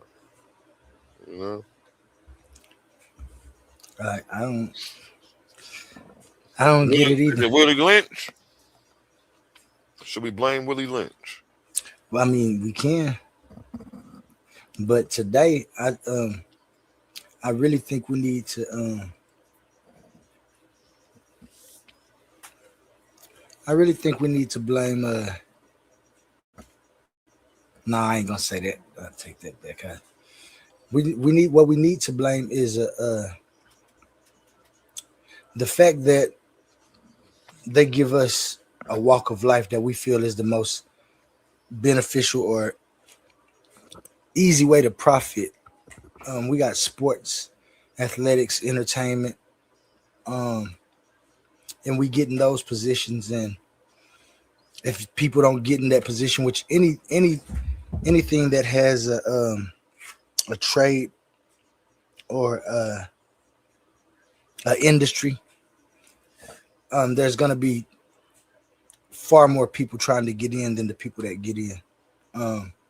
I've seen over my years, like I said, I was born in 79. I grew up in the 80s, Michael Jackson, Prince, Madonna, Aerosmith, Van Halen, this is just all kinds of genres of people doing things, country music, you know what I'm saying? And I start getting older and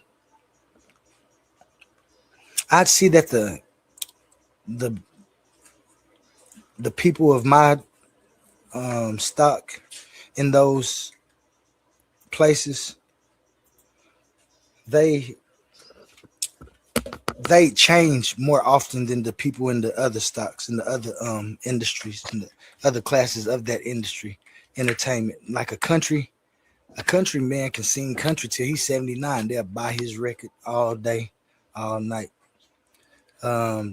Somebody of my stature seems that you get so old and then everybody like, oh, you too old to do that. You too old to do anything. You know what I'm saying? They don't appreciate it no more. It's like it's people out there that can rap their ass off that might be 40 plus or something, but they ain't gonna try it no more because they've already put in the stigma that really over 33 is too old to be rapping, I guess, something like that.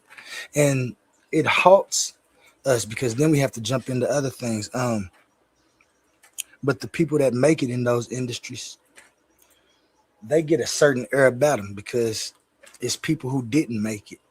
There's some people who made it who didn't make it as big as this person. So now they start blaming it on supernatural forces and saying stuff like, I don't know, Jay-Z is from the Illuminati. And I start thinking about this and I'm like, why come I never hear any of this about the other industries? And they say it, well, the white folks is, but they don't. But it's funny how you can name me all of these black people that's part of it, but you can't name me any of the people who are actually a part of it, because we know there's Caucasians and that's part of it and stuff, but they won't never tell you that. They, you know what I'm saying? And then I get to think about to myself, like, it's the government industry, it's guns, it's medicine, legal industry, and all of that is under the entertainment business. But for some reason, they find a way to demonize somebody, how they get paper, or demonizing our culture. I'll just say it like that. And it even be people from the culture demonizing the culture. Yeah, he can't do it unless he worshiping the devil and stuff. And it makes me weary of some of the things that, like I say, we have some minds that's out of this world, but the things that they think about sometimes is just unaware. I mean, incoherent to me. I would never knock somebody unless they came to me telling me that I need to do this, and if I worship this and do that, then I can do it too. I ain't never heard them people say that. I know you go and you interact with people. A lot of people say, Oh, I go back to my voodoo ancestors. We got voodoo ancestors, and they do. Why they ain't doing no voodoo on like political people and stuff? Why is they still sitting in their front room doing voodoo, drinking tea? When if I could do voodoo and do all that stuff, I'd be trying to get people of power. Unless you're telling me that they got some type of white voodoo that's keeping you from getting to the White House to knock it down, and it'd be just all kind of different stuff, man. That we trapped and stuff. Like I ain't gonna say we trapped. We focused on a target that's unbearable. We sitting around acting like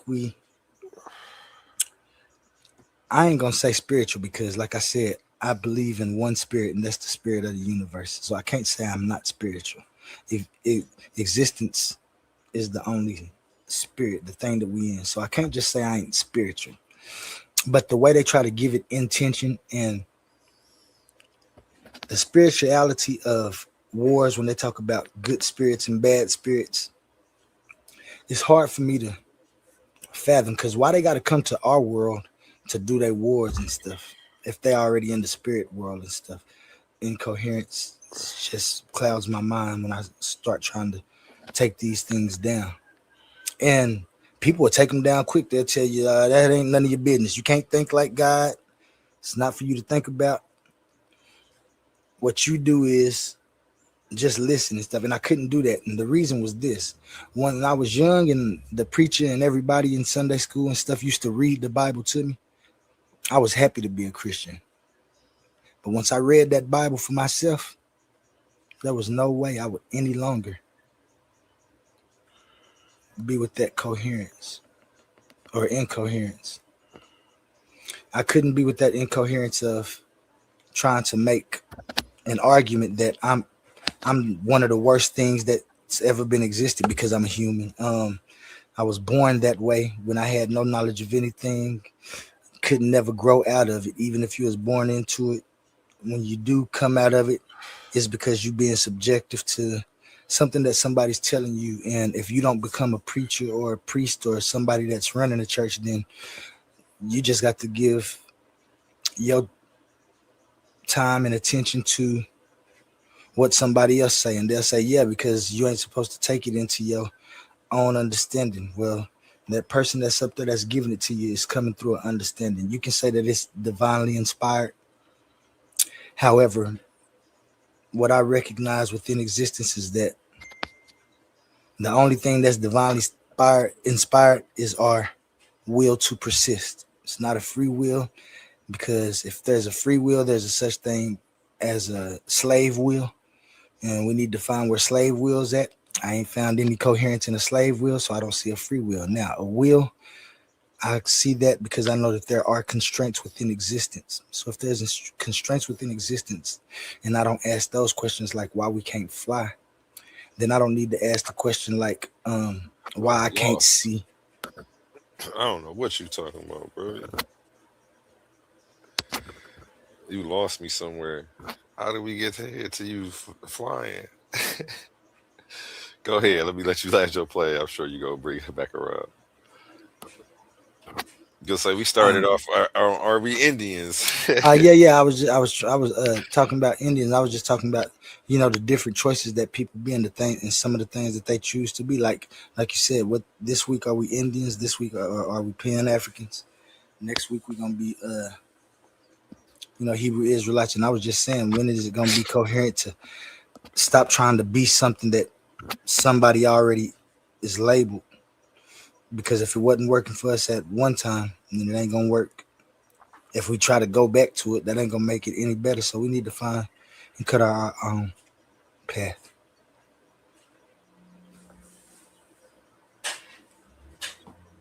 I agree. I definitely agree, man. I'm not one for the labels anyway. So am I muted? No, I can't. I ain't one for the labels anyway, man. Everybody always trying to throw. I mean, I guess to get paid, you got to call yourself something, though. How do they determine who gets these reparations? You know what I'm saying? Are the people who claiming that they native, are they doing what they need to so they can get reparations? Do they even think they need reparations? I thought they already had treaties and stuff for their tribes and stuff. I've heard some of them say they weren't never, none of their peoples was ever slaves. So I don't know. Mm-hmm. So I said it's gonna be a hard thing. I can't believe we had to get somebody from somewhere else to try to fight it for us. What up, Fighting family? for it. What's up, Sadiq? How you feeling? Sadiq. What's going on, Quantum, bro? Man, shout out to mother, Mona and Fadi, right? Yeah, Shout out Fati and Mona. Yeah. Fati and Mona. Thanks, bro. What's up, A1? What's going on, brother? I seen you throw the link down. I said, man, I'm in the gym working out. I said, I know. You throw the link down. You know I'm gonna have to jump on for a minute. Hey, you be getting it in at the gym. Yeah, I got you, bro. You get old, man. You don't have a life. You gotta be innovative. Like my brother's saying, you gotta come up with your own lifestyle at the end of the day, along with your own beliefs and so forth. Yep. Yeah. You know, you guys are touching on some interesting stuff. Go ahead, respond. Which part? On the title? No, but yeah, whatever you want to. Oh, whatever you heard. Just real brief on the title. So I want to jump on after I came out here, but just real brief. As I understand, the apparent rift between Americans or African Americans and the Pan Africanists, pro Pan Africanists, is that there's a renaissance on the way on the African American side. And so African Americans have become sick, tired of playing second fiddle to by and large to the immigrant class, in part because of the Democrats, and just as a long sickening history of reaching out and embracing the diaspora, and to little to no avail receiving that degree of love or anything what some would say even close to that in return. And so, given a lot of examples of various hostilities that we've seen publicly around spaces, particularly as of late on the African American side, coming from the subcontinental Africans and others, some of the Caribbean guys, it's left a salty taste in the African American's mouth. And so that just fuels the sentiment to redefine ourselves, not change our history or anything, but yet to use an anchor, take another look, a fresh look at our history and a fresh look at who we are. And what that turned into was a movement, not necessarily an organization, but a movement. There is no leader. Groups and so forth, organizations have leaders. This is mainly based off logic, given the history, to the dismay of some continental Africans, not all, right? Some Caribbean guys and blacks found in other areas of the world besides those two places. Not all, not all, right? No, never absolutely all, right? And so we're dealing with a backlash, and so I'll just stop there on that in that regard. Now, in terms of lineage base on the American side of American blacks or American descendants of slaves / FBA, as I understand it, Swam touched on some pieces of it in terms of us having what we call an ethnogenesis. And so, just for an example, the Haitians, while they are essentially have African DNA, I won't debate that, right? Everybody have African DNA to an extent. We have, but the black should have more than some of the non-black members of the planet. At any rate, the Haitians don't call themselves Africans per se, or African Haitians. They call themselves unique and distinctly, given the history and given the time they've been in Haiti, giving rise, in other words, to a unique identity. We call this, there's a term for that called ethnogenesis. This means that if a group separates long enough from a mother group, long enough, right? They'll earn their own identity. Not absolutely, right? Because you always have a root, right? No problem. And so, but at any rate, you'll own your own identity, given enough time and so forth. Perhaps even a different language. These guys begin to speak different languages. Like we here in the ADOS, and SDA speaks English and a few other languages. Tutnese was one. We spoke on the slave plantations and a few others when we get into the Indian tribes. The Indian tribes, okay, as I understand it, there's a couple of different types. You got the red native, which is right. It is the Mongolian Asian, right? Now we predate these guys, given that when we look at the black Aboriginal, we predate any group anywhere we found on the planet, in my opinion, right? And this is fairly easily documented. This is all well documented, particularly here in the States, given that examples and all the testaments and letters, testimonies written by even white explorers, white historians and so forth. Their names are all in my notes. I'm listening to Jim kind of coming off the dome right now. But at any rate, as what would ethnogenesis look like for African American if they particularly want to stand out in a way that some would consider us what's called xenophobic, right? And so that's considered a gaslight and or shaming technique to basically corral us back into the fold as it once were up until the recent 3 to 4 or 5 years or so we've been doing this. Re-identifying what we call, there's a term called delineation. I'm just being real brief. And so long story short here on what is the FBA/ADOS/American Black Indian or Aboriginal, all this, they're all particularly one and the same. The ethnogenesis of the FBA or ADOS, their sister idea, so to speak. The lineage is identical between the two main terms. And so these guys are primarily Aboriginal Black, but yet we were held slavery by some of the 5 so-called civilized tribes and others, and earning and acquiring some red DNA or Mongolian Asian DNA as well over time, right? As well, we dealt with the later on. We dealt with the as the white settlers came over, colonizers, slavers, European slavers, right? Spanish slavers and so forth came over. Then they began to mix with us during the slavery process. As this occurred in part before they brought over the African and after. Now, once you bring over the African, he adds to the pot, to the ethnogenic pot. And so this FBA or ADOS has African DNA before and increasingly after, right? The import, right? Slave import, American slave trade import, right? No argument there, right? And most Pan-Africans won't argue that, right?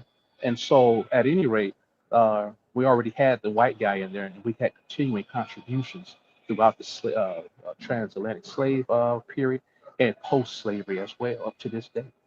And so that's the long and short of it. Now, there's beef between, as far as us being Indians, there is a separate ideology, particularly, if you will, right, from the Dane Calloway crowd. It's similar crowds where they say we're pretty much solely Indian, flat Black Indians, period. They don't really deal with the other. So there's a slight compounded conversation, I guess, if you will. Those who are familiar with the topic probably know what I'm talking about more so in that regard. And so they said that they only deal with they said the red natives has hijacked our identities, which I won't necessarily argue that.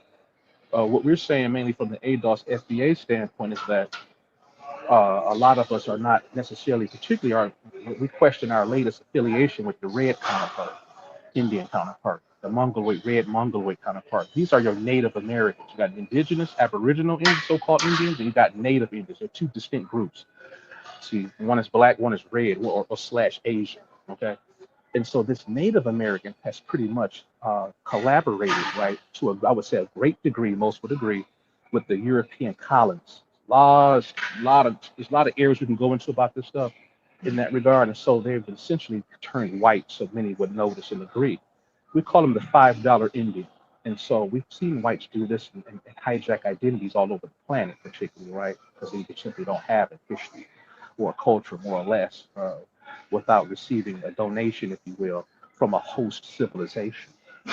Moreover, at any rate, so-called red Mongolian / European tribes, some would even say some tribes are almost all European, pretty much, given the phenotypic description, has pretty much wrote out in collaboration with the white colonists and vice versa, when working with the white, working with the red guy, has collaborated together and basically wrote that Black Aboriginal out of any Native affiliation. See, they would disagree with us and say, you guys are not Native. We've heard the conversations in many different ways. They call up into these spaces and they challenge us and say, you guys aren't us. You're not Native. You're not Cherokee. You're not Apache. You're not this. You're not. And so if we say just let it go, Black ADOS FBA guy, because we don't have the paperwork necessarily. You can't go into the tribe currently to the tribal leaders as it stands today with present day authorities, Indian authorities, and some of these popular tribes, Cherokee, namely, right? You can never go in there and they would never green light you, particularly if you claim an Indian heritage. in some regard, whether through mixing particularly or original Cherokee Black Indian. I mean, they're not going to agree with you in any regard at all. And so we're telling people just to accept an ethnogenesis as it stands currently in some popular spaces. Some would say characterized, popularized by Tariq Nasheed and others, right? Great Black Shark, and what's the other guys? There's a few other guys, and so forth and so on. And so because of that, we qualify for reparations. Then that comes up into the scenario.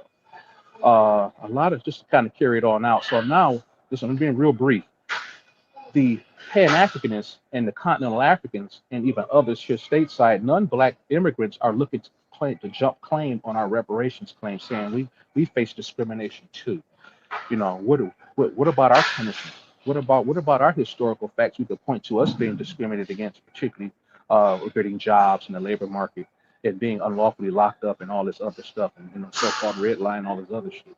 What we say to that is that this is not a claim to offset racism. It's a claim, basically, right? Moreover, a debt that's owed based on lineage, not race. Based on lineage, not race. This is not a racial claim. It's a lineage claim. And so the Continental African and the Caribbean has a similar argument as well. They get pissed off. And the Red Indian is pissed off too, because they have to share now, particularly if this is a successful campaign, to offset some of those indigenous reparations that they've been living so that they've been living so comfortably on, and we want to mirror actually what they've been getting. So it's not nothing new concept. I can go on. I'll kind of just stop there, but it's you can always, this stuff is wide open right now. It's a developing story, but by and large, at a glance, from my perspective, that's what I see, and that's what the conversation more of it looks like, pretty much at the end of the day, as it stands currently.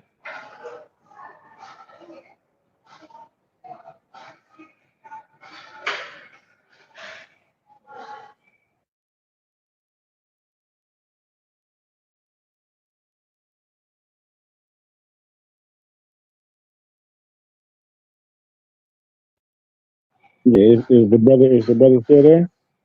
Yeah, I'm still here. I don't hear the other guys though. I'm still here. Who's that? King J? What up, Yeah, go ahead, King KJ. J? You got the floor. Well, I was trying to get an understanding of kind of what the brother's presentation was about, or what his stance was, or just in general. Are you just like you were speaking about the copper people, and then I kind of got lost after that. So I kind of wanted to kind of just see what you was talking about, and then go from there. Yeah. That wasn't my stance. Actually, I'm neutral on that. I know a guy that he says that his race of people is the golden brown Americans, and that they was placed in the Americas sometime. I can't. I'm gonna get his book so I can have the exact word, and so when I start giving it to people. But he believes that before when they was trading during the Silk Road and they didn't have horses, America is the only place that the I guess I could say the animal that horses were bred from, the small Eukaryon, I think it's called Eukaryon. I need to look it up. I need to get it. But anyway, they basically they said that they bred these small horses, like they was about the size of a dog, to these big horses, and that's why we got the horses that we got now. And they can prove that horses came from America because this is the only place that these ancestors of the horses were.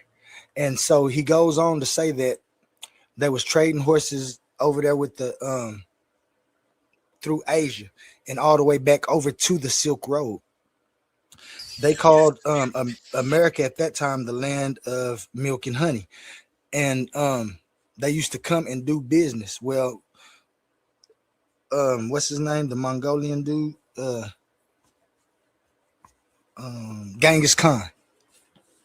Genghis Khan cut the routes off so he could sell his horses, and then he started doing his conquering. but once he got to a certain spot, and they tell you about it in history, in England, he just stopped, and this they say turned around. But my guy believes that this is where the Europeans and the Mongolians made a pact to go to America so they could take the land of milk and honey. So,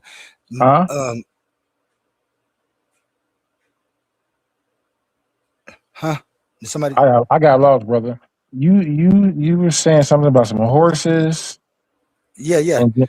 That's what America had. America was the land that we had. In America, we was trading horses, milk, honey, and the brand of cotton that we have here. They had a brand of cotton in this region.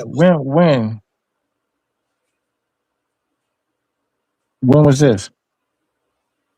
This was during the time of the Silk Road. That's why I say I got to get his book and stuff. So I can tell you. What year is it? What year is it? I have to get his book so I can tell you exactly what it was. I'm telling you offhand from what he done told me. I haven't gotten. You don't know what year the Silk Road is? I don't know what. You don't know what year the Silk Road is? I don't know what he put in his book. No, I get it for you. Though I'll get you the book, and it'll be able to tell you everything. I'm just giving you a quick rundown of you know what I'm saying, what I kind of remember and what I know. So what you're hold on, because so the Han Dynasty is like 100 BC, and you have the Tang Dynasty, which is like 600 CE, 600. It's kind of contemporary with Islam, right? So you're suggesting that during this time there's trade from China to the Americas? Yeah, they say they actually put the railroad. That's And where the railroad. you have a railroad source. started. You have a source for that? Yeah, he does. That's what I say when I get you his source. Because you can.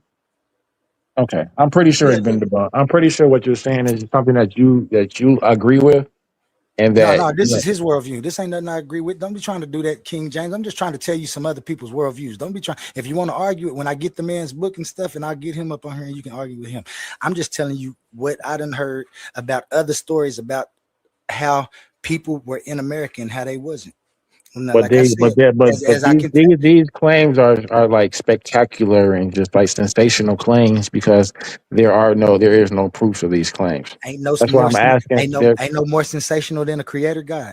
Listen though. Well, let me get back to where I'm going. I agree with you because I'm not a religious person, but I was wondering because I'm like, I know there's no sources for anything that he's suggesting. If you think about it, if somebody was coming to take over a land and they send the Mongolians from the West, and the Mongolians get to go through America, and they make friends. Hold on.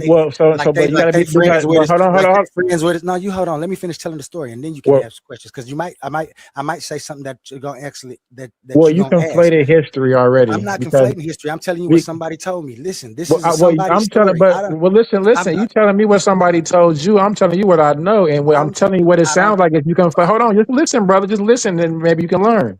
It sounds just like you conflated like 800 years of history together because the Tang Dynasty is the Silk Road. Then you immediately jump to the Mongolian Empire, which is 1300. It's like you just jumped 800 years. What, they couldn't be there 800? He said that they was here the whole time. That's what I'm saying. He's saying that it was a species, it was a race of a group of people that was in the Americas the whole time, right after the flood. That's what he said. But you're talking about Marco Polo. He said that the Mongolians and the Europeans and the Nigerians came from the West and the East and took over, and they wiped out our total history, so we don't know nothing. And that's you believe that. I didn't say I believe it. I don't believe. Yeah, why are you spewing that rhetoric? Why are you the same reason that I don't believe? The same reason that I don't believe. Why are you spewing the rhetoric? Wait, hold on. The same reason I don't believe history books and still spread it. If somebody asked me about, that doesn't make sense. That does make sense. If somebody asks you about a question, no, it doesn't make sense, and I can tell you why it doesn't make sense. Why would you come on a panel and spew information that you don't agree with? If I'm going to be on a panel and I'm giving out any information or knowledge, hold on, brother, let me finish. I didn't cut you off. That's fine. I'm telling you how you sound.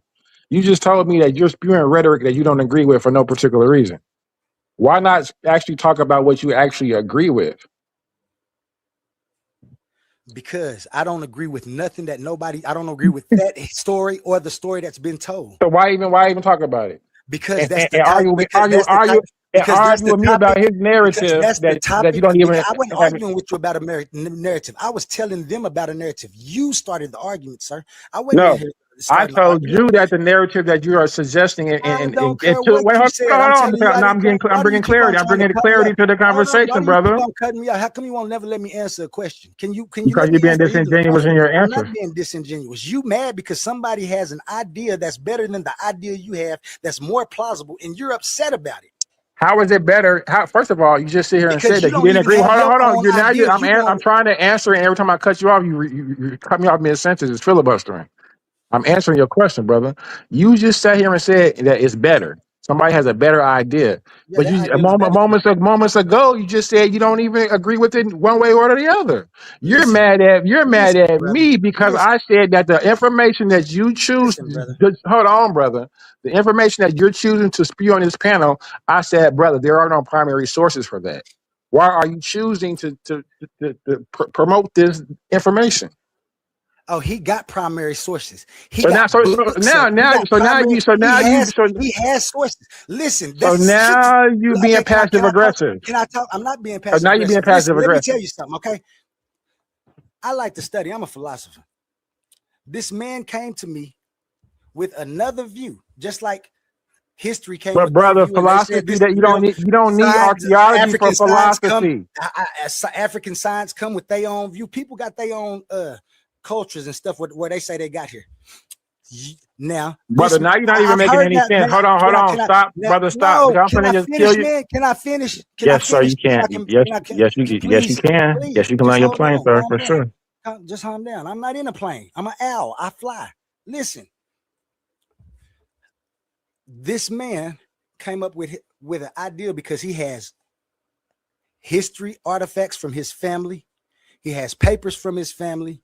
He has papers from the Dunbars that show different stuff. He has this thing about horses. He has a study paper where he shows that the kemet that they talking about is soil. He shows how the kemet is made. He shows that Anunnaki picture that they have that shows how to grow Brother, 3 give me a plants source or cut it is short. all. Give me a primary or cut it short. No, Don't I'm tell me telling you all this. this stuff and then tell me when I ask you for the primary that you don't have it right now. You can talk about.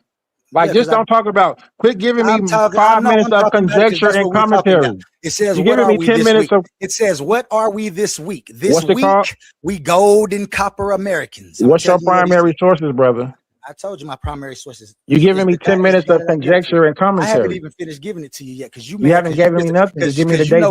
I'm just to tell you about the traders that was the Nigerians and the Europeans and how they Brother, came over here and you turned their back brother, on you giving everybody. me a And fable that's what you story, don't brother, want to that you hear about. making up. Give me a source. You a favorable story and you believe it.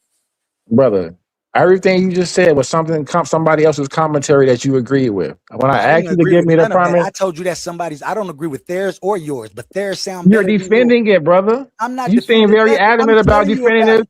I'm brother. telling you about it. You mad because it sounds better than Brother, you're yours? telling me, brother, you're You telling me mad your opinion because about it, I can brother. And guarantee I'm you. telling you that Listen, this I'm gonna tell brother, you something, King J. I don't even know you, but I bet you that you have direct descendants from Africa, don't you? I don't think so.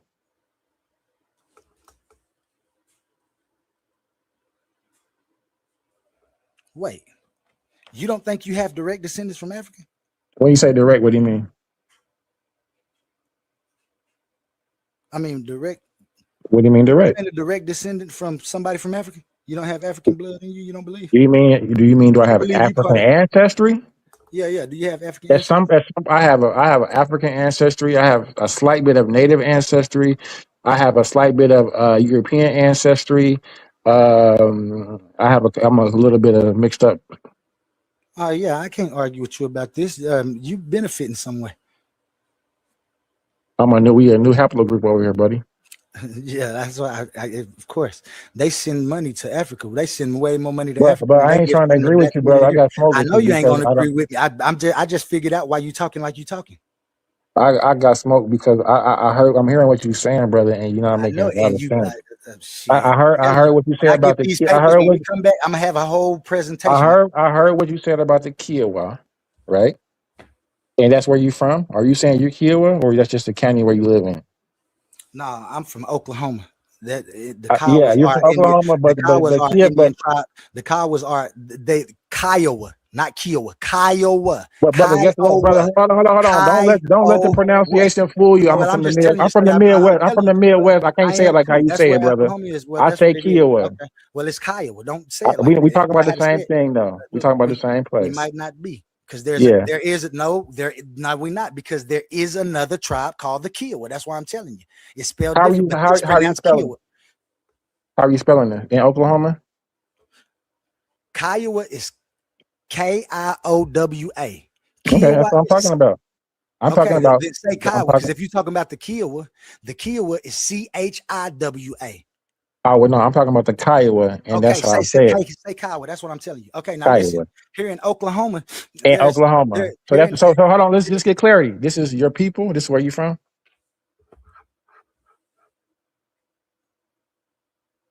You a Kiowa Indian? no. I told you this week.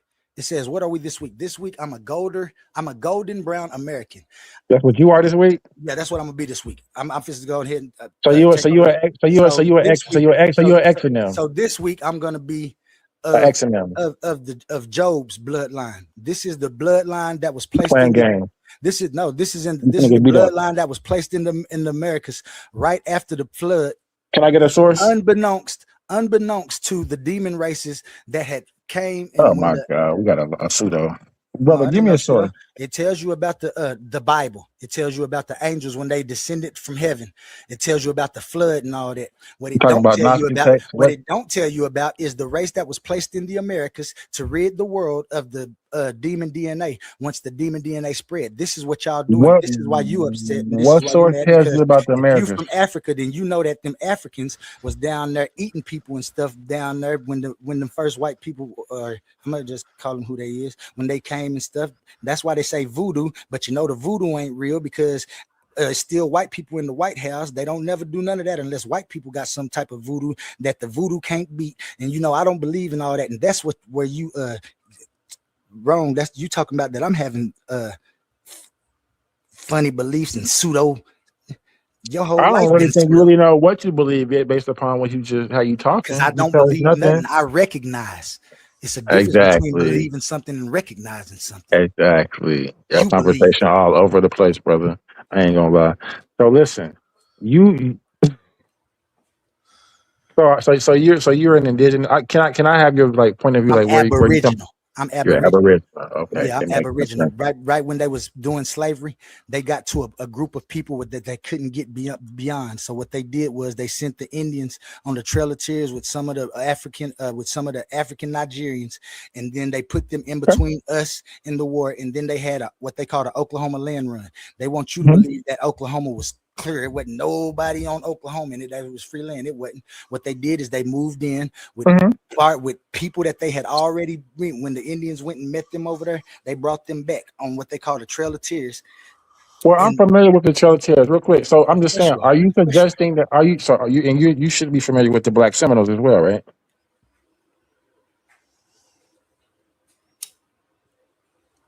Go ahead, Black bro. I Seminoles. was done. I was finished, bro. Black Seminoles. What about the Black Seminoles? So you're familiar with their and their story and how and the Maroons and how they came to Florida as a safe spot. Yeah, So yeah. those they were already people in Africa. I mean, in those. I'm sorry, the Florida Spanish colonies, right? When did they get here? They were here they was here before any Africans came over via slave trip. So are you just now telling me that you agree with what I said? Damn, No, I didn't agree with you at all. Clearly, you you didn't just distinguish said what I said. that it was people over here in Florida that was over here before African came over here. That's what you said. I said via Spanish. I said Spanish colonies, brother. Okay, even if they were Spanish colonies, but that's because when they The headed Spanish this way, colonies were before the British came over. Remember, there's the Dutch colonies in Canada yeah, and the Aztec, yeah, I know about these they're colonies. I different. don't want to. Okay, Yeah, we know about these colonies.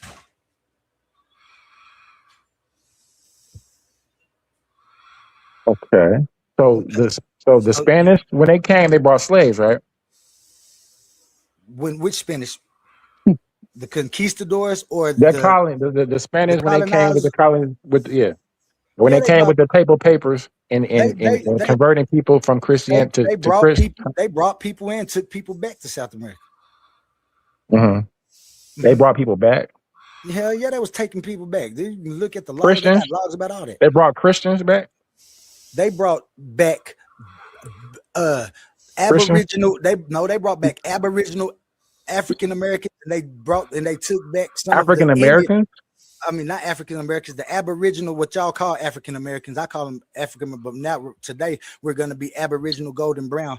The Aboriginal Gold, they took some of them down there, and they took some of the Mongolian Indians, because when they got here, when the Nigerian Europeans got here, they turned their back on everybody.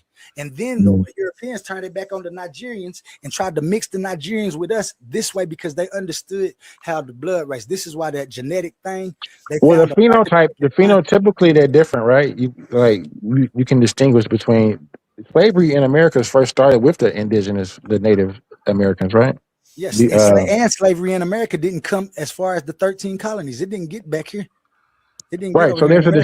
So there's a distinguishment between the indigenous people of the land and the West African Negroid that's coming over. For one, they say that they worked harder, right? That who worked harder?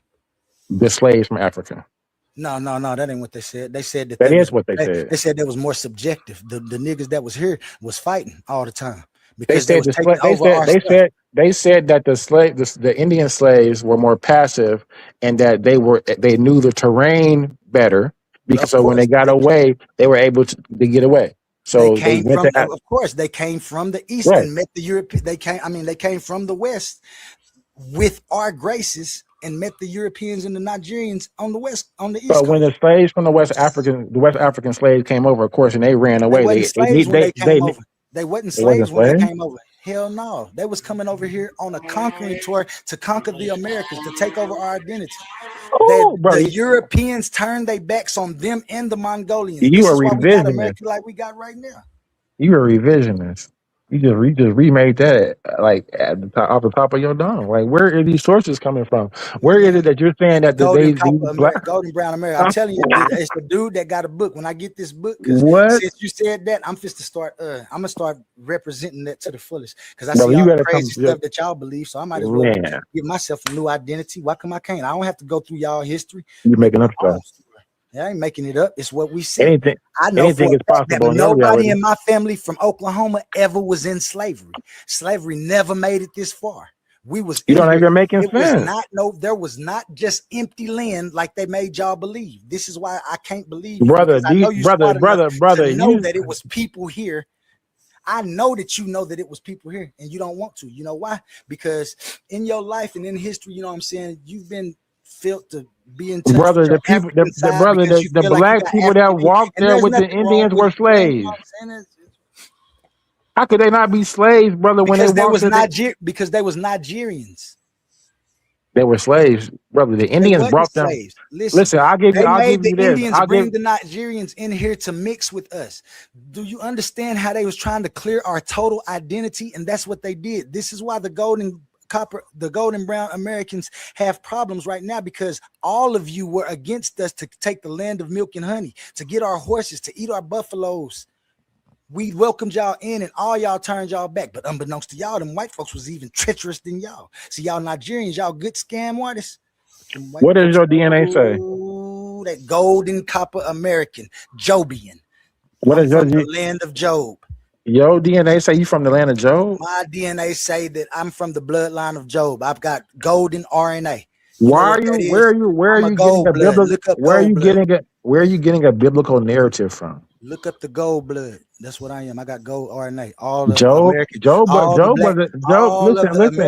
all the golden brown Americans over here have golden what they call gold blood. It's gold RNA.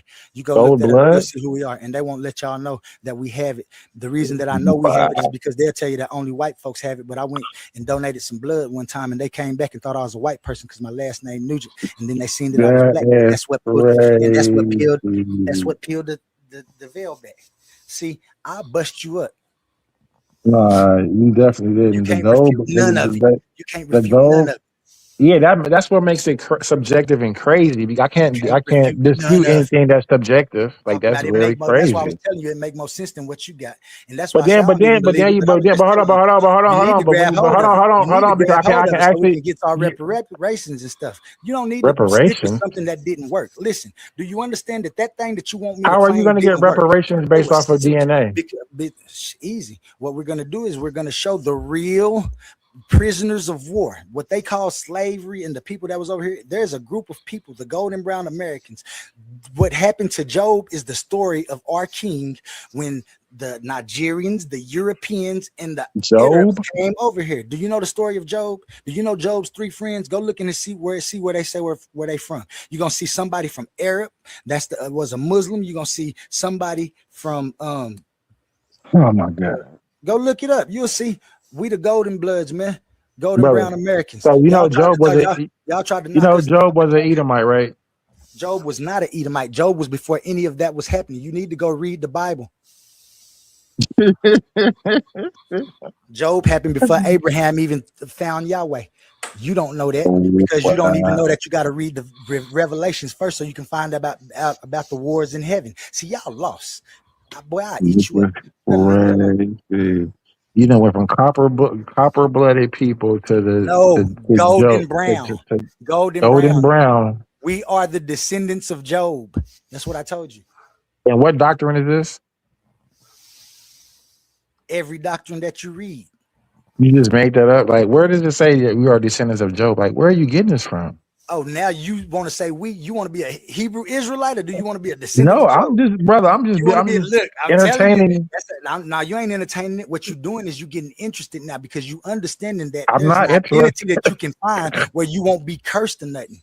You see what Job did within history, and you know that that's really the story of the people who was enslaved over here. You know that Canaan is not a Shemite, so that has nothing to do. That curse has nothing to do with Shem. Anyway, so that's two different things. So that wouldn't even be anyway, like pertaining I to one said, another. we wasn't cursed at all. We was here before any of that even happened. And that's what you don't know. Yeah, you're all over the place, but I just in trying to see About it, where man. you There was coming wars from. in heaven. If there was wars in heaven, but in the story of Job, Lucifer was still going in heaven. So then that means the wars in heaven hadn't happened yet. And so Job had to come before Abraham because Can I ask you a question? none of that has happened yet. Can I ask you a question? In heaven, what is time? You don't even know where heaven is. If Like, heaven I is don't believe in it. if heaven is a physical place, then heaven is. You don't even know where heaven is. I ain't gonna. I don't believe in it. This I ain't is gonna your even talk to story. you about that. It's in the mind. You're trying to ask me about eternity and infinity, but this is your story. What you need to know is that eternity and infinity are conditions. They aren't countable numbers or something. But how can you believe? But your I thing don't said believe anything. This is what I recognize. I But told you hold that. on. But how can you recognize that? But you talk about you believe in onlyism. That I don't believe in only. onlyism. Onlyism is a philosophy. I recognize quantum onlyism. This is a philosophy. This part that we're talking about is religious technology. No, it's not, because onlyism would allude to only things that are subjective. I mean, objective, right? If you See how can't, this man trying to make my philosophy into a watch this. Watch nothing this, y'all. exists outside of objective things that we can actually prove, right? There is no subjectivity within what you should be calling what you just say your onlyism. There is no subjectivity in it. In So quantum onlyism, of there's course, there's not. subjectivity. What do you mean? How? You have to read the whole philosopher's How is this only? The subjectivity is in knowing that, in recognizing the individual person that each of us is. What do you mean? No, Listen, the subjectivity. man, That's the you can't pseudoism. tell me. That's the theology and That's the not philosophy. theology. That's a philosophy. Yes. Oh my God. You're Exactly. mixing The philosophy. That's what I'm saying. You can't That's the mix my philosophy. So why are you Listen, trying to mix my philosophy with something else? I never because said you're nothing about my philosophy. What I'm and trying to nothing get that I you to believe. know is that your variables cannot have anything subject. What do Science my doesn't have any variables got to subjective do with variables. you? Huh? What do my variables got to Everything. do with us being golden brown Americans? What do We're the not talking philosophy about of golden brown Americans right now. What are you talking about then? We ain't talking. We talking about what we talking about, brother. With You don't this, even know what you're talking about. You trying to bring my philosophy in, and you don't even know nothing about my philosophy brother. except We're the thing talking that I about told you. onlyism, brother, and how That ain't within what we was talking onlyism, about. How did we get to onlyism? Nothing, brother, because nothing exists outside of what is objective, the things that we could observe and actually measure and observe. That's it. That's what onlyism is. So you're giving me subjective things like deities and principles like quantum physics that suggest that suggests we can use our mind. Hold on, brother. And you're suggesting that we can use our mind to distort matter and to think things in all these different variables. Like, come on, brother, is pseudoisms with scientific terms. Who said that? That's a lie. My whole philosophy is to take and rid the world of supernatural occurrences. Do you understand that? Mm-hmm. Subjective things. My philosophy is to rid the world of supernatural beliefs. The way that you rid the world of supernatural beliefs is you recognize what you see. Yeah, and so you don't believe anything outside of that. Anything outside of the objective, you don't agree. There is no outside.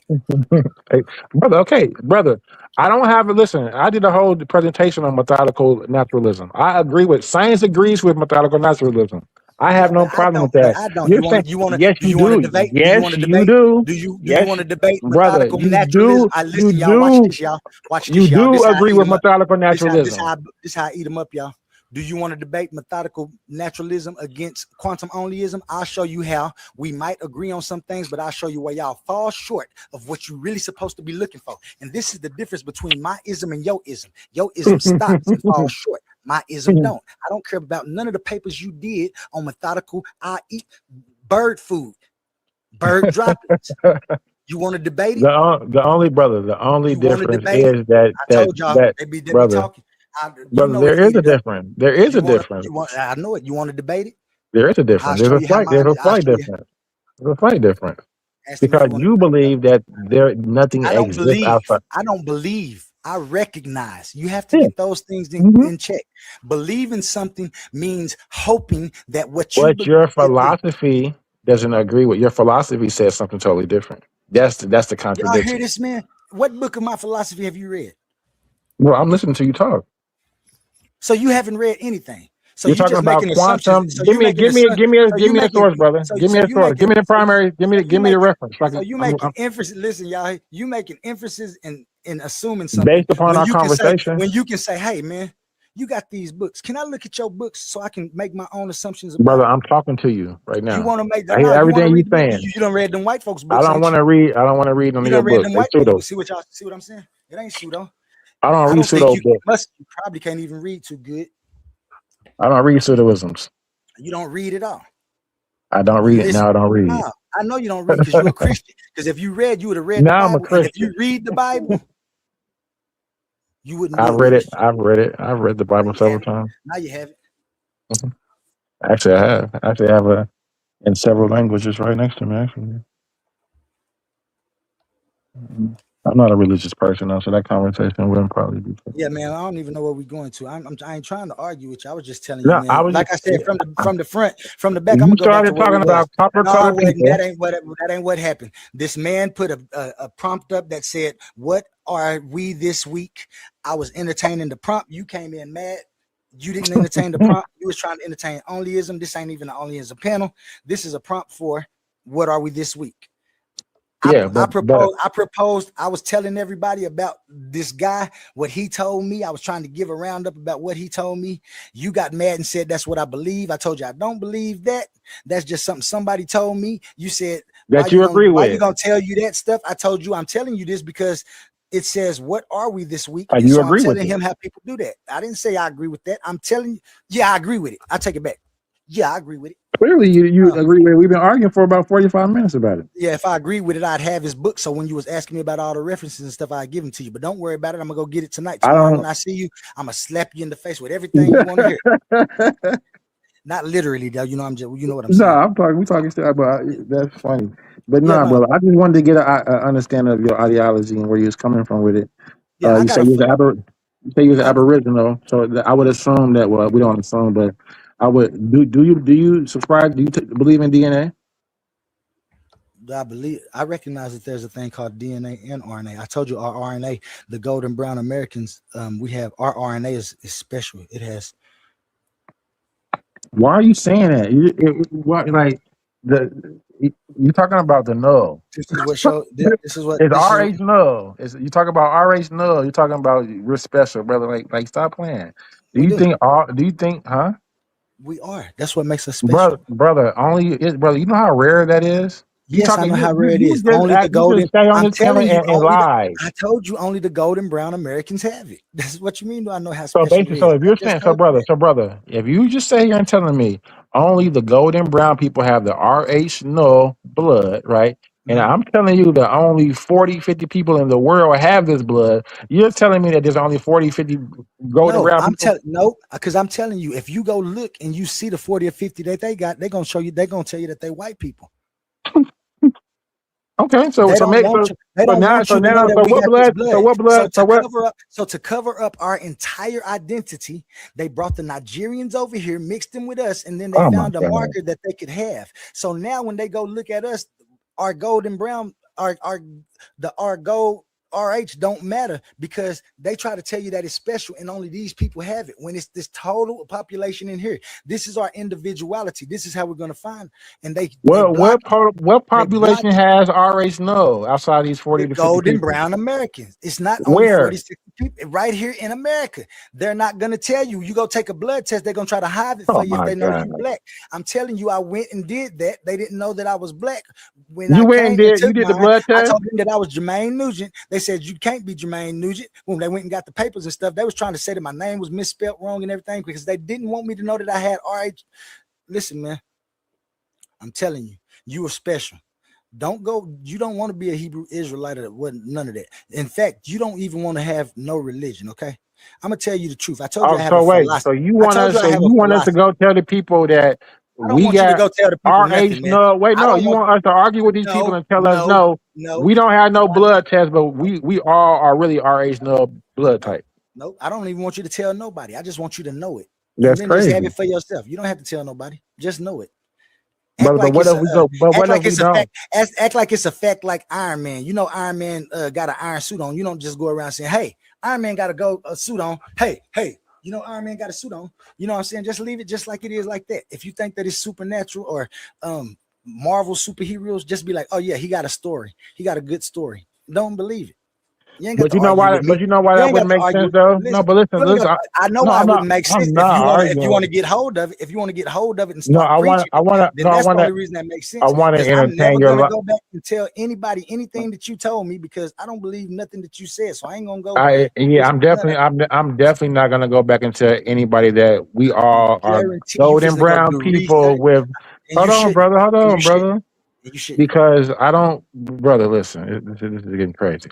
Because if we are all this quote unquote have this RH null blood type, You that don't. means that we can give blood, but You don't. we wouldn't You be able don't. to receive the blood from other people who are not. You So don't these got it. people would be dead. We Yeah, you don't. don't got that. Yeah, don't be telling people that. You ain't got that, man. We don't.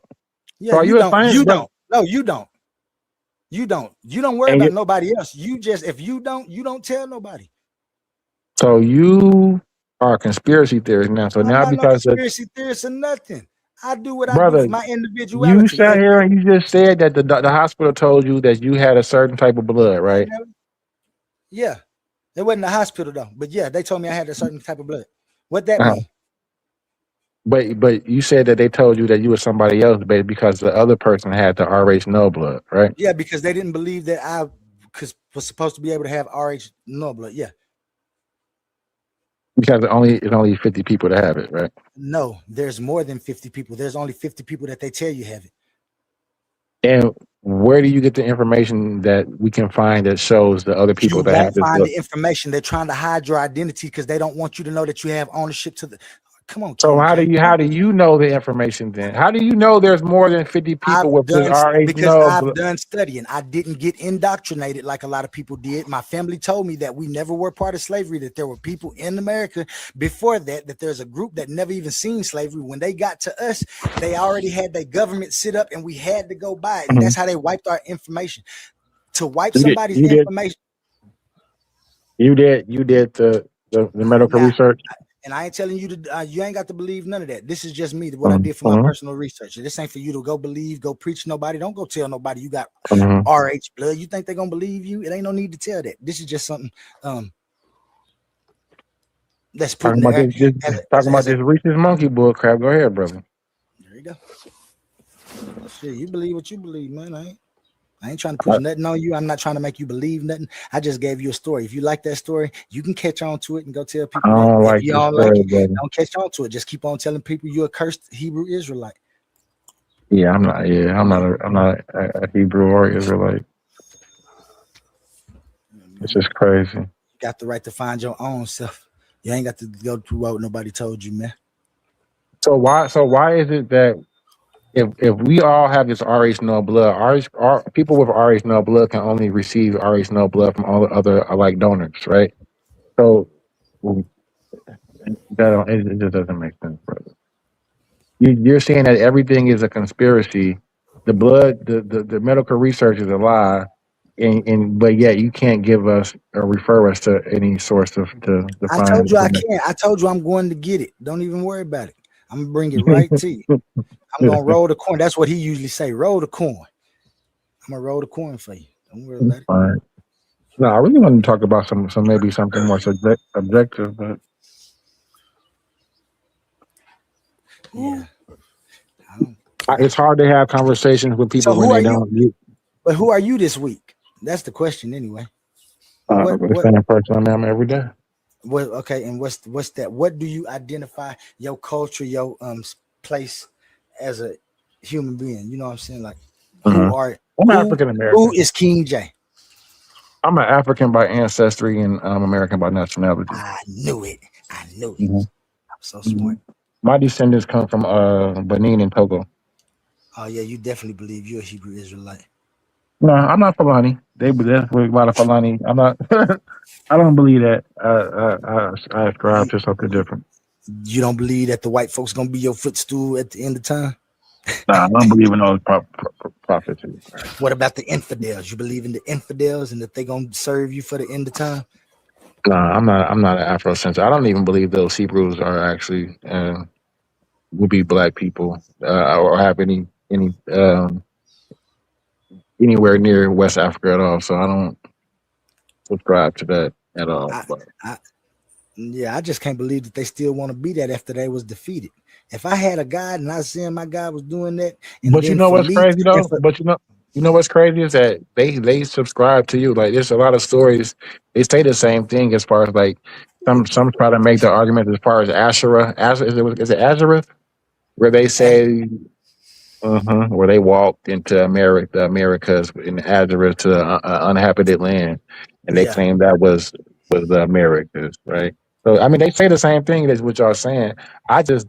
Things that I can't. That's why I'm like, if you believe in onlyism, which is really objective things that we can prove and we can observe, and we can see, which you can see.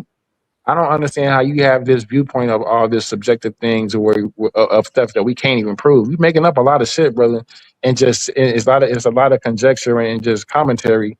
And I would think that you would be one to whereas we would deal with a lot of more things that we could actually systematically test and possibly observe and have some repeatable process of test results, a repeatable process, right? You seem to just kind of make up stuff. Well, the problem that you having is that we talking about two different things, and I have a philosophy. My philosophy doesn't have anything to do with this religion that I was just telling you about. This is the total thing that we having a problem with. See, we having a religious topic, or you see what the topic is type conversation, and we haven't. So while we're talking, you're immediately pulling quantum onlyism into this. Quantum onlyism is a philosophy. It don't belong in that theological lane. So I can talk to you about religion all day and never have to even mention the philosophy of quantum onlyism because it's not a religion. And that's the difference that we have. And that's why, and I understand, like, it's difficult to understand it, especially if the things that you've been taught and the things that because it ain't, I ain't saying this in the wrong way. Like nothing that you say ain't gonna never be thoughts that you made. It's gonna be what somebody told you. They showed you what they say is proof, and you'll just confirm it. And you say, "Yeah, that's what I'm gonna do." And it ain't nothing wrong. It ain't nothing wrong with it. But I do believe that at some point, once you get old enough, and this is where we go. Like we don't got enough people in philosophy to try to answer those type of questions. We don't have enough people asking the right questions. The questions that asked just ain't been good enough, man. And that's why we still stuck here, because we still trying to ask, is we Hebrew Israelites and is we cursed and shit? And why they over there fighting in like, even if you is a Hebrew Israelite, you never going back to Jerusalem in your life. Not that Jerusalem over there, not Israel over there that they got. The only way that's gonna happen is if like a natural occurrence come where all the white people in the world die. That's a possibility. You can be happy about that. If that happened, then you can say God did it and all of that stuff. But until then, you're never going back to Jerusalem. Why you want to be a Hebrew Israelite? We over here, they took history, my brother. I understand that, but they had a history right here that they didn't wipe from us, that we know that we had. What history? Not only that is think about how much money they give around You got the a world. crazy echo, Gideon. Is that Gideon? Is that crazy? All right, I'm gonna jump out, come back. Okay. Yeah, that echo was loud. Whew. Shout out Smash Idol. Shout out Dulcinea. Shout out to Lewis. Shout out Lewis. Shout out Michigan's Natural Living. Shout out Jay Snake. Shout out Sister Rare. Peace to the chat. Back to you, gentlemen. Peace, brother. Peace, Sadiq. Shout out Sadiq in the building. I'm sorry, man. I didn't mean to jump in. How my audio is? Let's see. I think it's better. You good now? Sound good. All right, for sure. Shalom to y'all, man. What's going on, everyone? How your day going? Good, man. Just seeing what's popping on the stream, man. I see we Indians and the Indians came on stage. I saw, but I guess I hear Sadiq Ross speak, and I guess he's from that train of thought, right? Yeah, I have what you call Aboriginal heritage out of North Carolina. I got relatives in Alabama too. Always have. Yeah, before this latest rift developed. Hold on, KJ. So you have any African blood in you? Oh, Yeah. okay. Yeah, we don't got no problem, man. Yeah, I did a nice little breakdown, like a nice little good, exquisite breakdown took over about like 30 minutes straight. Just went in a nice little, pretty decent detail, and I went into that. Yeah. So there's a distinguishment between the two, right? What's that? Is there a distinction between the Negroid ancestry and your native ancestry? What would be Negroid in your What is Negroid in your chart say? Negroid, as far as from my understanding, we became Negroid later on after the reclassification. Well, no census actually says Negroid. It probably would say colored. But I'm asking you. We became colored, that right. Hold on, brother. You said that you are native and you have Black African in you, right? That's a distinction, right? So there's a distinction between the native and the African off top, right? The continental African, yes. In terms of well, I'm not a continental African. I do have African DNA at the beginning of the day, but given the time that we've been over our lineage, we've my family members and so forth, and our history is distinct, unique to this land. Yeah, the Black people in America is a mixture of a lot of things. So you're not making an argument that the original people and the natives are Black people. No, there's a red native, a Mongoloid Asian variety that's considered native. What I'm referring to is we do have mixture with those guys too as well, given the history of them taking slaves as well, and just existing beside the Black Aboriginal Indian, so-called Indian, even before the arrival of the European and the African slave trade. Before 1492, was there any Negroid element in the Americas? Yes or no? Not classified. No, that's more of a European construct, from my understanding.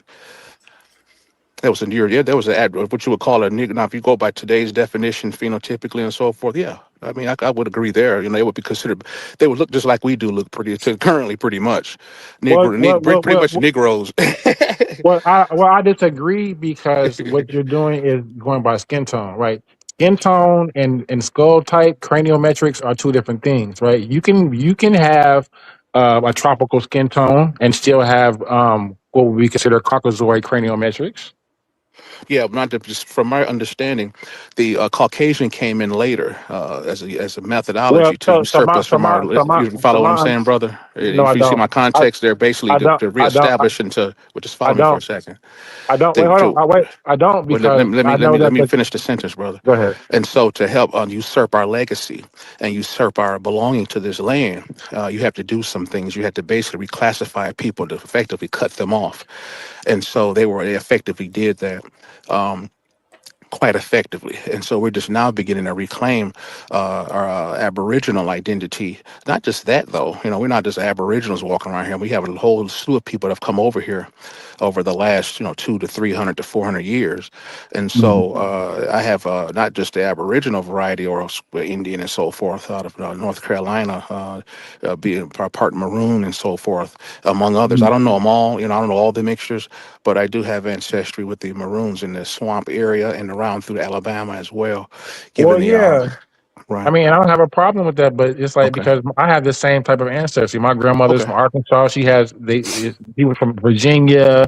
They ran the Maroons and they went to Florida. And like so, it's a mixture of a lot. But my argument is that that's a totally different argument than saying that there were Negroid element in North America before the 1492, before when they actually came over. That's a totally different argument than saying, yeah, when they actually got here though, then there was some admixture with the natives that were here, and as well as some European elements as well.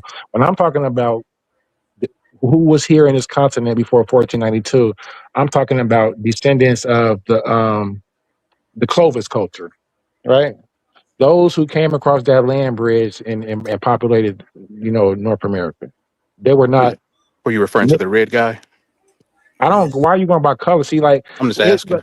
Well, because I don't. I'm understanding like that color is not make you. Your skin tone isn't an actual race, right? Your skin tone is determined by your geographical locations and the particular diet that you may eat, right? That doesn't. We're all human. I would say that's some truth to that. I We're wouldn't say all absolutely. we're all humans, right? But just differ based upon the geographical location that we may be, what certain UV rays we may be exposed to, certain diets, and are just There are just many extenuating circumstances that give But it rise to doesn't what I make us. call But it doesn't make us. ethnogenesis. Yeah, At the end but it of the day, doesn't I'm just make us. speaking locally what the FBA doll say. Yeah, Ethnogenesis that occurred yeah, here yeah, stateside, brother. yeah. But it's It's an at the end adaptive of the day, evolution. right? hmm That's all. Yeah, and skin tone is just that, right? But it doesn't make you a different person. And I think that you're alluding to that Not because absolutely. No, I still have African DNA at the end of the day. We just share the same genome. There's no but what if, absolute but what if, disconnect from Africa, but right? see when you're In my saying opinion. when you're making the word African synonymous with black, then you're weaponizing the word because Africa is the highest gene diversity on the continent. It's like 27.5% as far as like, and it has the most distinction between those on the same continent. Would you say that the American The descendant genetic of slave doesn't have African ancestry then? the genetic diversity on the continent is more than so. You What? understand? Did you hear that So question, no, brother? If you're giving a rebuttal of what I'm saying, you would assume the opposite. Is that what you're saying? no, but I'm saying I that would there love to are hear the what logic. I'm I would saying that love to what hear that, brother. I'm saying that what Okay. you would consider white people, Okay. right, Right. are indigenous to the continent of Africa. Yeah, but I So could agree with that. They have African DNA, right? I agree. they don't have African DNA. So what was the word for Africa before the word Africa? Yeah, everybody comes out of in my opinion, I'll come out of Africa at the end of the day, at the beginning of the day. No, I'm saying what was the They're word? not absolutely disconnected from Africa. Nobody is. I would like to hear the logic of whoever say that that's the case. Brother, what was the name That's for all I'm because asking, brother. no, because you seems as if you're making the word Africa synonymous with a certain type of people. With the American, the descendants of slavery, that's the certain type of people I'm drawing affiliation with And originally. that's where you're messing up, brother. No, Because the wait, I continent have African DNA, brother. What? Yeah, I have it. When the brother, slaves were brought over, when they were you, brought, just follow me for a second. hold on, Just follow brother. me for a second, brother. When I when the followed you to African the end of the road, brother. Stop. when the Because you said you had, Africans brother. were brought over, Hold on, brother. right? I'm familiar with what you And said. so You don't have to North go Carolina had farther, African slaves, brother, where Oh my my family God. was living, bro. And so I have relatives that like literally on pretty much full blood What does African. African slaves mean? African slaves mean just that, bro. They were brought over from Africa, particularly Western Africa. You have a problem Okay, with Yeah, that? I don't think he's denying that, KJ. hold on, brother, What because I he's don't, saying, because, what he's hold on. saying is that those Indians were what we call black people. So I just want to ask him real quick: do you have Hold on, any like wait, hold on, sources get in, because saying he's that? not finna weasel up out of this just that Go fast, ahead. bro. Because so if we have a South I African, mean, this is well documented, brother. Like they but hold brought on, 300 to 400,000 over there, brother, man. I What do want you? you to actually What, just entertain the okay. point that I'm asking you, brother, because you're not making I don't know sense. about the land If bridge. I we don't know have, about the white Europeans. brother, listen, if Go we ahead. have you're racializing. If we have a person from South Africa Right. with a particular skin tone, which you may You classify as talking about pale. South Africa, brother? Hell, Okay. right? It's not. It's South The Africa, not in context is Africa, way. That's brother. brother. That's You're way talking, off from brother. my. You're That's acting, brother. way You're off, brother, from acting my like, bro. context. Yeah. That's the whole point of me saying that I'm gonna Africa bring has us back different. home, brother. The Brother, state quit side, cutting me off in brother. the middle of my sentence, I brother. don't have You're any filibuster, ancestry out of South Africa, brother. You're brother. filibuster. We're not talking about Africa as South You're Africa. changing the context, Africa, brother. brother. Africa is a continent. Still changing the context. Does No, it's that not. doesn't? Are we Yes, that talking does. about Trust Africa, me. I brother? wasn't talking about South Africa, Brother, brother. All right. quit cutting me off in the middle of my sentence so nobody can understand what I I'm told you that saying. nigga was It's a African. tactic. It's a tactic. We're Well, talking about the you can keep saying it if you want. I brother. mean, say what you Can want I to do say, it, brother? brother. Will But I have yeah. time to talk without you cutting me off? Because you go interrupted. I don't filibuster your conjecture. All I'm I'm an saying is American this, descendant of brother. slavery, When bro. you're Do you talking know what that about, is? brother, now I'm gonna go. Right. Now You need to go, brother. I'll when we're rewind the talking video. about Africans, What you're you? making it seem as if there are What book? different phenotypes of West I Africans, you can bring it to me. different phenotypes of South We're not talking about Africans, Africans, brother. We're different talking about phenotypes. American descendant of slaves, bro. American descendants of slaves have some of them, not all, but most of them have African ancestry, bro. Period. African ancestry, That's well documented, bro. brother. I'm So not what is sure what your African and belief. brother, I'm not sure brother? what you We look at. all have I'm not sure African where you're coming from. ancestry because you're not letting me talk. We do all have African ancestry, in my opinion. Because it's a But continent. I'm Because it's a referring to continent. Because it's not an ethnic marker. the American Africoid has American markers all over Africa. Yeah, What? See, the Asian as hey, well. I'm Yeah. Now telling you, you're listen, racializing it. Sadiq. I'm going to tell you something, Sadiq. What's up? Still today, the Nigerians try to make us not identify with who we are. That's what I'm telling you. Yeah, I'm not going to separate Africa from the FBA and from the /ADOS. That's ridiculous, bro. That's an absolute separation, which is false as hell. That's false as hell. So I'm not going to entertain. I'm not going to entertain that. No way, no how. white people on the continent of Africa identifying with black people? You want to identify and find someone who maybe want to entertain that line of reasoning, brother. Why would you ask me that? Because that's what you, brother. Is that what you get from what I'm saying? Brother, I asked you a particular question that you didn't ever let me finish, brother. I I asked you answered it. about. Yeah. No, you didn't, and you're not letting me finish. You're going to have to I'm accept trying to ask the question, brother. Accept Without that you answer, cutting me bro. off in the middle of my thing. I haven't asked it yet. I haven't I'm going asked to the answer it question yet. again. Right. Just go ahead and accept it, bro. I'm not going to. I haven't asked it. The question you keep asking me, I keep giving it I to you. I'm haven't going to have to asked it. insist that you're going I to have to haven't accept asked it, bro. brother. You know what I'm saying? So you're not listening to me right now. You're just talking. So right. And the so question as I was saying, bro. that I'm asking to you So is, and here, go ahead. how are white people who are indigenous to the continent of Africa not African? You said, how are they not African? What are you talking about? I'm talking about the FBA experience, bro. Brother, we're talking about you keep saying the word African. We're not talking You're about any of talking that, about bro. African. We're not. You are. You're the word you're using. My brother tried to come in and turn that conversation real quick. Who said and I white people turned from that mug Africa right ain't back. African? That's a slick move. You tried it, but that's you my brother at the end of the day. What's up, though? What's up, Only? The brother is racializing the word African. I want to hear what my brother Only was trying to. What you about to say? That though. Yes, he did. No, he didn't. Because he made the word Africa synonymous with black people. See, and so you inferring that he's saying that white folks that ain't what he's Exactly. saying. No, you can't infer that. That's the That's wrong what he thing to do. said. That's what Because he said he that said black was something else, and synonymous with Africa. but he That's it. didn't say Yeah, that. my lineage is. I'm talking about. Do you know what the FBA adults lineage is all about, bro? But he's talking about you. My brother, We're talking ignored the hell everybody, out of that. brother. Don't ignore that. What I just asked, bro. We're talking about you. Do you believe that we have the same genome as Yeah, the that'd be a Africans? good question. Get it? King J. Or King J. Do I believe that everybody that's call themselves black in America, do I believe that they all have West African DNA? No. Do you believe that we have the same genome? Humans, 99.9%. The only thing that difference No, is the human genome is 90. The more melanated human genome. Well, brother, I'm answering the question. The human genome is 99.9% identical. What differentiates us is skin tone, and that comes from geographical location, isolates, and diet. That's it, brother. So You're we the all color. have the same genome, right? Humans, right? Mhm. So with that being said, what makes you not want to say that, oh, maybe I did have people over here on this continent? We got the same genome.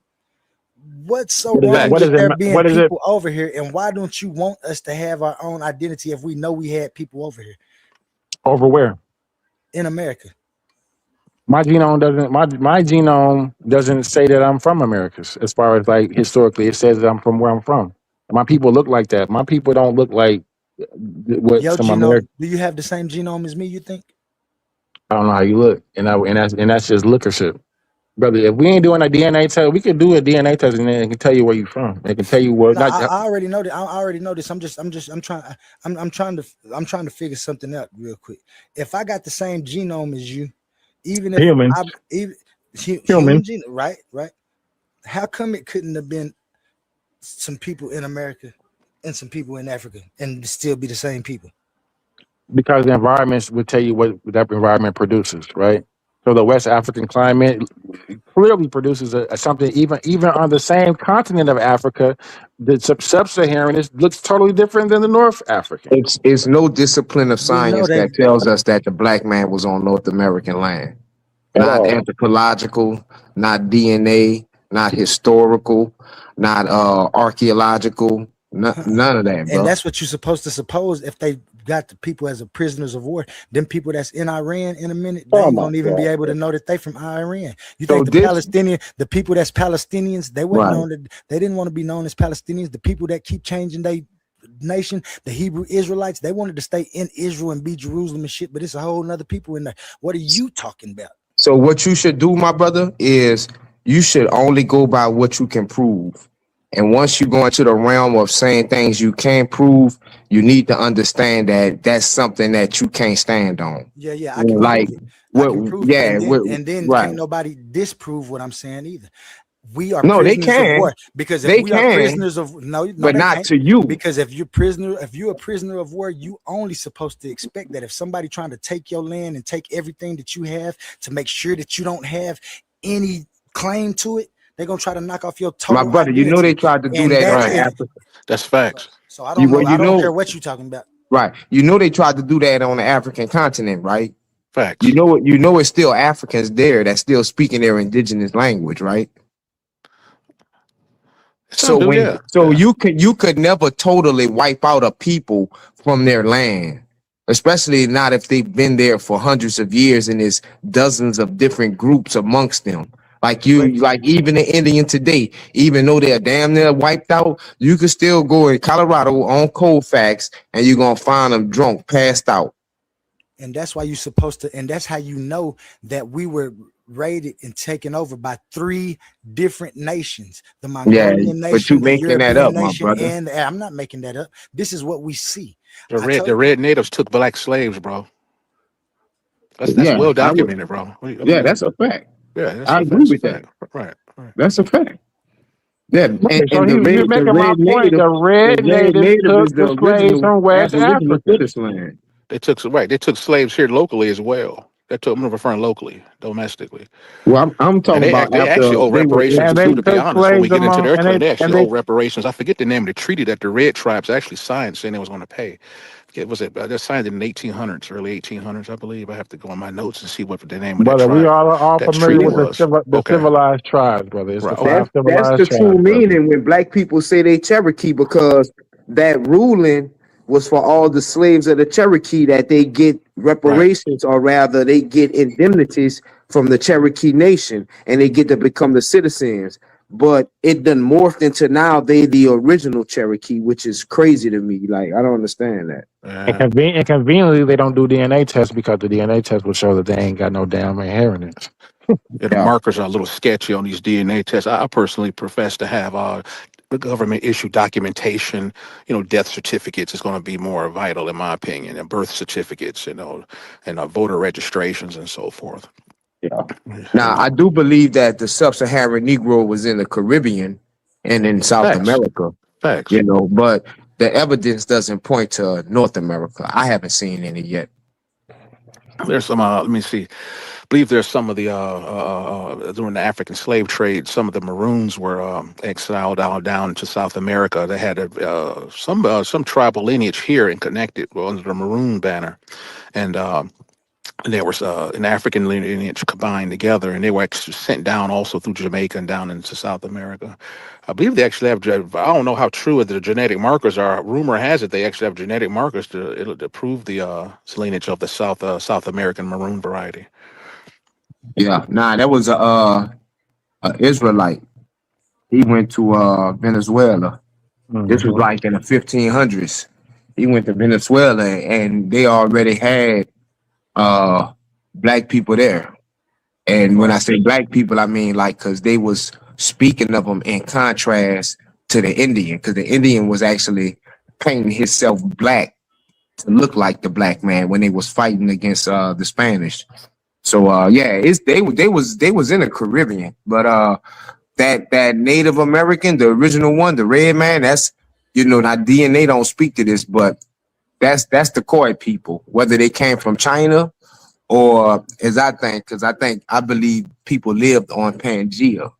So when Pangea split, those Khoi and those San people, they went on the American side because America and Africa was connected. So I think they've been there from the beginning, and they just morphed into the native we see today from the migrations from the Bering Strait, and just recycling amongst themselves. But that's Gideon, so Gideon, what would you say if I push back with the Khoisan and the epileptic eye trait? Why don't we see that anywhere outside of China? Nah, we see that with the San people, the Khoi. Yeah, that's what I'm saying. I don't have a problem with suggesting that the Khoi migrated to there, but you're suggesting other migration outside of that into. Well, see, no, I'm saying like, on Pangea, you had the Khoisan people. It's really the Khoi and the San people. You had the Khoisan people on the African continent and the American continent when it was one. Well, Gideon, Pangea, there was just one landmass, and everybody was a hominid. There wasn't no split up of Africa and China and America. It was just one landmass. Yeah, it was just one race of man, and we were all hominids.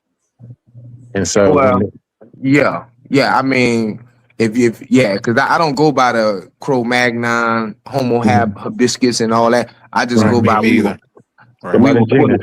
were fully formed man. So I just feel like we was fully formed man, and then it split, and they got on that side. Bipedalism and the upright feature Homo erectus only comes way later.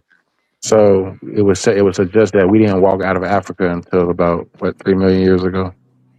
Yeah, and see that's what you believe. We didn't walk out of anywhere.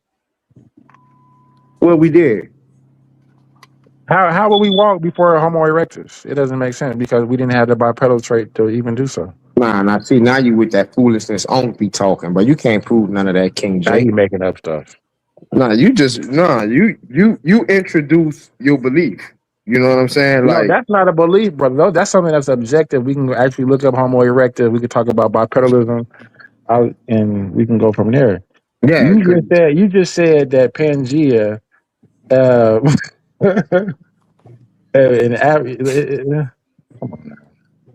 ahead, finish your sentence.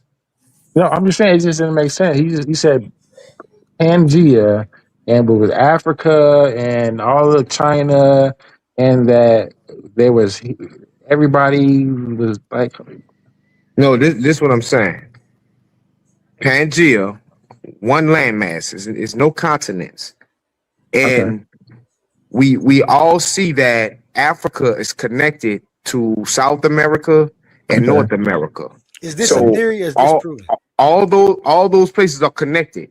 So those Khoi and those San people were on not only the African part, they was also on the South American part, which is when it was Pangea. But then when it split, those people stayed and they drifted with South America. And then they have the Bering Strait, because we also got to realize, like, black people populated the whole world. You know what I'm saying? Even the Nordics, those was early so-called, black people. And when I say black, I mean from skin range. Those was like what we would see with the Persians who came from the Medes. The Medes were what introduced that white element into the Iranians, into Iran, into the Persians, because the Persians are the Elamites and the Medes mixed together. So, I believe everybody in the beginning was some type of black. But like you said, this part I agree with you. The weather conditions made those, Nordics and those Europeans that color. But yeah, man, those Khoisan people, those are the original Native Americans. So you can say they're Africans, but we don't come from that line of Africans. We was on that mainland continent for thousands of years after those original Africans were separated. So, well, see why it really didn't make sense, because Pangea dates to like 299 million years ago. Pangea is 299 million years ago.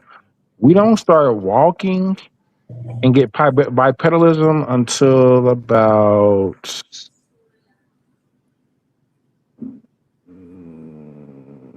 2 million years ago. right. See all those millions and billions and all that, 8 gigabyte. Nah, we don't do that in the Bible, bro. The Bible So tells you're us giving in Genesis 10 that that's when the world was separated. Not only well, man, but the so, continents itself. so you don't subscribe to the 6,000 year Bible date? Yeah, no, I do. I'm a young Earth. Okay, so Right? I would be labeled a young Earth. how are you giving me a date of 6,000 years in a biblical term, but then giving me a date of 299 million years in regards to Pangea? No, that's what I'm saying. I don't subscribe. I don't. If you was listening, I said I don't subscribe to that model. I subscribe to the model in Genesis 10. Genesis 10 speaks of Pangea, but it don't say it was billions of years ago. It said while man was on the earth, it was divided. Can I say something real quick? King J and Gideon, I'm glad to hear that y'all just said, even though y'all still got a world view that ain't yours, I see that y'all kind of deter from what they say, because y'all see some logic in some different things. So that's a good start right there, man. That's a real good start. It lets me know that even though you have an idea and somebody give you a map, that don't mean you go just by what they say, even if you try to profess that, which is funny, but that's good. Yeah, all we could go by is what's left for us to see. Like everything else, like things we can't prove and postulate on. I'm a illuminate that when somebody's talking to me, because as a Bible believer, they like to always put that in my face, but they doing the same thing. King J can't show us nothing of 2 million or nothing. You feel what I'm saying? So that's his belief. If he chooses to take the rock and run with it that way, hey, that's on him. But I believe mine make a lot more logical sense than that model. You know what I'm saying? Because that separates us from separates the European from Africa, and makes them have some type of belief that they evolved in some type of way. But the Bible tells us we were fully formed man in Africa. Okay.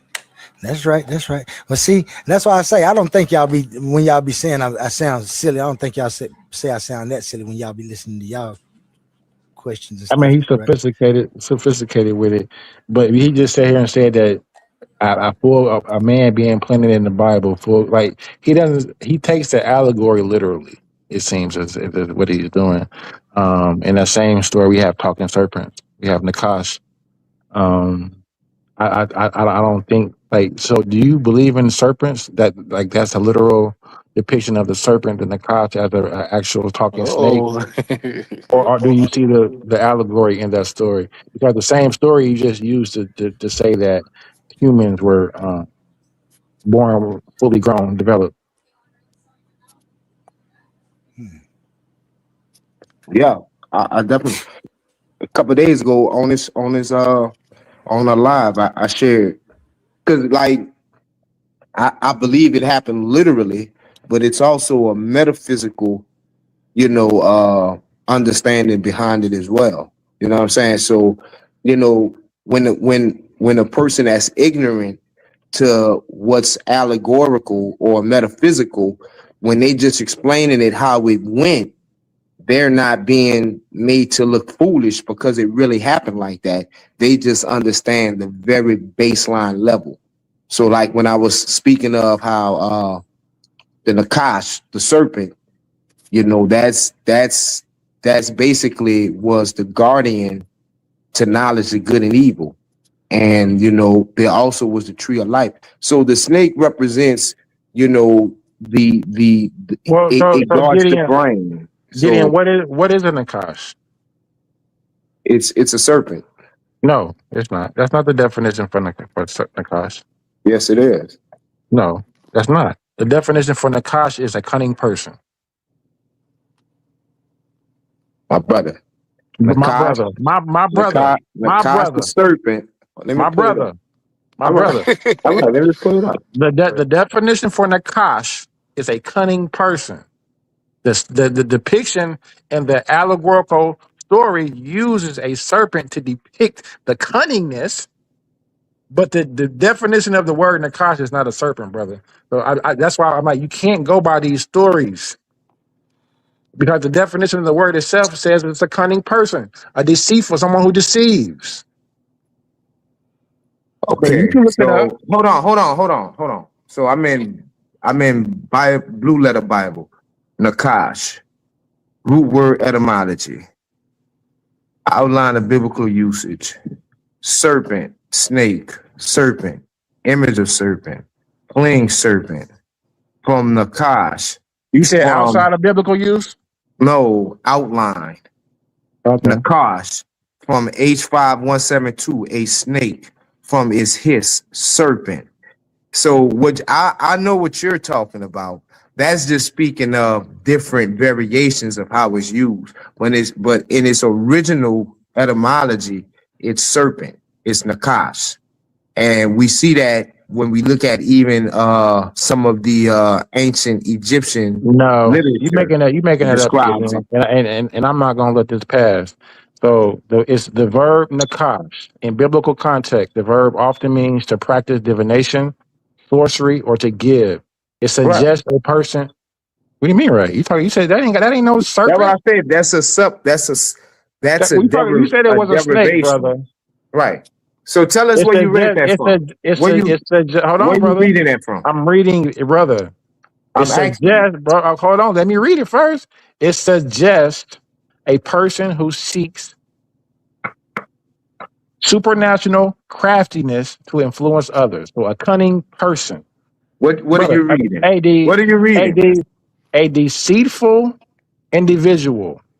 You gonna stop reading it and tell me what you're reading so I know where you're coming from? What you're reading? I'm reading the linguistic and root of the word nakash. NCHSS in Hebrew.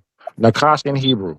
I'm It's saying a what verb. source? What source? Brother, Not nakash in Hebrew. It's a what verb. source? What source is you reading, bro? Because that source is not. That's not. So what I'm reading So from, bro, are you in is Strong's? Or is it what you're saying? Or are you reading the I'm in definition Blue of the Letter word? Interlinear Lexicon, bro. I'm in the lexicon. Hold on, let me give you. It doesn't get more plainer than that. That's why I'm asking you where you're reading that from. Hold on. Because what they're doing is expounding on the word nakash, I mean, we can move past. I mean, which is yeah, totally fine to do. But yeah, right, we can roll. We can roll either way. I mean, we got the gist right on both sides. We can roll with it. I mean, would you say get into this? The snake is somewhat was acting cunning and yeah, no, like I said, okay, there you go, King Jack. Yeah, he shares. a derivation of the word nakash is Right. cunning, I go wise. right. I go with that. But in its origin, it means snake. Not only in Hebrew, but even in Egyptian texts, they use the word nakash for serpent. So that's You what would I'm trying to okay. tell you. Okay. Would you say get in? It was you said it was a literal snake talking to Eve, huh? Yeah, yeah, definitely, because we see that snake motif all across not only Hebrew literature and Egyptian literature, but Near Eastern, like the Anunnaki. We hear Credo Mutawa. He's a griot from Zimbabwe, if I'm not mistaken, or South Africa. He speaks about the reptilian people. So yeah, it definitely was it was a serpent for sure.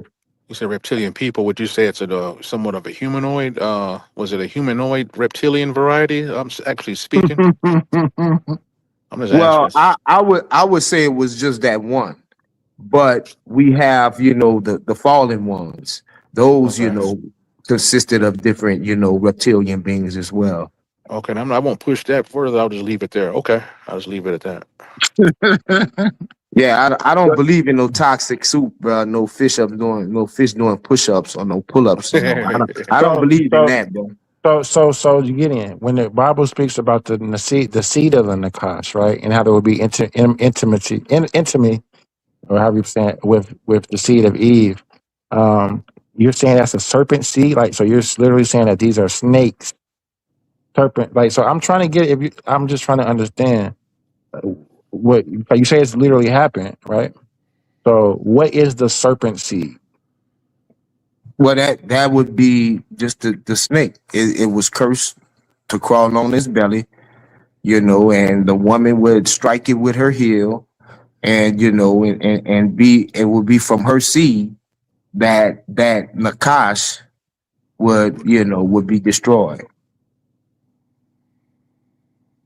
So the serpent has a seed, right? And when we say seed, do we mean that seed as in a physical seed, like, or are you saying the serpent is just having snakes, and the woman is going to step on the head of the snake? Well, yeah, you can look at it both ways because it means it both ways. It means the woman, she will always be at enmity with the snake. We can, whether it's anecdotal or you looking on TV or you go to data, women terrify the animals. You know what I'm saying? Or if you want to look at it as, the seed of the serpent, which is not a physical seed because the Bible speaks of, people having seed that didn't have children. Just means the fruit of their works influencing masses. So yeah, I definitely look at it in both ways. One thing we can agree on is that a person has a mother and father, they has a mother and father. Right. Both of us are saying that in the beginning it was something that we can't prove, like scientifically we can't redemonstrate it, and also it's a supernatural story. Except with mine, because that's the basis of what we do is our faith. But this European doctrine and philosophy got you guys thinking it's just wholeheartedly true, and that's the word of truth. So, I have a question, Gideon. I have a question, quick question. When the Nakash, right, presents itself to God, right, along with the sons of man, with the Benahim, Right. what form is he in? Is it in a snake form or is it in a human form? Well, it's definitely not a human form. So when he's coming back to and fro, right, deceiving the people of the earth, he's doing it as a snake and not in a human form. That's spiritual. He's in spirit. He's in a physical form, but he has a cunning spirit. Oh, No, he's not in a physical form, as in a flesh form. No. So what happens So how was, is he deceiving people coming to and fro the earth? Because God has given him the power to do so, right? If he's not a physical person. So right, you're saying he's a serpent. This is a snake. right. So let me give you an example. When you see a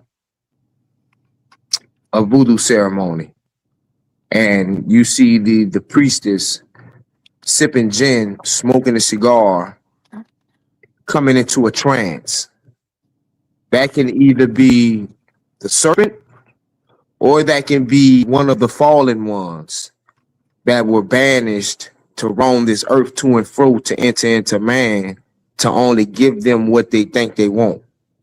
So when Satan went before the Most High, he went in a spirit form. And when he comes amongst us, as he is even today, he's in that spirit form. He enters into us through the desires that we have. So that's how that happened.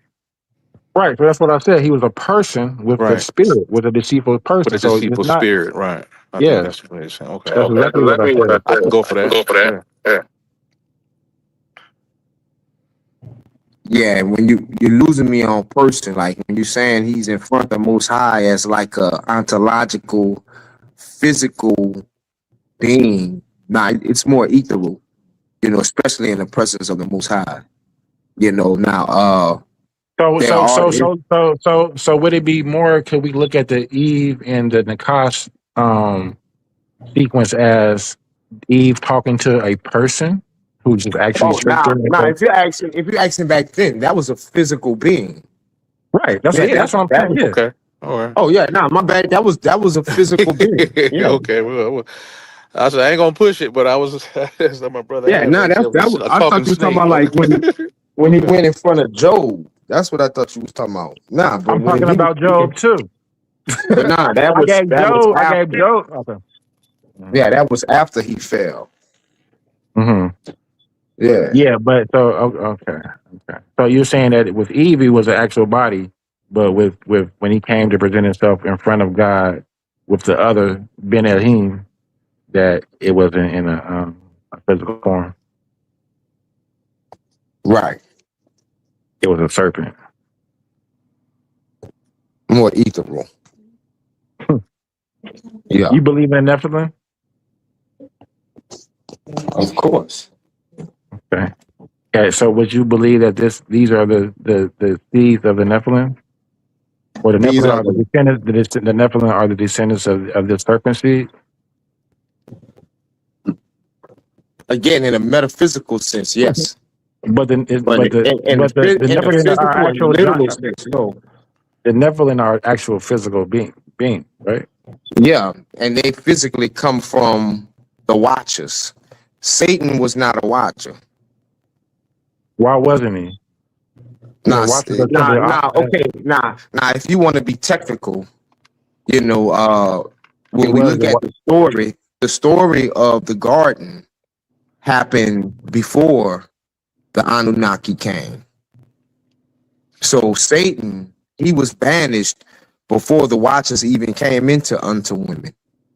So those physical Nephilim come from the Watchers. They don't come from the serpent. Well, the first fall was Satan. That is the Watcher. The second fall is the Watch. So Satan is the first fall. That's why. But he had no seed. He didn't have any literal children. See what I'm saying?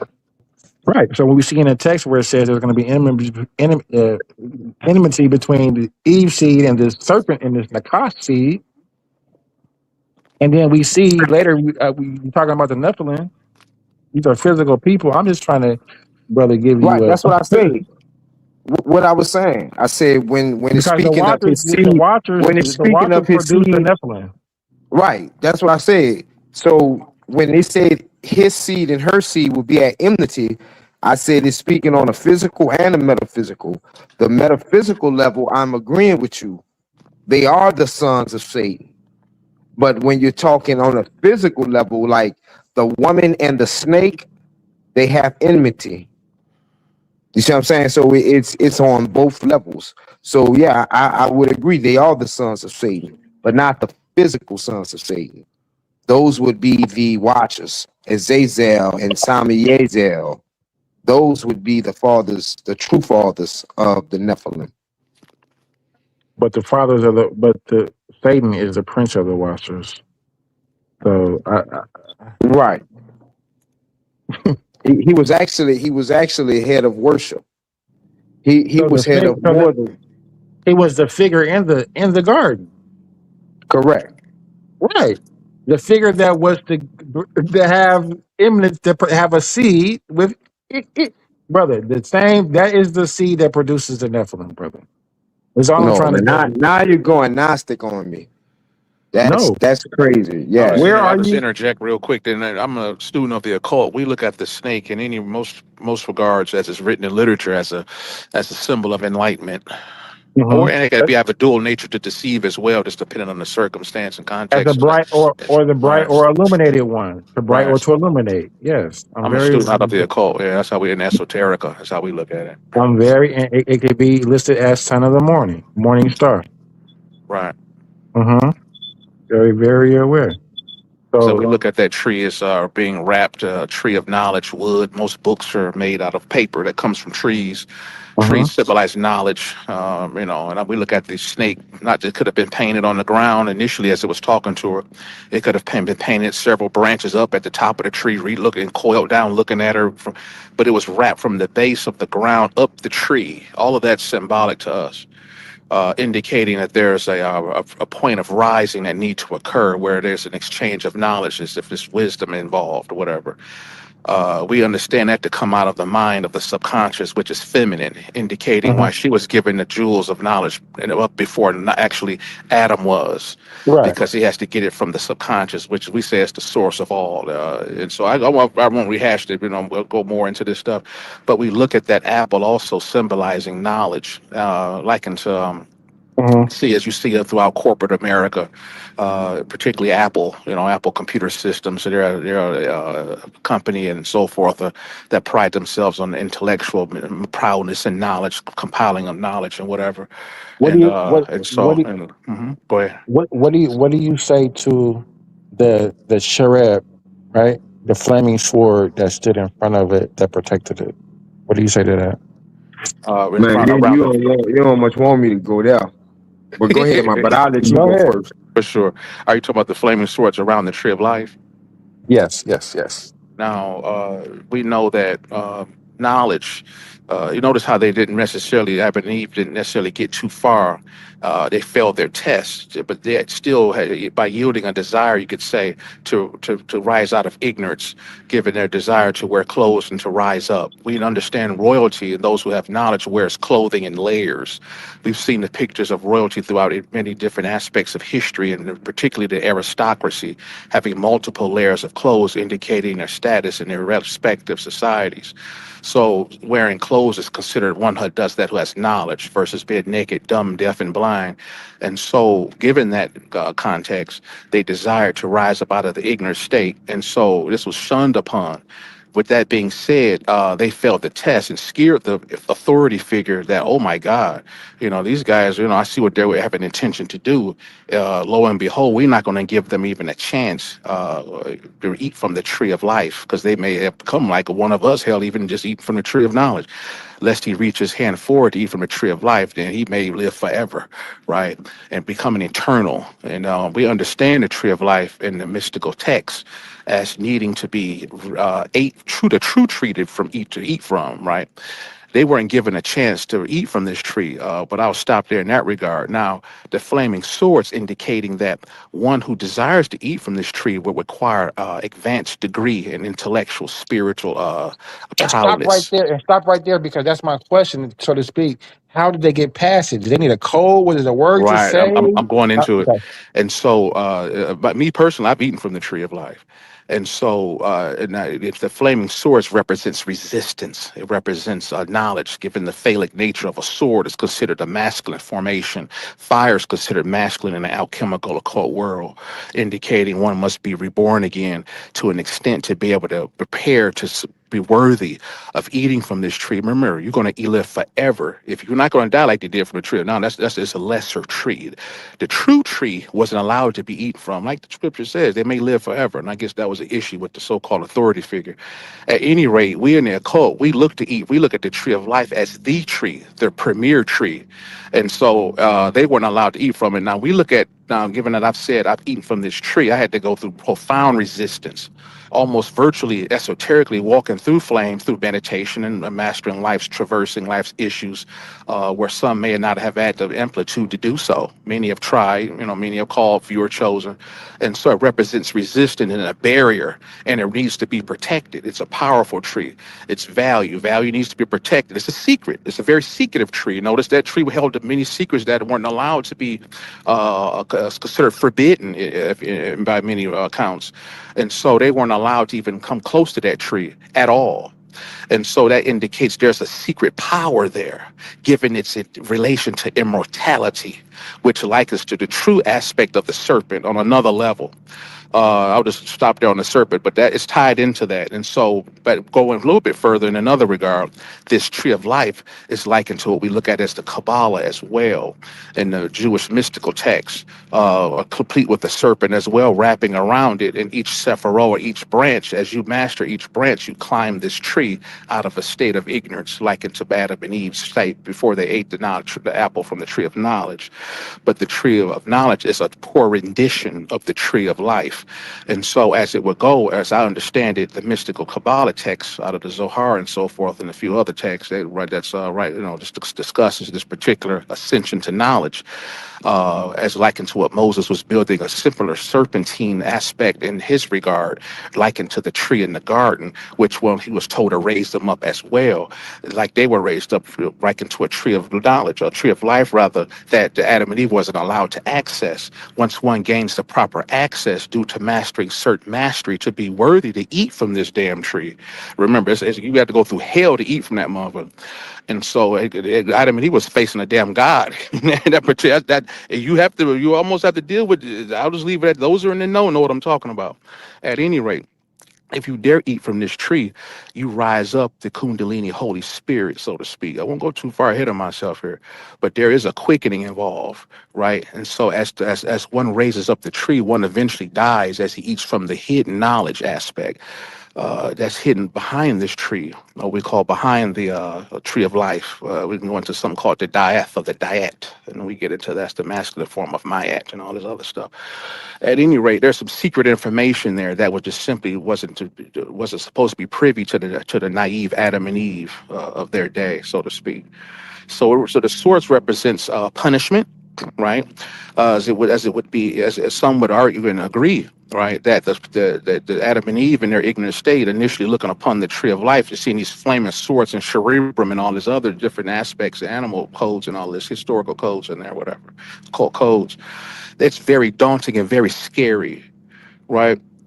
And so, and it's very intimidating. I mean, flaming swords, for crying out loud. I mean, good Jesus Christ, right?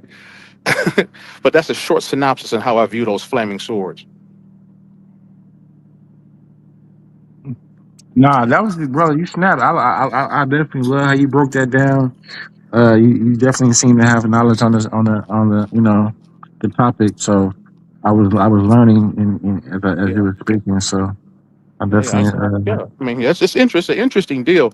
That tree, and you don't want it if you want to keep these guys a slave, as likened to Adam and Eve, in my opinion, as they were kicked out of the garden. The God and so forth said, we got to get these guys out of here, and have him till the soil, so he returned to that soil. So he became basically like a farmer, or some would say a slave.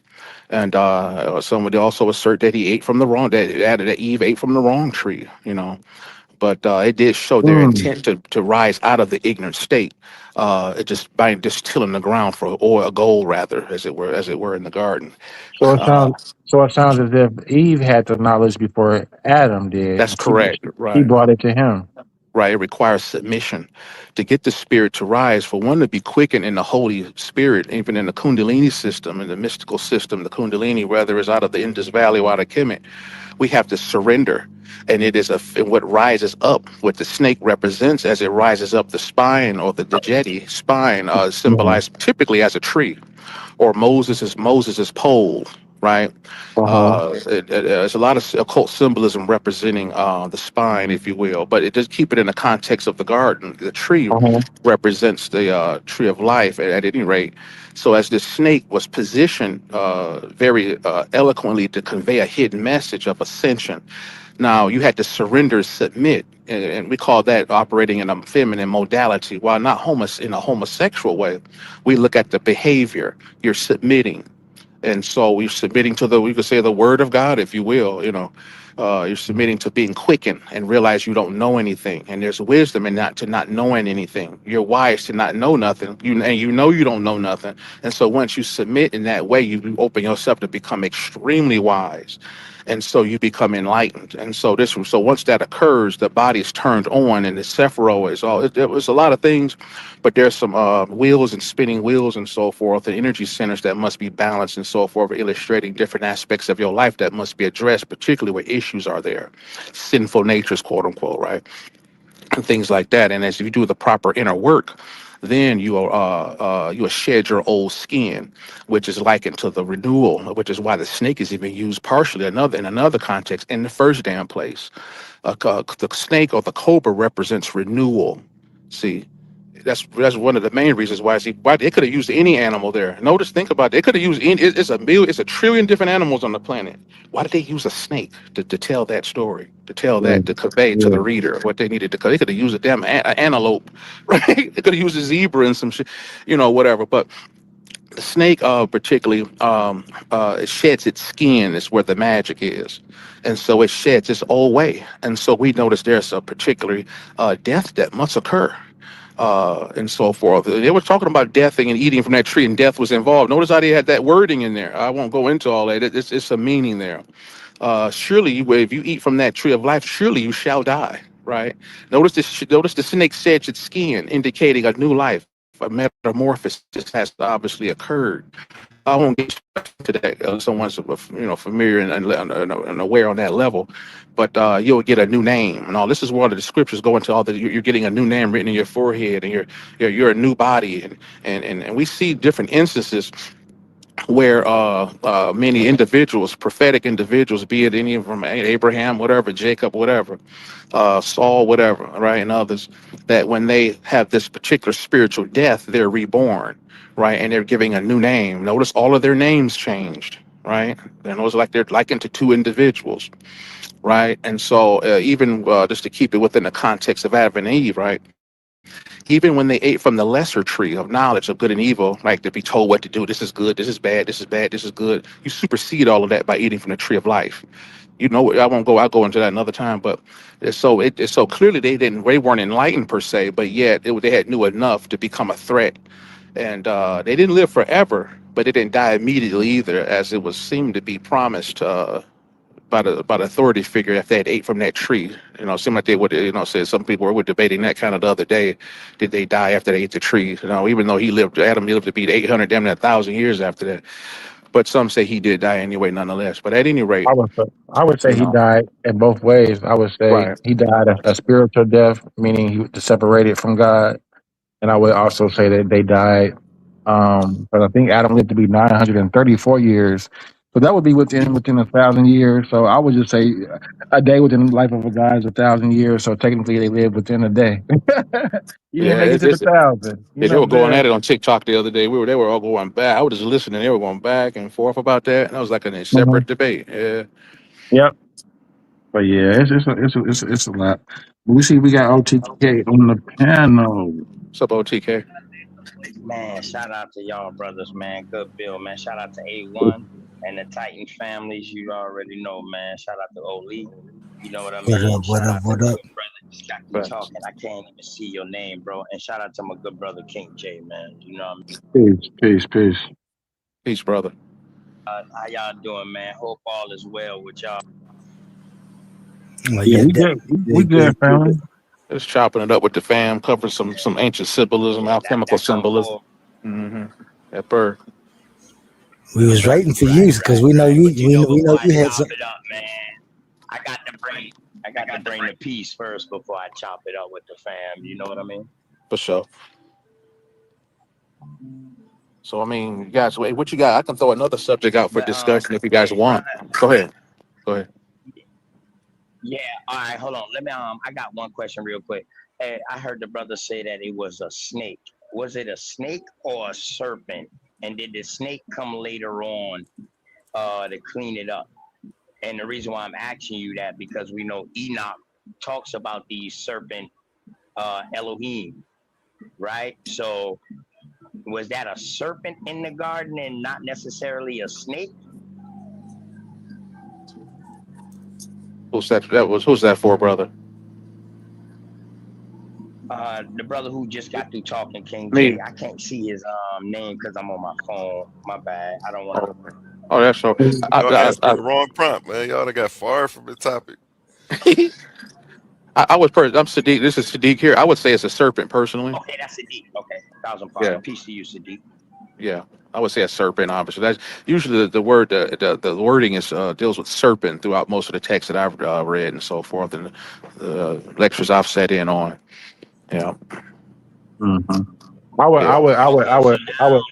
I would say different. Being a serpent, now that it's being a serpent, would that be one of the Elohim, which would mean a council of God? So wouldn't this be one of the chosen? So OTK, that was the argument the discussion I was asking the brother Gideon when he alluded to the being. I'm under the pretense that it's a person, right? Just a cunning, deceitful person, based upon that. Enoch, in the book of Enoch, when you're talking about the Watchers, right? They're angels, So I mean, Yeah, I mean, he Satan. described them as he described them. You talking about the seraphim? He described them, or the seraphim, however you describe it, and that comes from the word serpent. Well, serpent comes out of that word. So that's what I'm saying. You know what I mean? It's crazy how they took the book of Enoch out, but yet they got remnants of those type of things like that. So that's all I was asking. That's all. Yeah, it's funny that you say that because Jesus even quotes from the book of Enoch, right? So I guess it was just maybe too supernatural for him, had too much, mysticism in it for him. I don't know, but yeah, it Shit, would have been Enoch hard. saw everything, dog. Enoch saw everything. Enoch was actually the first person to go to the heavens and the hells and come back and warn Noah, who was his great grandson or something like that, his grandson, to build that ark. Listen to God and build that ark. Wow. This is that man Enoch now. Yeah, obviously, and we've read more on Enoch than I have, because I haven't read that part of it. You're quoting from the actual book of Enoch, right? Yes. Where that story is, where he Enoch 1, teaches Enoch Moses. 2. Yep. Yes, Yep. man. I also read like Adam and Eve. I'm still reading Adam and Eve, book 1 and book 2, because it actually talks about those 900 years. Well, y'all say one day, and God's like, but it talks about those 900 years and how the devil kept tempting them while they was in the cave chilling. Yeah, it's a good read, man. I'm talking about it's those real are books good. that got taken out. Those are books that I'm gonna got have to taken check out, it and out. then you have to read them and wonder why they got taken out. Why they were taken out? Right. It makes sense. They talk about the lamb in the garden. I'm not no thumper, but I just like to read, and I read unbiased. And get better context. Yes. Yeah. Yeah, them books is good. I read them. I read the books of Melchizedek, the one of Abraham. That's why I be spitting some of the things that I be talking about, because them books right there is the whole apocrypha you need to read, because it tells about the stories of what been happening. Because like the Bible gives you an outline. You know what I mean? It's really telling you genealogy, so it's giving you a rough draft. It's skipping time in the book, but when you read like the apocrypha and stuff like that, they're talking about what was going on in between those times. It fills in the gaps, in other words. Tell you that God put Adam and Eve in the cave of treasures. It tell you exactly where they go. It tell you about Melchizedek and Salem. It tell you, give you some descriptions about that. It give you descriptions about the lamb that was in the garden with Adam and Eve. And what So, that so a lot of the symbolism. characters that appear in the Bible. Isn't Melchizedek Abraham's teacher? I want to say that it's something like that. I don't Is daddy or something like that? I know him no, and it Sarah was was half brother and sisters, but I know they was half brother and sister. But I thought I know Melchizedek is definitely Sarah. But I thinking that's Abraham teachers.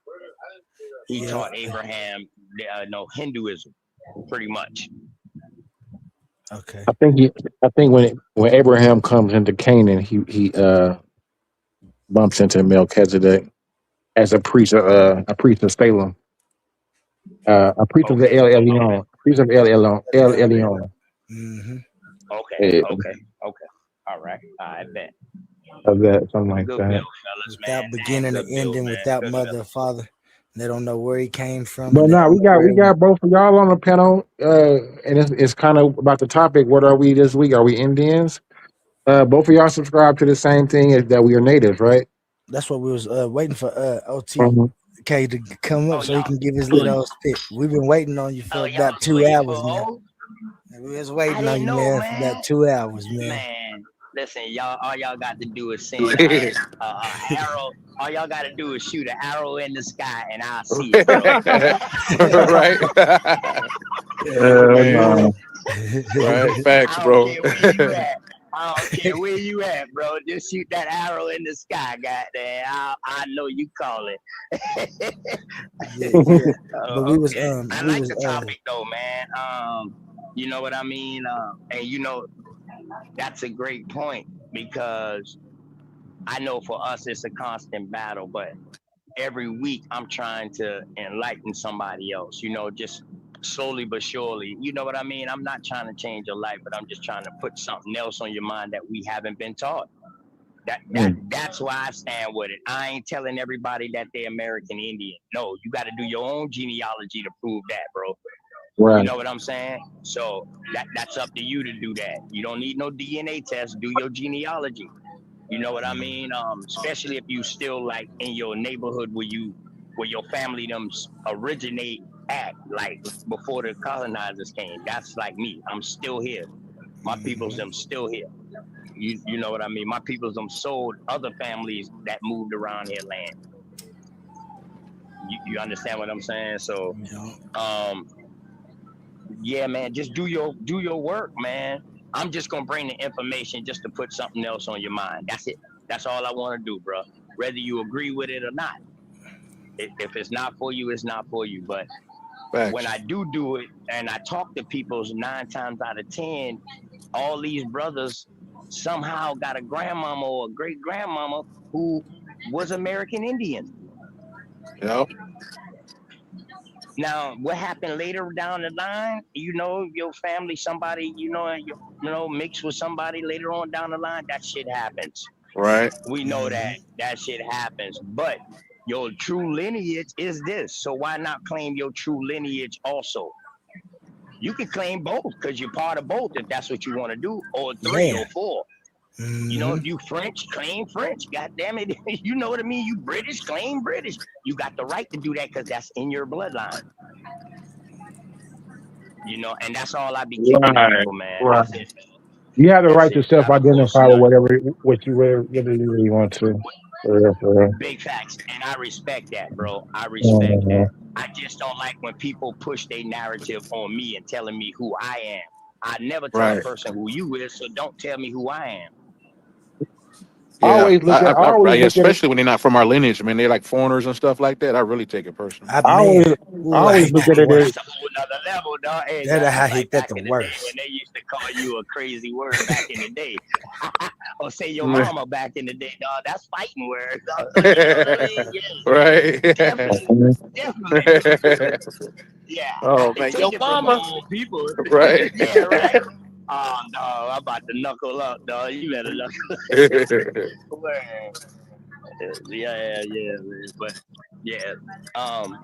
So what about y'all brothers, man? Y'all got it inside y'all genealogy, or y'all found it? We was talking about some of that earlier. Yeah, do y'all do genealogy? Do y'all know Yeah. how to? First of all, do y'all know how to? I ain't trying to play you or nothing like that because everybody might not know how to do genealogy. That's why they get stuck in 1865. What can you tell? I'm just saying. That's what I'm asking, man. You might know how to do just that ancestry tree thing part of your genealogy, but do you really know how to research genealogy so you can get past that hump? And boy, Right. once you get past that hump, I'm gonna once you call get my into mom. 1700s, and you on a part of land, dog, you tying yourself to American Indian tribe. You tying it to it. Now it's time to find your 1655. Right. yeah. Now it's time to find your peoples them and find out the greatness that y'all did. Right. You know what I Facts, bro. mean? Facts, bro. Instead of somebody else claiming you. See, Right. listen, y'all gotta understand. These people that's on these res, they are claiming only the 5 civilized tribes' name. They're not claiming the smaller chieftains that came and made those bigger chieftains. Like, say where I'm from. We're part of, if you lump us in with stuff, they'll lump us in with the Yamasee and they'll lump us in with the Catawbas and all of that. But really, we're called the Edawans in the Buchewi tribe. You know, the Edawans came in from Charleston, you know what I mean, from by Edisto, the Edawans, Edisto, the Santee, the Wandos, all of those boys, all of them pretty much kinfolks, but they were spreading out down the coastline. You know what I mean? What was that So last tribe you said? OTR. What was that last one you said after you said the Altawana Santee? What was the other one? The Wando. Wando. Okay. The Wando, you got the Okay. Edisto, you got the The Wandos, you Edisto. got the seaweed. Yeah, you Okay. got the seaweed, you got the PD is farther up. That's when you're going. That's another way. But all of them are like coastal line families. You understand what I'm saying? Mm-hmm. They all on the Atlantic coast. See where I'm at, I'm right off the Atlantic coast. Like I literally can jump in the Atlantic Ocean within 20 minutes on a speedboat. I'm in international waters. So I'm right next to Charleston, you know, like the port. I'm right next to that. I'm like 15 minutes from the port. You know what I mean? And on a boat, I'm like 15 minutes. You know what I mean? From to a boat, on a boat. Oh, that's cool. Motherfucker to me. Yeah. So you know, people didn't start coming here. The Edawans came here in like late 1600s, early 1700s, and they started mixing in with my peoples them that already been here, which was the Buchuis. So once they mixed in, they just became incorporated as the Edawan because the Edawan was a more bigger chieftain. So that's how it went. When you got encompassed into a bigger chieftain, you inherit that name, but you will be an offshoot. So when people say they part of the Cherokee tribe, dog, okay, what chieftain of the Cherokee are you? People don't know that. I help people find these things too. Now, when you find these things, now you can literally locate where your family started at. That's how you locate where your family started at, when you know the original name of the chieftain that was in these certain areas. Yeah, I'm gonna have to go. I'm gonna do dig a little bit deeper. I definitely want to get more deeper into my lineage. Mine come out of North Carolina. Yeah, North Carolina. There's some Maroon affiliation out, and also some out of Alabama and so forth, and a few other. Got a little bit of Cherokee. My great grandmother was full Cherokee, and I want to get more detailed info. And I got deaths. Go when ahead. you study in North Carolina, you might get stuck when it comes to a certain period because it wouldn't always call North Carolina. So now it depends on what part of North Carolina you in, because at points it was Virginia and just Carolina. Right. See what I'm saying? So you might have to check inside Virginia records for some of your ancestry too. Right. Or Yeah. even Tennessee or Kentucky, because once Right. Tennessee and Kentucky became a state, they took parts of the Carolinas. Yeah. So OTK, Facts. real quick, Facts. real quick. So bro. would this be synonymous with like the Mississippian culture? Oh, the Mississippi culture is down. That's that down south. Yes. the mound builder culture and stuff like that. Those was like the mound builders, pyramids, what we call pyramids down here, and the mounds and stuff. Are you We still familiar? got remnants of that. Are you familiar with Town Creek and Mason's Plantation? Okay. Well, those are just cultures. So, like, I'm on a little map. I'm looking at the names. But It listen, has, it man, has it's so much, dog. I swear to God on every. Oh, nah, I don't want to swear to God, but I put this on everything I love, bro. It's so much information that we got access to now, dog. It I is. know I wouldn't learn it all before I die. Mm-hmm. That's how much is out now that I know I wouldn't learn all of it before I die, bro. It's hard for me to pronounce these names. I see Nakotis, Yeah, Citigo, Natchez, Citigo, yeah. and then I see Hobbs. Hey, listen, that's American English now. What it is that we used to pronouncing things like how we was taught how to pronounce it, and we got our own pronunciation. But we was already using these letters now.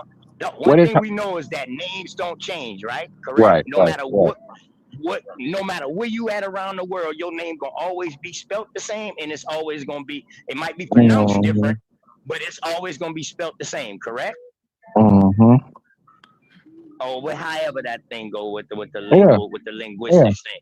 But yeah, so Transferable all over. of these are American English, and all of these are American Indian town. Dog, listen, the more I start doing bills, y'all gonna be like, damn, dog, I live by a town called that. That's why the name is that. They didn't name these places. They renamed places. I'm in Illinois, so you know what I'm saying, that alone, I'll let you know. Cahokia Mounds, boy. You got one of the Mound biggest. builders.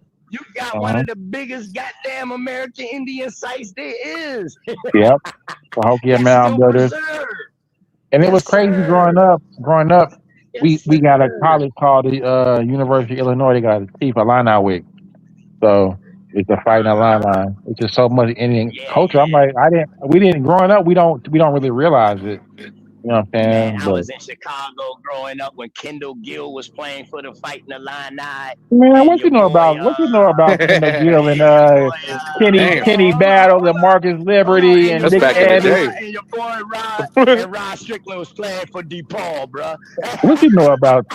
Stop playing. Yo, I grew up in the Wild Hundreds, man. I ain't lying Nice. to you. My mom Okay. got married, dog. I grew up in the Wild Hundreds, man. Type shit. We were from 103rd and Halstead over there in Mount Vernon Elementary School all the way to goddamn 12-7. Yeah, I grew up in the Wild Hundreds. Yeah, I know exactly. Yeah, you know what you know. I got brothers and sisters out there, bro. Still out there. That's why I don't tell nobody my real name, because you know what I mean. Right. Hell nah. You know what I mean. I got family all over, man. I don't tell nobody my real name, dog. My brother's incognito, incognito in this. Man, I'm telling you, you gotta protect yourself out here, man, because the way these things is now, dog, they can put you in the video, and that ain't even you in the video, bro. Like, let's be for real, man. Come on, bro. They can make up documents to make it look real on you, and that you be like, what? And come on, man. Once it hit the web, that's a wrap, bro. Right. That's a wrap. Yeah, they can make a mofo walk into a bank and rob a bank on video, and you won't even know that's not you on video. Yeah. Word.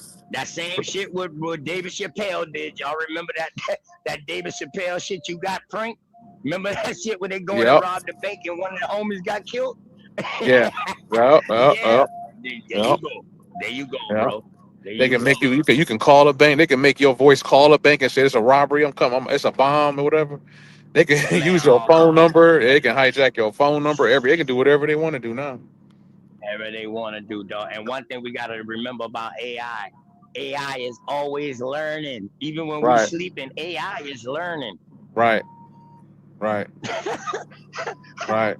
Man, so I did a show with I you know what I mean, because I like them. I like to stick with that AI, especially with like the robots. So I'm subbed up to this channel called Algobotics. So this brother be bringing out all the stuff like to warn you about. You know what I mean? So And Really? he brought up them boys. Yeah, yeah, they're a real good channel, man. He brought up when them boys was on stage at a science convention, and he was like, "Yo, AI needs to be governed because if it don't be governed, it can be something serious." Nah, that was your boy Elon Musk that was saying this. Now this was back like almost 10 years ago, Right. bro.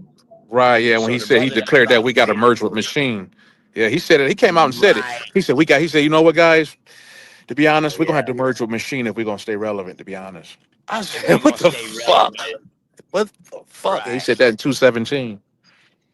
Yup. So I also did a bill with this brother who where they saying live forever. So what he's doing is he's uploading all the books he ever read, uploading everything that he know, he's uploading it to this computer, right? To this AI that look just like him. So check it. The AI done got so smart, and he's still working on it. Well, he probably finished now. The AI was so smart to when the girl was walking around the room, the damn AI eyes was following them, right? So she said, you know what? Let me trick this shit, man. Let me ask this some old crazy ass question. Dog, Right. don't you know this motherfucking AI came up with the answer by itself? I did a video on it, man. Man, I'm trying to tell you, that boy on Algobotics, he got a bunch of stuff. He got the robots. He got all the stuff on the military. You know what I mean? With them using the dogs, they done already got robots to send in, man, like Right. AI bots to Oh go yeah. in. They try They to did that save already. They casualty killed lives. they killed dude in Texas like that. They did it killed the first civilian, a black guy using an AI dog. Your boy Oh remember my man in Texas? oh What's that? They shit. killed them cop. They went in there and sent some bombs in on a robotic dog and blew dude up. Oh shit, man! You need to do a show on that, King J, man. We need to do a bill on that. See that type of stuff. Not everybody know, bro, because we don't get Texas news Right. Right. Right. and Facts, South bro. Carolina, bro. You know what I mean? It might be a world wide web now, but that's only when you put it on Instagram, Facebook, or something like that. Then it becomes worldwide. But if it's just on your news channel, that's not coming to me. You see what I'm saying, man? And there's so much stuff that we just need to keep in relevance. You know, I don't Yeah. care what you claim to be, dog. We just need to keep each other informed Yeah. about what's Yeah. going It's on, man. facts, bro. It's the new one of the new tactics now. Given what you said, bro, there's some new tactics now to kind of come up with now methodology now to throw AI off. That's becoming a growing science now. Like this Google random shit, and you got to put in bullshit. That's going to become a growing tactic here now. How to throw this motherfucker off. This mofo off. Excuse me, my language. Yeah, we're gonna become good at that. I've been practicing some techniques to throw it off, and that way, when it does try to do predictive, suggestions and all this crazy, it sounds retarded and everything. You know, hmm That's why try to sometimes, like, retarded. even when people be hitting Google, like people ask me, do I got a problem with AI when they hit Google? I tell them, I said, no. I said, I got a problem with AI if you try to use it as a definite and you ain't researched more in depth to what that AI is saying. Right. Don't use it as an absolute, bro. Facts. Use it as a reference. Right. Use it as a reference because if you keep scrolling down, it's 9 times out of 10, it might give you a reference. Right. You know what I mean? To where you can dig deeper to where it got that answer from. But one thing we gotta understand is that they're gonna go with the whole so if you got 100 people that's asked the question, if 100 people say yes, they're gonna tell you yes when you ask the question off the jump. They're only gonna use the no if you scroll farther down. Then you will find out well what percentage said no. But nobody never looks at that. You understand what I'm saying? And see why they said no. Because the reason why they said no might relate to Yeah. what you're saying. You know what I mean? So Right. AI is a tool. It's a tool. Right.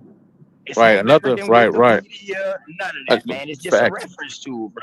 That's Another all it thing is. too. So it's Yeah, true that. Just to add to what you're saying, another way they can actually falsely steer you and socially engineer you is by adding in lies. They can put in a lie, or whatever, and get enough people to agree to it, and you can make a lie go viral. See, it just take enough people to share with those comment or a post, and it can go viral. It can be totally made up. See, it can be and what totally my made up, and, favorite and word now is imagine to how many, tell all the yeah, imagine how many bots you could put out there to say the same thing, and they can all share it, Yeah. and then have to go live in the algorithm. You see where they're going with this, and they can tell you anything. Yeah. They can make up, and it says viral. It got a million shares. What you gonna do about it? Right. Right. Dude, that And should be what's fake our as hell. favorite Right. saying? What's our Right. favorite saying? A well-organized lie can defeat the truth. Yep. Get ready for all of that. There's gonna be false shares, fake shares, fake like all of that shit. Yeah. Good luck with that. For us, Shit. just say like for me, because I only got like 1,400 subscribers, right? So to me, if my show do 1,000 or 2,000 views, that's viral in my classification. You understand what I'm saying? So Right. that means that's in the algorithm of everybody who got about 1,500 subscribers. They pushing it through that algorithm because it's viral. You understand what I'm saying? Right. So some things we don't even see that's viral because we ain't in that. You understand what I'm saying? We ain't in that classification unless you research that type of stuff in your phone, or if you talk about it. Because once you talk about it, your phone gonna pull it up by itself. Next time you open up your damn phone, that's gonna be at the top of the list. Damn, I was just talking about that yesterday. They're gonna have an article for you. My phone do that now. As far as like suggestive stuff, like it's damn near crazy. Like I could be talking about, I could damn near be thinking something, and I'll look at my phone and then I'll see a ad for it.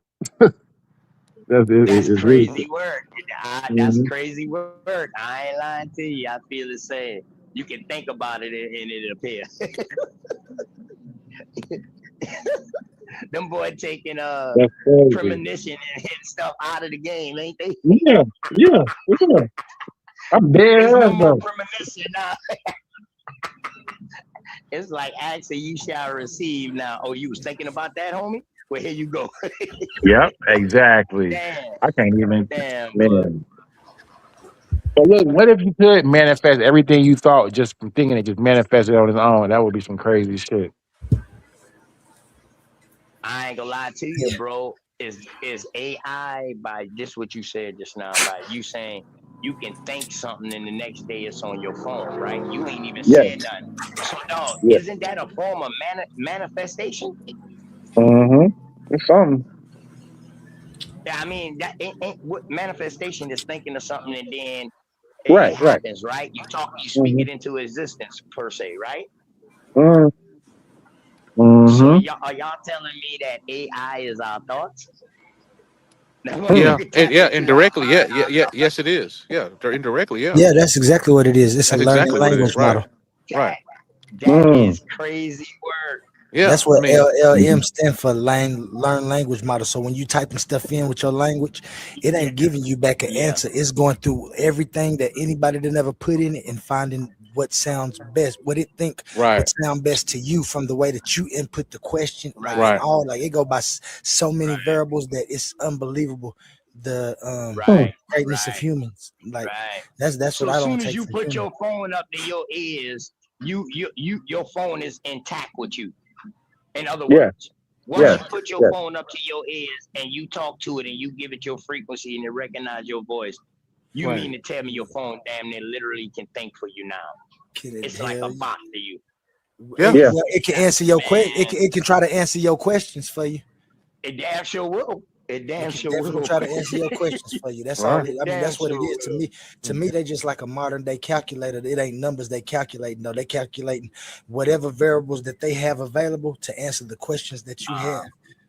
Mm-hmm. And they just use And language dog, they're running through everything.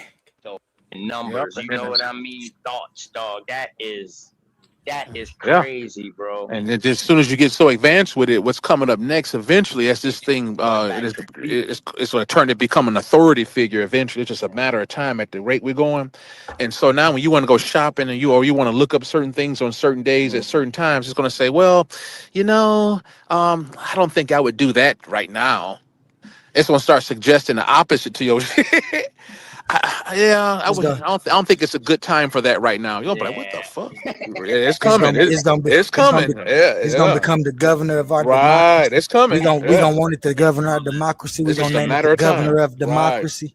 Right. It's gonna make all the rules and stuff. It's gonna have its own police force, kind of like the angels and God. Just gonna have its own little old network of how to get. Wait, let me stop correlating stuff because I done heard something before that correlates this exact Let me thing. ask That y'all something. Do y'all watch the TV series Paradise? Any one of y'all ever watch that? No, I haven't. Yeah, No. yeah, I'm on the phone. My bad. And none of y'all. All right, so check it. This When they get Paradise lost, movie, is they dog. lost?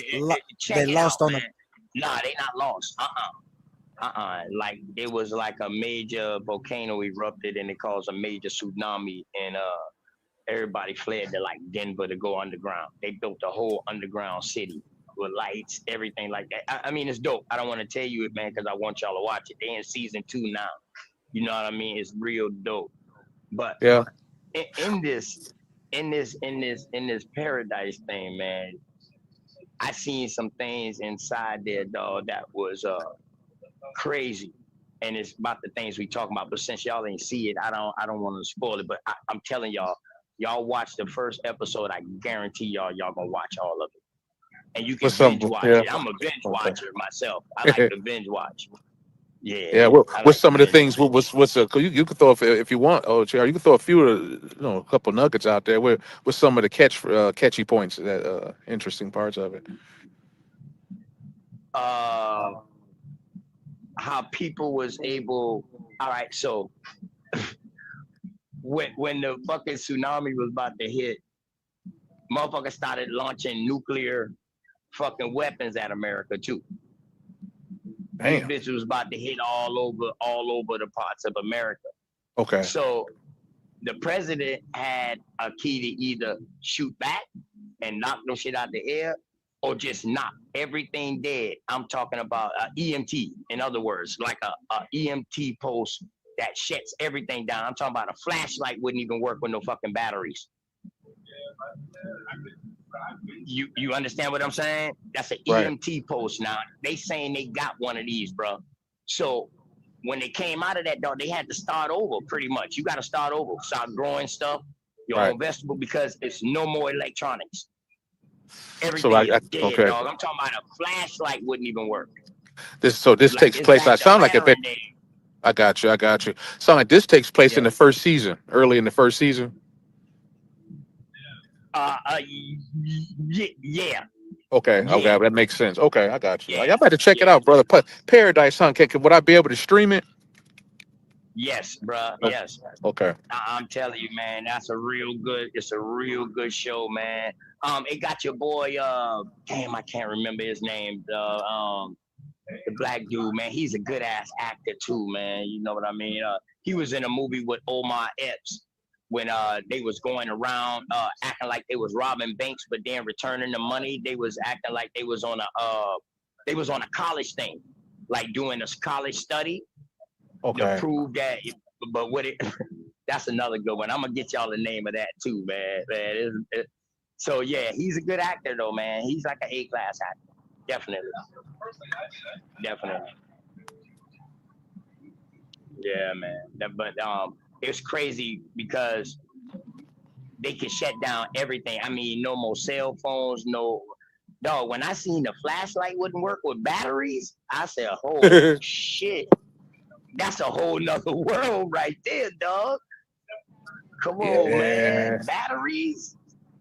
What you think about this, OTR? What about your boy Elon Musk and company in cahoots with Gates to darken and block the sun? There's a renewed effort to blot out the sun. Oh man, y'all are all over the place. But y'all don't like the topic? Okay, we get back on the topic. All right. It's so juicy.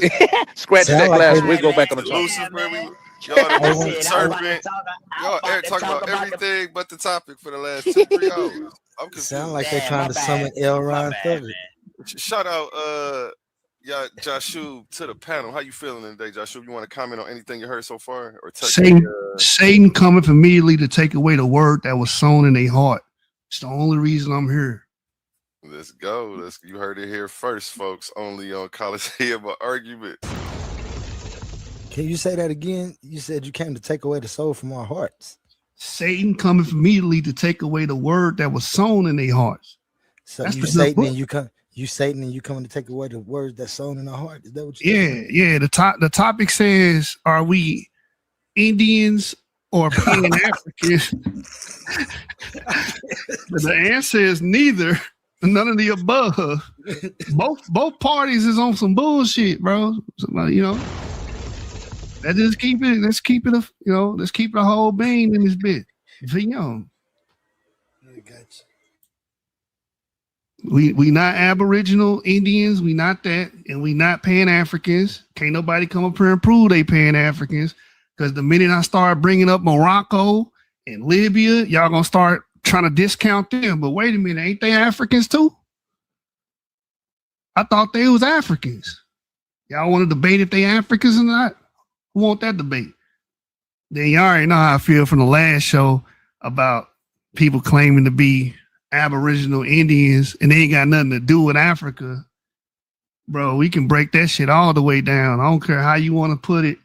You want to play these genealogical games. Oh, I got paper documents saying, man, you gonna get your ass whooped. Let's just keep it frank. OTK, go ahead and handle my lightweight. Yeah, I mean, what you trying to say? King J, what? You Catholic? Do your genealogy prove you Catholic? Let's go. For the 5,000th time, this little table switching thing y'all be trying to do don't work on me. Secondly, how many times I got to tell you, being a Catholic is a game.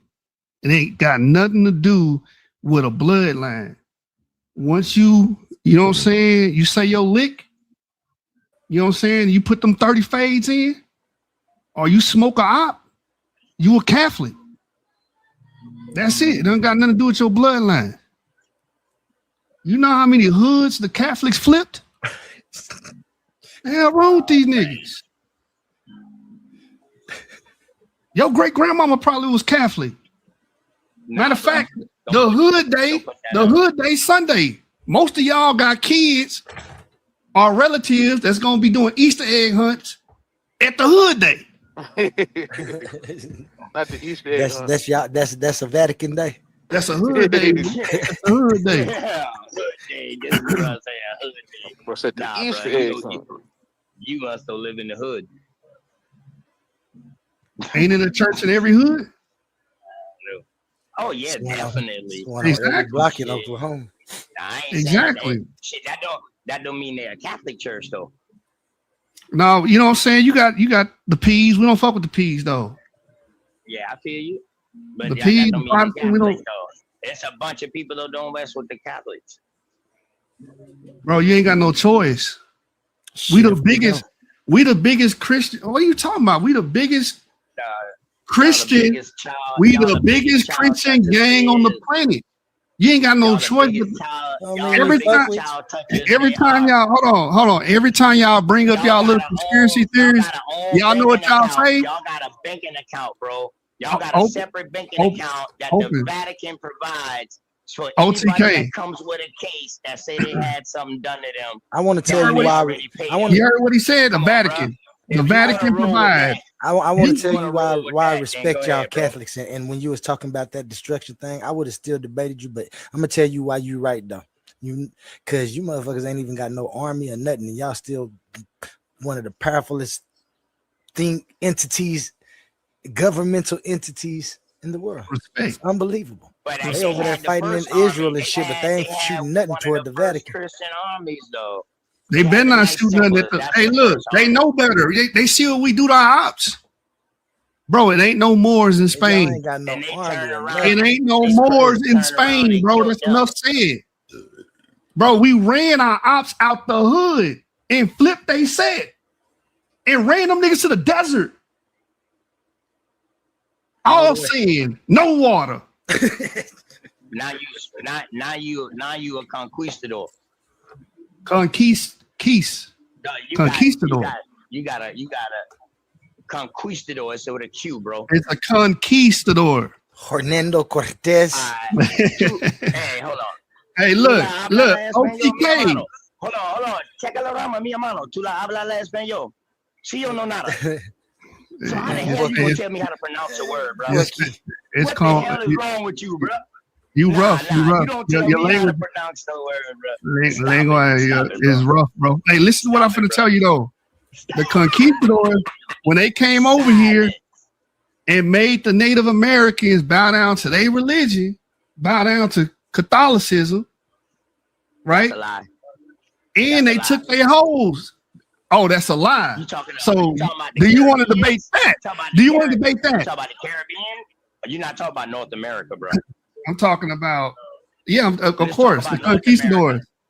Oh, the North, North America. The Protestants. Hold on, the Protestants in North America. The Protestant. Hold on. You let the little niggas. One mic, y'all. OTK. You let the little niggas do y'all something dirty. They are little niggas. We don't respect them niggas like that. That's your slave master. Who say they did us dirty? Who say that? The Puritans did y'all dirty, bro. The niggas with the buckles on their hat. Who said that, bro? Who said that? Them niggas not even allowed in my hood. Who, the Quakers? Bro. You talking about the Quakers? The Quakers and shit was doing these niggas foul. What are we talking about? Who said that, bro? Pushing you niggas shit back, fucking y'all niggas whole, like doing all type of disrespectful shit, like, bro. Walking through with 15, 16 bitches. Hey, smoking niggas, and then had a Thanksgiving about smoking you niggas. Hey, listen, man. We still celebrate, bro. We still have Thanksgiving every year, commemorating how the Puritans put belt to ass. All right, can you shut up? Bro said one mic. Don't keep talking, bro. All right, you done said something just now. Now, for one, when you talk about these pilgrims or these Quakers or whatever, like, yo, they was dying off. Do your damn research, bro. Squanto saved their life by teaching them how to grow. You know why they was dying off? Because y'all was some lazy ass people. Do your damn research on them. Listen, hold on, and let me finish. I'm talking about y'all who came over here. Since you say they came over here and they did such and such. No, bro, we saved their life. Little niggas. That's what we did. Y'all lost to little niggas. And then y'all started coming over here and y'all started influencing them to cause ruckus. That's why y'all end up getting beat up and pushed out of there. The Spanish was the first one. Hold on. The Catholic. You're gonna talk history the right way. The Spanish was not up north, bro. Stop lying. The Spanish was the first one to touch American soil. The right way, dog. Dog. What are you talking about? Stay in Africa history, dog. Stay in Africa history, bro. OTK, you just whooped me. My point stands. You niggas lost to our little niggas. Niggas that wanted to be us. Niggas that want to fuck our bitches and touch our riches. What are you talking about? OTK. What you want to debate about? You lost to niggas we already beat. Man, listen, we don't have to do we already smoked the Protestants. Them niggas couldn't come to Spain. Them niggas couldn't come to the hood. They couldn't come to the set, nigga. So they ran their ass to North America, nigga. Like pissing contest right now, bro. Yeah. What do you want to debate about? Nigga. Debate. Did the little niggas, did the little P niggas? We can save all this excitement. We can save all this OTK. Debate, bro. We can debate. Did the little P niggas put belt to ass? Did they put belt to ass on North American Indians? Did the little P niggas? All right, let's bet. Let's go ahead. Y'all got y'all ass kicked by Quakers and Puritans and shit. Salem witch trial ass niggas. Bro, do you want niggas want to really put in work like that, nigga? Hey, yo, bro, did you come to just run your dick suckers or you come to challenge? Like you did the last do you understand the niggas that we beat up? My show? Bro, like you came to interrupt my show and start talking all this crazy shit. OTK. What do you want to do, bro? I just told you. Did you just hear what I just said? Why you getting emotional, nigga? You could never make it in Catholicism, bro. You too emotional. Bro, everyone. You would have been got DP. What's up? Set this shit up. I can show you better. You would have been got DP. I'm more of an action nigga anyway, dog. Yeah. Do you want to debate? Do you want to debate? Did the little P niggas? Did the little P niggas? He don't know what the little P niggas is. It's niggas that try to be like Catholics, but they not Catholics. They the Protestants. You talking about pilgrims? No, the Protestants, you dummy. The Protestants. The pilgrims and the Puritans are Protestants, you dummy. Exactly. So every Protestant came over here Because you brought up, the Catholics not in North America. So you want to show the Protestants came over here and smoked these niggas, man. OTK. You claiming a lineage, they got the ass whooped, bro. Who you had all these debates with? They got smoked, nigga. No real nigga, dog. That's why you ain't never debate over there outside that, bro. Quit running your mouth. OTK. Quit running your mouth, dog. Listen. OTK.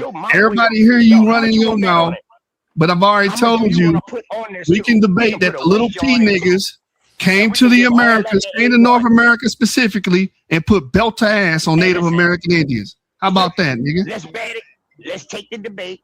200 on it, and we're gonna donate all of that to A1. What's up? No, I'm gonna take all your money. I don't want to donate shit. I want to keep your money. Just like my ancestors, just like my Catholic ancestors and the niggas. Hey, just like my Catholic ancestors came and ran in Mexico and took their gold. I want to take your gold, nigga. I want to take your gold, OTK. Dog, my life come with that. I want to take your gold. What are you talking about, nigga? And when I'm done with you, we gonna go to Catholic Mass, bitch ass nigga. We gonna go to Catholic Mass, nigga. On VM. Around me, I'm at the bar and shit. The people around me think that. Yeah, they wondering when you gonna go to Catholic Mass and repent, nigga, and play penance. I'm gonna have this nigga paying penance. I'm gonna take your $200 and pay penance, nigga. What is you talking about? VM. Nah. You putting 200 on it too? A1, like I said, bro. Like I said, bro. 200 on it, bro. Bro, that ain't shit. I put 200, that ain't nothing. And when I take your little money, no problem. And I show everybody that the little P niggas came over here and smoked you niggas Take nothing from me, bro. and killed Native American Indian, the people you pretend to be. They smoked them. Ain't nobody in their right mind gonna say they didn't. Ain't nobody ever take nothing from me. Go ahead and whine. First. Good word. So where your land at? Who own your land right now? Who own your land right now? Exactly. All right. This nigga said the goddamn Puritans or the Protestants. Who own your land? Whooped on the American Indians. Let's go. We do. The hell wrong with you? You own what land? You own Washington D.C.? Dog, I ain't in no Washington. What the hell wrong with you? Nah, you know what I'm talking about. Who owns New England? I don't know what you're talking about, bro. Hey, look. Hey, this is what I do to these niggas. What you talking about? Who own New England? Don't do nothing, dog. Who own New England? OTK, who own New England? Who own New England? Who own New England? You still got a channel? Them Christians been fucking you niggas up, nigga. Y'all still fucked up. Y'all remember kill the Indian and save the man. Niggas took y'all kids from y'all, made them niggas good Christian citizens, nigga. They had to follow the program, nigga. They had to worship Jesus, nigga. Fuck your Navajo spirit, nigga. Who fan nigga? You gonna worship Jesus, nigga. Virgin Mary, yeah, that's what you gonna learn, nigga. You ain't learning nothing else. Matter of fact, you ain't wearing no motherfucking Indian chief, nothing, no guards, no feathers, no more. No profanity. All right, you gonna wear a double-breasted 3-piece suit with some penny loafers on and take your behind to church. I can't cuss no more. To church and worship the patron deity. What is you talking about? Bro, what are you talking about? All right, are you gonna shut up? Huh? Are you gonna go to Catholic Mass? You like attention, dog. I see you like attention. So you know what? In this debate, I'm gonna give you all the attention you need, bro. Straight up. I might retire your bitch ass. Straight up. You might not debate no more. I put that on my Jesus, dog. Profanity. Hell wrong with you. Now you want to worship Jesus. You see what I do to him? You see how I do to niggas A1? Now he worshiping Jesus. Now he invoking Jesus. Just like when the Protestants came over here and put belt to ass. Hold on, bro. Do you want to know who my Jesus is, bro? Do you want to know who my Jesus is? The white Christian man. One of my ancestors, bro. The white Christian man. Get your mind right, bro. We don't worship white no Christian gods. Man. What? No, we don't worship no gods. What the hell is wrong Who with is you, we? dog? We deal with Who nature. is we? Dog, we deal with nature. Watch this. Y'all deal with gods. You know what I mean? A1, man, when this clown get off the stage, because you talk about all this right here, all I want to do is set up the debate, and we set up the debate, dog, and I don't want to hear no more of his mouth about nothing. Hey, I'm gonna stay here all night. For showtime. I'm gonna stay here all night. Yeah, that's all you is a disruptor. That's all you is, bro. Do you still got a show? Yeah, he got a You show. still got a But channel? he over here supporting me right now. OTK. Exactly, you I'm just dumbass. asking because I'm gonna come and support him still. I didn't know he still had a show. You know, I had the Genesis 49 and the debate channel. I didn't know. I'm all over. I'm all over, man. I'm all over, nigga. He What- didn't what- seem to be disruptive to me. He came in wanting some smoke. I wasn't saying that in no bad way, A1. I Oh, okay. I thought fuck you were with saying like nah. it sounded like you were asking niggas why they here or something. That's what it sounded like he was asking. Man, why would I ask that, dog, if I That's just scream what. up Because I thought you were that triggered. Why would I ask You that talking? question, bro? You're talking. No, You're I also wouldn't. saying you're What? gonna leave the panel because you don't want to hear no more of him. So it seems like you're triggered to a certain point. So I never thought I would hear you say that about nobody. So I don't know. My bad for assuming that that's what it was. Because I I've just already told heard. you. I said, let me calm. Yeah, bro. No, fuck no, man. I'm not like that, A1. No, hell no, bro. Come on, dog. I'm a solid ass nigga. I'm a thoroughbred ass nigga, dog. No, Straight I mean up. it's not. I understood. Yeah, Either way, though, even if that is what Yeah. you said, it's not like I was mad at you. I know, like, dang, he hot right now. Yeah, I'm That's what saying I I'm was getting thinking. off because I'm Like, around he's so people, mad man, he and don't they want to think be I'm around this arguing. man. He can't. He doesn't have nothing to dispute the information on site. He wants away from here. No. That's what it seemed Yeah, like. That's like, what it looked like. I don't know. Because dog, hey, A1, I like to show what I'm talking about, bro. I just don't like to go off the hip because anybody can go off the hip and sound good. You feel what I'm saying? I like to show stuff, and then you got something against that. I'm not at home. I'm at the bar. I just told you I was talking loud, and people think that I'm getting into a fight, and you know what I mean? They walking back inside and leaving me out here. So that's why I say I'm getting off right now. You know what I mean? Yeah. That's what I was saying. Was just Steve. tripping, saying I was just You tripping thought with you was him. about to fight somebody. You was turned, man. No, yeah, I'm gonna fight Yashu in that debate. Okay, you accepted that title? Yeah, he What's the said title? the P's came and whoop on the American Indians over here. Did the Protestants come in? Did the Protestants whoop on the American Indians? What's the title? What's the official title? That's not a title. Yeah, in other words, he's saying that they conquered them. And man, they colonized the American You're giving me Indians. a That's what he's saying. There it is, right there, alley-oop. I need a title, not a summary, but okay. That's a Alley-oop. A1, alley-oop. Alley-oop. I'm trying to lock him in to something. That's it right there. That's it right there. Did the P's come over here and conquer the Native American Indians? Okay. The And he American doesn't Indians, believe not so? Native American, bro. You said what? He said the Just American take the Indians. native off of it. Yeah. Native Americans. American Indians. Nah, He you wants to do can't American find Indians. one Native American that fought one war.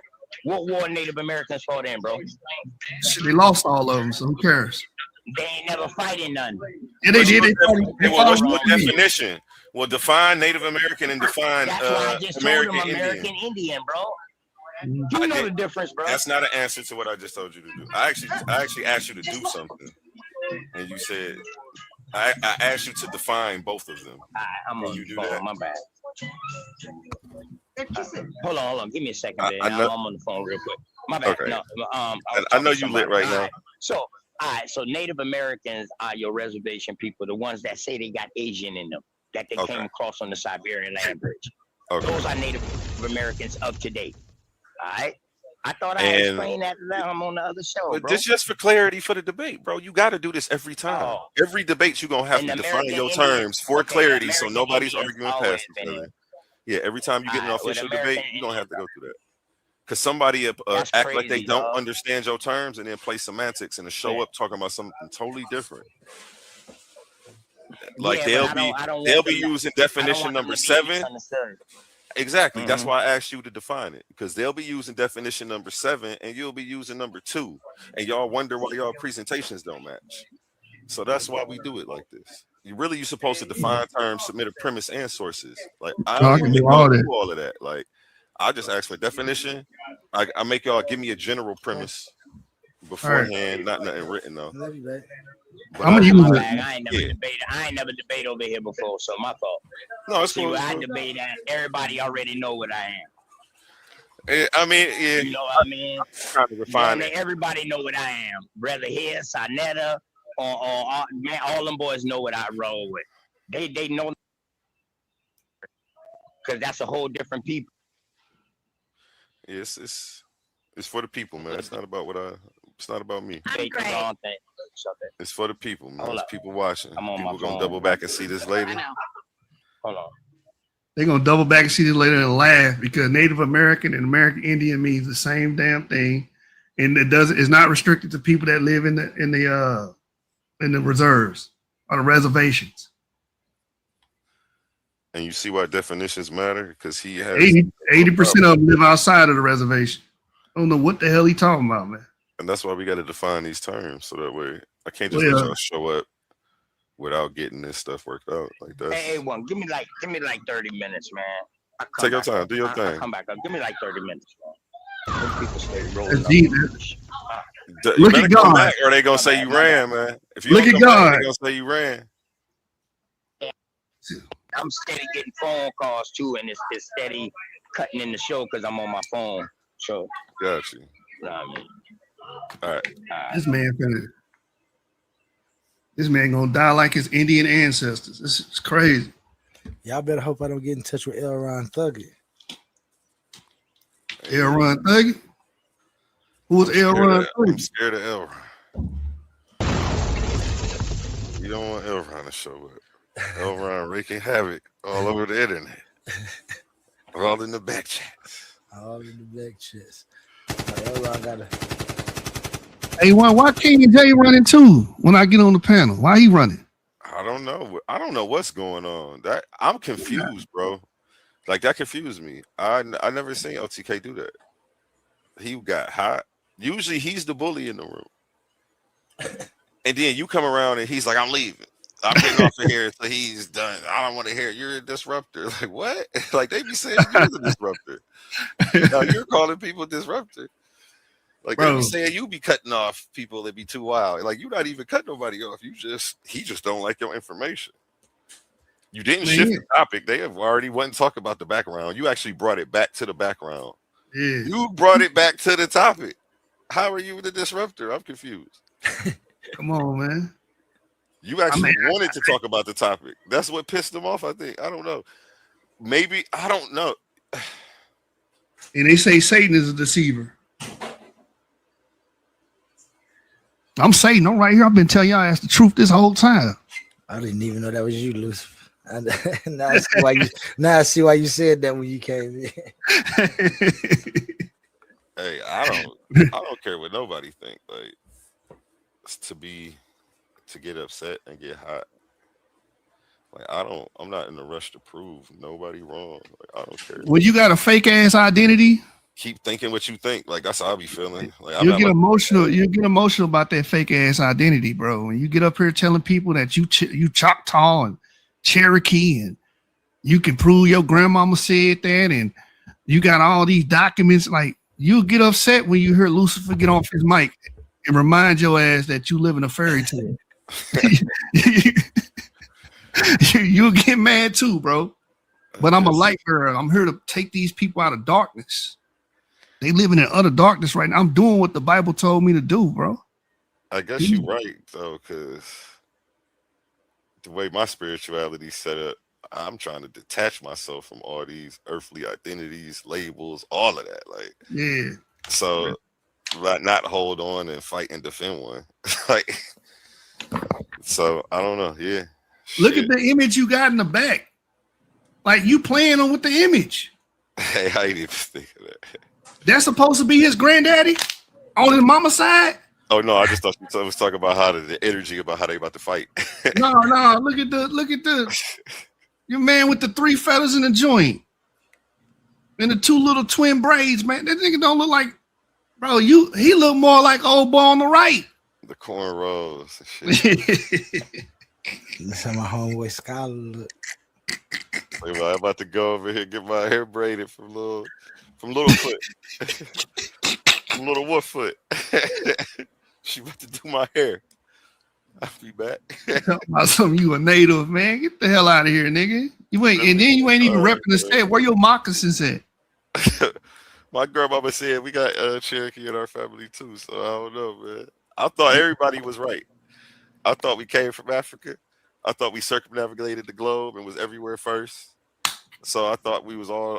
I didn't think it was no differentiation for real, except for just times when people migrated out. Like I still thought it was all came back to Africa, but apparently they have.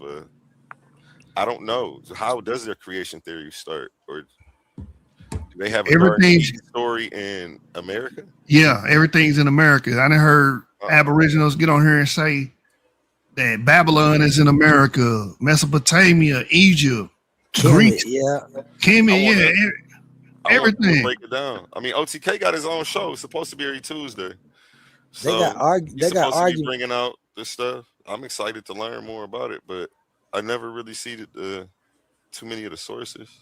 Elron got an argument for it, man. I'm telling you, he proved how the horses is from North America, how Kemet means black dirt, how they talk about the soil. That he tell you about this 3-plant system that they show in Mesopotamia that show that it can only be in America. He talk about how all of the deities have heads of North American animals. They ain't animals that's found in Egypt.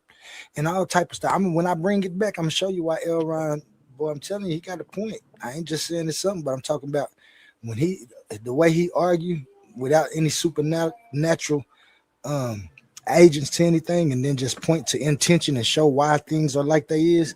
Shit, he got a good point on arguing that it might have been a group of people that was in here, and that's prisoners of war, that are descendants of prisoners of war. Man, get him on here so I can beat him up too. All right, we're gonna see. Like them horses, right? That was 50 million years ago. 50 million. Says the Vatican, because they want to run the world. There you go. That's why I say. You know it too. Hey, to run the world, would they lie? Would they cheat? Would they steal? You know they will. Hey, hold on. That's why I game bang on her. Fifth Street Catholic, nigga. VM. Y'all can't keep the set out y'all mouth. No. We the most relevant gang on the motherfucking planet.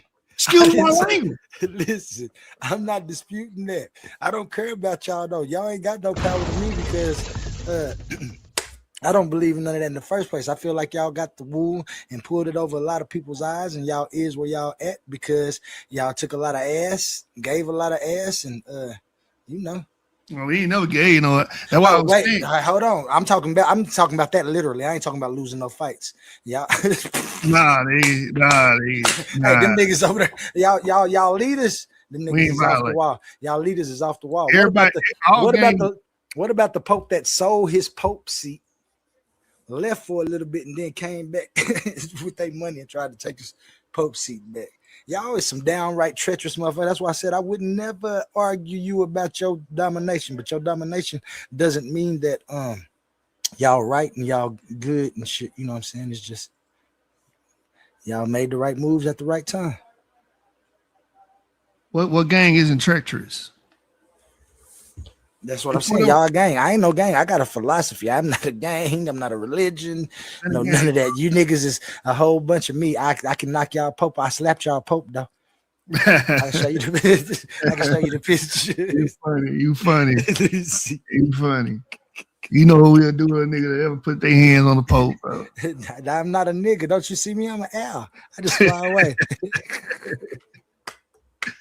Jay Snake said Native Americans were definitely melanated. What does that mean? Everybody on the planet is melanated. What are you talking about? I wish we could just find a new identity. Yeah, I mean, it's funny too, because the more I study, the more you find out just people be saying stuff. And I'm not talking about Jay Snake. It's like when I hear people talking about melanated people, and then I learn that everybody's got melanin because I just had a debate on it, and I'm studying all this stuff. It's just, you would think that people think that white people don't produce melanin, and they do. And they do. Just at different levels. And I don't know. So we gotta. Which is why that's We how they have to get the right clarify what we're talking about more. I don't know, but when you hear statements like that, when you know what we know, it just like that doesn't mean anything, and then it makes it we feel like you don't know what you're talking about. But we just know it's levels to this. I wouldn't down you. I would just meet you where you are and still talk to you about it. But I probably would be reluctant to teach you because people get upset when you tell them new stuff. Like he probably mad right now. He probably typing the response right now. Nah, he cool. You know what I'm saying? Instead of being like, "Oh yeah, you're right." You know, white people do produce melanin just at a lower rate. So okay, let me not say because they're melanated too. And But he's they gonna say, melanin "No," ain't they you know? melanin ain't real melanin. It's a melanin that was put in them because we had melanin first, and they came from us from albino. We have neuromelanin. That's not taking any. Okay, now you're moving the goalposts. Still melanin. What Jay-Z say? Still nigga. No, but he made a good point after that. He said, but there's a difference between them and Africans. So that is a good point. And he said, I think they mix with the slaves, which is true. And people are just ashamed to admit that they have slave blood. So they claim one bloodline and shun the other. And that's what Native Americans do. Oh shit, he over here cooking. He made a good point. You ain't read the rest of the sentence, man. Why you gonna read the first line? See, I ain't looking at it. You know how Catholics do. We break the whole, but Catholic, when we read, we break the whole passage down. This is a verse, this is a Bible verse he just put up here. You got to break that line upon line, precept upon precept. You can't just rush through that. That's why I just threw that out there and left it there. Like Native Americans were definitely melanated, and they walked away. Like, come on, bro. No, I had to because you know the community. They say this. They use this word, and to them they mean if I say they melanated, that's my ancestor or that's my people's, and this is validating my Native American bullshit, right? So I had to bring that out, but the rest of what he said was on solid ground. You know what I'm saying? Everything. I mean, the rest of what he said makes the first part make sense. So it all goes together. So he don't got it to take that off. Yeah, he was right. They are definitely melanated because they are. All people are melanated except for albinos, I would say. Albinos, yep. Yeah, but there is a difference between them and Africans, which is another fact.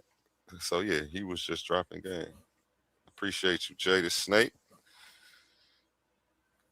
Jay the Snake got a couple bombs dropped in one episode, man, off one comment. That's what's up, man. You got to hit the panel one day, man.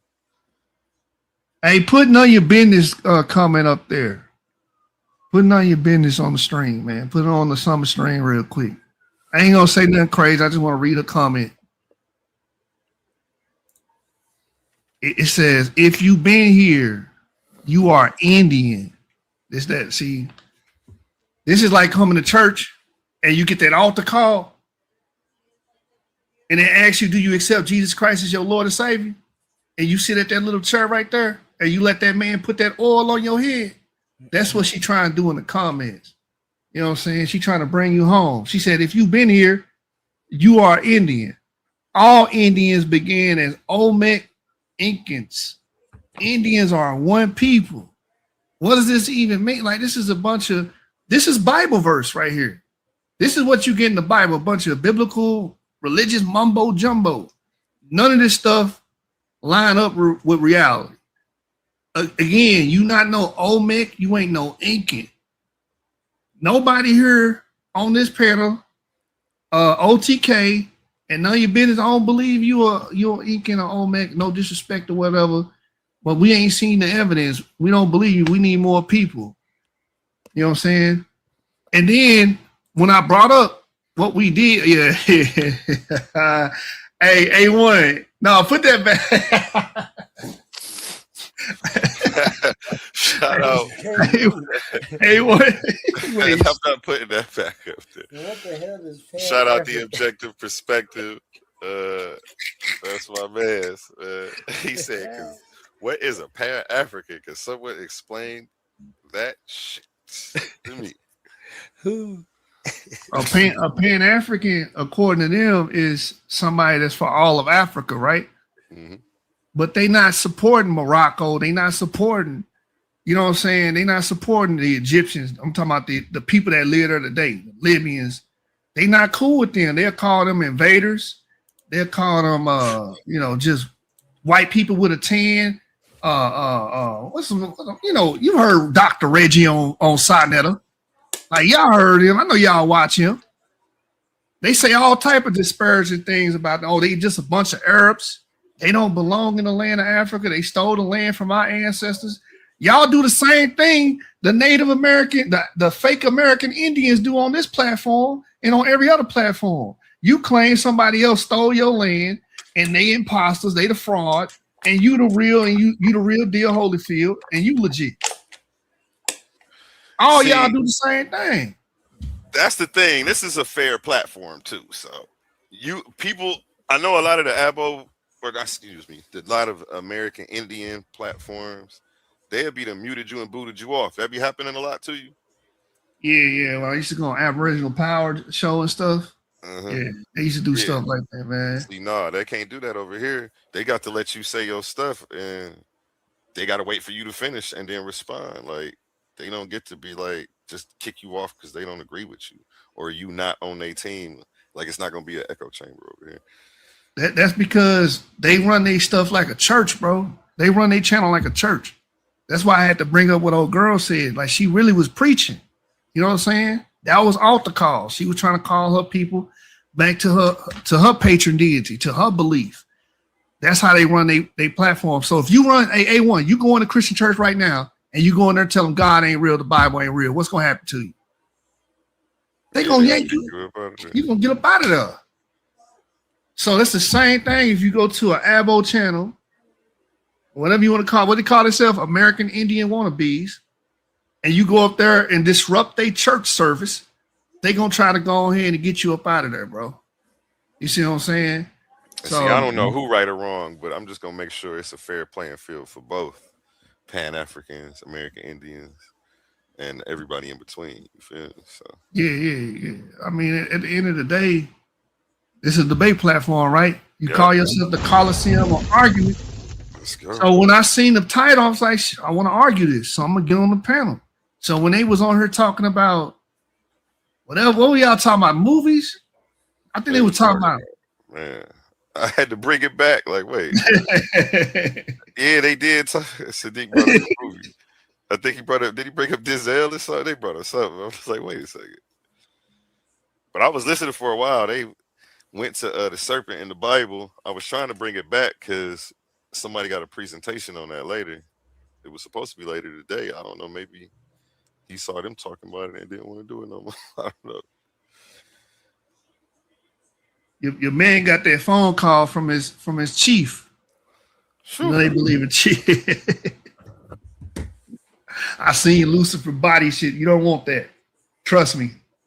You don't want that. Tell A1 find somebody else. You don't want that. Yeah, they ain't want that smoke.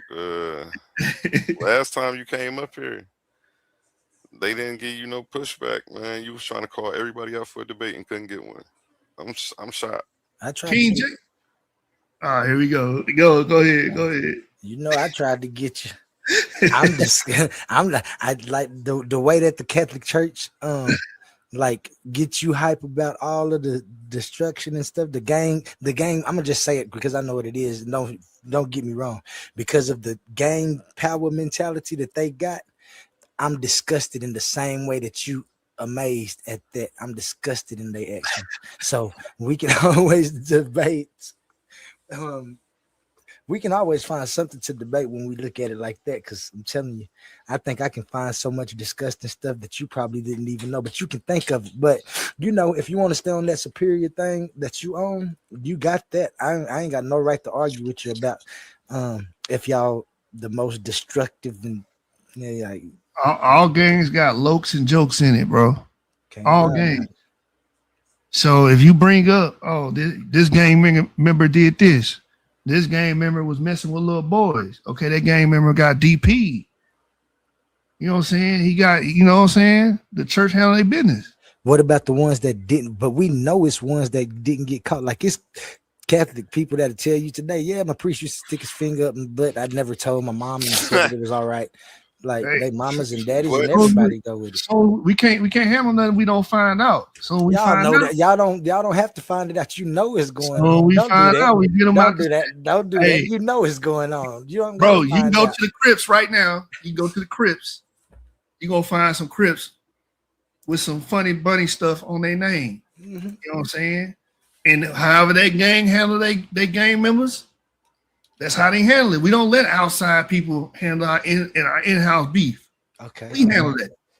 Okay. All right. All right. You know what I'm saying? I can't dispute that. That's the way you guys work. That's what I'm saying. All of y'all. Well, I can't say that because I like you, man. But I ain't gonna say And it be false. everybody. But just look at it like this. Everybody, but you that's a Catholic are disgusting. Think about the things they doing right now. It's some of them right now doing. But they not Come from on, like man. a lot of times it be Come on, false man. claim. It be false claiming Catholics too. You got that. Like you got false, like, he not really from the set. For you to even do something like that, you're not really from the set, or you got put off and you still trying to claim the card. Like, Okay, now what about the proof of the ones? Because before y'all put them off, they was on the set, and they was on the set while they was doing what they was doing, which made them get took off the set. Therefore, they had to be on the set. You niggas is disgusting. no, they did. Like I said, every gang got lokes and jokes, bro. What you think a Protestant is? Well, I'm saying if them God is niggas that got put off the set, they got put off the set. But what They I'm couldn't saying take it is, and ran it, did their own shit. right. But what I'm saying is, if this is supposed to show the superiority of your religion, because are you saying that this makes it that God chose Catholicism, and the God that everybody is arguing about is actually the God of Catholicism? Is that what you're saying? And you can say that because of the power y'all got? Yeah, it actually is the God of Catholicism, because if it wasn't for Catholics whooping all that ass and taking over, you wouldn't even have this God. You wouldn't have this concept. You wouldn't have that church building. Everything comes from Catholics, bro. It ain't got nothing to do with whether God is real or not. You believe in God, and when I say you, I'm talking about people in general, because of what Catholics did, because of their beliefs. That's why you go to church on Sunday. They set that up. The Catholics did that. I mean, that's why it's in America. I can't act like Christianity ain't in America because of a Catholic movement. Even though they moved over here and they was Protestants and stuff, they had already been victimized by the Catholic Church, which made them change. They took the teaching, they took the game. They didn't like being DP and they ran over here. You know what I'm saying? Because we already whooped. That's what I was trying to tell OTK. Y'all lost to the niggas that we already killed and smoked and beat. We didn't. I was in Oklahoma. My bloodline was in Oklahoma. They never made it this far. Shout out everybody watching right now. Do me a favor, share the live. Let all your friends get a bite of this. Appreciate y'all. Yeah, they said the Mongolians came through when they first started the migration, in every place that they saw like the Aboriginal stock that Sadiq and I claim. They said that they drop a princess, or what they call a Mongolian princess, and this is how they started mixing with our races and becoming it. The whole time they coming, they waiting for the Europeans and the Africans to get to the East Coast. That's why when they made it there, it was a rush of Indians, Native American Indians, to go there to get their paperwork, because this was always a plan. The golden brown Americans that I'm speaking of, we are prisoners of war. Like, they took our total identity. They knew what they was doing. This is why they came back. When they was coming back, they called it the Trail of Tears, but it wasn't the Trail of Tears. That's after they had got their papers and everything. They was just let down because them white folks was a little bit smarter than the people that they brought over here, trying to overshadow us. And what it was they wanted this land of milk and honey, man. And we know this. They don't tell you about it because they don't want to even argue about they owe us something. When the Mongolians played their part and came through and basically took over with peace. The only reason the Mongolians got from the West Coast to the East Coast, for when what he said, the Puritans, when it looked like the Puritans came and beat them up, the Puritans was coming to actually meet them. That was their plan. But when they got off them ships, what they do to them, Lucy? But they smoked them, man. I'm talking about they turned the total table. This is what went on.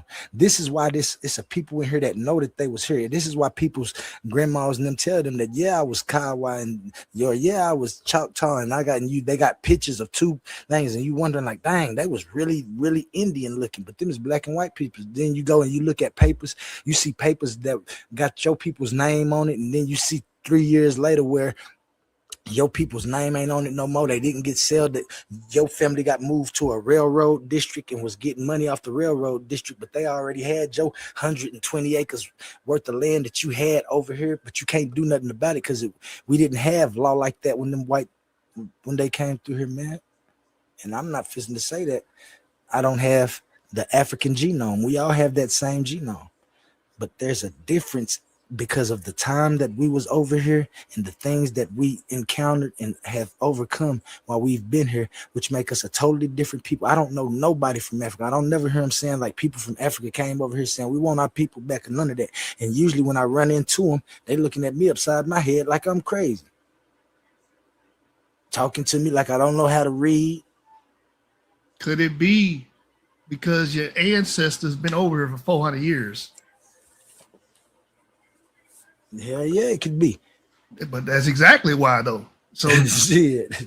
We didn't move from Africa last week or 20 years ago. And that's why I say, and they show it and they give it to us like, yeah, y'all different. Y'all, they tell us y'all it's lazy, you don't work, then they come over here. They think about all the billions of dollars that they give around the world. And even us are silly enough to give money to little donation charities and stuff for people across the world. And you look and see how much money they give to them people and look and see how much they could have given to us over the years for that. And we would never even have problems with no reparations. And still we sit. You look at Elon Musk and you see he got this great business. He from South Africa, and you say, well, how did he get all this money? Well, that man had a business. He had it over there. All that money that they were supposed to be sending to South Africa and Africa for aid was going into Elon Musk's computer system, his banking. This is how he got all that money. This is why he came to the United States and told them that the money that was going over there was getting misused. He knew it because his systems was the one that was calculating all that money.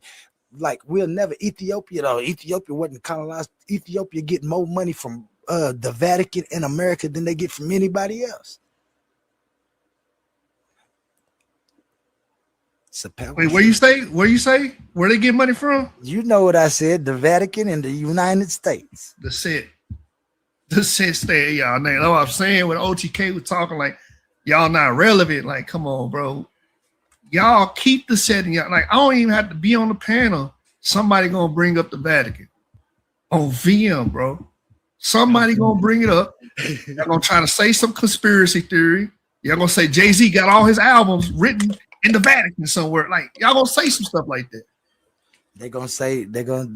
I heard somebody say since the Clips went to the Vatican that the Clips is the two witnesses at the wall.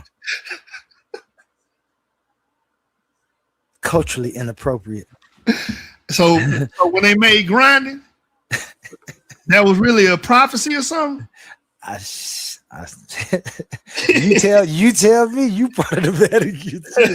Everybody throw everything on the Vatican because they know we own and popping, and that's what you do. You talk about was a dog gonna chase what? A moving car, a moving vehicle. Like, you know what I'm saying? You said they blame it on the Vatican. Shit, they don't blame shit on the Vatican. They try to blame it on people like Jay-Z and stuff. Jay-Z the one that's the devil worshiper. They don't say nothing about the Vatican when they know the things Vatican do, talking about an Illuminati and Jay-Z running the Illuminati and got it. This nigga's an entertainer. These people got way more power than that. But they would say that he went to somebody that was Illuminati that has ties with the Vatican. He gonna be in the Vatican at the end. Exactly. Everything go back to the Vatican, bro. What you say about that, Sadiq?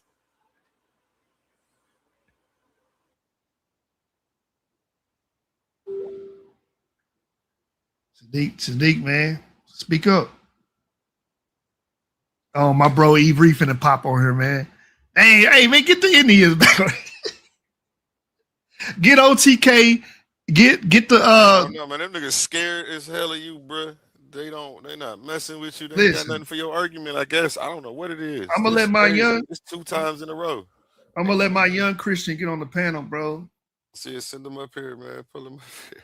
and let him box him. You know what I'm saying? I'm gonna be quiet. I'm gonna let him do all the boxing. Drop him the StreamYard. Hold on. You ain't saying nothing. You ain't saying nothing. Send everybody to StreamYard, man. See how many people you can get up here real quick. Might as well take over the show till they get back, man. I wish you had some Pan Africans in here. Like I said, both sides full of shit.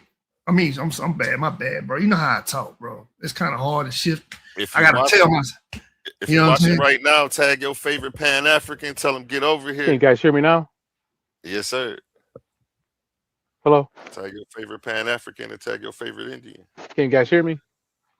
I can Hello? hear you. I'm You trying must to not be put it able to on hear. speaker. Yeah, this headset. The hell? Why the head? I want to put it on speaker so I don't want it to hold his phone. What about now? Yeah, you good. Okay, there you go. Hello. Okay, wants me to stay on the head. So, God damn, I can't. Anyway, yeah, I heard you guys, man. I was responding to talking. I must have got ghost banned or some shit. Yeah, the speaker just didn't work. Yeah, I could hear you guys, but you couldn't hear me. Hello. Yeah, we hear you. We hear you. So Okay, what you okay, think? now we're on speaker. Okay, wait, this motherfucker's tripping over it for some reason. There's a lot of interference with my speaker system for some reason. I can hear you guys now. Can you guys hear me? Yeah. Okay, bet. Yeah, I was just saying, I was speaking, and I guess you guys couldn't hear me earlier. Yeah, facts. Yeah, Vatican, man, that's been pretty. I think only was like, man, isn't that true? I said, yeah, pretty much. About Vatican getting a bad rap, dude. There's a lot of folklore and a lot of speculation about what the Vatican's affiliated with in terms of that famous basement, right? That basement vault or whatever. Oh man, yeah, It's got everything in it. It's got everything in it. yeah. I think they got the. Yeah. I Go ahead. think that's what the Knight Templars went around doing. I think they was going around finding what people were saying their God was, saying who is your best priest, and going and chopping off their heads and taking them back. And when they was about to do that to the Vatican turned on them. I think that's what the Knights Templar did. I think they got Jesus's bones. I think they got Muhammad's bones. I think that's why the Vatican is so strong, because they really did knock off the power struggle of them other gods to say that their God is more powerful. And how do you prove that your God is powerful than somebody else's God? You know that them people saying that God is blessing them and God is keeping them going and stuff. So if I go in here and I'm telling you that my God is powerful than yours and we fight, if I win, that means my God is the most powerful. That means he blessed me. And then a lot of people be like, well, that just means my God cursed me. My God can beat your God, but my God just cursed me. I don't know, that's all bullshit. It's all a power struggle. Hey, one. Let my young Christian in here real quick. The Green Sahara. They got all kind of shit in that basement, man. Hey, yo, what's up? What's up, fam? What's up, man? Not much, Hey, man. Avery. I Avery. saw the title, so you know. Hey, what's up, Shoot? Avery, we had OTK on here, but his Indian chief, his Navajo chief, advised him to get off the panel. Because I was about to do his ass like the Puritans did, you know what I'm saying? The Pequot, how you say, the Pequot Indians in Massachusetts. I was about to do his ass like that. VM. So he ran off?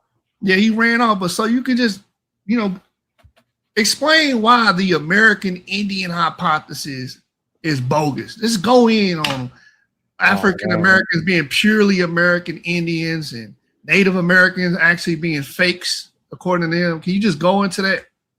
Oh man, yeah, there's a lot of reasons why African Americans, Black Americans are not the true natives of this land. I mean, after all, when it comes to the original population of the Americas, we got the Anzac 1 sample, which was, I believe, in Montana, dated to 13,000 to 10,000 years ago in the early Holocene, which essentially was a time period of the Earth shifting its climate to a more warmer phase. But when most Native Americans take a DNA test or get their DNA sample, they all connect to Anzac 1.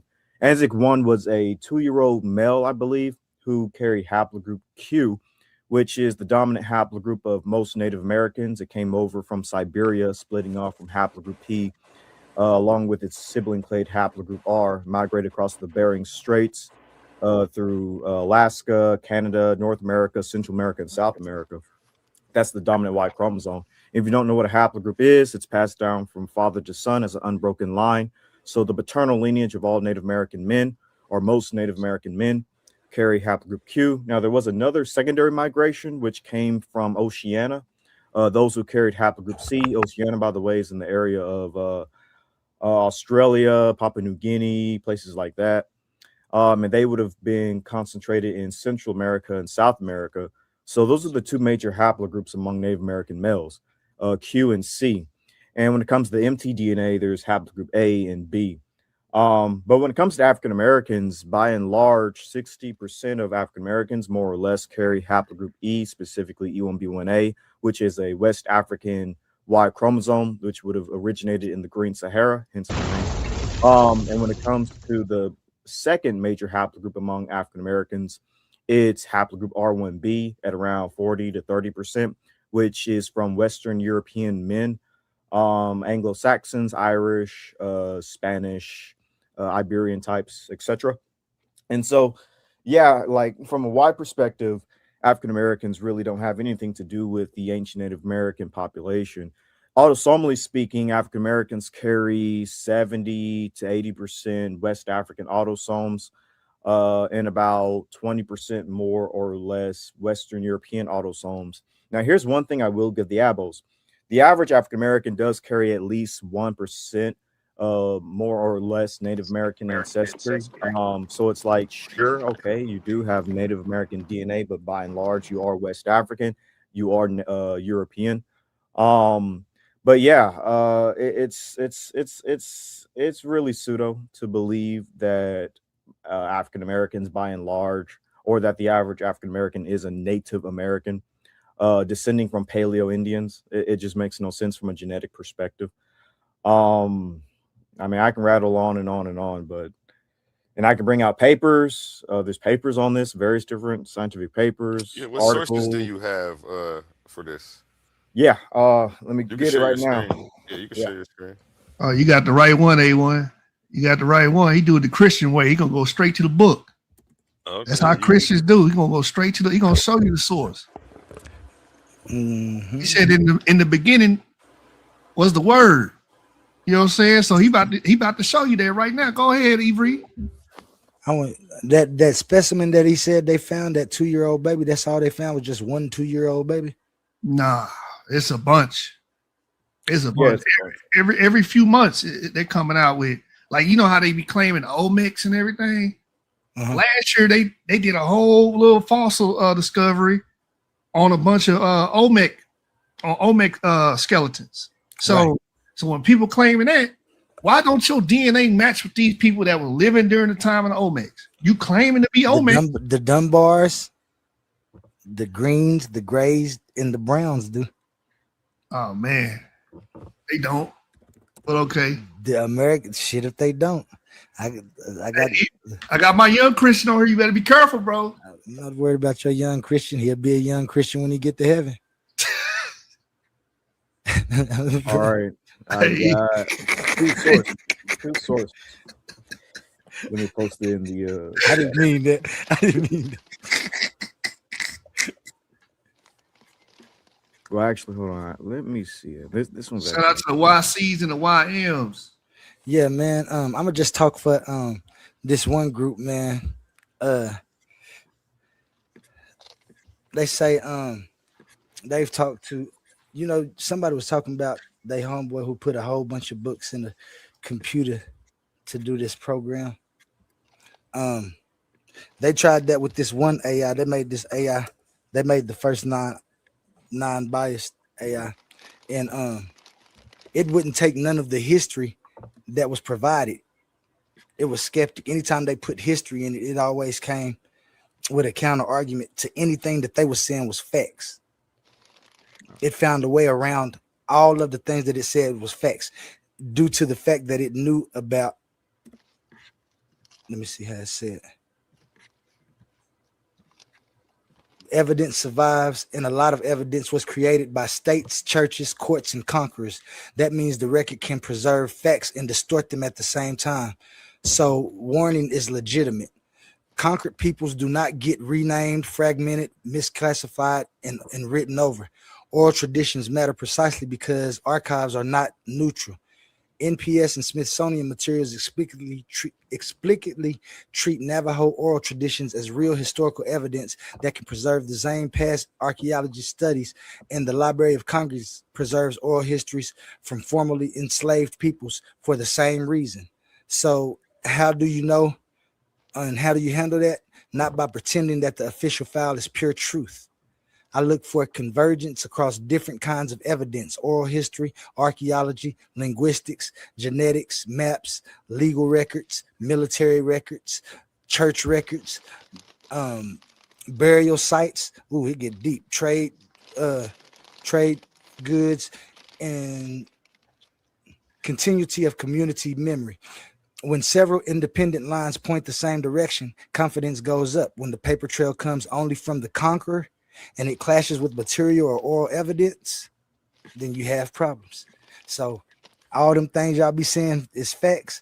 There's an AI out there right now that say it knows for sure that y'all facts have been conjured up by churches and powers to keep themselves in power. That's why I ain't gonna never go against it. This is documented work. I mean, that's all fine and dandy, but when it comes to using archaeology, genetics, oral testimony, etc., all of that is also what I use when it comes to proving this stuff. We can prove, modern Native Americans being the actual descendants of ancient Native Americans using all the things that you name: archaeology, oral testimony, genetics, obviously genetics, and everything else under the sun. The 4 fields of anthropology. 4 fields include linguistic anthropology, biological anthropology, archaeology, and cultural anthropology. All these 4 mechanisms can be used to prove Native Americans are, modern day Native Americans are indeed descendants of ancient Native Americans, and that modern day African Americans are descendants of Western Europeans and African Americans, or excuse me, West Africans. I mean, it's a clear-cut case. So let's see. I got a couple of sources pulled up right here. So let's see. What do I want to begin with? I think I'll begin with the Native Americans, and then I move over to African Americans. That might be a better way of doing it. All right, so the first source I have is the genome of a late Pleistocene human from the Clovis burial site in western Montana. So it says right here, Clovis, with its distinctive bifacial blade and osseosis technologies, is the oldest widespread archaeological complex defined in North America, dating from 11,100 to 10,700 years before present. Nearly 50 years of archaeological research point to the Clovis complex as having developed south of the North American ice sheet from the ancestral technology. However, both the origins and genetic legacy of the people who manufacture Clovis tools remained debated. It is argued that these people ultimately derived from Asia and were directly related to contemporary Native Americans. An alternative Sleuthean hypothesis posits that the Clovis predecessors immigrated from southwestern Europe during the last glacial maximum. Here we report the genome sequence of a male infant, Anzac 1, recovered from the Anzac burial site in western Montana. The bones, the human bones, dated to 10,700 years plus minus 35,000 years, 35 years before present, and were directly associated with the Clovis tools. We sequenced the genome to an average depth of 14.4x times, and showed that the gene flow from the Siberian Upper Paleolithic Malta individual into Native American ancestors is also shared by the Anzac 1 individual, and thus happened prior to 12,600 years before present. We also show that the Anzac 1 individual is more closely related to all indigenous Native American populations than to any other group. I'll repeat that again. We also show that the ANZIC 1 individual is more closely related to all indigenous American populations than to any other group.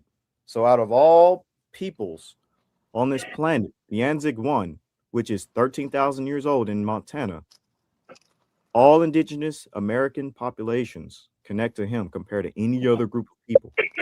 Our data are compatible with the hypothesis that ANZIC 1 belonged to a population directly ancestral to many contemporary Native Americans. Again, our data are compatible with the hypothesis that ANZIC 1 belonged to a population directly ancestral to many contemporary Native Americans. Finally, we find evidence of a deep divergence in Native American populations that predates the ANZIC 1 individual. If you're going to be claiming Native American ancestry, you need to connect to ANZIC 1. And like I said, ANZIC 1 is... Hey, Avery, real quick. So y'all claiming to be here for thousands of years. Why every time they dig up bones and they sequence these genes, your genes don't match these bones? But the hold on, debate. Well, I got you. You can go as soon as I finish. Yeah, I got you. I'm gonna let you line. He was about to go crazy. But anyway, every time they pull the bones from thousands of years ago, y'all claim y'all here, your DNA don't match with it. But the people y'all claim to be frauds, Amerigooks, right? Oh, they came here and supplanted your land like Jacob in the Bible. You know what I'm saying? They DNA match these people. So they ancestors been here 12, 13, 14, 15,000 years, and it's stamped because we got the evidence right there. Avery just read it. Alan, VM. Okay. So my thing is, I heard a little argument about the Asian people, and my question is, which Asian people? The Asian people that came after the European conquest, or the Asian people that were there initially? 12,000 years ago. Right. Exactly. That's what I'm saying. Like, even in Japan, like I read it in the paper. the white I don't want to say European, but the people who were originally on that island and other places in Asia were black, like significantly black, like really. And like that's what I'm saying. Are you talking about the Asians that we see today, or the Asians that were there 15, 1600 years ago, 1,000 years ago? That's that's the only point I wanted to make, and then I'm gonna just land right there until somebody give me an answer.